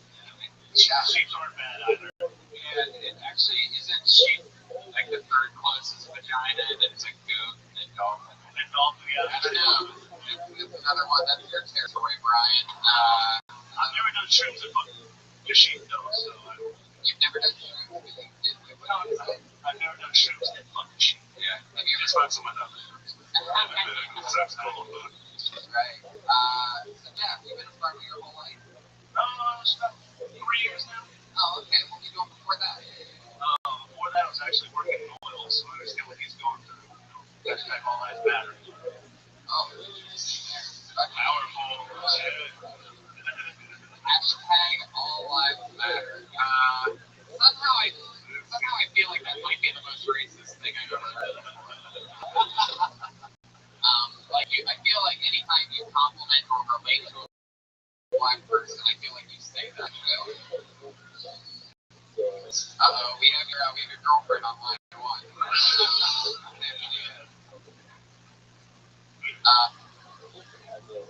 That's fun. So Jeff, you've been farming. Any crazy stuff happen out there when you're like feeding the sheep or the bunny or the shark ever come around. It's like, what the fuck? No, we just got fucking coyotes attacking on the ass.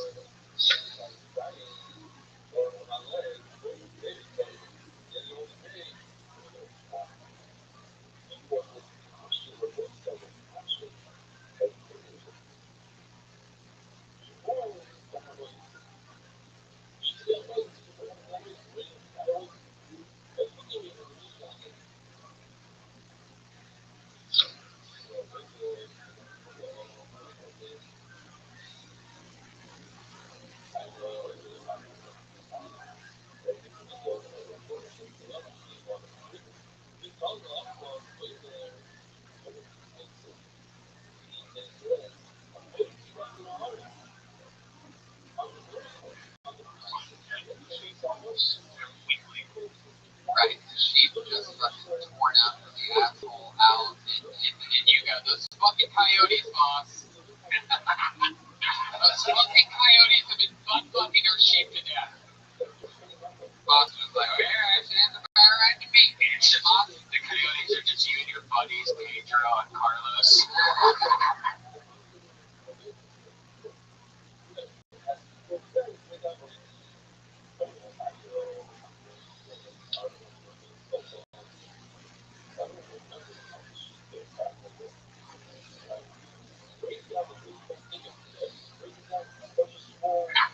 Pedro Coyote and Carlos Coyote. Jeff, you have a boss? Big farmer boss guy? Kind of. He just kind of just slept around. Right. Oh yeah.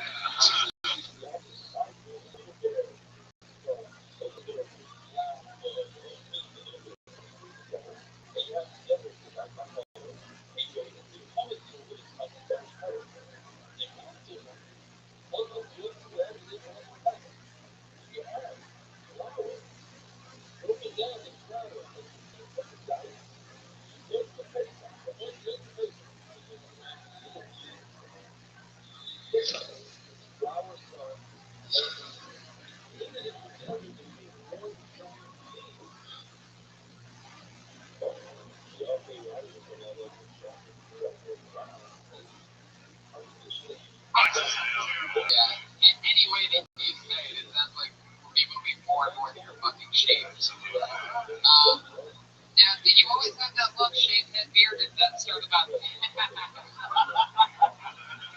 did that start about 3 years ago when you became a farmer?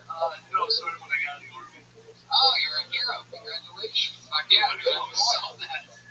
Jeff Boyd. Okay, they don't even applaud you for being in the services. That's incredible.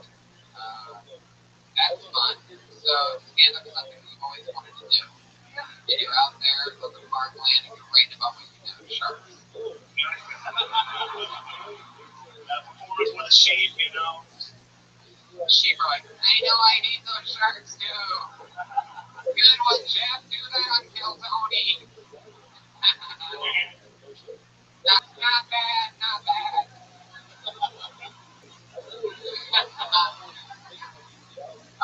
That's fun. So, what else, Jeff? Tell us something else about you. You're from Texas, born and raised. Forward originally moved down to Toledo. There we go. There's something on here. Yeah, same girl that yelled for Armadillo, but whatever. Oh, I said she's an Amarillo and I meant Armadillo. That's funny. Oh, I just realized that I fucked up earlier. Fun. Flashback. Jeff, so I think you wore your best outfit tonight. My best shoes. I fucking love it. So cool, man. So, on TV. No, you're right. We are live on TV right now, NBC. We are live on NBC. Mainstream as it gets. Ryan's teaching himself how to play piano right now, everybody. He pulled up a piano app for the first time ever. I'm just Googling Jaws theme. So, Jeff, have you ever seen a shark in real life? No, just in the movies, and I try not to watch those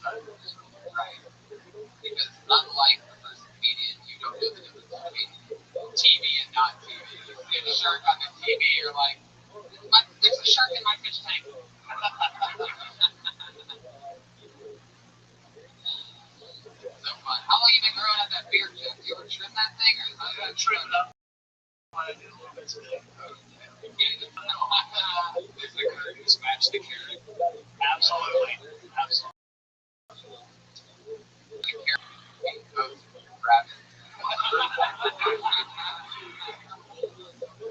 Oh, thank you, Ryan. Don't know what I would have done without that Johnny Carson drum roll. There it is. But yeah, that's so fun. So we talked about sharks for like the entire minute. How much more shark material could we possibly have? Really? You have a lot more than that?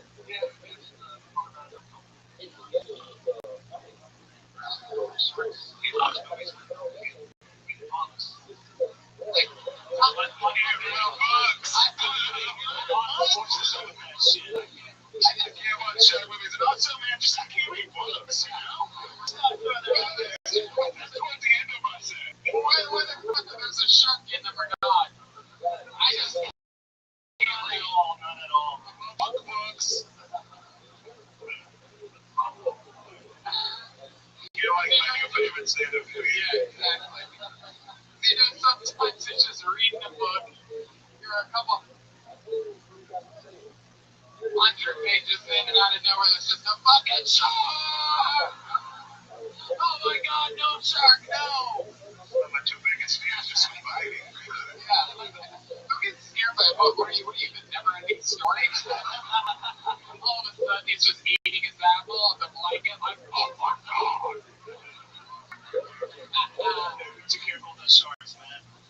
I fucking love it, Jeff. So, I've been keeping sort of a theme to this show. I've been asking everybody, and I'm really excited about this. I've been asking everybody what type of crazy coordinate climax to, what can you give us, Jeff? The more honest you are, the funnier it's going to be, by the way. Free wheelie porn, bro. Pregnant porn. Oh, fuck you! Here we go. That's what I love. I love how it gets that fucking grown. There was a part earlier where I once started dirty porn, and people were like, yeah, free! But you say pregnant porn, everybody's like, fuck you, mister! Leave that kid alone! Yeah, exactly. I like pregnant. Something about thinking that your dick is banging off some fucking baby and that you're into something like that, yeah. So, yeah, unless of course it's a pregnant sheep, then, Pregnant porn's good because, like, usually, like, their nipples are swollen and, like, bigger than normal. wow. You two, what do you guys want? You leave a Wi-Fi stream in the restroom and jerk each other off. Their stomach is usually stretched also, so they have a lot of weird markings on their stomach that's not yet.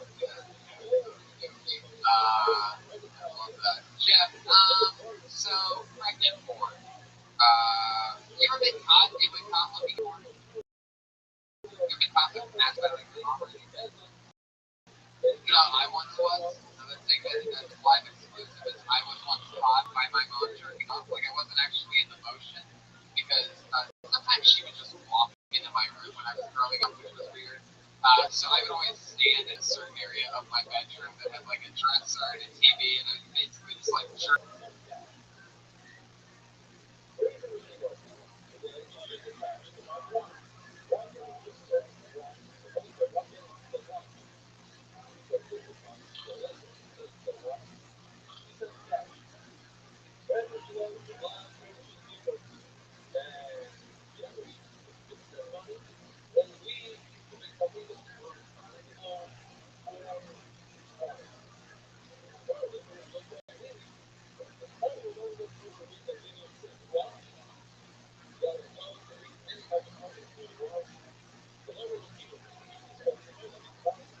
I guess in the closet, sort of, because things were blocked. I remember one time I didn't jerk off before taking a shower. I, being the young genius that I was, decided to jerk off after a shower. I had a towel around me, jerking off, and my mom just walks in, and she's like, what are you doing? And I walked, and I took a step backwards, I'm like, what? Nothing, and the towel's around me, just in fucking full. There's something about a towel sticking out that you just cannot deny. And back when you're younger, the boner like sticks up, you know what I mean? It was different. Now it like levels out, sort of like a level, I like measure stuff with it now. But back in the day, it used to just fucking like, just fucking used to thump, man. I used to be able to watch my heartbeat in it and shit. Like, I would know exactly. I'd be like, okay, I'm at a solid 120 beats a minute right now. Very good. Yeah. How about you're just teaching yourself random instruments for the first time? This show couldn't be any more off the fucking charts. What are we doing, right? Going guitar apps, piano apps over here. Did that one shut up? I give you that hard? There it is. Okay, very good. My favorite. Right back to the basics, baby. Jeff, tell us something crazy that's happening. Like that shark shit, I'm just not falling for, to be honest with you. You know what I mean? Like you feel like it's like, oh yeah, sharks are scary. You're scared of sharks, and I get it. No one crushes dreams, man. He wants to talk about sharks. I don't care if I crush his dreams. Jeff, tell me something good. Like, tell me something fucking crazy shit that's happening. Your perspective on sharks. About a week ago, my ex was in jail for one of those 6 months. Beautiful. Now we're talking. Great. What did she go to jail for? Child support. She went to jail for child support. Fuck y'all again. Fucking women have to pay too. So this is a good thing. It's right. You never see that side of the coin. So what's your, I love that. Not the first time you've seen a pregnant woman get fucked before.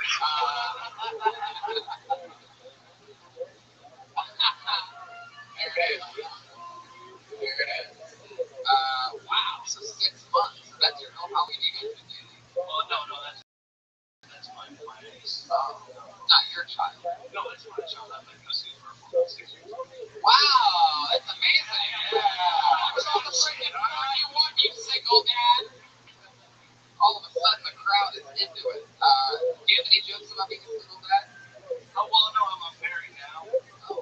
I got a wife who's bullshit. Right. Can I ask you a question? Can I ask a legit question? So, like, because it's weird talking to a guy with the child support, you know, like backwards. So, okay, so, like, it's bullshit, right? Like you're getting like a free paycheck every week, and you just have to buy SpaghettiOs and I put the kid in the room. I don't get any paycheck. That's why she's in jail. I don't get any paycheck. Wow. What does she do for work or not do? She's nothing.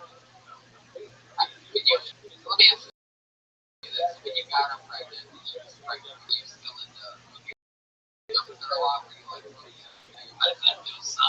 Even a naughty boy. It was a bad mistake from the get-go. Bad mistake. Did you try to get an abortion? Try to take her out on the farm or something like that? Like, accidentally she got, oh, I'm sorry, baby, got kicked by a horse accidentally. Looks like we lost the baby.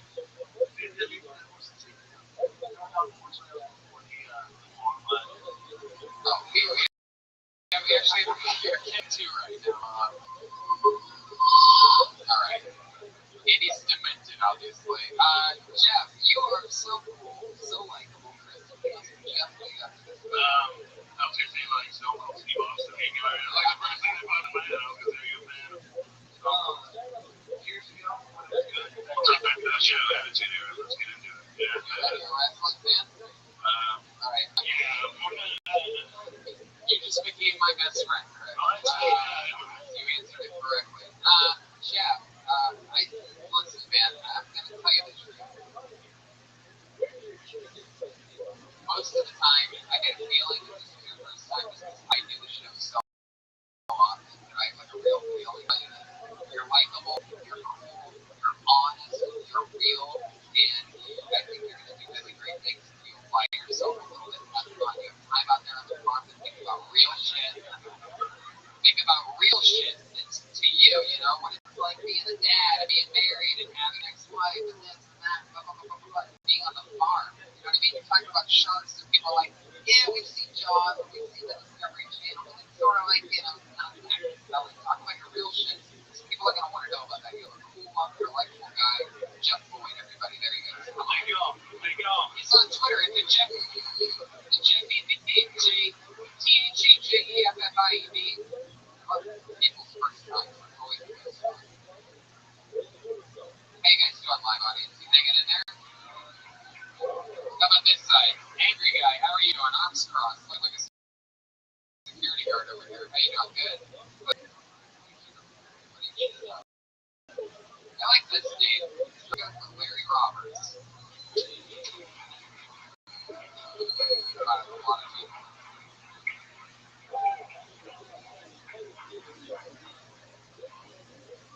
yeah, guys, so take first off. Hard to hear the first night, first time ever, so out of rehab. So, 2 years sober, and here I am, my first time on town. Surrounded by alcohol. I love it. Brian, I wanted to give him your Sex out. yeah, what is it? Leave alone. But he doesn't know the right. But, not there you go. No, seriously, it's so hard to get up here just because of real. Think about it, they get up here and just want to go first. Next to the team beforehand. And you hate so much. It's like literally felt the switch. Like splitting your stomach. And the time it's going to feel worse. Like, it's making you strong. And they're not. There's no fire. And now it's really yeah, what kind of dressing I wanted to buy salad. So, I'm going to make it oil. What is the salad place? Minimize the switch marks there. Here we go. There he is a minute from your offer. Yeah. So you were in rehab for right? How and you've been sober for 2 years. 2 years, actually 2 years. Wow. How bad did it get? Like, were you waking up tequila? Yes. It's not worse. I'll tell you. Sure. Okay. Out when I get my bottom, straight. And everything. Wow. That's a real drinking problem. Yeah. You forget about the internet. You're just getting more paper. How about you get it for free? That's when you go back to drinking. Yeah.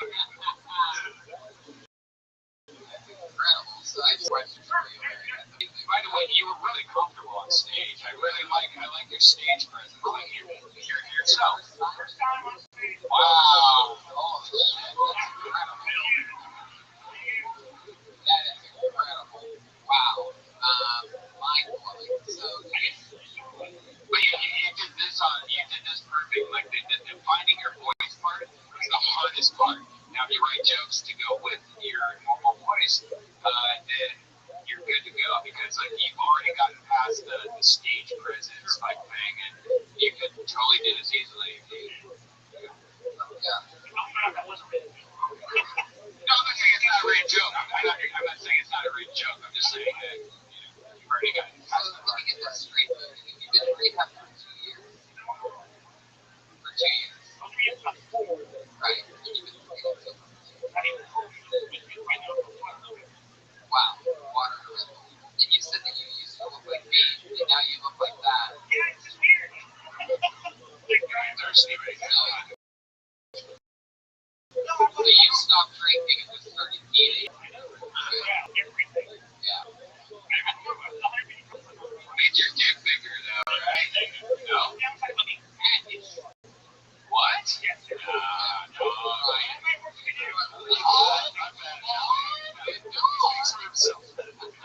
That's not true. Oh, your dick was bigger when you were skinnier? No, it was smaller when I was skinnier. It definitely got fatter, man. Like, some people put weight in different areas. Like, I got big hips. You know, a lot of people have big stomachs, you know, like, it pumped all the fat into my dick. Fuck yeah. I mean, my dick falls asleep when I get this thing right now. No, I mean, like, what's underneath? Oh, what's in my hair? Oh, wow. Christian Slater, guys. Good. Definitely, man. Definitely. I'm a freak of it. So what do you do for work, Larry? Or what do you analyze? What kind of data? Okay.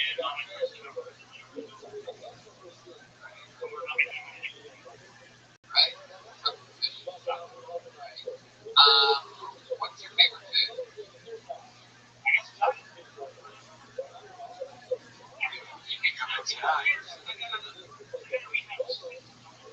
Right, that's what they say.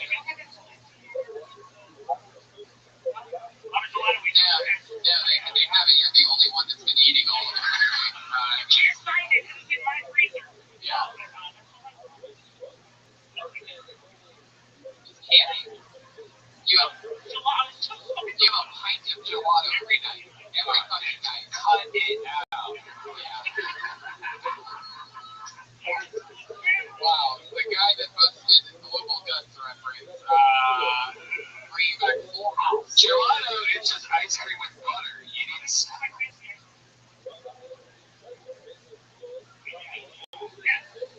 stick of butter and some yogurt. You'll be better. What's the advice? So Larry, don't you think that that's sort of like another unhealthy crutch? Could be maybe. Yeah. Right. What do you think it would take to replace this gelato that you're dealing with? Daily gelato. Because you are what you eat. You're looking at a little gelato, you know what I mean? So much.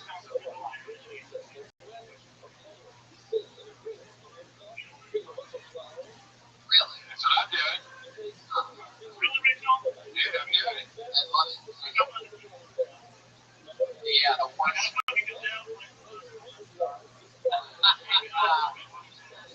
Okay. I can just picture him on this gazelle just eating gelato. Like, great. Doing it. Making big changes in my life. I mean, I'm up to 2 gelatos a day now, but got this fucking gazelle. So interesting, Larry. What was your drink of choice back in the day? Really? Interesting. Okay. Man, you really saved yourself. Like one of those weird drinks that like keeps with your face and you get too much in it. Yeah. That strawberry nose and shit. That's what I had. What was like gin and tonic was my first drink starting off as a child. I don't know why. That's what they taught you. Not mine. Mine was a good old Lynchburg lemonade back before White Czar Jack Daniels made Lynchburg lemonade. And my brothers took me frisbee golfing one time, and I had 2 of them, and I was fucking rock. Oh, I was the happiest fucking 15-year-old boy in the world. I was shit faced. It was great. Larry, did you start on gin and just sort of stick with it the whole time? Yeah,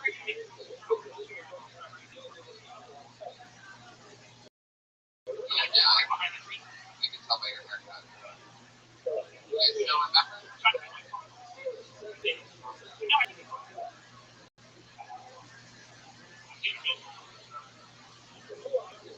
Gin and what?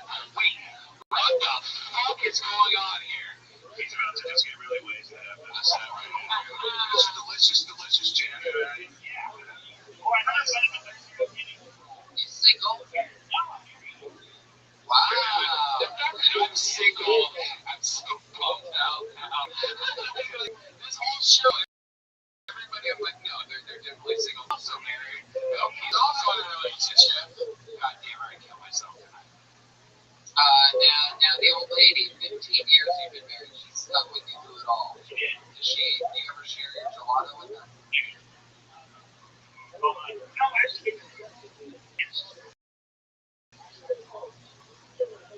You should respond. Agent. There's one there.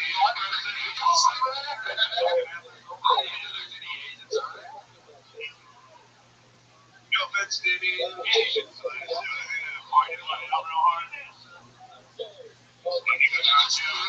a second, Tony, did you see that? What happened there, man? You did the old eye. Yeah, the old Texas truffle, is that what it's called? Now, Larry, what else, man? Tell us something interesting. What was your childhood like?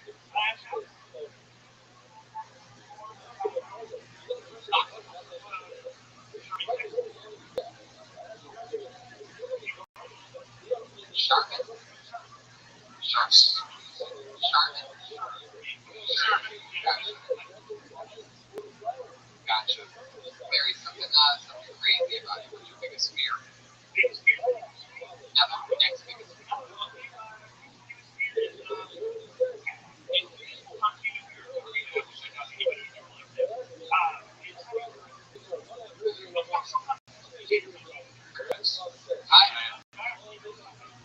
I was gonna guess your biggest fear is right. I was gonna say maybe you son of a bitch. Tony, what's your biggest regret?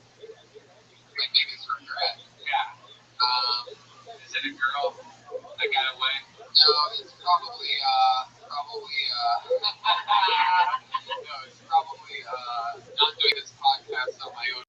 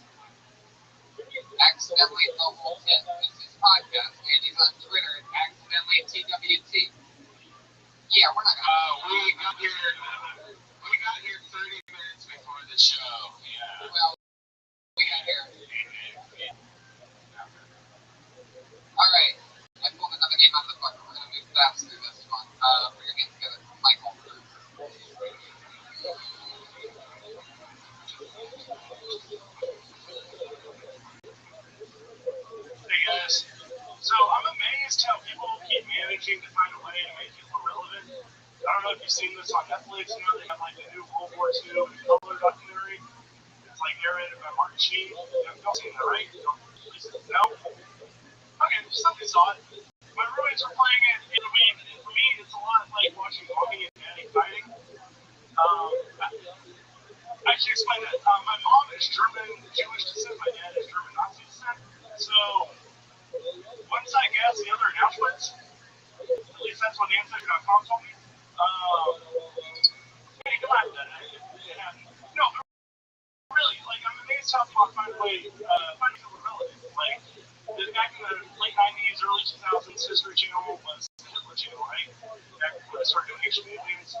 Now with that, no, I feel like someday they might bring Hitler to IMAX. Just be scared. You remember those old Spy Kids trailers? Like the pterodactyls were flying over people. Well, this would be like a big Hitler doing the Heil and everybody, you know?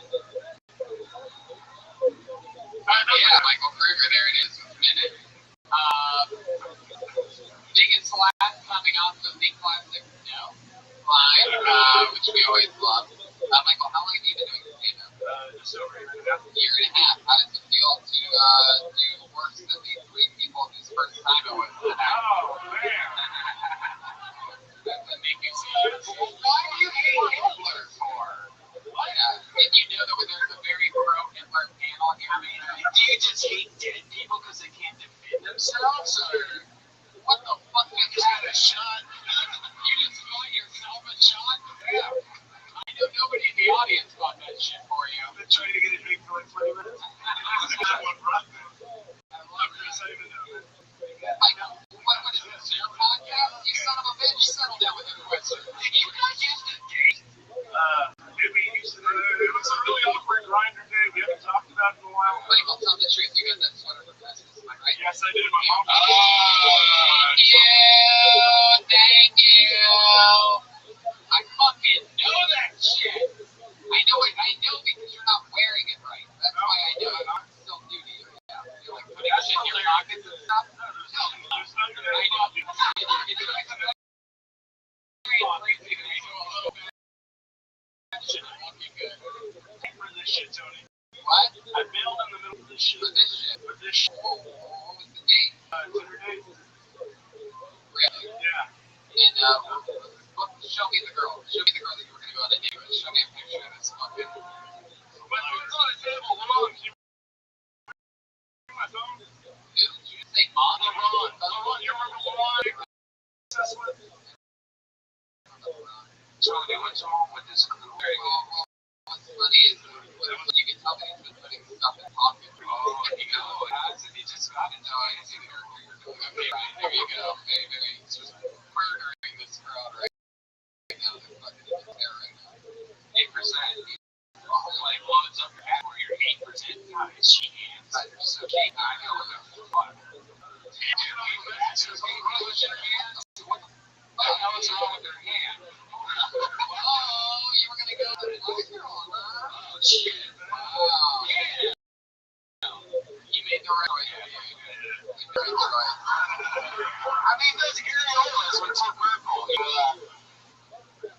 The Hitler joke was way better. Thank you. At least something in my life is decent. Right. Michael Kruger, any relation to Freddie?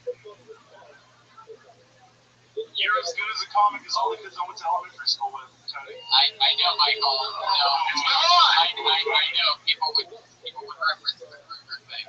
I'm actually a much better comic than you. Unless they all have a 1-hour special debuting next month on Netflix. You can.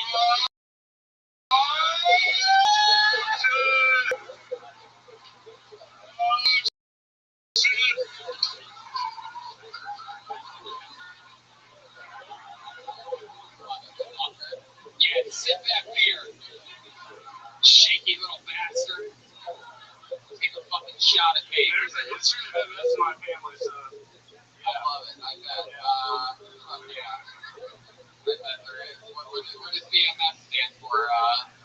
Mostly stupid. Welcome to the burn unit, son. You're right. The kids who in the elementary school are not better than me. So, Michael, your mom got you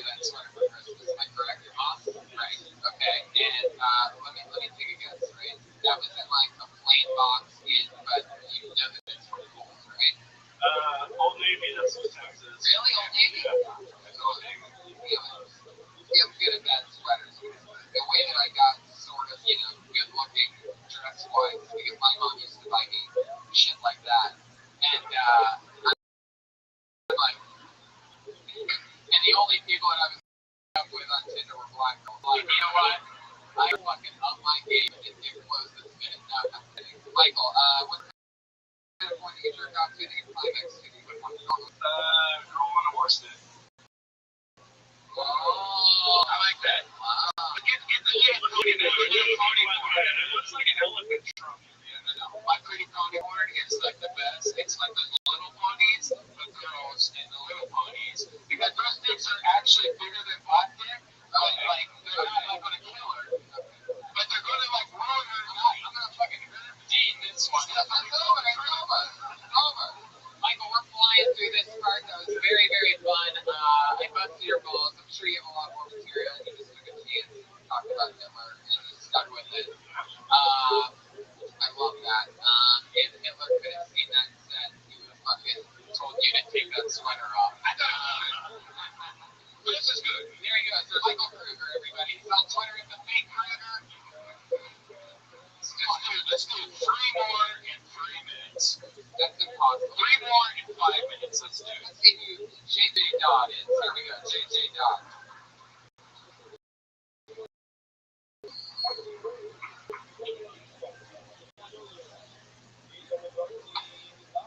So, finally professional up here. Alright, so there's been a lot of talk about porn all night, so let's just keep that beat going, I guess. What the fuck happened to porn where a girl throwing up on my dick is erotic? Like, that's so fucking nasty to me, dude. When she's going down on me, it's like, and I'm like, oh, man, this fucking ruins it for me. I don't know, like, whole categories, like, you on dick, you know what I mean? Like, you go to the, what the fuck? Who's getting off to this? Like, you engage society with how fucking crazy we are with the categories of porn, you know, like, it's fucking horse dick, what was this guy talking about? Puking on dick? I mean, it's all bad. It's all bad. I'm JJ Dodd. What's up? Yeah. The best thing in the set. Yeah, JJ Dodd. That was fucking badass. And you're right, because like I had it with a girl that she like puked on my dick or whatever this, and the next day I didn't wash it off, and like the stomach got so it curls up and becomes a gel. I had to throw it. This is what's wrong with the This is what's wrong. JJ Dodd, I fucking love that. First of all, I'm gonna be honest with you. You know what? I'm sort of let's wait 1 second, Brian. I'm gonna be honest with you. I'm sort of into it. I'm sort of into the keeping on the dick thing.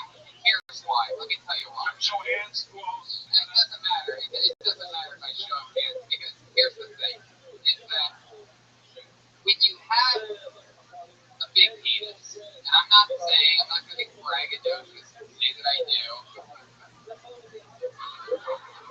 a lot of fucking work walking this thing around. I'm not gonna brag about it, okay? He takes all the blood out of his brain, you can tell. Right, you know, he used to be fatter and my dick got much bigger, but anyway, my point is this, is that when you have a big dick, and I don't know what it's like to do that, but if you did, one of the most exciting parts of it, you end up finding out is like, you know, when a girl finds out about it for the first time, like, touch it or whatever, they go, holy fucking shit, like, that part, you know what, you guys can't relate to this. My point being is that you get bored after a while. Alright, forget it. JJ, I'm guessing since you're built like a snowman, you don't get a lot of fun, am I right? No, I don't. Thank you for bringing that up. How long have you been doing stand-up? That's my very first time. Get on!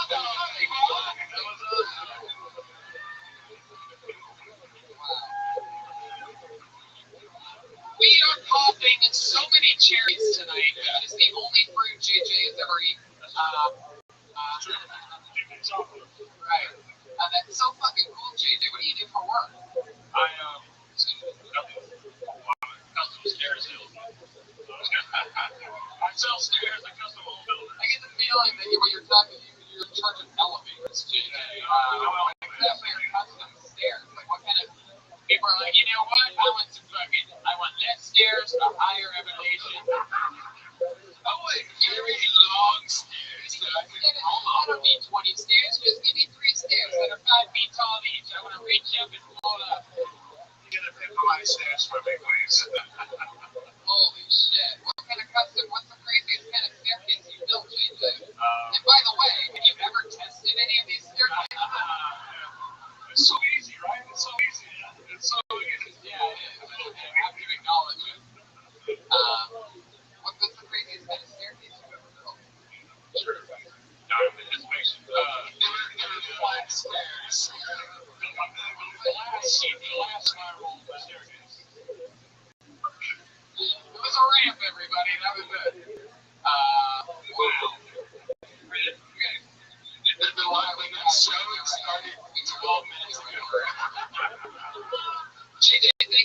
bunch was so fucking neat. It was a good do it. And the other one, you know, two more. All these people, JJ_dot, D-O-double-D. What's that, Chris? I love that you reference the other guy. You got the guy with the horse stick up there.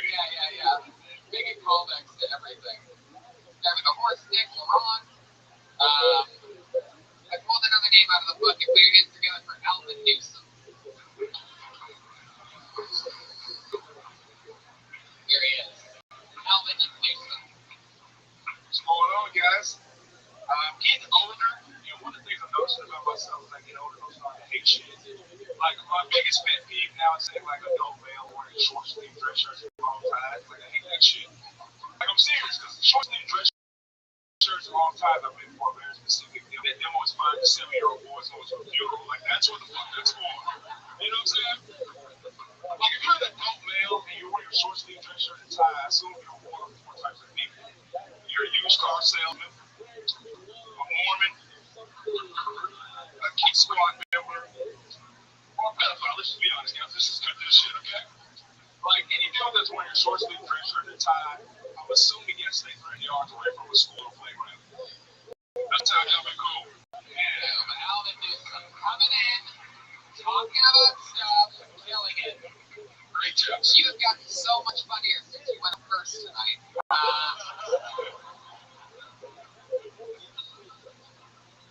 Just kidding, we must go around. You guys are really funny. How long have you been doing comedy? Almost 2 years. How much material do you have? Like, Honestly, about 35. wow. So fun. What do you do for work? I work in marketing advertising. Your job. It's like complete opposites. What's Kim Kardashian like? I've never met her. You're unbelievable. Kanye thing again. Yeah. Kind of Kanye-ish. Kind of like Kanye with like maybe like a smile. Okay, how do you smile? That's positive. I'll take that. Love that, Alvin. You're from here in Texas. No, we're living in Texas. Ooh, I love Texas. So lovely. How long have you been in Texas? About 6 years now. Do you like it better or less? So I've been running away from people who got it on me. Yeah. Everybody has one. It's supposed to be a black guy in Texas, right? Yeah, it's kind of weird. Yeah, it's weird. Like, every time I see a black guy in Texas, I'm like, what the fuck are you doing? Get the fuck out of here. Like, there's 49 other states. Why don't you choose this one? You like getting choked when you get fucked, don't you? It is true. Like, if I was black, based on principle, I would go as far north as possible. Yeah. Like, Iowa, you know. Yeah, I'd go to Iowa, you know. Right, it's where they have, you know, Iowa and black people get along because they both have huge pockets. That's not really too hard. You know what? Anybody who's making that groaning noise right now, guess what? You're stupid. It's not like I was doing stand-up and 20 minutes into my set I made a backgammon in Iowa. I have huge pockets. No, I was in the moment. You fucking idiots. Black people was brought up and Iowa was brought up. And I took it. But no, it sounded cheesy. So you, like you fucking go, well, guess what? This ain't American Idol, bitches, and your vote doesn't count. Alvin. I fucking love your style. We're gonna fly through this part. How do you feel about opening up our stand-up show? Yeah, I love it, man. Alvin Newsom, everybody. We're gonna see him in a minute. He's on Twitter, ALVINSIGHST, guys. Alvin Sites. Let's get one more comedian up. For those of you that signed up that didn't get up, we apologize. A lot of people signed up. Way more than, way more. Okay, Lawrence Rosales. Your final comedian of the night, everybody. And then we do it. I've been married for like a year. We go pretty well. Yeah, to a woman. And my wife asked me the other day, she goes, you ever think about kids? I said, not a lot. That'd be weird. I thought that might be a month. You know, I don't know if we should pass our DNA along. I met my wife at a community college in a remedial math class that I didn't pass. You know, and I'm worried about the fact we're leaving for our kids, you know? I think most important kids won't even get snowed in.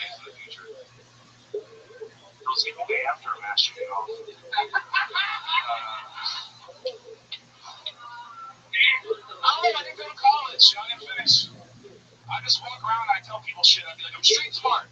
Like, what does that mean, you know? Street smart's like a 15-year-old that can't count my change back to me. But he can tell me how many grams in an ounce. Got it. Boom, boom, boom, boom. Yeah. Boom, boom, boom, boom, boom. Wow. Lawrence Rosales.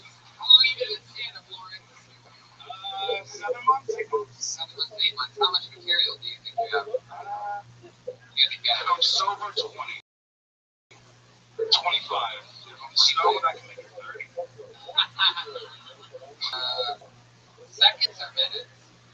Minutes. Perfect. Lawrence, we're going to keep this super quick. I think it's blatant and obvious that we are going very quickly with Alvin, and we are going to also end you the show for 5 minutes. There you go. Lawrence Rosales, everybody.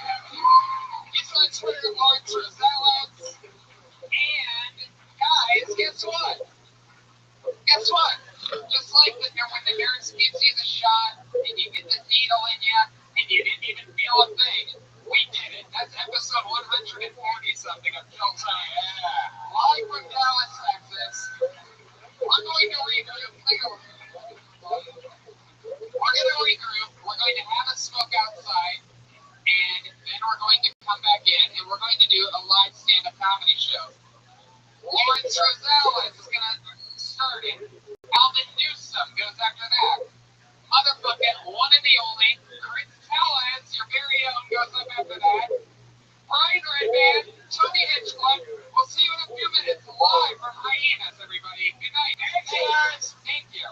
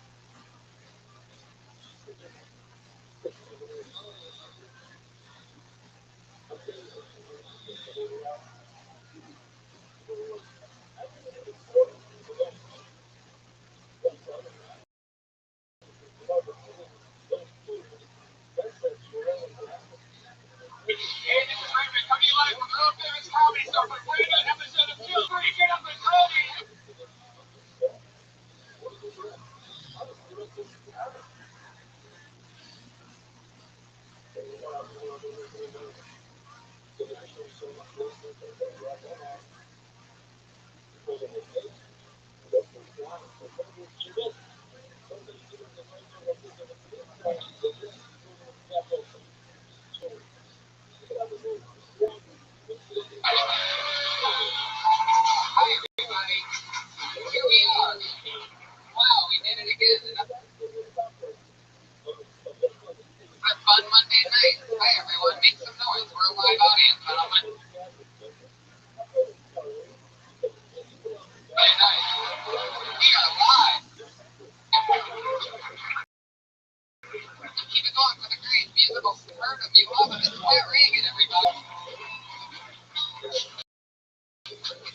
And our house artist, Ryan, was going to draw tonight's episode. Clap for Ryan, everybody. He draws every episode. Starts out a blank sheet of paper, and somehow he gets us all in there and figures it out all before the right.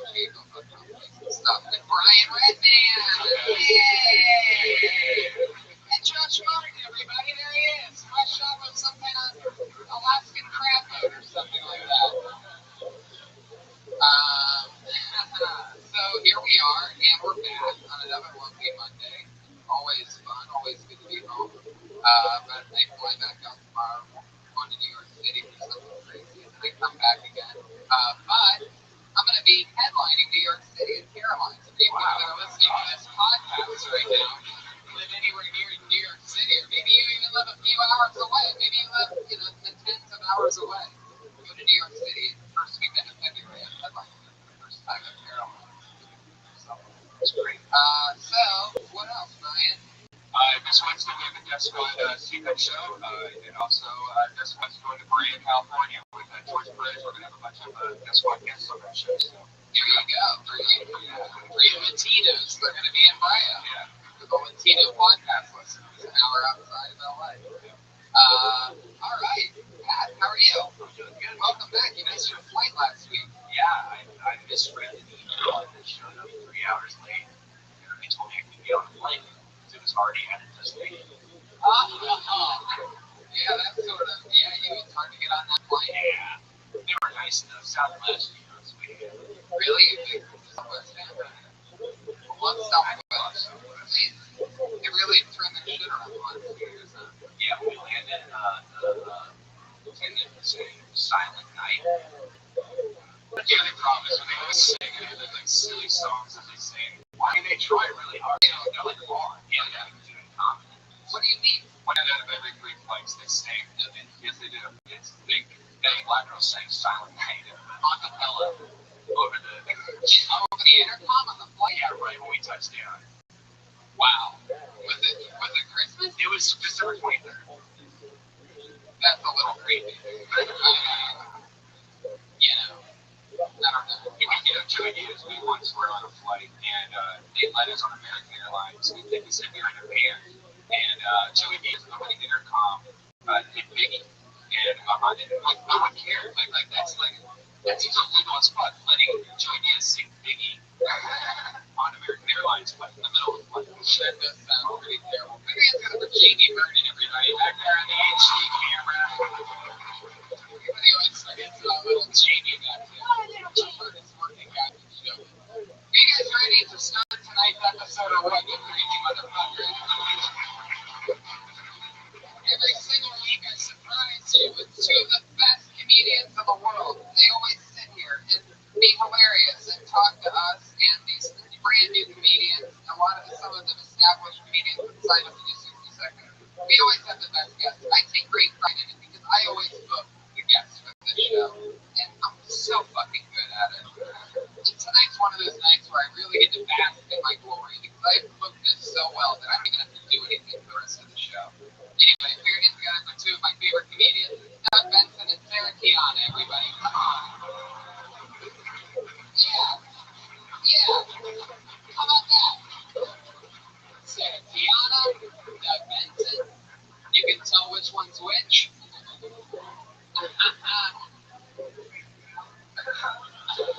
You might be wondering, I wonder how high Doug Benson is tonight. He likes to show you what he is. I love it. Well, it's great to be here. Sarah, use your microphone voice. I love it. Hello. Well, yeah. How's it going? Good. I have red wine. Doug has some water. Sparkling water. And the water and the sparkling tequila. Got a large plate on the table. That's always makes for a fun night out. Well, actually, it doesn't come out before it's super good for people. I'd love to see like a Quentin Tarantino movie where a guy goes to whip out his sword and kill the other guy who's super glued in. And he's like, kill Tony, and then he gets his head cut off. That's great. That'd be a great promotion with the show. So you guys know where two of my most used guests, two of my favorite, two of the most used. Yeah. Very many ways. Yeah.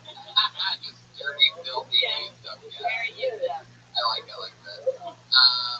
Doug, you were talking about Pat Reagan playing music before the show. I was saying like, does the audience dig it? And you said, yes, they do. That's why we do it. You guys have fun when Pat plays all the songs before the show? Anyway, now I went a little extra hard just to defend itself. Thank you for wearing shoes tonight. And I'm very impressed with you. Yeah. Like an adult. Give us this thing stuff. Take that wrapper off. Why? Because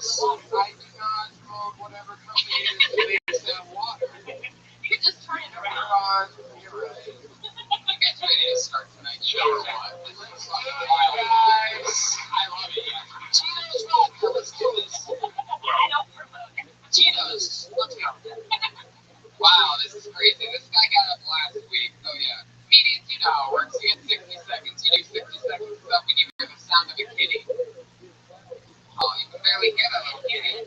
You hear it again? So just jump in if you don't like your bar. So what? And people don't even recognize the sound. There it is. Alright. That means wrap it up then, guys. Don't go over your time or else you're gonna bring out the angry West Hollywood bear.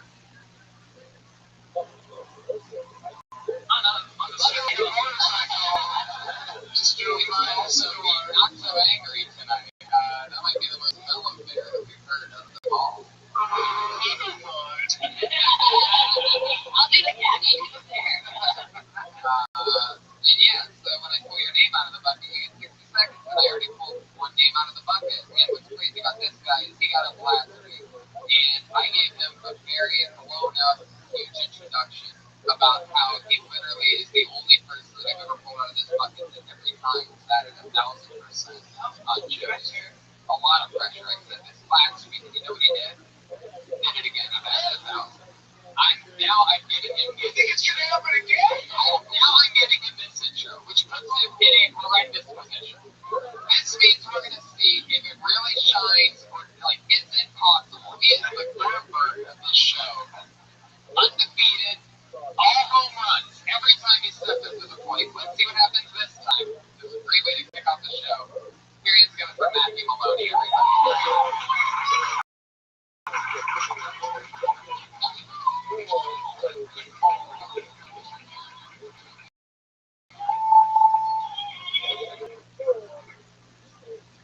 My fucking grandpa died last night. I'm not making this up. This actually happened. My grandpa fucking died last night. Last night, my mother got a call from my aunt letting her know that their father, my grandpa, fucking died. And nobody cared. Nobody gave a shit. This piece of asshole treated my mother and my grandmother like nothing but pieces of shit for his entire life. Total nutman. This is how my mother tried to break the news to us. Still on the phone with my aunt. Carl's dead! What? Carl's dead! She called him Carl. His name was Dennis. I only ever met him once, and he wasn't mean to me, but he never gave me any money, so fuck him. Matthew Maloney.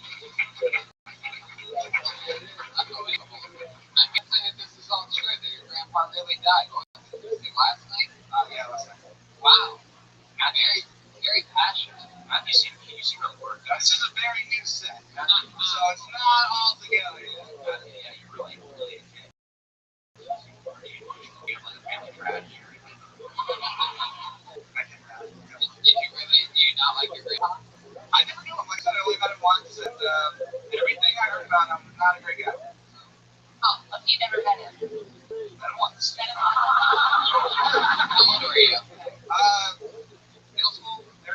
Interesting age to meet a grandpa. How did he come across you? Like, you know how it is, like, when you've just heard about someone and how much of a piece of shit they are? And, like, when I met him, he's just this weak old man who can do nothing, but I've told stories about him. He kidnapped my mother after, like, what? He kidnapped my mother after, what hair split up? No? Alright, lost everybody? Okay. I don't know all these details. I can't, like, fully tell the story. Is this the guy that you introduced with all that talk about? Yeah. I mess up, Doc? No, I think you're interesting. I didn't know reality. Well, of course, and that thing that he did to you was terrible. Yeah. But you overcame it, and I've been obsessed the entire time you were on. There was like a drink order going over in the corner, and I thought, what would I do as a comic if for my ever did a performance where my entire set had a waitress talking to customers the entire time. And this guy, what's your name again? Matthew. Nice to meet you. Full name. Matthew, did you notice that was going on the entire time you were on? You were just all purpose, extremely professional. Right, well, it's, you almost walked off the stage. Why don't you drop the big one?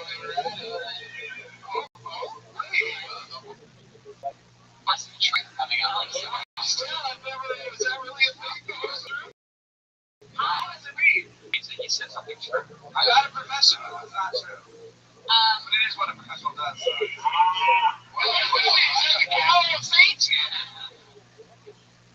Yeah. Well, I would love, first of all, I loved you on How to Make a Murderer. You're making a murderer. You're fantastic. And I Tony, 3 in a row. We did it. might have been here to you. The murderer thing's been around for 3 weeks. We've had, I said it 1 week, and then he told me to say it all like this. Here's the thing. The thing is so subtle. Does he really look that much like him? Well, I think we made a murder tonight, is what happened. I'd like to say, though, I thought, The toucan of annoyingness. let me just say that. I want to see a special that's a makeover about making a murderer. And it's when he gets exonerated, then they give him a new hairdo. Go ahead, Sarah. Sarah Keanu, my name's I thought that your set was interesting, but it would have been more powerful had you not been shouting at the beginning. I thought if you just came up here and started talking about how your grandpa died last night, and and it was this horrible thing. Not that I don't like shouting, but it's a balance, and then you get George! I don't think People were talking, they were ordering me to go out. I didn't even notice it. I think if you would have said he was a fucking asshole louder at that point, that would have been a little bit more, like that would have been a nice twist, and that part could have gotten up in your I face. see what you're saying. I agree. Dial it down a little bit, but also, like, he's, he has a minute, and, it was, the audience was just told that they're all going to come shake the pants. Yeah, but also remember that sometimes when comics yell, it's to cover up for the fact of like not hearing laughter. It's like a defense mechanism. Being able to be super powerful. So if you come up here and you go down a little bit and then say something loud, then you have to. It is kind of truth. There was a truth. Yeah, this is confusing. Yeah. Oh, baby. It's just like if you see people shouting on stage, then I'm not to say that you always do that or anything. I just thought that was It's true. To use a device. That's your acting background. You're very dramatic on stage. There's something else going on. Yeah, I remember when I saw you walking through the streets of New York at the end of Ghostbusters. All the way back then, I'm like, this fucking guy has acting chops. Don't listen to these guys. Stay up, my man. There he goes. Matthew Maloney, everybody. Come on. I put way too much pressure on him. He's on Twitter, Matthew A. Maloney. I feel like his intensity was caused by taking the bullet in that intro. A little bit. Maybe had a long walk to this day, so really stuff like Eminem, Yeah, everybody that's in this boat here. Just be ready. How about this? This looks like a new name. Gary Curtis, everybody. Come on. Gary Curtis.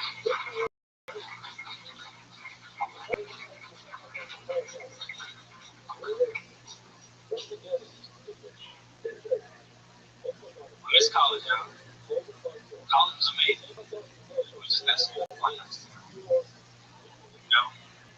I can't lie, when I graduated college, I thought I was better than everybody that didn't. Like, if you didn't go to college, you couldn't even tell me the weather. People would be like, yo, it's cold outside, you probably put a jacket on. I'm like, bitch, I got a degree with a jacket. You're like, yo, it's 40 degrees. I'm like, fuck you know about the degree. Now I got older, I realized that the only difference between me and those people is that I'm about $4,000 more jacket than them. It's like I lost that. I just somebody would have told me that that's what life would have been. Say my $42,000. Just got added a couple thousand. Fortunate. Shit added up. I mean, don't get me wrong, like I'm pro-choice. I just always make sure they make the right choice. There you go. 55 seconds. Gary Curtis. How'd you make sure I got the right choice of asking for a friend? We got Cosby there. How old are you, Gary? 25. How long you been in Canada? 2 years. Where you from? How long you been in LA? 2.5 years. You got good swag. Like I like your confidence on stage. Like it makes me relax when I see you take the microphone. Like sometimes people take the mic and I'm like, oh god, this is gonna be bad. I've been yelling, my grandpa. No, but I thought when you took the mic, you took command and like instead, you know, like I just felt like, oh, I'm relaxed. Like he looks like he's in control. He's gonna entertain me, and I'm gonna. So I like the way that you started talking.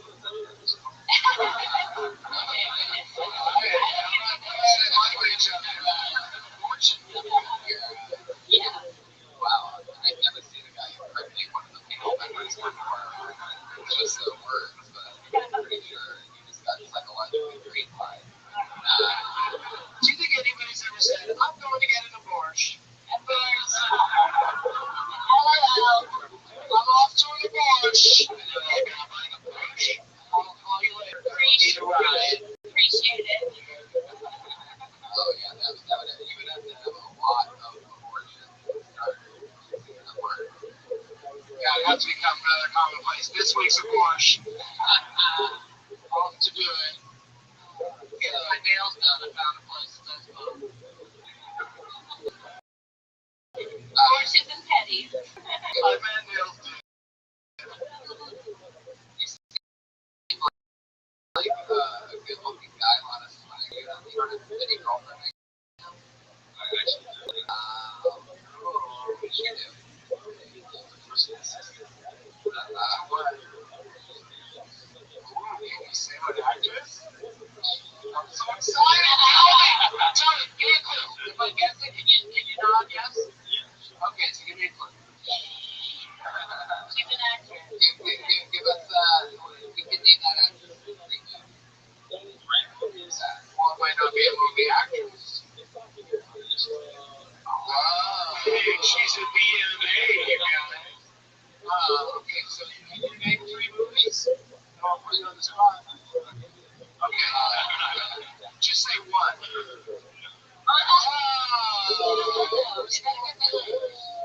Where did you go to school? University. See, I believe like all of your stuff about the degrees, and then you said the abortion thing, and I didn't believe it. I felt like it was a cop out at the end of your joke for an easy laugh. I felt like you could have kept going with the degrees. Everybody has that pain of like paying back student loans. Okay. Yeah, but I feel like getting in He's right. They could have it worse in those situations. You've seen the magazine in the waiting room. Why were you in the waiting room? Did you have to sit next to her and hold her hand while like the vacuum cleaner? Car wash is Ryan.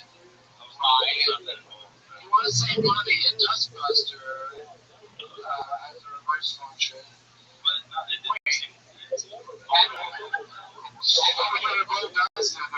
just kind of came out of nowhere.